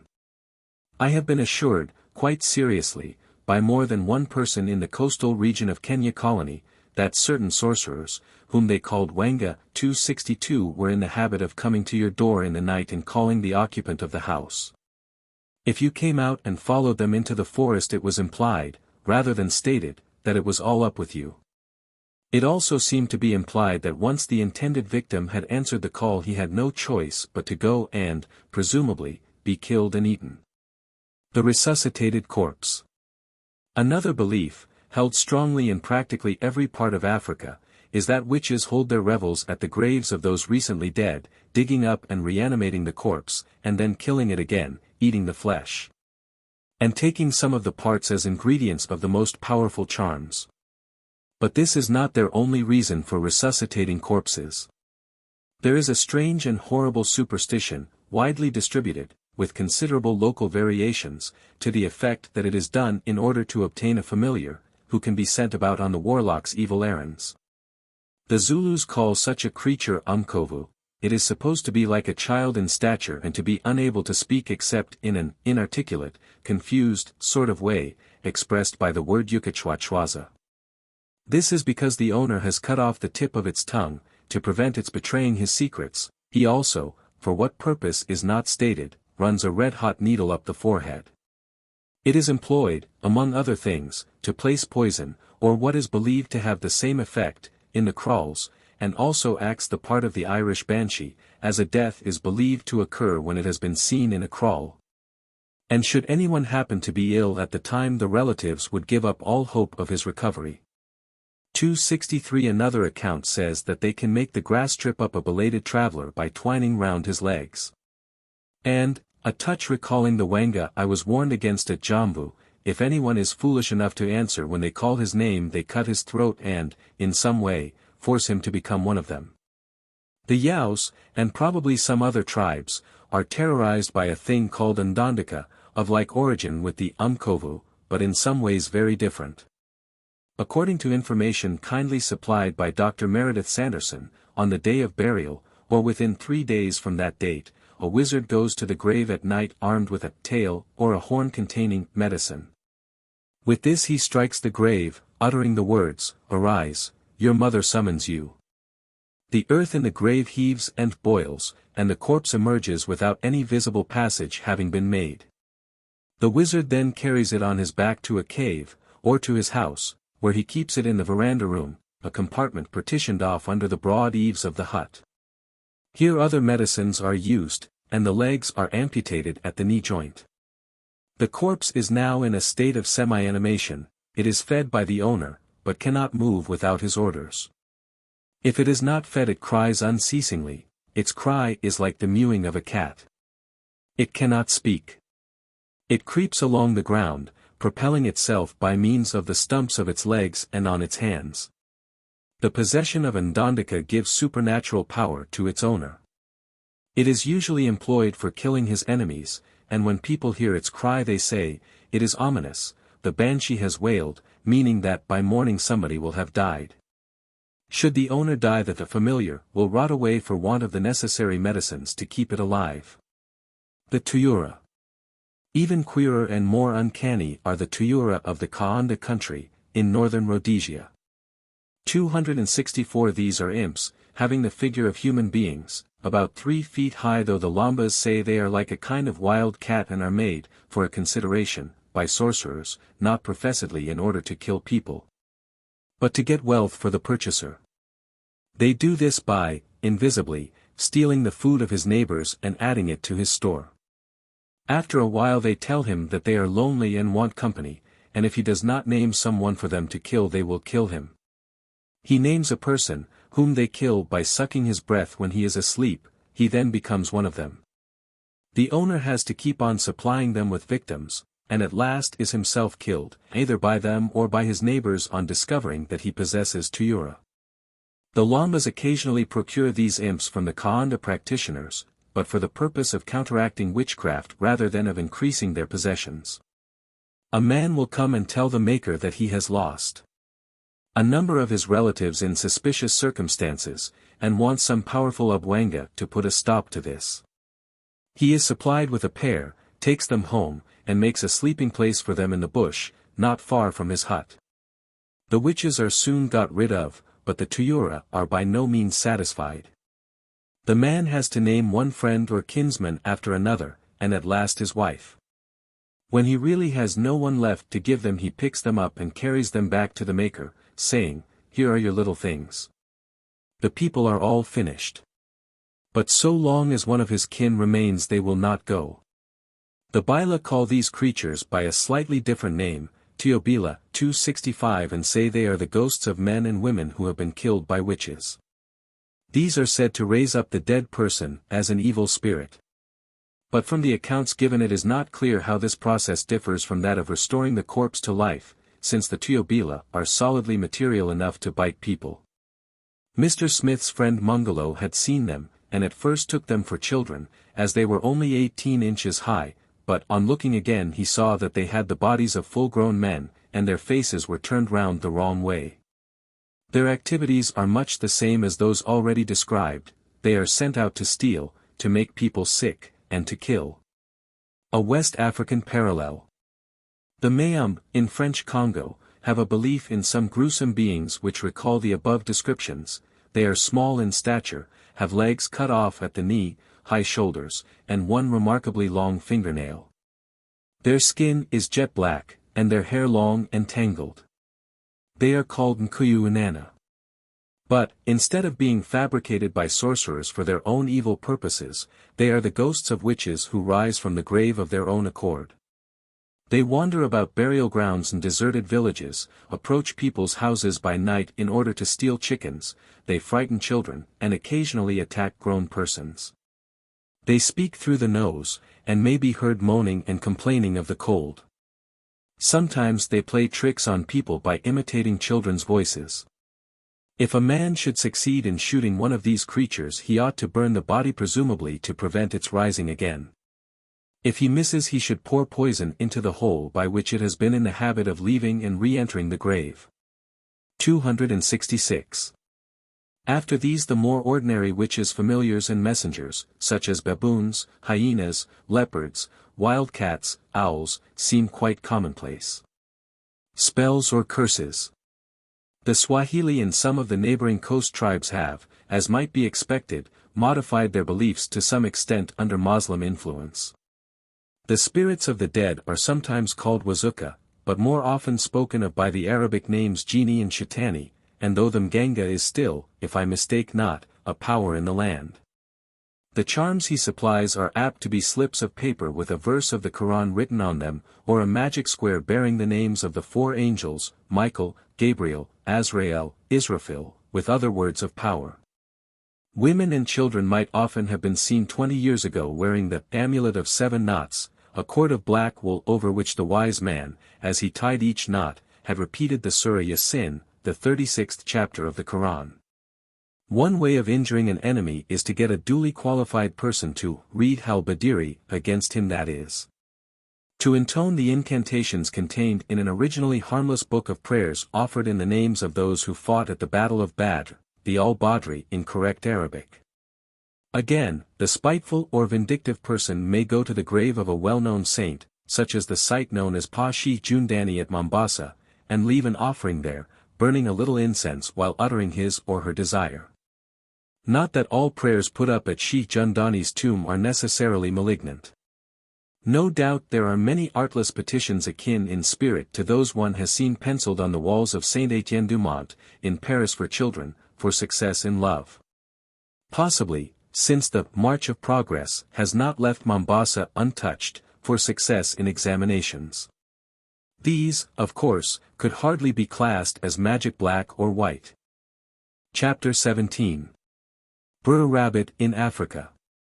The Uncle Remus stories, which suddenly became so popular about 50 years ago, not only delighted both young and old, but attracted the serious attention of folklore students.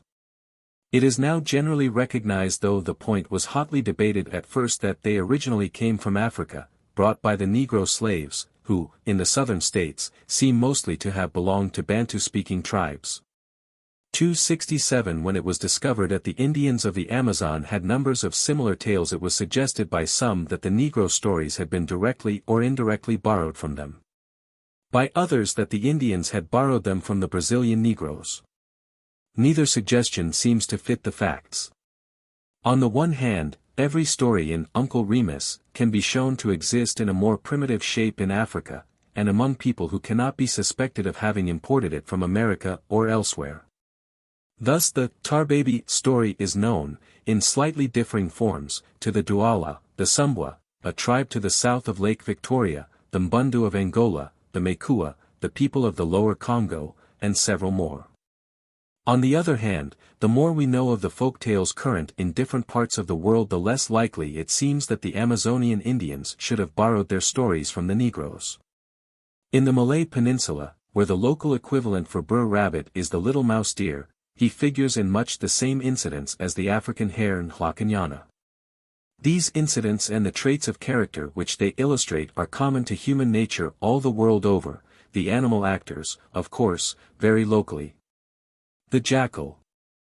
In India it is the jackal who plays clever tricks on the stronger and fiercer animals, in Europe the fox, in New Guinea and Melanesia yet others. The tortoise, however, seems a universal favorite, except, perhaps, in North Germany, where one of his best-known adventures is ascribed to the hedgehog. The jackal is the hero for the Hottentots, and also for the Galla and Somali of northeastern Africa, who consider the hare a stupid sort of creature. And blame him, at least the Hottentots do, for like the chameleon elsewhere taking away men's hope of reviving after death. The moon, angry with him for failing to deliver his message, threw a chunk of wood at him, which is why his lip is split to this day. The Basuto have apparently through contact with the Hottentots confused the characters of the jackal and the hare, giving to the former the famous story of the animals and the well, which will be related presently. Though the hare comes into his own on several other occasions. Hare, not rabbit. It is unfortunate that so many writers, no doubt influenced by Uncle Remus, used the word rabbit in translating African stories. There are, I believe, no rabbits, properly so called, in Africa, and Sungura, Kalyalu, Sulwi, 268 and Mutlanyana undoubtedly represent what we mean by a hare. Uncle Remus would naturally speak of the more familiar animal, just as he makes Brer Wolf and Brer Fox take the place of the hyena. Jacatet, in his translation of a Sesotho tale, speaks of a rabbit victimized by little hare. This animal, Lolo, is, according to Mabille and Dieterlen's dictionary, the red hare, Lepus crassicaudatus. Whether this is the same as the March hare of the Lalus and Lombas, the name literally means the mad big hare, it would be interesting to discover, but I have nowhere met with a description of this latter creature. Animals which figure in the tales. The hare, then, we may say, is really the most prominent figure in the tales we are considering.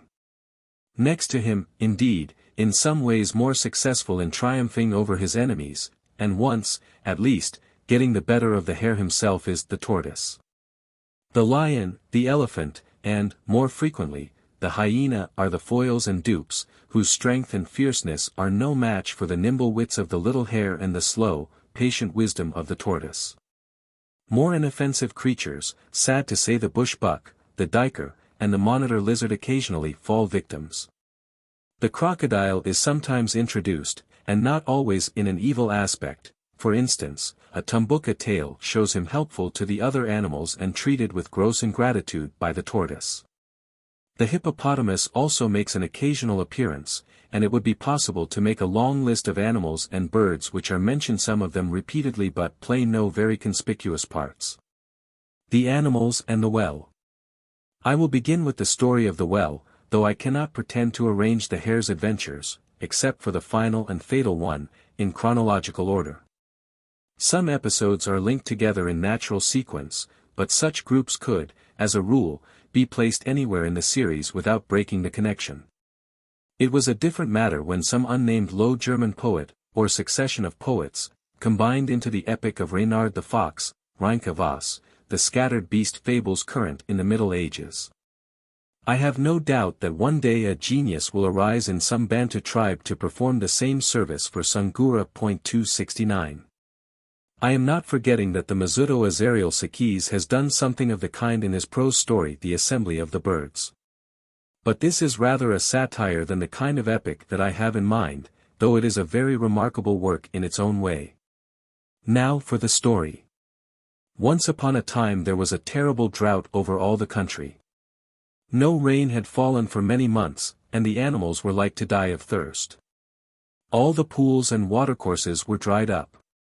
So the lion called the beasts together to the dry bed of a river, and suggested that they should all stamp on the sand and see whether they could not bring out some water. The elephant began, and stamped his hardest, but produced no result, except a choking cloud of dust. Then the rhinoceros tried, with no better success, then the buffalo, then the rest in turn, still nothing but dust, dust. At the beginning of the proceedings the elephant had sent to call the hare, but he said, "I don't want to come." Now there was no one left but the tortoise, whom they all had overlooked on account of his insignificance. He came forward and began to stamp, the onlookers laughed and jeered. But, behold, before long there appeared a damp spot in the river bed. And the rhinoceros, enraged that a little thing like that should succeed where he had failed, tossed him up and dashed him against a rock, so that his shell was broken into 100 pieces. While he sat, picking up the fragments and painfully sticking them together, the rhinoceros went on stamping, but the damp sand quickly disappeared, and clouds of dust rose, as before. The others repeated their vain efforts, till at last the elephant said, "Let the tortoise come and try." Before he had been at work more than a few minutes the water gushed out and filled the well, which had gradually been excavated by their combined efforts. The animals then passed a unanimous resolution that the hare, who had refused to share in the work, should not be allowed to take any of the water. Knowing his character, they assumed that he would try to do so, and agreed to take turns in keeping watch over the well. The hyena took the first watch, and after an hour or two saw the hare coming along with 2 calabashes, one empty and one full of honey. He called out a greeting to the hyena, was answered, and asked him what he was doing there. The hyena replied, "I am guarding the well because of you, that you may not drink water here." "Oh," said the hare, "I don't want any of your water, it is muddy and bitter. I have much nicer water here." The hyena, his curiosity roused, asked to taste the wonderful water, and Sungura handed him a stalk of grass which he had dipped in the honey. "Oh, indeed, it is sweet. Just let me have some more." "I can't do that unless you let me tie you up to the tree, this water is strong enough to knock you over if you are not tied." The hyena had so great a longing for the sweet drink that he readily consented. The hare tied him up so tightly that he could not move, went on to the well, and filled his calabash, then he jumped in, splashed about to his heart's content, and finally departed laughing. In the morning the animals came and found the hyena tied to the tree. "Why, hyena, who has done this to you?" "A great host of strong men came in the middle of the night, seized me, and tied me up." The lion said, "No such thing." Of course it was the hare, all by himself. The lion took his turn at watching that night, but, strange to say, he fell a victim to the same trick. Unable to resist the lure of the honey, he was ignominiously tied to the tree. There they found him next morning, and the hyena, true to his currish nature, sneered, "So it was many men who tied you up, lion?" The lion replied, with quiet dignity, "You need not talk, he would be too much for any of us." The elephant then volunteered to keep watch, but with no better success than the rest of the animals, each in his turn, only to be defeated by one trick or another. At last the tortoise came forward, saying, "I am going to catch that one who is in the habit of binding people." The others began to jeer, "Nonsense! Seeing how he has outwitted us, the elders, what can you do, a little one like you?" But the elephant took his part, and said that he should be allowed to try. The tortoise is too sharp for the hare. The tortoise then smeared his shell all over with bird lime, plunged into the well, and sat quite still at the bottom. When the hare came along that night and saw no watcher, he sang out, "Hello! Hello! The well! Is there no one here?" Receiving no answer, he said, "They're afraid of me. I've beaten them all. Now for the water." He sat down beside the well, ate his honey, and filled both his gourds, before starting to bathe. Then he stepped into the water and found both his feet caught. He cried out, "Who are you? I don't want your water, mine is sweet. Let me go, and you can try it." But there was no answer. He struggled, he put down one hand 270 to free himself, he put down the other, he was caught fast. There was no help for it, there he had to stay till the animals came in the morning. 271 And when they saw him they said, "Now, indeed, the hare has been shown up." So they carried him to the bualo for judgment, and the lion said, "Why did you first disobey and afterwards steal the water?" The hare made no attempt to plead his cause, but said, "Just tie me up, and I shall die." The lion ordered him to be bound, but the hare made one more suggestion. "Don't tie me with coconut rope, but with green banana fiber. Then if you throw me out in the sun I shall die very quickly." They did so, and after a while, when they heard the banana bast cracking as it dried up in the heat, they began to get suspicious, and someone said to the lion that the hare would surely break his bonds. The hare heard him and groaned out, as though at his last gasp, "Let me alone. I'm just going to die." So he lay still for another hour, and then suddenly stretched himself. The banana fiber gave way, and he was off before they could recover from their astonishment. They started in pursuit, but he outran them all, and they were nearly giving up despair when they saw him on the top of a distant anthill, apparently waiting for them to come up. When they got within earshot he called out, "I'm off. You're fools, all of you," and disappeared into a hole in the side of the ant hill. The animals hastened up and formed a circle round the hill, while the elephant came forward and thrust his trunk into the hole. After groping about for a while he seized the hare by the ear, and the hare cried, "That's a leaf you've got hold of. You've not caught me." The elephant let go and tried again, this time seizing the hare's leg. Oh! He's got hold of a root. 272 Again the elephant let go, and Sungura slipped out of his reach into the depths of the burrow. The animals grew tired of waiting, and, leaving the elephant to watch the ant hill, went to fetch hoes, so that they might dig out the hare.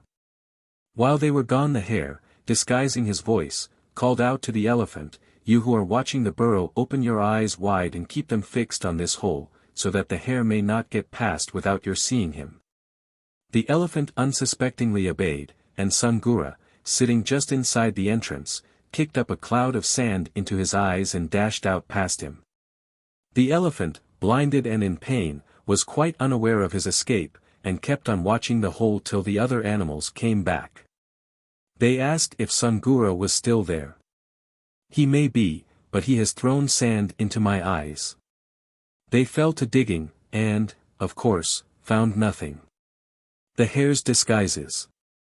Meanwhile the hare had gone away into the bush, plaited his hair in the latest fashion, plastered it with wax 273 taken from a wild bee's nest, and whitened his face with clay, so that he was quite unrecognizable. Then he strolled casually past the place where the animals were at work, asked what they were doing, and offered to help. He was given a hoe, which he used with such vigor that it soon came off the handle.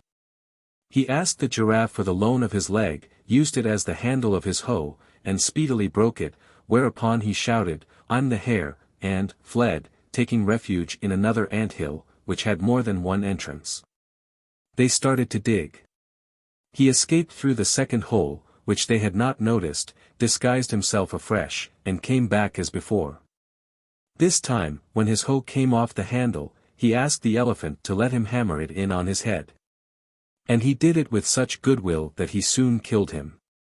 He ran away once more, shouting insults as he went, and the animals, having lost their two principal leaders, returned home, weary and discouraged.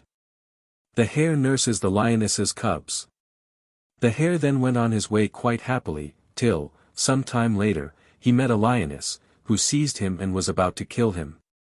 But he pleaded so eloquently for his life, assuring her that he could make himself very useful if she would let him be her servant, that at last she relented and took him home to her den. Next day, when she went out to hunt, she left him in charge of her 10 cubs. 274 While she was gone, Sangura took the cubs down to the stream to play, and suggested that they should wrestle. He wrestled with one of them, threw it, and twisted its neck as they lay on the ground. Returning to the cave with the others, he skinned and ate the dead one at the first convenient opportunity. In the evening the mother came home and, staying outside the cave, told the hare to bring the children out for her to nurse. He brought one, and when she told him to bring the rest he objected, saying it was better to bring them out one by one. Having suckled the first, she handed it back, and he brought her the remaining 8, taking the last twice over. Next day he did the same, bringing out the last cub 3 times, and so deceived the mother into thinking she had suckled the whole 10. This went on until he had eaten all but one, which he brought out 10 times. When it came to the 10th time the lioness noticed that the cub refused to suck. The hare explained that it had not been well all day, and the lioness was satisfied, and only told him to take good care of it. The hare and the baboons. As soon as she was gone next day he killed, skinned, and ate the last cub, and, taking the other skins from the place where he had hidden them, set out on his travels. Towards evening he came to the village of the baboons, and found the men playing with teetotums 275 in the forum. He went and sat down in the usual place for strangers, and when some of them came to greet him said, "I have brought beautiful skins to sell. Does anyone want to buy them?" The baboons crowded round, admiring the skins, and all 10 were soon disposed of. They then returned to their game, and the hare sat watching them. Presently he said, "You are not playing right. Shall I show you how?" They handed him a teetotum, and he began to spin it, singing all the time. "We have eaten the lion's children on the quiet." They listened attentively, and then said, "Let us learn this song." So he taught them the words, and they practiced for the rest of the evening. After which he shared their meal, and was given a hut to sleep in. In the morning he was off before it was light and made his way back to the lion's den, where he found the lioness distractedly searching for her missing cubs. On the way he had been careful to roll in the mud and get himself well scratched by the thorny bushes, so that he presented a most disorderly appearance. On seeing her he set up a dismal wail. "Oh! Oh!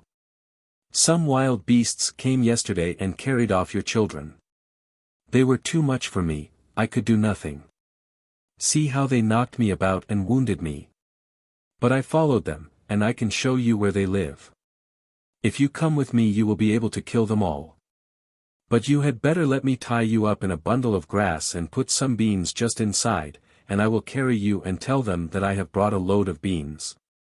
They have the skins of your children, whom I saw them eating." The lioness agreed, and, having tied her up, the hare started with his load. Arriving at the village, he laid it down in the place for strangers.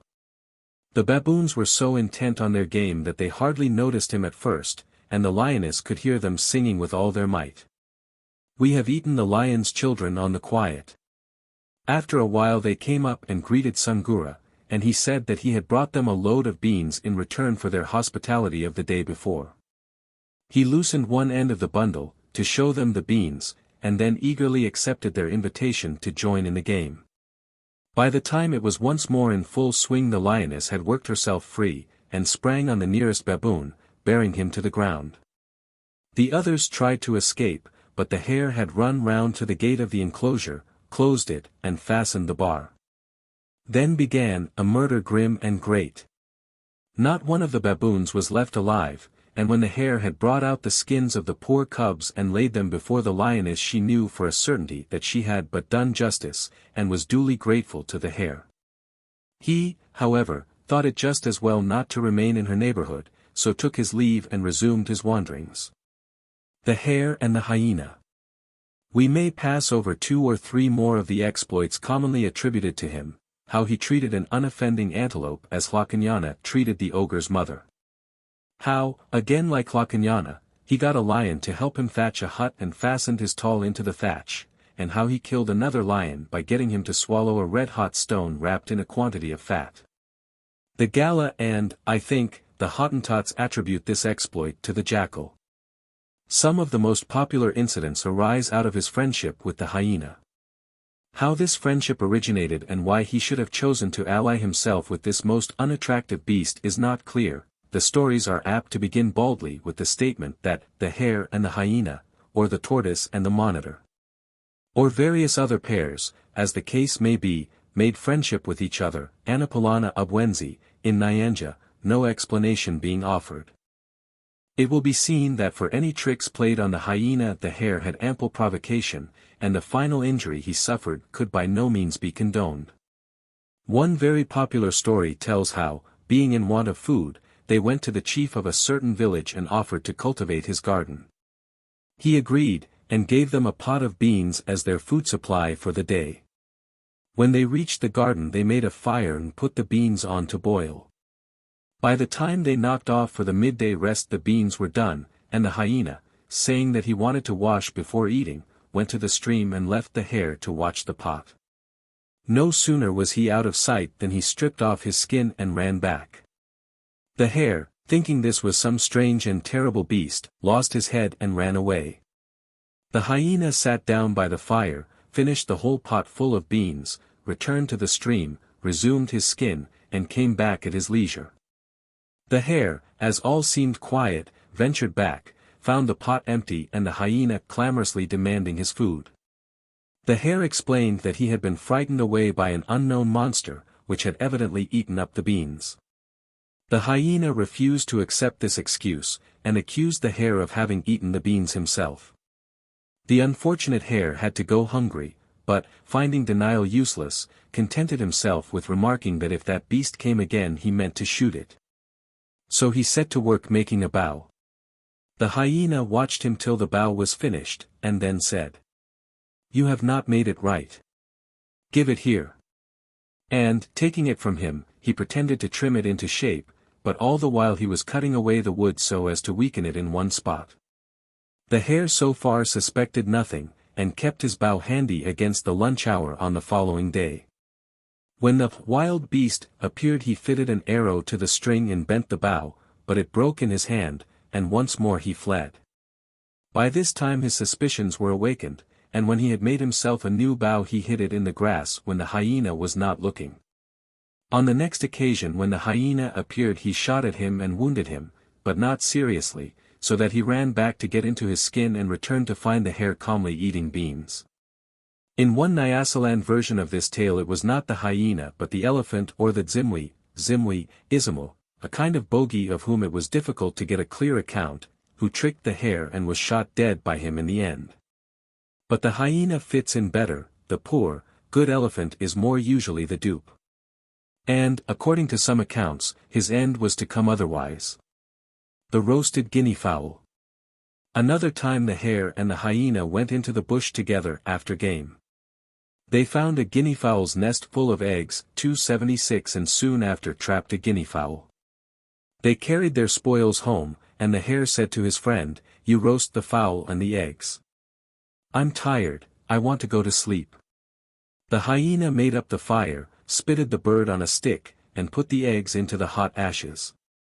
When the savory steam filled the hut his mouth began to water, and when he had made sure that the guinea fowl was done he ate it up, all but the legs, which he put into the fire.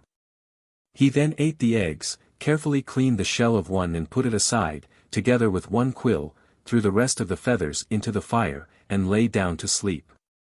The smell of the burning feathers awakened Sungura, who started up, called the hyena, and then noticed that the guinea fowl was missing. When asked where it was, the hyena said he had fallen asleep while it was roasting, and it had got burned. The hare suspected the truth, but said nothing at the time. A little later he suggested that they should go to their respective relations and get some food, so they separated. The hyena went a little way, and as soon as he was out of sight lay down in the grass and slept. The hare, too, did not go far, but hid himself and waited a while, then he gathered some banana leaves and stealthily followed his partner. He tied him up and gave him a good beating, which effectually wakened him, so that he cried for mercy, though he could not see who was attacking him. The hare then went away, and a little later pretended to come upon his victim unexpectedly, kicked the supposedly unknown object in his path, and said, "What's this?" "I'm here, your friend." "What's the matter?" "Some man came along and tied me up and beat me." "Do you know who it was?" "No, I don't." The hare condoled with the hyena, and they remained quiet for a few days, when the hyena heard that there was to be a dance at his village, and invited the hare to go with him. The hare accepted, but said he wanted to go home first, he would come in the afternoon. The hyena went and had a bath, got himself up in his best clothes, complete with beads, for the dance, and, as a finishing touch, put the eggshell on his head and stuck the feather into it. When the hare arrived he welcomed him warmly, asked him to sit down, and thereupon took his zomari, a kind of clarinet, and played the guinea fowl and all. Put the blame on the fire. Ti. Ti. Ti. 277. These are supposed to be riddling words, manino yafumbo. They are explained to mean, I've eaten up the guinea fowl and all, though I pretended it had got burned. The hare understood them well enough. He sprang up, seized a big drum, and fell to beating it and singing. I took him and bound him with banana leaves and beat him. Pu. Pu. Pu. Then ensued a free fight, which, strange to say, did not dissolve the partnership. 278. The hyena kills the hare's mother. There is a story, very variously told, of a visit paid by the two to the hyena's wife's relations, in which the hare defeats the hyena's tricks and finally turns the tables on him. But I hasten on to the final break. In a time of famine, having exhausted every possible food supply, the hyena proposed that he should kill and eat his mother, and the hare should do the same. The hare agreed, but kept his reflections to himself. The hyena went away, killed his mother, and ate her.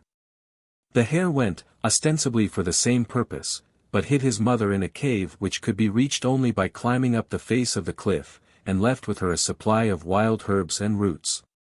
Having first agreed on a signal to make his presence known. Next day, when the hyena had departed on his own business, the hare went to the cave and uttered the password.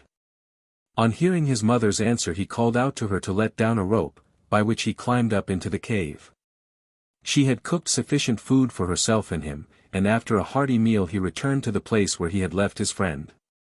And this he did day by day. The hyena, in the meantime, had finished his meat by the second day, and could not make out why the hare never seemed in want of food. So one day he followed him, and, hiding in the bushes, heard him give the password and the mother answer, and saw him drawn up into the cave. Next day he watched his opportunity, went to the cave, and called out the word, but there was no answer, the hare having warned his mother to take no notice should anyone else come. He saw that the hare had deceived him, and went away nursing his grievance, but at a loss what to do about it. He decided to consult the leopard, but got no help from him, only the suggestion that he had better go to the anteater. The anteater, on hearing his story, said that there was no hope for him unless he could imitate the hare's voice so skillfully as to deceive his mother. And to make this possible he advised him to go to a nest of soldier ants and put his tongue in among them. If he got it well stung his voice would be softened. 279 He did this, but was unable to endure the pain for more than a short time. He returned to the anteater, who desired him to try his voice, and found that it was not much improved. The anteater said, "My friend, you're a coward. If you want to cat the hare's mother, you will have to go back and let the ants bite your tongue till it is half its present size. The hyena's greed and resentment were stronger than his dread of pain, so he went back and let the ants work their will on him till the desired result was obtained. In fact, when he went back to the cave, the hare's mother was completely taken in and let down the rope at once to her undoing. The hare's revenge. When the hare went as usual on the following day, he got no answer to his call, and, looking round, saw traces of blood on the grass. Then he guessed what had happened, and thought how he might be revenged. When he met the hyena again, he said nothing, but went away and made his preparations. He came forth in the evening most splendidly adorned, the details, of course, very locally, from a wealth of brass and copper chains, pendants, rings, and ear ornaments to the white shirt, embroidered coat, silver-mounted sword, and jeweled dagger of the coast men. Having thoroughly excited the hyena's admiration and envy, he showed him a mark on the top of his head, and told him that he had had a red-hot nail driven in there, and that if he, the hyena, would submit to the same operation, he might be similarly adorned.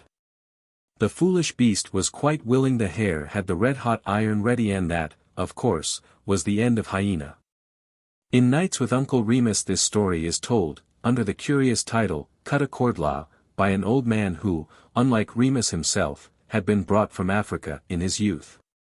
The hyena has become Brer Wolf, and Brer Rabbit hides his grandmother in the top one big coconut tree, an African touch which puzzles the child listener. Brer Wolf has a red-hot poker thrust down his throat by the blacksmith, to soften his voice, or make him talk easy. The story is found in many different parts of Africa, though the actors in it are not always the same. This is also the case with the Tar Baby story, which is so well known that I need do no more than refer to it. In spite of Sungura's pranks, some of them cruel enough, especially when played on the elephant, who, somewhat surprisingly, is not credited with much sense, he is always regarded with a certain affection. And it is only fair to recall one or two incidents which show him in a more amiable light than those hitherto given. The hare overcomes both rhino and hippo. The famous tug-of-war story sometimes, as in Uncle Remus, belongs to the tortoise, but quite as often the hero is the hare. So it is told by the Anyanja, the Baila, the Waemba, the Nsenga, Northern Rhodesia, and probably many others. The hare challenged the hippopotamus and the rhinoceros to a trial of strength, 280 going to each in turn and saying, "Take hold of this rope, and let us pull against each other. I am going to the bank yonder." He then disappeared into the bushes, carrying what purported to be his end of the rope, and calling out as he went, "Wait till you feel me pull at my end, and then begin." He had stationed the two on opposite sides of a bush-covered island, and when he reached a point midway between them he pulled the rope in both directions. Rhino and hippo both pulled with all their might. Their strength being about equal, neither gave way to any extent, though the former, after a while, was dragged forward a little, and when he recovered himself went back with such a rush that he dragged the hippo out onto the bank.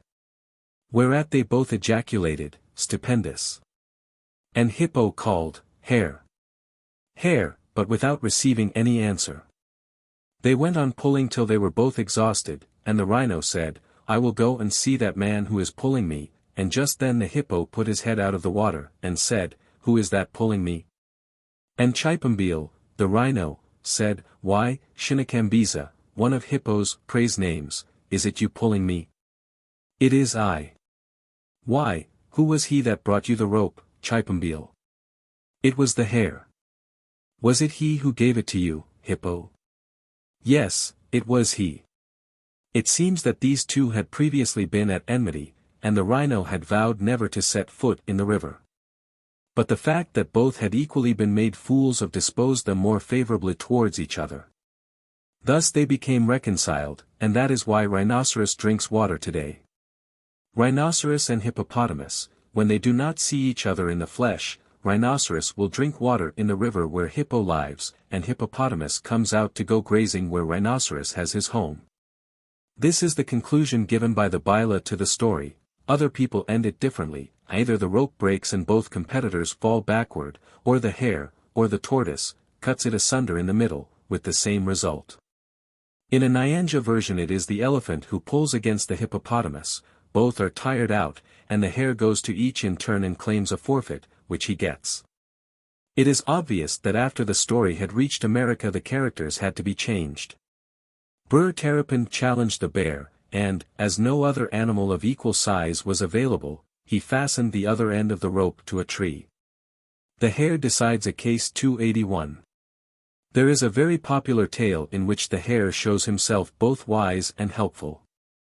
There was a man who lived by hunting. One day, just as he was about to take a pig and an antelope out of his traps, a lion sprang upon him, and threatened to kill him unless he gave him a share of the meat. In fear of his life, he agreed, and allowed the lion to take out the hearts, livers, and such other tidbits as he chose, while he himself carried the rest home. This happened every day, and the man's wife was consumed with curiosity, when she found that there was neither heart nor liver in any of the animals he brought home. She insisted, in spite of his denial, that he had given these to some other woman, and so, one day, started early to look at his traps, and was herself caught in one of them. Presently the man and the lion arrived on the scene, and the latter demanded his share of the game. The man refused to kill his wife, the lion insisted on holding him to his bargain. The wretched man, driven to desperation, was about to give in, and the woman would have paid dearly for her suspicions, had the hare not happened to pass by. The husband saw him, and called on him to help. Mwakitsu 282 said at first that it was no business of his, but, yielding at last to the man's entreaties, he stopped, and heard both sides of the story. He then ordered the man to release his wife, and set the trap again. This having been done, he asked the lion to show him how the woman had got into it. The lion fell into the trap, both figuratively and literally, and got caught by the hand and foot. So, this is the way it caught her.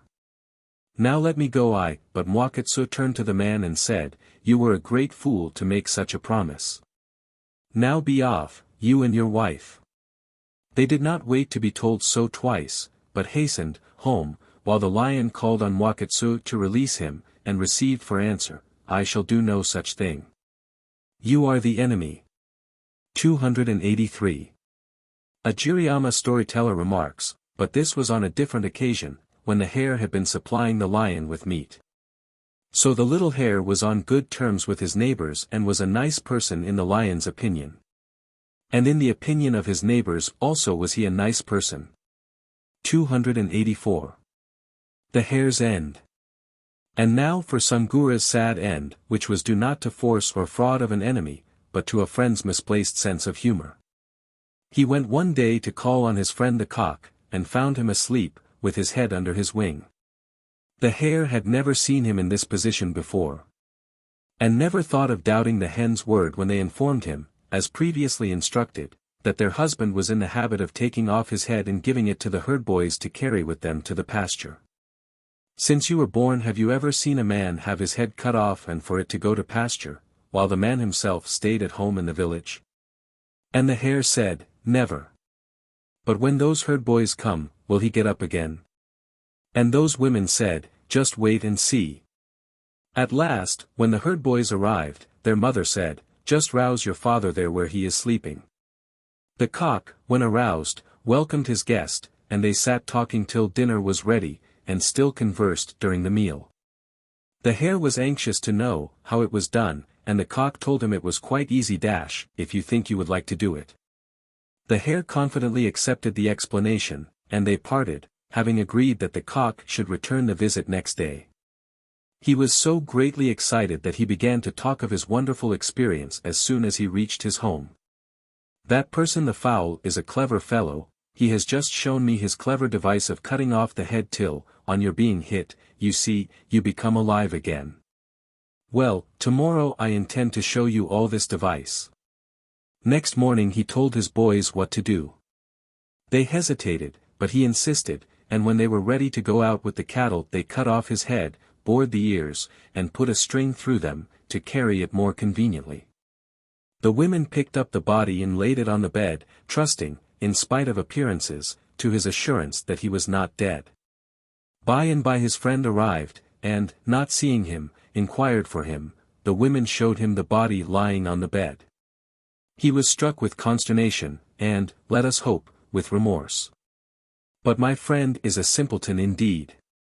They said, is not this device derived from you? But he turned a deaf ear to this hint, and only insisted that the hare was a simpleton.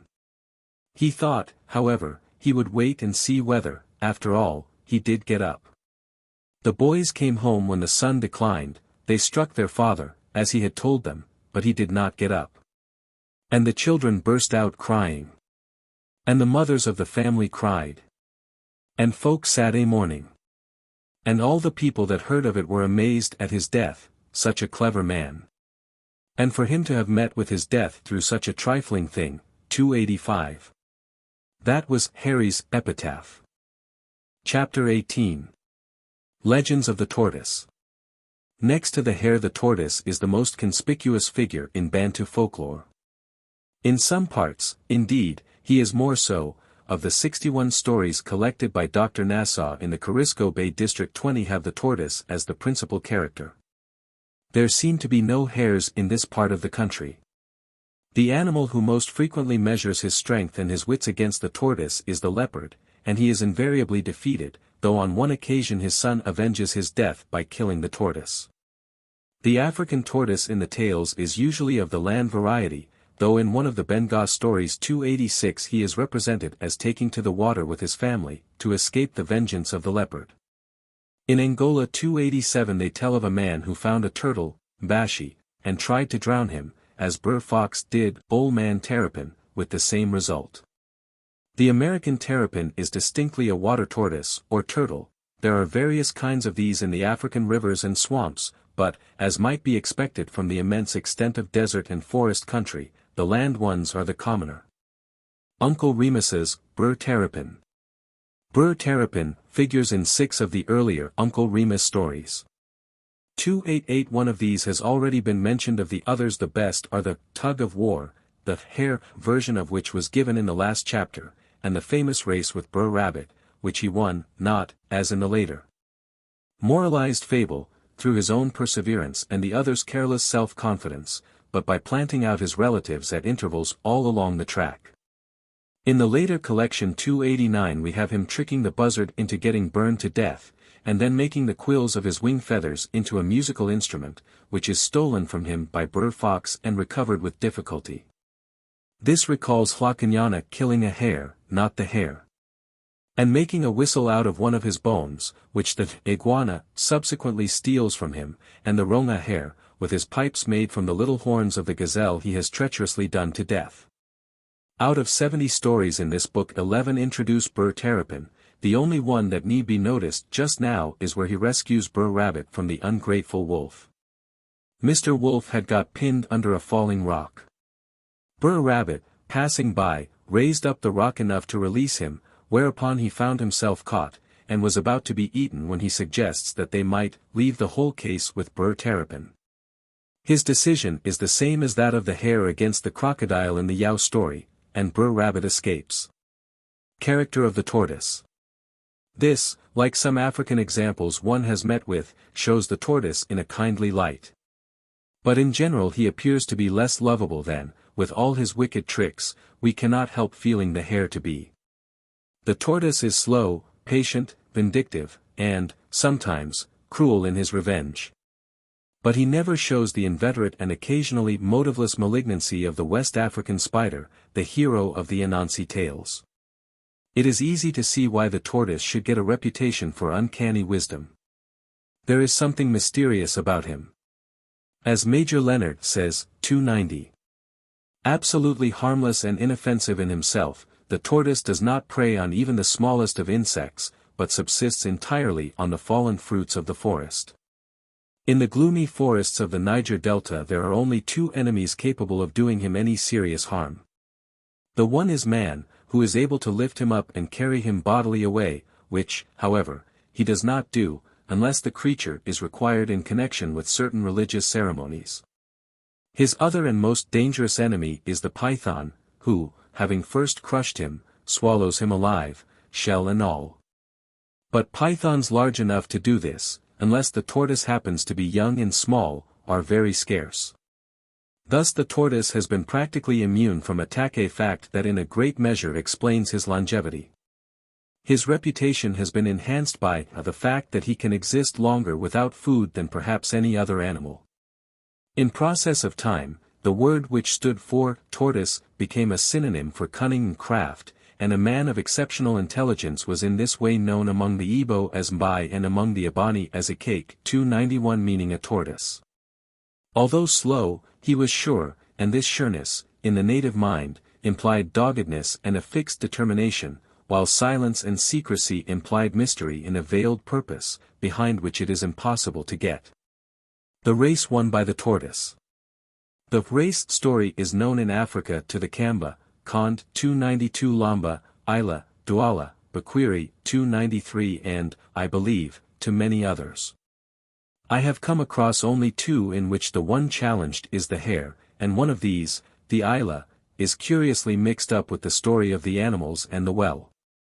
The race is run by all the animals to the river, to get water in time of drought, and the youngest tortoise, who has been buried close to the bank, brings them a supply as they lie exhausted. In most cases it is an antelope who runs and loses the diker, the harnessed antelope, or some other kind, but the Kamba make the tortoise and the fish eagle the competitors, and the Bonde the tortoise and the falcon. This last tortoise, strangely enough, turns into a fine young man. 294, and, finally, in Kondaland the match is between the tortoise and the elephant.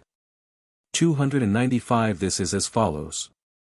The tortoise one day met the elephant, and said, "Do you think you are the greatest of all the beasts?" The conversation continued. "Haven't you seen me, then? Did you ever see your own head?" "What of that?" "Why, if I were to jump I could jump over it." "What, you?" "Yes, I." "Well, try it, then." "Not today. I'm tired. I have come a long way." The elephant thought this was a mere excuse, and told the tortoise he was a liar. But it was agreed that the trial should take place next day. The tortoise hastened away, fetched his wife, and hid her in the bushes close to the spot they had fixed on. With daybreak the elephant arrived, and found the tortoise already there. He got the elephant to stand in the middle of a clear space, and then took up his position on one side of him, opposite to the point where his wife was hidden in the grass. The elephant said, "Jump away, tortoise." The tortoise cried, "Hi-I." Took off for the high jump, and crept into the grass, while his wife, on the other side, cried, "Eh-hey." The elephant looked and found the tortoise, as he thought, on the farther side, though he had not seen the actual leap. Joko. 296. Try it again, for I couldn't see you doing it. This time the wife cried, "Hi-I," and the tortoise, "Eh-hey." And the elephant suspected nothing, thinking that the leap had been too swift for his eye to catch, and acknowledged himself beaten, but was sure that he would be the better in a foot race. The tortoise was willing to try, but not today, for my legs are tired with the jumping. "But could you come tomorrow?" The elephant agreed, and the same place was fixed for the starting point of the course, the race to begin at sunrise. The tortoise went home, called his children together, and spent the night in collecting the rest of the clan, stationing them at convenient intervals along the course and instructing them what to do. The elephant appeared punctually in the morning, and after greeting started off at a trot. Ndi. Ndi. Ndi. 297. When he had been running for some time he called out, "Tortoise." Thinking he must have left him far behind, but, to his consternation, he heard a voice in front of him, "Yuba." "Why, I'm here." This happened again and again, till he reached the goal and found the original tortoise awaiting him there. And so it befell that the elephant was defeated. The original expresses this in 3 words. The Benga wind up the story by saying, "So the council decided that, of all the tribes of animals tortoise was to be held as greatest. For that it had outrun antelope. And the animals gave tortoise the power to rule." The baboon invites the tortoise to dine. Another favorite story is that of the friendship between the tortoise and the baboon, which ended, as in the case of Aesop's fox and crane, in consequence of their mutual invitations to dinner. The baboon, having brewed his millet beer, moa, pum, or achwala, placed the pots up in a tree, and the tortoise, being, of course, unable to climb up, while his host offered no other accommodation, had to return home hungry and thirsty. The tortoise paid his friend out by inviting him at the end of the dry season, the time of the grass fires, and preparing his feast on a spot which could be reached only by crossing a patch of burnt ground. When the baboon arrived, he was politely requested to wash his hands. As he had to cross the burnt grass again to reach the stream in order to do so, he came back with them as black as ever. 298. This went on so long, for the tortoise would not let him sit down till his hands were clean, that he was tired out, and went home in disgust.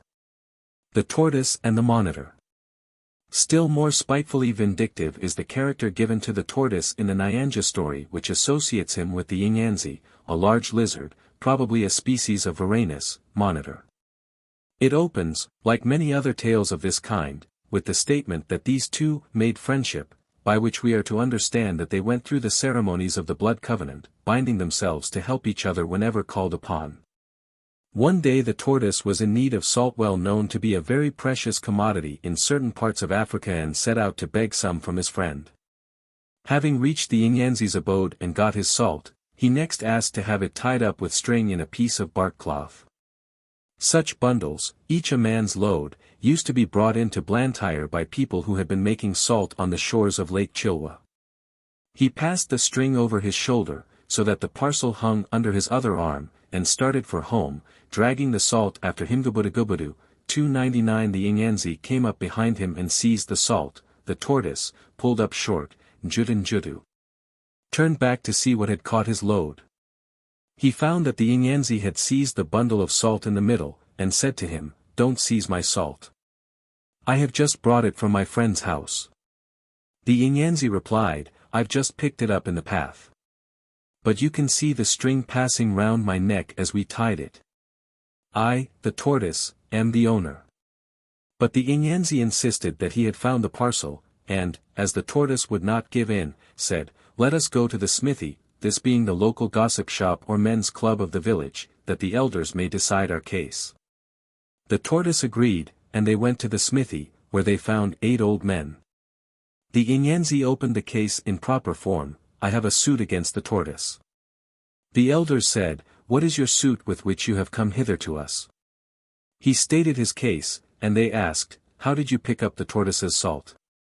The tortoise replied, "Because I am short as to the legs, I tied the salt round my neck, and it went bumping along, and then the Inyanzi took hold of it, and I turned back to see what had caught it, and there was my friend the Inyanzi, and he said, 'Let us go to the smithy,' and therefore we have come here."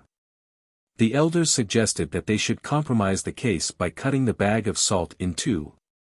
The tortoise consented, though unwillingly, seeing that he had no chance, since the judges were all relatives of the Inyanzi, as he perceived too late. "Perhaps I have been wrong in taking to the road alone," was his reflection on finding that he had fallen among thieves. The bag was cut, and, of course, a great deal of salt fell out on the ground. The tortoise gathered up what he could, but it was only a little, because his fingers were so short, and he failed to tie it up satisfactorily in the piece of bark cloth left to him. The Inyanzi, on the contrary, had his full half, and the elders scraped up what had been spilt, earth and all. So the tortoise went away, crying, "Because my salt is spoilt," and reached his home with 1 or 2 tiny screws done up in leaves. His wife asked him what had become of the salt, and he told her the whole story, adding that he would go again to his friend and get a fresh supply. He rested 4 days, and then started once more.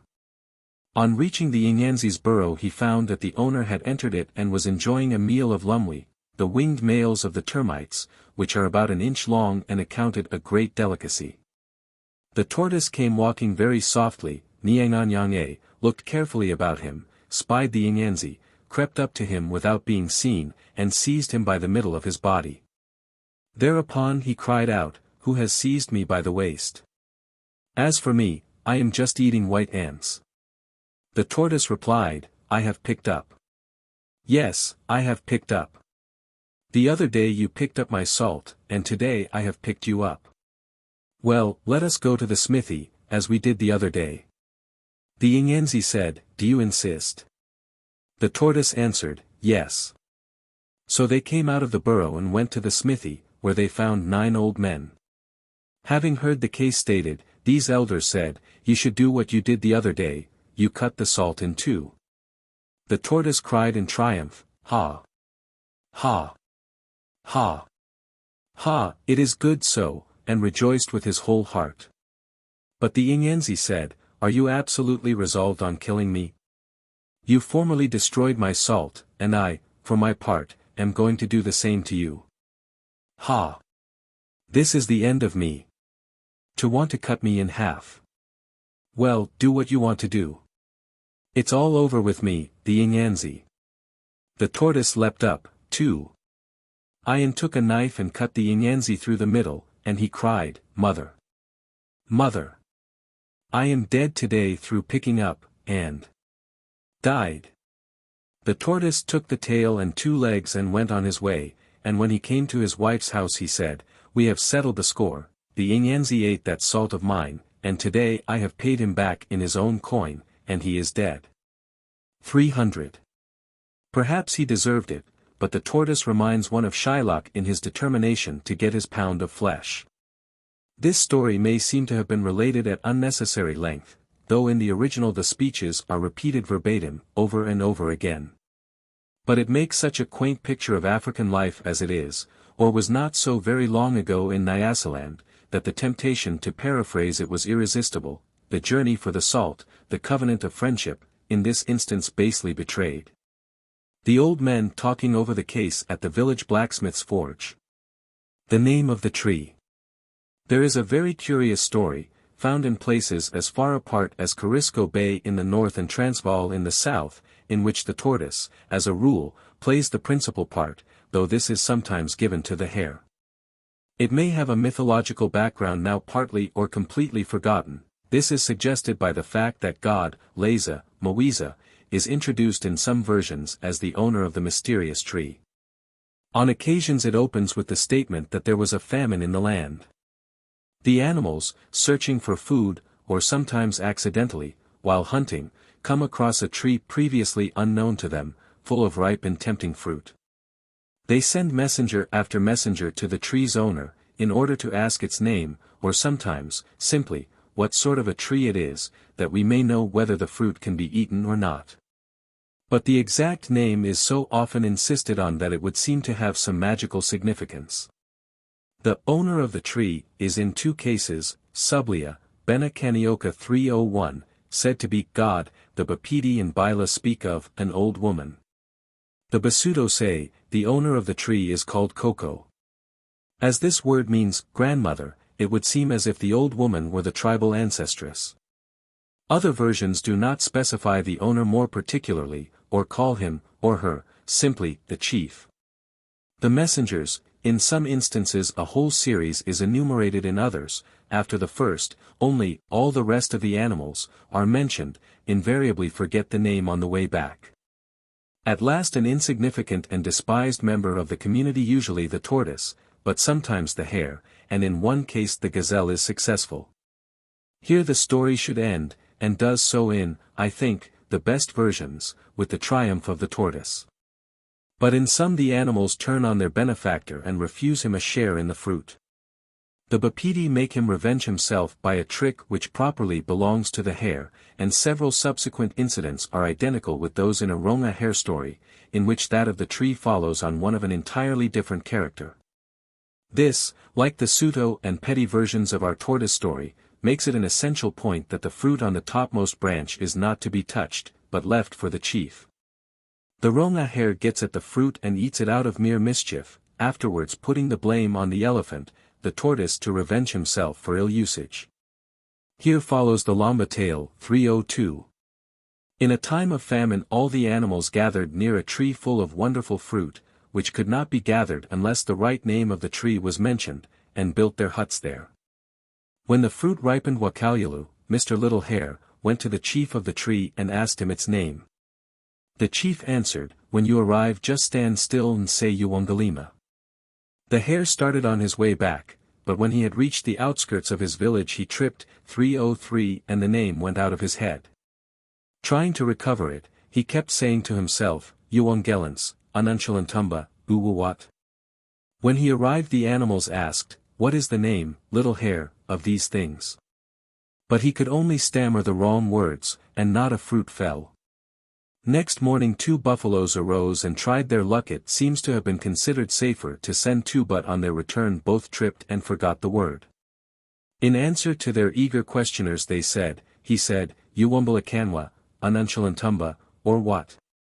Which, of course, could not help matters. Then 2 elands were sent, with the same result. Then the lion went, and, though he took care to repeat the word over and over again on the way home, he too tripped against the obstacle and forgot it. Then all the animals, the roans and the sables, and the mongooses, 304 all came to an end going there. They all just returned in vain. Then the tortoise went to the chief and asked for the name. He had it repeated more than once, to make sure, and then set out on his slow and cautious journey. He traveled a great distance and then said, Uwongalima. Again he reached the outskirts of the village, again he said, Uwongalima. Then he arrived in the village and reached his house and had a smoke. When he had finished smoking, the people arrived and said, What is it, Tortoise? Mr. Tortoise went out and said, Uwongalima. The fruit pelted down. The people just covered the place, all the animals picking up. They sat down again. In the morning they said, Go to Mr. Tortoise. And Mr. Tortoise came out and said, Uwongalima. Again numberless fruits pelted down. Then they began praising Mr. Tortoise, saying, Mr. Tortoise is chief, because he knows the name of these fruits. This happened again and again, till the fruit came to an end, and the animals dispersed, to seek subsistence elsewhere. So in the Benga country the grateful beasts proclaimed Kudu, the tortoise, as their second chief, the python, Mbama, having been their sole ruler hitherto. We shall have 2 kings, Kudu and Mbama, each at his end of the country. For the one, with his wisdom, told what was fit to be eaten, and the other, with his skill, brought the news. The Luba version. This has an entirely different opening. The animals, discussing who was to be their chief, decided to settle the point by seeing who could throw a lump of earth across the river. One after another tried, but their missiles all fell short, till it came to the turn of the little gazelle, Kabuluku, who was thereupon unanimously elected. 305. Some time after this the animals, wearied out with hunting, came across a tree bearing large fruits, of which they did not know the name. They sent the elephant to Mvidi Mukulu, the high god, who told him it was Mpumpunium Pumpu, but he must never look behind him on the way back or he would be sure to forget it. He did look behind him, and had to confess his failure, at which the animals were greatly annoyed, and told him he was no good. In the original Udi Chintuntu, which P. de Klerk translates, 2es meprisable.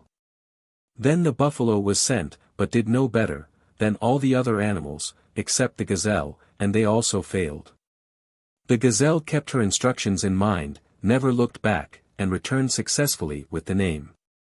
The ovation with which they received her is described by saying that, they all stood up, and the gazelle skipped about on their backs.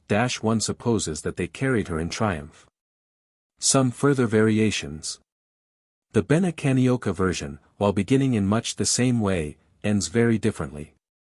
After the various animals have failed in their quest the tortoise comes to Mwiza, who tells him the name of the tree and gives him a little bell, saying, If you forget the name the bell will put you in mind of it. It is not said why none of the other animals had been thus favored.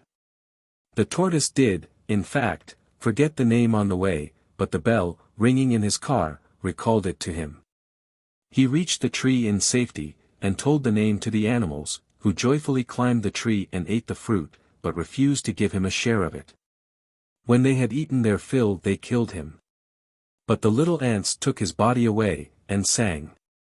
Knead the sand and mold the clay. Till he comes whom God has made. It is not explained who this person is or how he appeared, but the ants handed over the dead tortoise to him, and he restored him to life.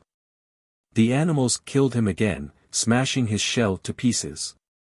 306 The ants put the pieces together, and he again revived. As soon as he had regained his strength he uprooted the tree, with all the animals in its branches, and they perished in its fall. The petty version, which is, I think, mixed with a hair story, contains 1 or 2 points not found elsewhere. The old woman, when telling the name, which, by the by, has not been asked for, they only say, "May we eat of this tree?" adds, "You may eat, but leave the great branch of the chief's crawl alone." Elsewhere one gathers that this is the topmost branch of the tree. The tortoise, deprived of his share in the fruit and shut up in a hut, a variant says buried by order of the chief, gets out during the night and eats all the fruit off the forbidden bough. Before returning to his prison he disposes the kernels about the body of the sleeping elephant. This and the sequel, with which we need not concern ourselves, do not, as already pointed out, belong to the tortoise. Another incidental touch is that the tortoise, no doubt as an aid to memory, kept playing on his umkangala while crooning over his message to himself, strangely enough, if he is correctly reported, not the old woman's words, but the following song. They say they bumped on the way back. There is an obstacle in the way. The nature of the obstacle is not specified, but what appears to be the same story, told to Jacatet by a girl at Marija 307, mentions an anthill. In this story the lion is said to be the chief of the animals who sends the messengers to Coco, and then goes himself. Angered that so insignificant a creature as the tortoise should have succeeded where he failed, he has a pit dug, and orders the tortoise to be buried in it. The tortoise burrows his way out in the night, eats the fruit on the top branch, and returns to the hole. The animals, of course, when questioned, deny all knowledge of the theft. The tortoise is then dug up, and asks, "How could I have eaten the fruit when you had buried me so well?" This ends the story. The name of the fruit is in every case different. Usually it seems to be a nonsense word, or perhaps an old forgotten one, of which no one knows the meaning. But in petty it is Matlatladian, which the aged guardian of the tree explains to mean, "He will come presently." It is not stated who will come, perhaps the successful messenger. In some stories in which children escape from an ogre it is the tortoise who saves them by swallowing and afterwards producing them uninjured. The Roma version 308 of this tale, however, makes the deliverer a frog. How the leopard got his spots. Another incident showing the tortoise in a kindly aspect comes from the Tumbuka 309 in northern Nyasaland. The hyena, for no apparent reason beyond ingrained ill nature, put the tortoise up into the fork of a tree, where he could not get down. A leopard passed by and saw him. "Do you also climb trees, tortoise?" "The hyena is the person who put me there, and now I can't get down if I try." The leopard remarked, "Hyena is a bad lot," and took the tortoise out of the tree. We are not told what the leopard looked like at this time, but he would seem to have been self-colored, for the tortoise, offering out of gratitude for his rescue to make him beautiful, did so by painting him with spots, saying, as he worked, "Where your neighbor is all right, be you also all right, Makora." The leopard, when he went off, met a zebra, who admired him so much that he wanted to know who had made him beautiful, and himself went to the tortoise. In this way he got his stripes. This just so story accounts not only for the markings of the leopard and the zebra, but for their being creatures of the wild, for when the people, hoeing their gardens, saw them they exclaimed, "Oh, the big beauty! Catch it and let us domesticate it," or words to that effect, so both of them fled into the bush, where they have remained ever since. The hyena too met with his deserts, as follows. The zebra met a hyena, who asked, "Who beautified you?" He said, "It was the tortoise." So the hyena said, "Let him beautify me too," and went away to the tortoise with the words, "Make me beautiful." "Come," said the tortoise, and began the work, saying, "Where your neighbor is a bad lot, Huveane, be you too a bad lot," and then said, "Go to the place where the people are hoeing." But at the sight, "That's an evil thing," said they. "Kill! Kill! Kill!" And the hyena turned tail and fled, dashing into the bushes, quesh. And saying, I will smash him today where I find the little beast. Previously I only stuck him up in a tree fork. And he burst out upon the spot, but found no sign of the tortoise, who had gone down a hole. The old man who told the story added this moral for the benefit of the young, so nowadays they laugh at a hyena in the villages. You see that one evil follows upon another. The Great Tortoise of the Zulus. The Zulus have a rather vague tradition about a great tortoise, Ufudu, who has nothing to do with our friend of the adventures related above, but seems to be a mythical being, possibly akin to the kraken. Who may not, after all, be entirely mythical. Perhaps it is not out of place, when mentioning the kraken, to relate, in passing, the experience whether we take it as fact or as folklore of an East African native who had served as a fireman on British ships in many waters. Somewhere between Australia and New Zealand the steamer's anchor chain was seized by a giant octopus, pweza. The pweza is an evil person, 310 say the Swahili. The body of the creature was out of sight, but the tentacle which held the chain was so Ali declared the width of the table at which we were seated say, 3 to 4 feet. The ship's company stabbed the tentacle with a boat hook till it let go, and the pweza sank and was seen no more. Otherwise, one was given to understand, the vessel would have gone down with all on board. As to the great tortoise, Umpondo Cambule told Bishop Calloway 311 that it had taken his grandmother as she, with her 3 daughters, was crossing the river Umshizi. It was, as big as the skin of an ox, not merely, as an ox, being equal to the diameter of the spread-out skin. At any rate, it was big enough to dam up the current, the river filled, because it had obstructed the water. The 3 younger women crossed in safety, the grandmother lost her footing, was seized by the tortoise, and dragged into deep water. Her children, the rest of them, hastened to the spot on the alarm being given, just caught sight of her as she was raised for a moment above the surface, then she sank, and was never seen again. The monster seemingly came out sometimes to sun itself, and on one occasion was seen by some herd boys, who took it for a rock and played about on it, not heeding the warning of a little brother, who declared that, "This rock has eyes." Nothing happened that time, but on another day the tortoise turned over with the boys who were on it and drowned them. The fatal magic of the waters. In another aspect this great tortoise recalls the European nixies, who entice people into the depths of rivers and pools. This is explained by Mpengulum Banda as follows. It is said there is a beast in the water which can seize the shadow of a man, when he looks into the water, it takes his shadow. The man no longer wishes to turn back, but has a great wish to enter the pool, it seems to him that there is not death in the water, it is as if he were going to real happiness 312 where there is no harm. And he dies through being eaten by the beast, which was not seen at first, but is seen when it catches hold of him. And people are forbidden to lean over and look into a dark pool, it being feared that their shadow should be taken away. 313.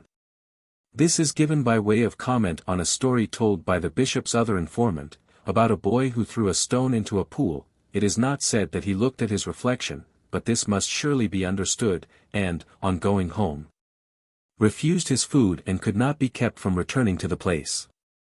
His father followed him, but was only in time to see the boy's head in the middle of the pool, though he did not actually sink till after sunset. Just as he disappeared he cried out, "I am held by the foot."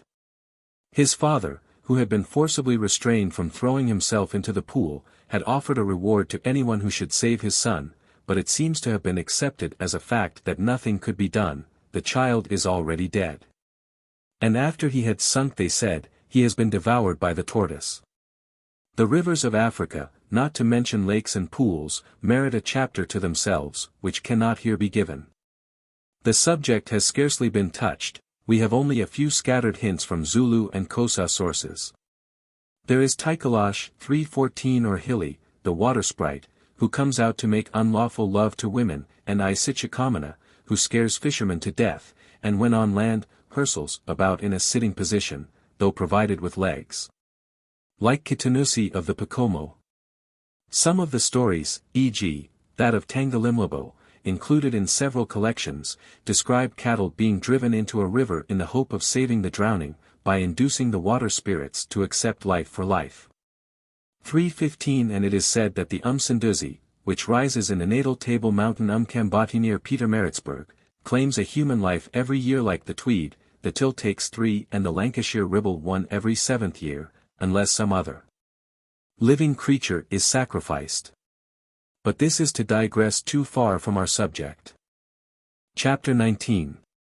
Stories of some other animals.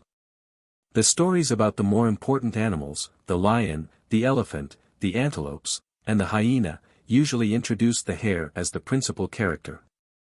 The rhinoceros, the hippopotamus, the python, and the zebra are less often found in conjunction with him. This chapter will contain a few in which he does not figure. The first is that of the horned animals and the hyena. A great beer drinking was arranged, to which no animals were admitted but those having horns. Every kind of horned beast assembled at the meeting place in the forest, and the feast went on for many days. The hyena heard of it, and wished to take part, but knew, of course, that he was disqualified. He did not, however, lose heart, but wandered about till he came across a dead buck of some kind. He detached its horns, and then searched for a deserted bee's nest, where he found a sufficient quantity of wax to stick the horns on his head. Thereupon he made his way to the meeting place, and joined the revellers without exciting remark. The feast had gone on all night, and the hyena arrived in the early morning, so for a time all went well. But as the sun grew hot the wax began to melt.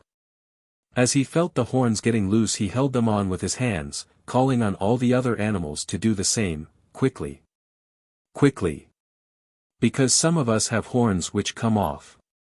The stupid hyena seems to have thought that some of the others might be in like case with himself, and that he might escape detection along with them. But the animals were not to be taken in. They saw through the trick, which, indeed, soon became impossible to carry on. They cried, "He is cheating us," and drove him away in disgrace. 316. Curiously enough, in at least 3 variants, Isla, Lamba, and Nsenga, this exploit is credited to the hare, but it seems to me to fit the hyena much better. The Isla story, however, has 1 or 2 additional touches which it is to lose. The hare was accompanied by the ground hornbill, any sort of horn was allowed to count, who sat near the door. This beer drinking took place under cover, while the hare imprudently, and quite out of character, chose a place near the fire.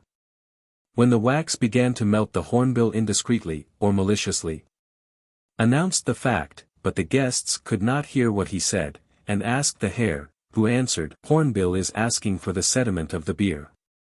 But he could not keep up the deception when the hot wax ran down his face, and the story ends as above. A story from Tet 317 containing a similar incident is not a parallel. The invitation is issued to all creatures wearing fur or feathers, and the hare assumes a pair of horns only as a disguise, the host being his deadly enemy, the lion. Brother Wolf and the Horned Cattle.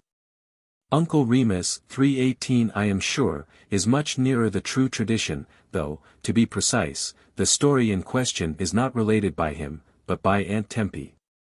It is too delicious to be paraphrased in its entirety. Some of it, at any rate, must be given in her own words. Hit come, 'bout one time dat all de creeters what got horns tuck a notion dat dey got ter meet terger and have a confab ter see how dey gwine take cure dey self, cause dem tier creeters what got tush and claw. Dey was de snatchin' van roon every corrider. Accordingly, they held a meeting in the woods. Ol' Brer Wolf, he tuck an year 'bout de muster, and he sek a smarty dat nothin' ain't gwine do but he muse go and see what dey doin'. He went out in de timber and cut 2 crooked sticks and tie iron on his head and start off ter war de hawn creeters meet at. When challenged by Mr. Bull he announced himself as Little Sucking Calf, and, though Bull was somewhat suspicious, he got in. After a while, forgetting himself, he snapped at a horsefly, and Brer Rabbit, hiding in the bushes, burst out laughing. Brer Bull, he tuck and holler out, he did. Who dat Logan and showin' der manners? Nobody ain't make no answer, and directly Brer Rabbit holler out. Oh kittle cattle, war yo eyes. Whoever see a sook calf snappin' at flies? The assembled animals did not know what to make of this voice from the unseen, and presently another slip on the part of Mr. Wolf caused Brer Rabbit to exclaim. "Scritchum scratchum, lawsy, my laws. Look at dat sook calf scratchin' wid claws." He gave the unfortunate intruder no rest, and when at last he burst out with, "1 and 1 never kin make 6. Sticks ain't hawns and hawns ain't sticks." Brer Wolf turned to flee, and none too soon, for Mr. Bull charged him, and would have natally tore him in two, if he had not scooted away from Dar. The Warthog's Wife Comes to the Rescue. A lion story, in which the hare does not figure, is based on the same general idea as that of the man whose wife was caught in his trap and claimed as his share by the lion. In this story the case is decided by a different animal, and the details are so divergent that it seems quite worthwhile to reproduce it here. 319. A lion, while hunting, got caught by the leg in the noose of a spring trap. 320 The more he struggled the more tightly, of course, he was held, and so he remained for some days, till quite famished and like to die. Then, as it befell, there passed by a warthog that strangely ugly beast, so grotesque in his ugliness that he might well be called just bonny wy ill-fordness. He was accompanied by his wife and his numerous family, the children trotting behind him in single file along the path.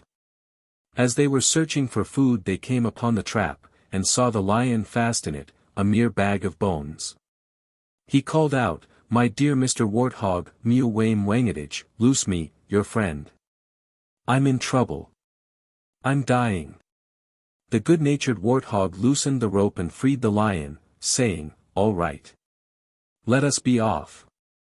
As they were going away the lion happened to turn round, and, catching sight of the procession of little pigs, said, "Friend Warthog, what a crowd of children are yours. Do give me one of your children to eat. See how thin I have got with hunger." The warthog answered, "Would you eat a child of mine? And it was I who loosed you to save you." The lion still insisted, but now the warthog's wife interposed, saying while at the same time conveying some private hint to her husband, "Listen, husband. We have loosed a wild beast on us, and he is demanding one of our children. There is nothing for it but to give way." So they ostensibly gave way, literally, were weak towards him, and promised that he should have one when they arrived where we are going. "But, first let us return to that thing that caught you and see what it is like." The lion agreed, and they went back to the trap. They asked, "How did it catch you? Where was it?" And the lion answered, "It was like this. Just take hold of it and bend it down." The couple did so, and, holding the end of the pole close to the ground, asked, "But how did it catch you in this way, sir?" The lion, as always, absurdly confiding, put his foot in, the warthogs let go, and he was caught once more. The family scattered in all directions, the lion piteously calling after them, "Oh my dear warthog, are you going? Won't you undo me?" The parents hardened their hearts, and called back, "No. We, your friends, loosed you, and then you begged a child of us. You are a beast, stay where you are, and free yourself as best you can." So he had to stay there in torment till he died. And consequently there is enmity between lions and warthogs to this day. If they meet, says the narrator, Mr. Lion at once eats Mr. Warthog. Yet one fancies in such a case the latter would be quite able to give a good account of himself. The Warthog and the Elephant. The Bila make out a relationship between the warthog and the elephant, grounding it on the fact that both have tusks which are white, though differing in size, and hair which is alike, a less obvious resemblance. But originally, it would seem, the warthog had the large tusks and the elephant the small ones. The two were supposed to be uncle and nephew, and at one time had a serious quarrel, because, as the warthog said to his relative, "One day you said you would destroy things for me, to supply him with food, no doubt but you broke your word." However, they made it up, the elephant's real motive being his desire to get hold of the warthog's tusks. He began by admiring them, and then proposed that they should exchange for a short time, so that he could show himself creditably turned out at a dance. 321 He promised to return them on a certain day. But that day came and passed, and the warthog waited in vain. At last he went to look for the elephant, and demanded his tusks, only to be told that the exchange was a permanent one, and not a temporary loan. Finding his expostulations all in vain, he said, "From today I am going to sleep in a burrow. As for you, you shall travel about the whole day and go far. We shall not be friends again, because you have deceived me so." He then went to consult the ant-bear, feeling so unclothed and disreputable without his great tusks that there was nothing for it but to take refuge underground. The ant-bear received him hospitably, and therefore, to this day, ant-bear's custom is to dig burrows, and warthog enters one and sleeps. When he has had enough of one he looks out for another. On his arrival he enters the burrow dug by ant-bear. The exchange of tusks in this "just so" story recalls one told by the Swahili to account for the fact that the snake has no legs and the millipede, popularly supposed to be blind, an excessive number. The snake borrowed the millipede's eyes, so that he could look on at a wedding dance, and lent his legs in return, but he afterwards refused to restore the eyes to their owner, and has kept them ever since. The Varanus in the tree. The monitor lizard 322 has already been met with in a tortoise story, but also occurs in other connections, for instance, in the story of Hlakanyana, whose whistle is borrowed and kept by an Amazimu. 323 and also in a good many tales from Nyasaland. One of these is very curious, and seems to be widely distributed. I follow, in the main, a Swahili version, contributed by Mateo Vandala Bintendwa to Mambo Leo 324 for January 1927. I have seen at least two others in manuscript, Nyanja, and Mr. Cullen Young gives a Tumbuka one in the work from which I have already quoted. 325. Once upon a time there was a man who had a beautiful daughter and looked after her very carefully. One day there arrived a young man who wanted to marry her. Her father did not refuse, but told him to wait 5 days and come back on the 6th. When he returned at the appointed time he was told, "Go away and come again tomorrow."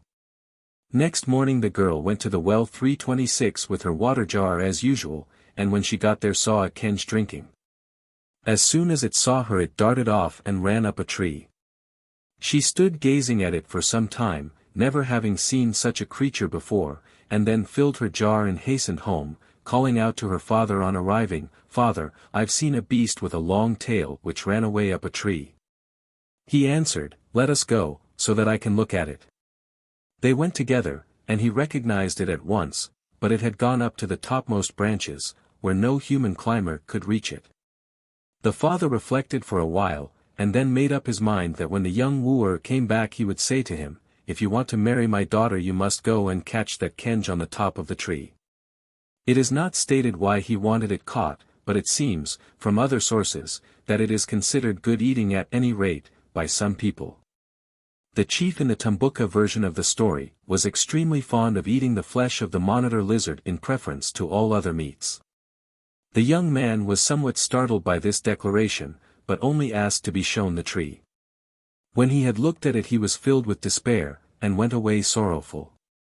When he reached the village the girl's father asked him, "Well, have you brought the kenge?" He answered, "I am beaten as to climbing that tree." The father said to him, "Well, then, you cannot marry my daughter." So the young man started for his own village, full of grief.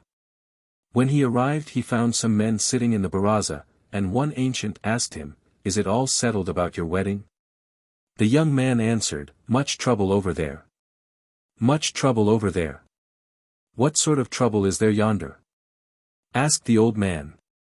The youth told his story, and the old man called him aside and gave him this advice, "Go and get hold of a goat, also catch a dog, then take a bowl of porridge and a bundle of grass and go back. When you get to the foot of the tree tie up the goat on one side and the dog on the other, then give the porridge to the goat and the grass to the dog and sit down, and you will see the kenge come down at once." He did as the old man had told him, and went back to the tree. Having tied up the goat and the dog as directed, he sought out the girl's father and told him that he was going to try again. The man said, "You were beaten the first time. The second time you will succeed, so go on and try again." The young man went once more to the tree, and held out the porridge to the goat and the grass to the dog. No sooner had he done so than he heard a laugh up in the tree, and the lizard spoke with a human voice, "Young man, you have no sense. How is it you are giving porridge to the goat and grass to the dog?" The young man answered, "Come down and show me the right way. Please do come down and show me the right way."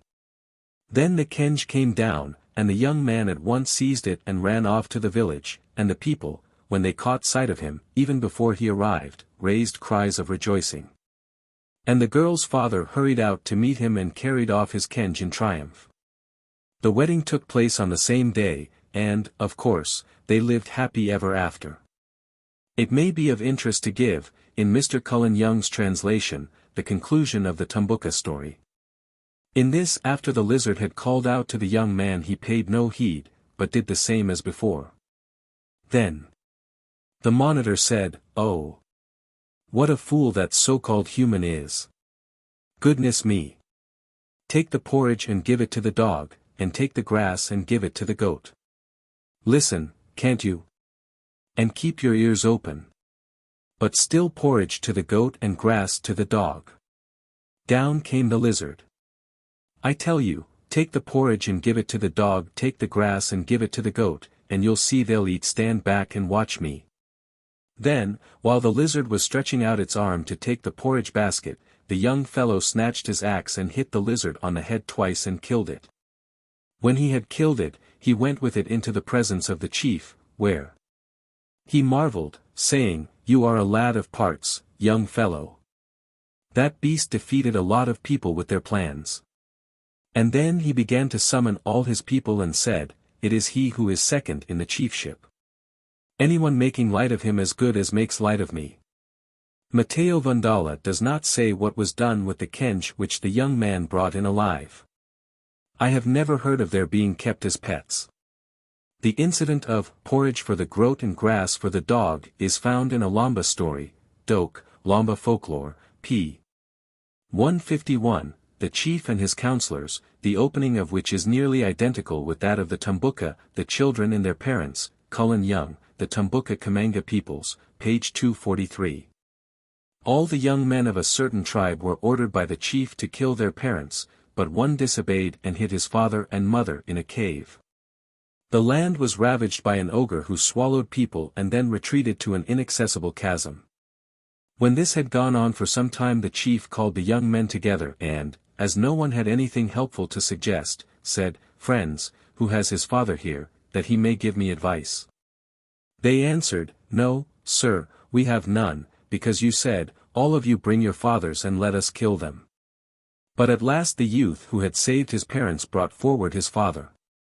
And the old man enticed the ogre out of his lair in the way already described. The monster was immediately killed by the people, who then, following the directions of the Kawandami lizard, got out of him those already swallowed. In the Tumbuka story, the rescued parents helped the chief in another kind of difficulty. It is somewhat remarkable that the same number of Mambo Leo in which Matteo's story appears contains a report of what purports to be an actual occurrence, sent in by a correspondent from the Kilwa district. This man states that on October 23, 1926, he went to wash some clothes in the river, and was warned by two boys whom he met to be careful in spreading out washing there, because there is a large lizard which carries off people's clothes. He did not believe them, and, having finished his work and spread the things out to dry, went to bathe, when he heard a rustling in the grass, and was startled to see a kenge making off with one of the sheets just washed. His shouts brought some men to his help, and by throwing stones at the reptile they induced it to drop the sheet. Whether this be taken as fact or as fiction, it is at any rate sufficiently curious. Frogs and snakes. Frogs of various kinds abound in Africa, from the large bullfrog, whose voice is so often heard in the land, to the little shinana 327 which figures conspicuously in the folklore of the Baranga. It rivals the hare in astuteness. In fact, some of its exploits are those elsewhere attributed to him, and in one Ronga version of the well story it is the shinana, and not the tortoise, who traps the hare at last. Wonderful to relate, it is this same little frog who rescues the girls enticed by the honey guide into the ogre's hut, in the story already alluded to. 328. In a Lamba tale the great water snake, Funkwi, is said to have changed himself into a man and married a woman from a certain village. In accordance with the usual custom he settled there and worked in the gardens, but he would never eat porridge. He would go to the river in the early morning and there, unseen by the people, assume his proper form and feed on fish. After some time he told his wife that he wished to go home, and they set out, accompanied by her brother. On the second day they reached an enclosure which he said was his home. The wife was surprised to see no people about, and asked where were his relations. Though he had previously said that they were farther on, he now merely remarked, "No, I am left alone." He departed, saying he would go to the river and fetch water, and when out of sight changed into a water snake and ate fish and frogs as usual, returning at night. This happened every day, and at last the brother grew suspicious, followed him to the river, and found out the truth. He came back and told his sister, and she said, "At night you kill him." Which he did by heating a knife red hot in the fire and cutting off the snake man's head. Then they saw multitudes of snakes, and the snake said, "Let us kill these people." Mr. Black Mamba refused, saying, "No, first let the chief come." All the time many snakes kept coming. During this interval a frog arrived, and asked the man and woman, "If I save you, what will you give me?" They answered, "We are your slaves." Then he swallowed them, and immediately after took a great drink of water. The snakes did not see him do it, but presently missed the people and asked where they were. The frog said, "They have gone to drink water," and set off for their village. On the way he met many snakes, who noticed that he seemed unusually corpulent, and asked, "What are you filled with?" He said, "Water that I have just drunk." They were suspicious, however, and would not be satisfied till he had brought up some water to prove the truth of his words. This happened more than once, but he reached his destination in safety, and the people exclaimed, "What a huge frog!" He said, "I am not a frog, I am a man. 329 Did not some people leave here?" Explanations followed, and the woman's mother began to cry. The frog said, "If I bring your children, what will you give me?" She offered him slaves, but he said he did not want them. "What do you want, then?" "I want beans." So they gave him 2 granaries full. And, making a great effort, he produced the brother and sister safe and sound. 330. The Frog and His Wife. Another story about a frog, heard in Nyasaland, was at first extremely puzzling, but with the help of parallel versions it becomes quite coherent. A frog who had some difficulty in finding a wife at last carved the trunk of a tree into the shape of a woman, and fixed Mpan shell 331 in the place where her heart should be. This, we are to understand, brought her to life. He then married her. Her name was Njali, and she was very beautiful. They lived happily enough in his hut in the depths of the forest, till one day in his absence some of the chief's men happened to pass by and saw her sitting outside. They asked for fire and water, which she gave them, and on their return told the chief about her. He shortly afterwards sent the men back to the same place, and they, finding the husband again absent, carried her off. She cried out, "Mother! I am being taken away," but there was none to hear, and when the husband came back he found her gone. Here the tale, as I took it down, becomes difficult to follow, and there is evidently a gap, but the variants, in some ways hard to reconcile with this and with each other, suggest that he made ineffectual efforts to get her back. When these had failed he sent a pigeon, and told her to bring back the Mpan shell, but she could not get it. He sent the pigeon again, and this time she brought it back. But as soon as it was taken out the wife died and was changed back to a block of wood. In Father Toran's version 332 the husband takes the shell off her head, and she is already transformed into a simple block of wood. No, she has become but a bush standing at the door. Then the little husband comes home humming his own tune, while the king and those who had seized the woman remain there with their shame. Late developments of this story. Both this and a Swahili version recorded by Velton 333 make the husband a human being indeed. The Swahili title is The Carpenter and the Amulet. Father Torrent comments in a note, another version, in which the hero is a hare, has been published by Jacatet in Texts Lui, pages 8 to 11. The substitution of a hare for a man seems hardly to improve the story. But it appears to me that the learned writer has entirely missed the point in supposing that the hare has been substituted for the man. Surely both hare and frog belong to the more primitive form. The Louis variant is interesting, but, as we have already had sufficient hare stories, I have preferred the frog for this chapter. The Lenge and Swahili ones, not being in any sense animal stories, are hardly in place here. But it may be noted that the Lenge husband, instead of sending the pigeon, carves himself some drums and goes about beating them and singing, till he finds the place where his wife is detained.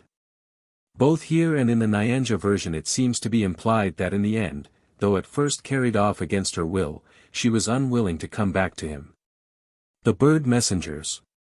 Among birds introduced into folk tales, the cock, the fish-eagle, the guinea-fowl, and doves or pigeons are perhaps the most frequently mentioned, apart from the unnamed birds which reveal the secret of a murder. A favorite incident is the sending of birds with messages, as the pigeon was sent by the frog in the story just given. It will be remembered that Muriel, when about to return home from the moon country, sent the mockingbird to announce his coming, after questioning several other birds and finding their replies unsatisfactory. 334. Gutman 335 gives the same story with less detail, mentioning of birds only the eagle, whose cry of kurui. Kurui is nearly the same as that attributed in Rom's version to the raven, who here says na. Na. And the mockingbird, though all the birds are said to have been called upon. The mockingbird's note is rendered as cheery. Cheery. Which she amplifies into a song of 10 or 12 lines. So, too, Mlilua, in the Aramba 336 story, called the birds. Crow, if I send you to my mother's, what will you say? Giu. Giu. The crow was rejected.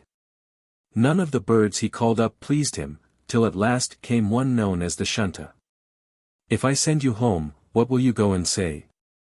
We shall say, Chetu. Chetu. I have seen Mlilua and his cattle. La sagesse de Puti. It will have been noticed how important is the part assigned in these stories to small and insignificant creatures, such as the hare, the tortoise, the frog, the chameleon, 337 mice, and others. I do not think this fact is fully accounted for by McCall Thiel, 338, who writes, there was nothing that led to elevation of thought in any of these stories, though one idea, that might easily be mistaken on a first view for a good one, pervaded many of them, the superiority of brain power to physical force. But on looking deeper, the brain power was always interpreted as low cunning, it was wheeliness, not greatness of mind, that won in the strife against the stupid strong. To my mind, it is nearer the mark to say that much of African folklore is inspired by sympathy with the underdog, arising from a true, if crude and confused feeling that the weak things of the world have been chosen to confound the things which are mighty. M. Junit expresses much the same thought, 339. Why does this theme of the triumph of wisdom over strength reappear so frequently and under so many aspects in this popular literature? Doubtless because the thought is natural and eminently satisfying to the mind of man. It is also brought out very fully in the chapter of his earlier work which is entitled La sagesse de Puti. The shrewmouse helps the man. The idea is well illustrated by a little story from the northern part of Nyasaland, 340, which may fitly conclude this chapter. Incidentally, it shows a curious coincidence of thought between primitive Africa and rural England, in the belief that a shrew must die if it crosses a road. A Namwanga man one day went hunting with his dogs, and came upon a shrew, Omalumba, by the roadside. It said to him, Master, help me across this swollen stream, i.e., the path, which for him was just as impassable. He refused, and was going on, but the little creature entreated him again, Do help me across this swollen stream, and I will help you across yours. The man turned back, picked it up, and carried it across, very reluctantly. Why? Is there a feeling against touching a shrew, as Africans certainly shrink from touching a chameleon or some kinds of lizards. It then disappeared from his sight, and he went on with his dogs and killed some guinea fowl. Then, as it came on to rain, he took refuge in one of the little watch huts put up in the gardens for those whose business it is to drive away monkeys by day and wild pigs by night. The shrew, which had followed him unseen, was hidden in the thatch. Presently a lion came along, and thus addressed the hunter, "Give your guinea fowl to the dogs, let them eat them, you eat the dogs, and then I'll eat you." The man was terrified, and could neither speak nor move. The lion roared out the same words a second time. Then came a little voice out of the thatch. "Just so. Give the guinea fowl to the dogs, let them eat them, you eat the dogs, the lion will eat you, and I'll eat the lion." The lion ran away without looking behind him. The Lamba have a somewhat similar story, in which the hunter is saved from two ogres by a lizard in the wall of the house and the white ants. They seem to have acted out of pure good nature, as there is no hint of his having rendered them a service. 341. Chapter 20. Some stories which have traveled. I have, more than once, in previous chapters expressed my inability to accept in its entirety what is known as the diffusionist hypothesis. I see no reason to suppose that the stories about the hare, for instance, were imported from India, even though some of them are almost exactly the same as those told of Madio and the jackal. Or that the tribes of the Amazon Valley borrowed their tales of the Djibouti tortoise and his wiles from the imported Negroes. But this is not to say that there are no stories which can be traced as having been introduced from outside, and we may conclude with a few of the most interesting specimens. Those chosen for the purpose must have come in long ago, so long as to have taken on a distinctly African coloring, even more thoroughly than Uncle Remus's stories have become American.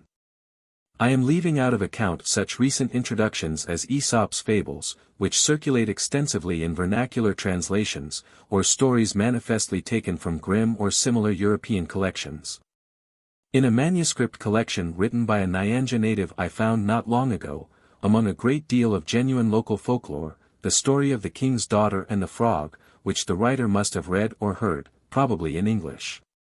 Again, in Kibaraka we find the story of Sayalila and her sisters, which the compiler either failed to recognize as Cinderella, or thought sufficiently naturalized to pass muster with the rest. Contributors to Mambo Leo have even begun translating Uncle Remus into Swahili, and, though he is, in a way, only coming back to the country of his origin, there may be a danger of confusing these tales with the genuine local growth. In any case, considering the spread of reading and the circulation of extraneous matter, it behoves all interested in folklore to rescue the aboriginal stories as far as possible before it is too late. From Assam to Nyasaland. In Captain Rattray's little book 342, The Blind Man and the Hunchback at once strikes one as having a distinctive character of its own. In fact, when I first read it I could recall no African parallel. Since then I find in Mr. Posselt's Fables of the Veld, page 6, a version to my mind not nearly so good entitled, The Man and His Blind Brother. And, more recently, it is included in the manuscript collection of Walter Sakila. Many years after the publication of Captain Rattray's book I was surprised by coming across the identical story in volume 31 of Folklore, 1920, with, of course, considerable differences of local coloring. It was told to J.D. Anderson by a Kachari in Assam. This is such a far cry from central Anganaland, where the people were, at the beginning of this century, comparatively untouched by European influence, that there might seem to be difficulties in the way of supposing this to be a case of transference. But, though I have so far been unable to hear of an Indian or Persian analogue, it may be orally current among those populations of India whose folklore is as yet but imperfectly recorded. Indian traders have frequented the East African coast from very early times, 343, and a tale like this, told to the coast dwellers and speedily becoming popular, would be passed on from tribe to tribe along with the trade goods which in this way reached the far interior. The differences between the Kachari and the Nyanja versions are sufficient to show that it must have been a long time on the way. The Nyanja version begins by saying that a certain village was plagued by a pair of man-eating lions, this passage is entirely wanting in the other, and the chief, by the advice of his people, opened negotiations with them. Why are you seizing people every day? The lions answered, we say, if you give us your 2 daughters whom you love we will not come again to seize people. So the chief took his 2 daughters and built a grass hut for them on the hill where the lions were wont to show themselves. Now, in another country there were 2 men, one was blind and the other humpbacked, and they set out for this chief's village. On the way the hunchback saw a tortoise on the path, and told the blind man, who said, pick it up. He refused, but his companion said, just pick it up for me, and he did so, and the blind man put it into his bag. A little farther on they came to a dead porcupine, and the blind man asked his friend to pick up 1 quill, which, again, he did, after refusing at first. Some time later they came upon a dead elephant, and the man who had shot it was also lying dead, with his gun beside him. The blind man, again with some difficulty, persuaded the other to pick up the gun and 1 tusk, and they went on their way. When it was growing dark they climbed a hill, and the hunchback saw smoke rising from a hut on the top. They went up to it, and, finding 2 girls there, said that, as they had been overtaken by night, they wanted a place to sleep in. The girls said, you cannot sleep here, our father has built this house for us, so that the lions may come and eat us. But they would not listen, and said, this is where we are going to sleep. While they were still speaking the lions arrived. They heard them roaring, and one of the lions asked, who is talking in the house? Whoever you are, we are going to eat you along with the rest. The blind man said, you can't eat us, we are only strangers seeking shelter for the night. The lion said, I am going to throw one of my lice at you, and see if that won't frighten you. The girls and the hunchback fainted with terror, but the blind man kept his head, and when the lion threw his louse he groped about till he caught it, and said, that tiny little thing. Look at that now. I'm going to throw it into the fire. And he did so, and it burst with a loud crack. Then he said, now I'm going to throw my louse, and he threw the tortoise. The lion picked it up and looked at it in astonishment, but, not to be beaten, he said, I am not afraid of you. I shall throw you one of my hairs, and he pulled one from his mane and threw it. The blind man retaliated by throwing the porcupine's quill. Then the lion threw one of his teeth, and the blind man answered with the elephant's tusk, whereat the lion was so startled that he jumped and said, Ha! Truly this person has a terrible tooth. But he was not prepared to give in. Now I am going to let you hear my voice, and he gave a tremendous roar. And the blind man, who had been loading his gun and getting it into position, said, let another of you roar, that I may hear his voice also. The other lion having done so, he said, I have heard you. Now come close that you may hear mine. When they had done so, where are you? We are here. Stick your heads close together. And he fired and killed them both. When the echo had died away he asked, have you heard my voice? But all was silence, and he set to work to revive his companions. They would not believe his news, but he persuaded them to open the door, and they went out and found the lion and lioness both dead. When morning dawned the grateful girls picked up their 2 deliverers and carried them on their backs to their father's village. When he saw them he was very angry with them for deserting their post and, as he supposed, endangering the whole village, but they soon placated him, these men have killed those wild beasts. He was incredulous, but they swore most solemnly that it was true, and he sent some young men to see. These soon found the lions and cut off their tails. When they came back with the trophies the chief asked the people, now, as to these men who have killed the lions, what shall we do for them? They replied that he ought to give them his daughters in marriage, which he did on the spot, and showed them where to build their village. He also gave them 6 pan shells, to be divided equally between them. But the hunchback tried to cheat his friend, saying they had received only 5, and giving him 2. In the resulting quarrel the hunchback hit the blind man over the eyes, and the blind man struck him with a stick. And, behold, the one recovered his sight and the other was able to stand up straight. So they were reconciled. In the Kachari story the men passed the night in a granary, used by a gang of robbers as a storehouse for their plunder. And, instead of the lions, a terrible, man-eating demon comes after them, and is scared away much after the manner described. Mr. Posselt's version omits the girls. The brothers take shelter in a cave which is the lion's den, and the quarrel takes place over the sale of the lion's skins. The washerman's donkey and the pardoner's tale. The Buddhist Jatakas, which, I understand, are really folk tales fitted into a religious framework by being represented as the adventures of the Buddha in his various incarnations, might appear to be quite remote from our theme. But some of them, in one form or another, have certainly reached the African coast.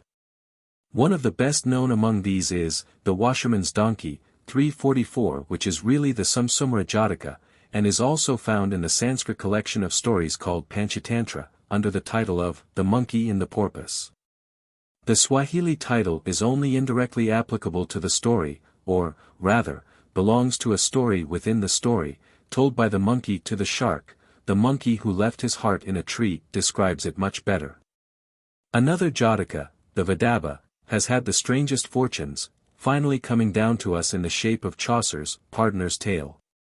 It was probably brought back from the East by some returned pilgrim or crusading soldier, and embodied in that queer compilation the Gesta Romanorum. The Swahili version, entitled The Heaps of Gold, 345, would seem to have come through Persia, perhaps subjected to Christian influence on the way. This, however, is doubtful, as Muslim literature abounds in elements taken from the apocryphal Gospels or the floating traditions which furnished the materials for these. The story opens by saying that Christ, here called Isa, as always by Muslims, while on a journey was joined by a man, who, though not encouraged to do so, insisted on accompanying him. 346 When they were approaching a town, Isa gave the man some money and told him to buy 3 loaves, one for thee, one for me, and the third we will keep in reserve. He did so, and they sat down to rest. When they had eaten, each his loaf, they went on, the man carrying the third loaf. When they had gone some distance, thinking himself unobserved, he ate it. Next day they came to a spring and sat down there. When asked to produce the loaf, the man said it had been stolen. Isa said nothing at the time, and they went on. They walked till they were both weary, and sat down to rest in a place where there was much sand. Isa made 3 heaps of sand, and at his prayer they were changed into gold. Then he said, Friend, take one of these heaps to thyself, one is for me, and the third is for him who stole the loaf. The man, forgetting all else in his greed, exclaimed, It was I who stole the loaf, I who am here. The master told him to take them all, and left him there.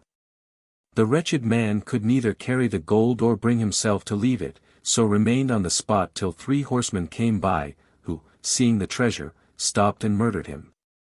2 of them stayed to guard it, while the third rode on to the town to buy provisions. On the way it occurred to him that he might have the gold all to himself, so he poisoned the wine which he meant to give the other 2. This part of the story is so well known that it is scarcely necessary to add that the 2 killed him on his return, and shortly died of the poison. So all these 4 men died, because of that sand which had been changed into gold. Not long afterwards Christ passed that way with his disciples, and they marveled at seeing the heaps of gold and the 4 dead men. Then he told them the story, and said, This is not gold, but sand, and at their request he prayed to God, and what had been gold then became sand once more. The ingratitude of man. Another story in the Gesta Romanorum, which must originally have come from India, is extant in at least 3 Swahili versions, all of which have the same moral. Equivalent to the Latin of the Gesta, Quod omnium viventium in mundo de beneficiis acceptis est ingratissimus homo, of all things living in the world man is the most ungrateful for benefits received. This story should be well known to all students of Swahili, as it is contained in the elementary reader generally used, a selection reprinted from Kibaraka. This version, though much shorter than that given by Dr. Velton 347, contains several important points omitted by the latter. The following is an attempt to combine the 2. A king's son who wished to see the world set out alone on his travels. In course of time he found himself in a vast desert, in the midst of which he spied one solitary tree, to which, when he had reached it, he tied his horse, leaving his weapons on the ground beside it. Not far off was a well, and, being very thirsty, he hastened to let down the bucket which he found there. On drawing it up he saw that, instead of being filled with water, it contained a snake. He was about to kill it, but it said, "Don't kill me. Some day I may be able to help you." So he spared it, and let down the bucket again, drawing it up with difficulty, as it was very heavy. When he got it to the top he found in it a lion, who addressed him in the same way as the snake, and both added this warning: "Never do good to any child of Adam, the son of Adam, if you do good to him, will only repay you evil." Then they thanked him and took themselves off. The youth let down the bucket a third time, and brought up a man, who, so far from behaving like the snake and the lion, knocked him down, tied him up with the well rope, took his weapons, and rode off on his horse. The lion, however, who had not gone far, came back and released him. He took him along to his den, and provided him with food by lying up near the path to a village and, when he saw a man passing with a load of rice or beans, frightening him, so that he dropped it. One day the lion ventured as far as the town, and, seeing the Sultan's daughter walking in the garden attended by her slaves, sprang over the fence and seized her. The slave girls scattered in terror, and the lion brought the princess back to the young man, saying, "Take her jewels, but give me the girl, that I may eat her." He answered, "If you want to give me anything, give me the girl as well." So he took her for his wife, and built a hut for her in the forest, and they lived there happily for a time. One day the snake appeared, and handed the young man 2 of his teeth, saying, "If ever you get into trouble, take a stone and beat these teeth with it, and I will come to you at once." Now the man who had been rescued from the well had come to this very town and, by making himself very agreeable, had so got into favor with the Sultan that, in the end, he became his vizier. And it happened on a day that, going out with a hunting party, he was separated from the rest of the company, and, wandering by himself in the forest, came to the little hut, where he saw the Sultan's daughter. At once he hastened back to the town to give the alarm, soldiers were sent out, and the couple were speedily brought before the Sultan. Then the vizier came forward, accused the young man, not only of carrying off the princess, but of turning himself into a lion in order to do so, and advised his being shut up in a dungeon without food or room to lie down, so that he might be induced to disclose his secret arts. This was done, but he did not quite starve, for a compassionate slave woman fed him secretly with scraps of bread. And then he suddenly remembered the snake's teeth, and beat them with a stone. The snake appeared at once, and told him, "Today when the Sultan goes to bathe I shall bite him, and nothing can cure him except these teeth of mine." So he went and coiled himself on the ledge of the tank in the palace bathroom, and when the Sultan took up the ladle to pour the water over his head struck him on the lip, and he fell down. All possible remedies were tried, but to no purpose, till at last an old woman came forward who said she had heard that the only man who knew of a cure was the one chained in the prison. He was sent for, and ground the snake's teeth to powder, which was applied to the snake bite and soon effected a cure. The Sultan made inquiries, heard the whole story, and ordered the treacherous vizier to be sewn up in a sack and cast into the sea. His daughter's wedding was celebrated in proper fashion, and the pair lived happily to the end of their days. This clearly belongs to the grateful beasts class of stories, of which numerous examples, variations on this and other themes, are well known in Europe. The third Swahili version must be derived from the same original as the other two, but varies so considerably that this is not at first sight obvious. An ape is introduced as well as the lion and the snake, and a poor youth finds them, not in a well, but in the traps which he has set to catch game. There are other important differences, which, however, need not detain us. Part of this, the providing of the only effectual remedy by a despised stranger, is to be found in a Persian story, the Colt Qadis, 348, but this is much nearer to Kibaraka. The tale which gives its title to the collection already mentioned more than once. The composite tale of Kibaraka. This is made up of various elements. The opening I have not so far traced.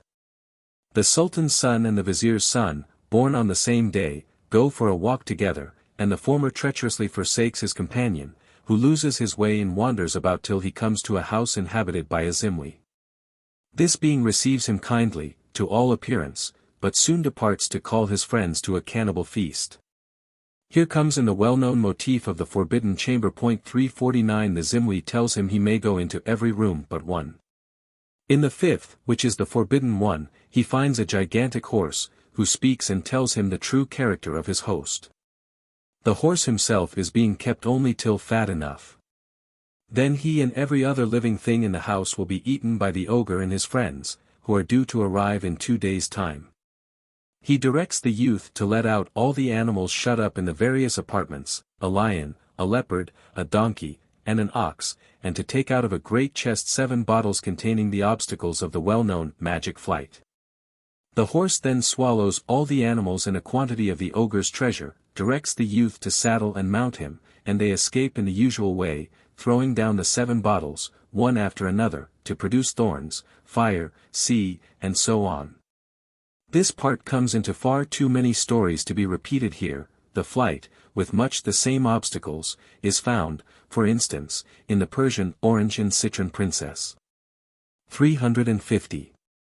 They then build a house in the forest. One must understand that the horse produces it by magical means, but this is not stated in the Swahili, and Kibaraka, little blessing, this appears to be a name assumed for the occasion. Though it has not hitherto been mentioned, strolls into the town, by the horse's advice, in the guise of a beggar. Here, one day, proclamation is made that the Sultan is going to arrange the weddings of his 7 daughters. All the people are ordered to assemble, and each girl is to throw a lime at the man of her choice. The eldest manages to hit the Grand Vizier's son, to the general satisfaction. Then the rest make their choice among the young nobles, up to the 6th, but the youngest aims her lime at the beggar lad and hits him. This incident and similar ones are found in Persian and other stories, for instance, in the Colt Kadas, of which the beginning is quite different. The conclusion of this is much the same as the end of Kibaraka, with minor variations. The Sultan is ill, and can only be cured, in one case by the flesh of a certain bird, in the other by leopard's milk. The 6 sons-in-law try in vain to procure the remedy. The 7th, who has been despised and kept at a distance, succeeds. For a time he allows the others to take the credit, on condition of letting him brand them as his slaves. But Kibaraka has previously, in disguise, or, rather, in his own proper form and riding on the magic horse, distinguished himself in battle and routed the Sultan's enemies. This does not appear in the Persian tale, though it does elsewhere. Whatever the origin of this story, the hero's words when he finally reveals himself show whence it passed to the Swahili coast. I am not Kibaraka, I am Hamed, the son of the Wazir in the land of Basra, the last 13 words being Arabic. Parts of this story seem to have spread wherever the Arabs have carried their language and their traditions. The lime-throwing incident occurs both in Somali and in Fulfulde, the language of the Fulani, in West Africa. The Somali story of Lame Habiyu begins like the Colt Kadas, and goes on very much as Kibaraka. The Merry Jests of Abu Nuls. There was, in the reign of Harun ar-Rashid, 765–809, a certain poet at Baghdad, named Abu Nuwas, whose work is highly praised by the best judges. It has been translated into German, if not into English. And whose name, twisted in various ways, is known up and down the Swahili coast but not for his poems.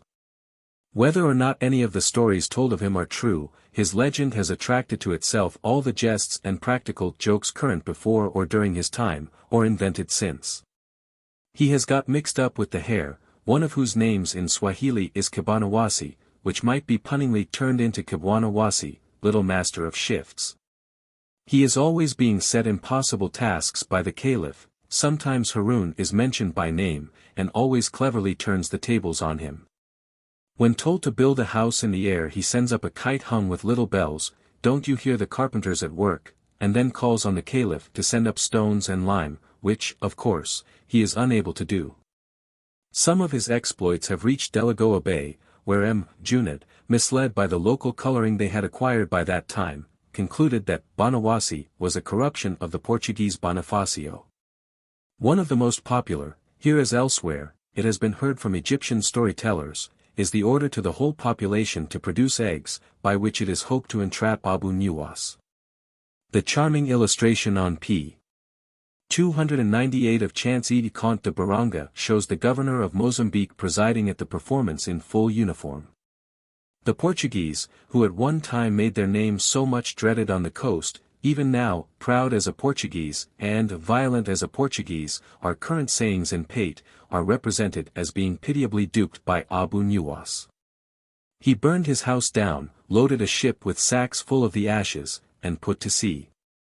Meeting 7 Portuguese vessels loaded with silver, he pretended that he was taking a cargo of treasure as a present to his sultan, and was so ostentatiously reluctant to part with it that they determined to buy it. And finally did so for a shipload of silver. Abu Nuwas returned with this, and went to the sultan, asking him for some men, to unload his cargo of silver. This, of course, led to inquiries, which caused the sultan to burn down the whole town and load a fleet with the ashes. Result, a collision with the Portuguese at sea, in which ships were sunk and many of the sultan's men killed. Abu Nuwas was sought for, but escaped as usual, and played further pranks in a fresh place. The 3 words. There seem to be endless variations of the story in which a man received 3 pieces of advice from his father, or spent all the money left him by his father on 3 pieces of advice from a wise man. These are, in one case, if you see a thing do not speak of it, if you speak of it something unpleasant will happen to you. 351. Secondly, if the sun sets while you are on the road, stay where you are till you can see where you are going. Thirdly, if a friendly person hails you in passing, never refuse to stop. Or, as sometimes found, if called 3 times you must turn aside, having returned a civil answer to the first and second summons. Other pieces of advice are, never tell a secret to a woman, a man does not betray one who trusts him, what is in your purse is your possession, what is in the field or in the box is no use to you. Some of these, in shortened form, are current as well-known proverbs and are frequently quoted. The second of those enumerated above enables the hero to escape from robbers, while his companions, who insist on pressing on after dark, are attacked and murdered. The third saves him from a treacherous plot. He is sent by an enemy with a message intended to ensure his murder, but delays on the road when asked to stop, in one case by an old friend of his father's. This incident, or one very like it, is found in the Gesta Romanorum, as well as in some old French fabliaux, and was made use of by Schiller for his ballad Der Gang nach dem Eisenhammer. It also occurs, out of its proper setting, in a Swahili story called The Judge and the Boy, 352, where it is combined with parts of several other stories, imperfectly told. There is a Persian story, 353, The Man Who Bought 3 Pieces of Advice, where the 3 words are of a somewhat different character, and the hero, or, rather, his wife, comes to grief through disregarding the third. Though they are enabled to escape from their troubles by following the second. These counsels are: don't go out when there are clouds in the sky in winter time. Whenever you see a pigeon, a hound, and a cat for sale, buy them, whatever the price, and keep them with you and take good care of them. Never tell to anyone the advice you have got, and never let an outside woman enter your house. In the old Cornish folktale, John of Kyanorth, 354, the 3 pieces of advice, or, in the original, points of wit, are: take care that thou dost not leave the old road for the new road. Take care that thou dost not lodge in a house where may be an old man married to a young woman, be thou struck twice ere strike once, or, as it stands in another part of the text, be advised twice ere strike once. The magic mirror, the magic carpet, and the elixir of life. Another story imported from the East, whether from Arabia, Persia, or India I am unable to say, is that published by M. Junid 355 under the title of Les Trois Visos. It is found in the most unexpected places, even on the Congo and the Ivory Coast, though some of these Western versions may be of independent origin. 3 brothers go on a trading expedition, and acquire a magic mirror, a magic carpet, usually described as a mat or basket, and a medicine for restoring the dead to life.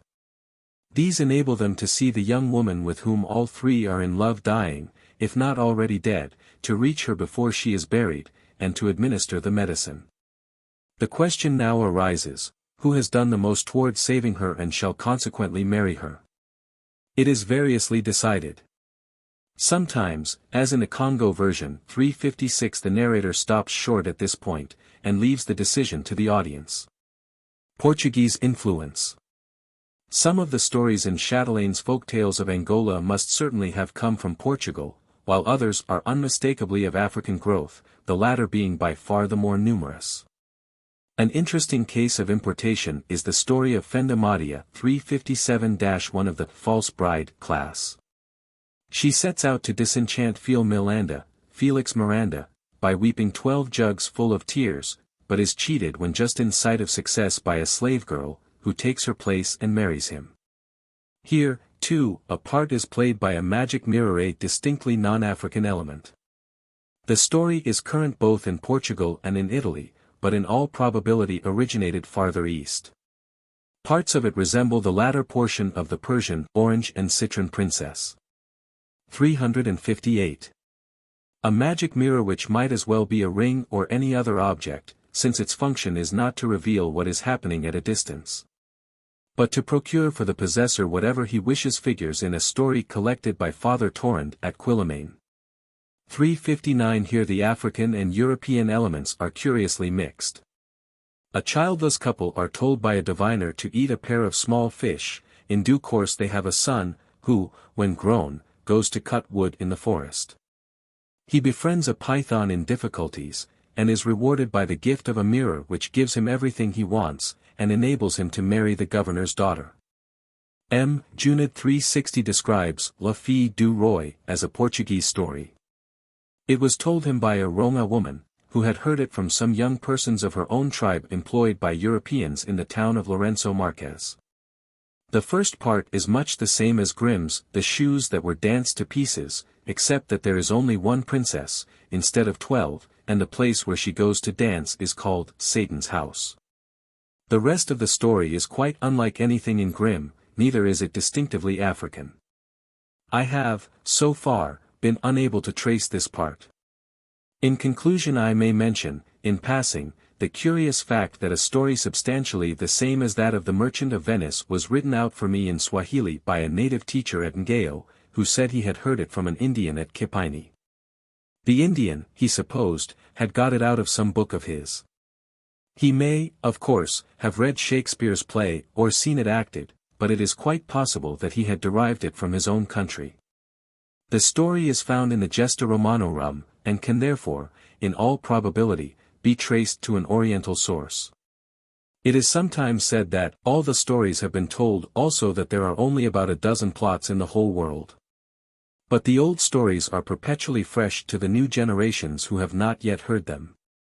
And the dozen plots, if that is the number, are susceptible of such infinite variation that neither the novelist nor the collector of folk tales need be unduly discouraged.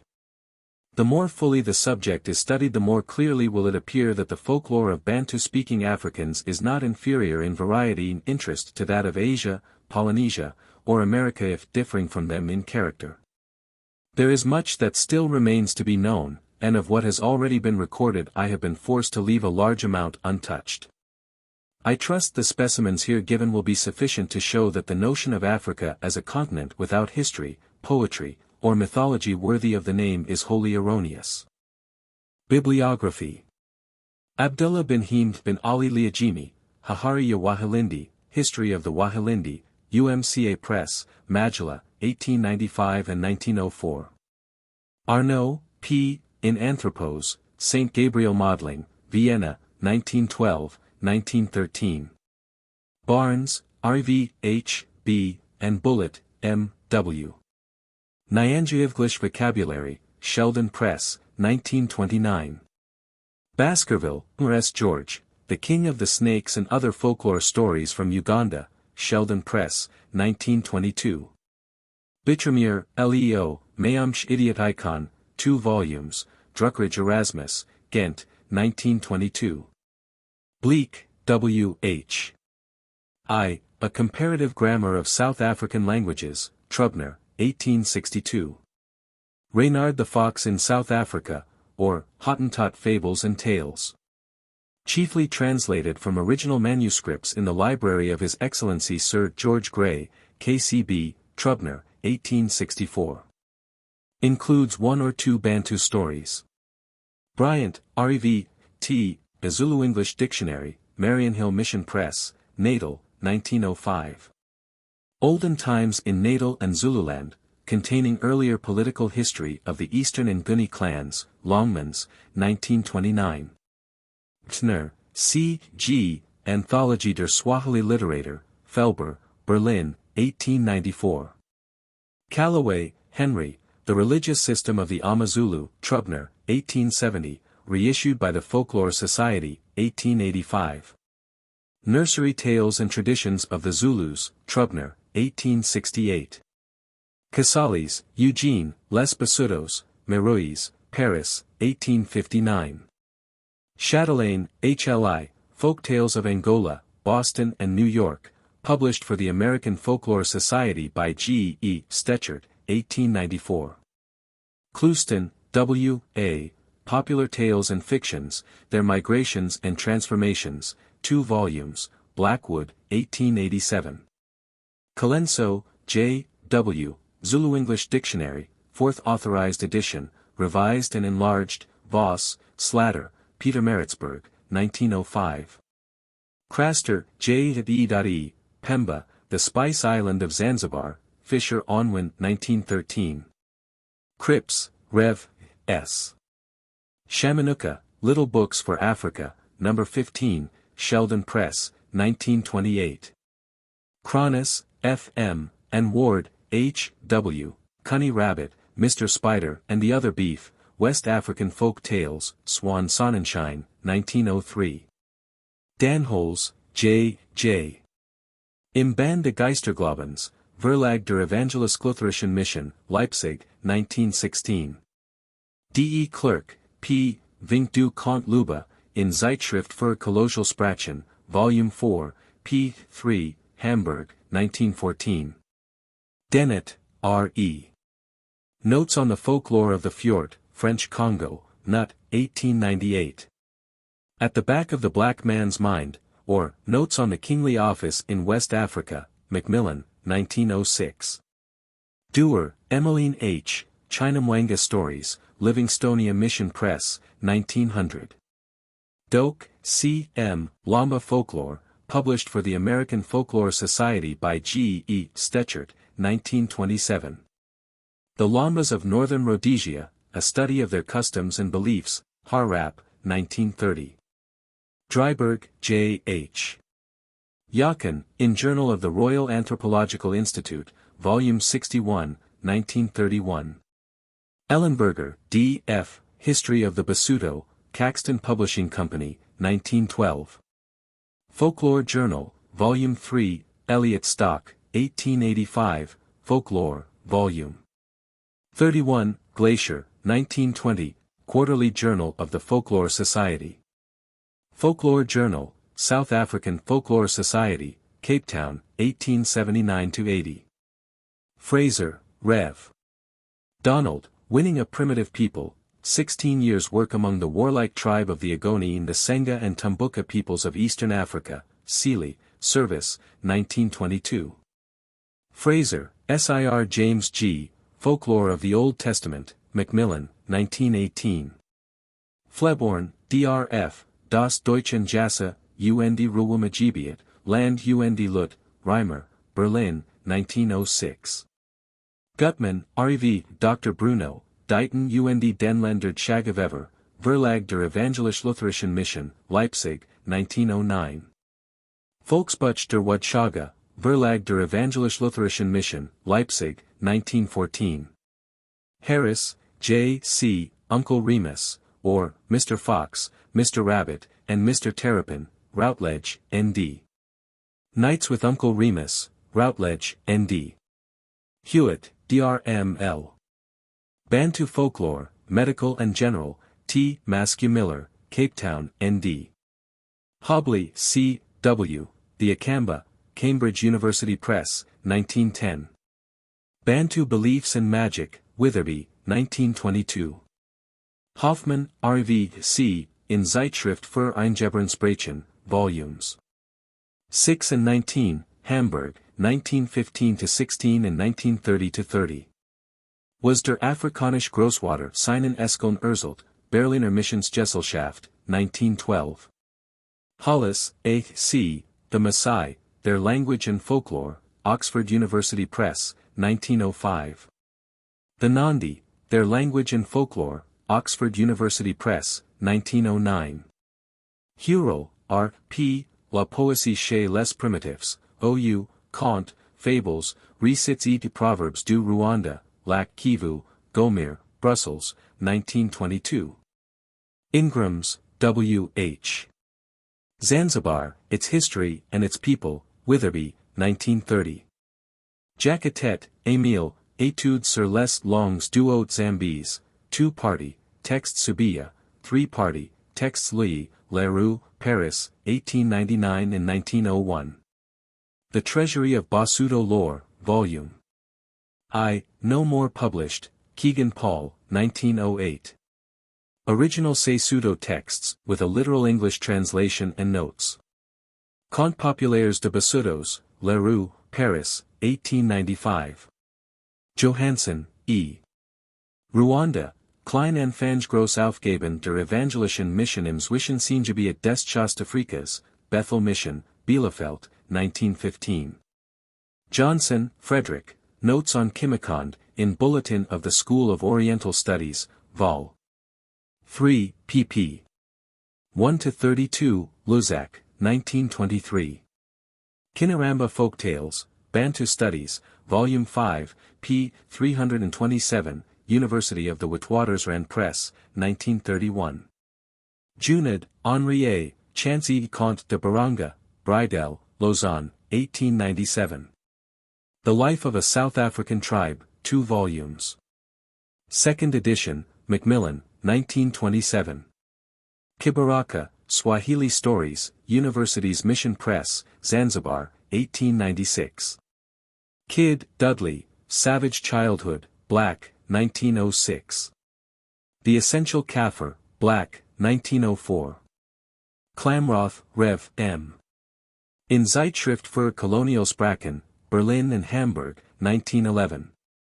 Leonard, A. G., The Lower Niger and Its Tribes, Macmillan, 1906. Lindblom, Gerhard, Kamba Tales of Animals, Heifer, 1928. Lorimer, D. L. R. and E. O., Persian Tales. Written down for the first time in the original Kermani and Bakhtiari, and translated, Macmillan, 1919. MacDonald, Duff, Africana, or, The Heart of Heathen Africa, 2 volumes, Simkin Marshall, 1882. Mackenzie, Rev. Dar. The Spirit-Ridden Khond, Sealy, Service, 1925. Mambo Leo, Monthly Magazine in Swahili, Government Press, Dar es Salaam. Melland, F. H., In Witchbound Africa, Sealy, Service, 1923. Melland, F. H., and Kalmali, E. H. Through the Heart of Africa, Constable, 1912. Moffalo, Thomas, Modi Oe Bachabila, The Traveler to the East, Marija Mission Press, 1912. Nada, The Southern Rhodesia Native Affairs Department Annual, 1924. Nassau, R. H. Where Animals Talk, West African Folklore Tales, Gorham Press, Boston, USA, 1912. Nauhaus, K., was sich die Kond in Deutschostafrika Urselen, in die Evangelischen Missionen, Volume 5, page 257, Bertelsmann, Gütersloh, 1899. Honorb, R.H., J.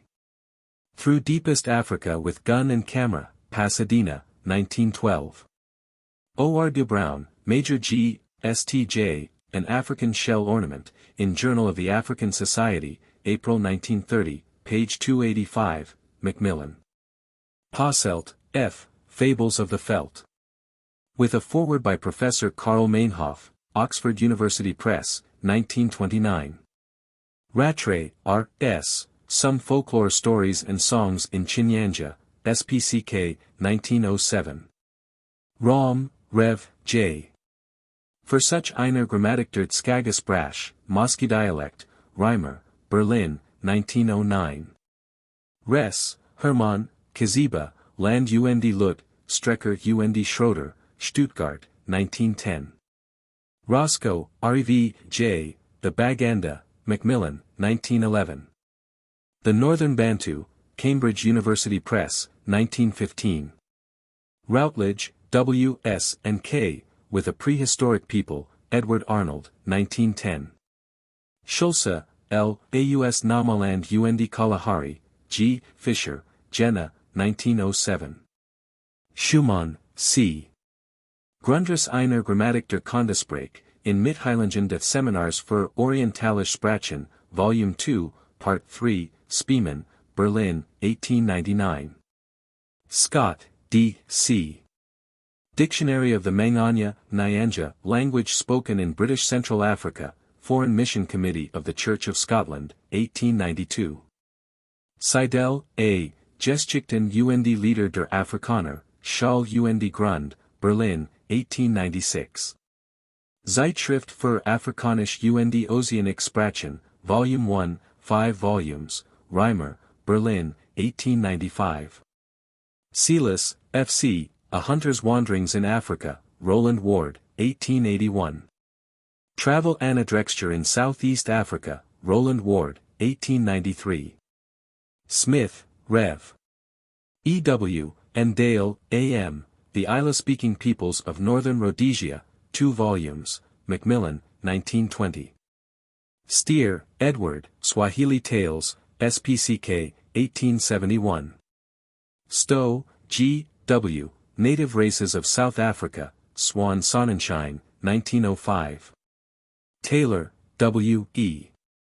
Jiriyama Vocabulary and Collections, SPCK, 1910. Thiel, G. McCall, Kaffir Folklore, Swan Sonnenschein, 1882. The Yellow and Dark Skimmed People of Africa South of the Zambezi, Swan Sonnenschein, 1910. Tortoise, E., and Joyce, T. A. Les Bouchango, Publications of the Congo Museum, Brussels, 1911. Torrand, J., Specimens of Bantu Folklore from Northern Rhodesia, Keegan Paul, 1921. Tyler, E. B., Primitive Culture, 2 volumes, 6th edition, Murray, 1920. Velton, C. Merken und Erzählungen der Swahili, Spiemann, Stuttgart and Berlin, 1898. Woodward, H. W., Bombay Folktales, in Folklore, Volume 36, Glacier, 1925. WUNDT, W., Volker Psychology, Vol. V, Part 2, 2nd edition, Kroner, Leipzig, 1914. Young, R.E.V. T. Cullen, Notes on the Customs and Folklore of the Tumbuka-Kamanga Peoples, in the Northern Province of Nyasaland, Livingstonia Mission Press, 1932.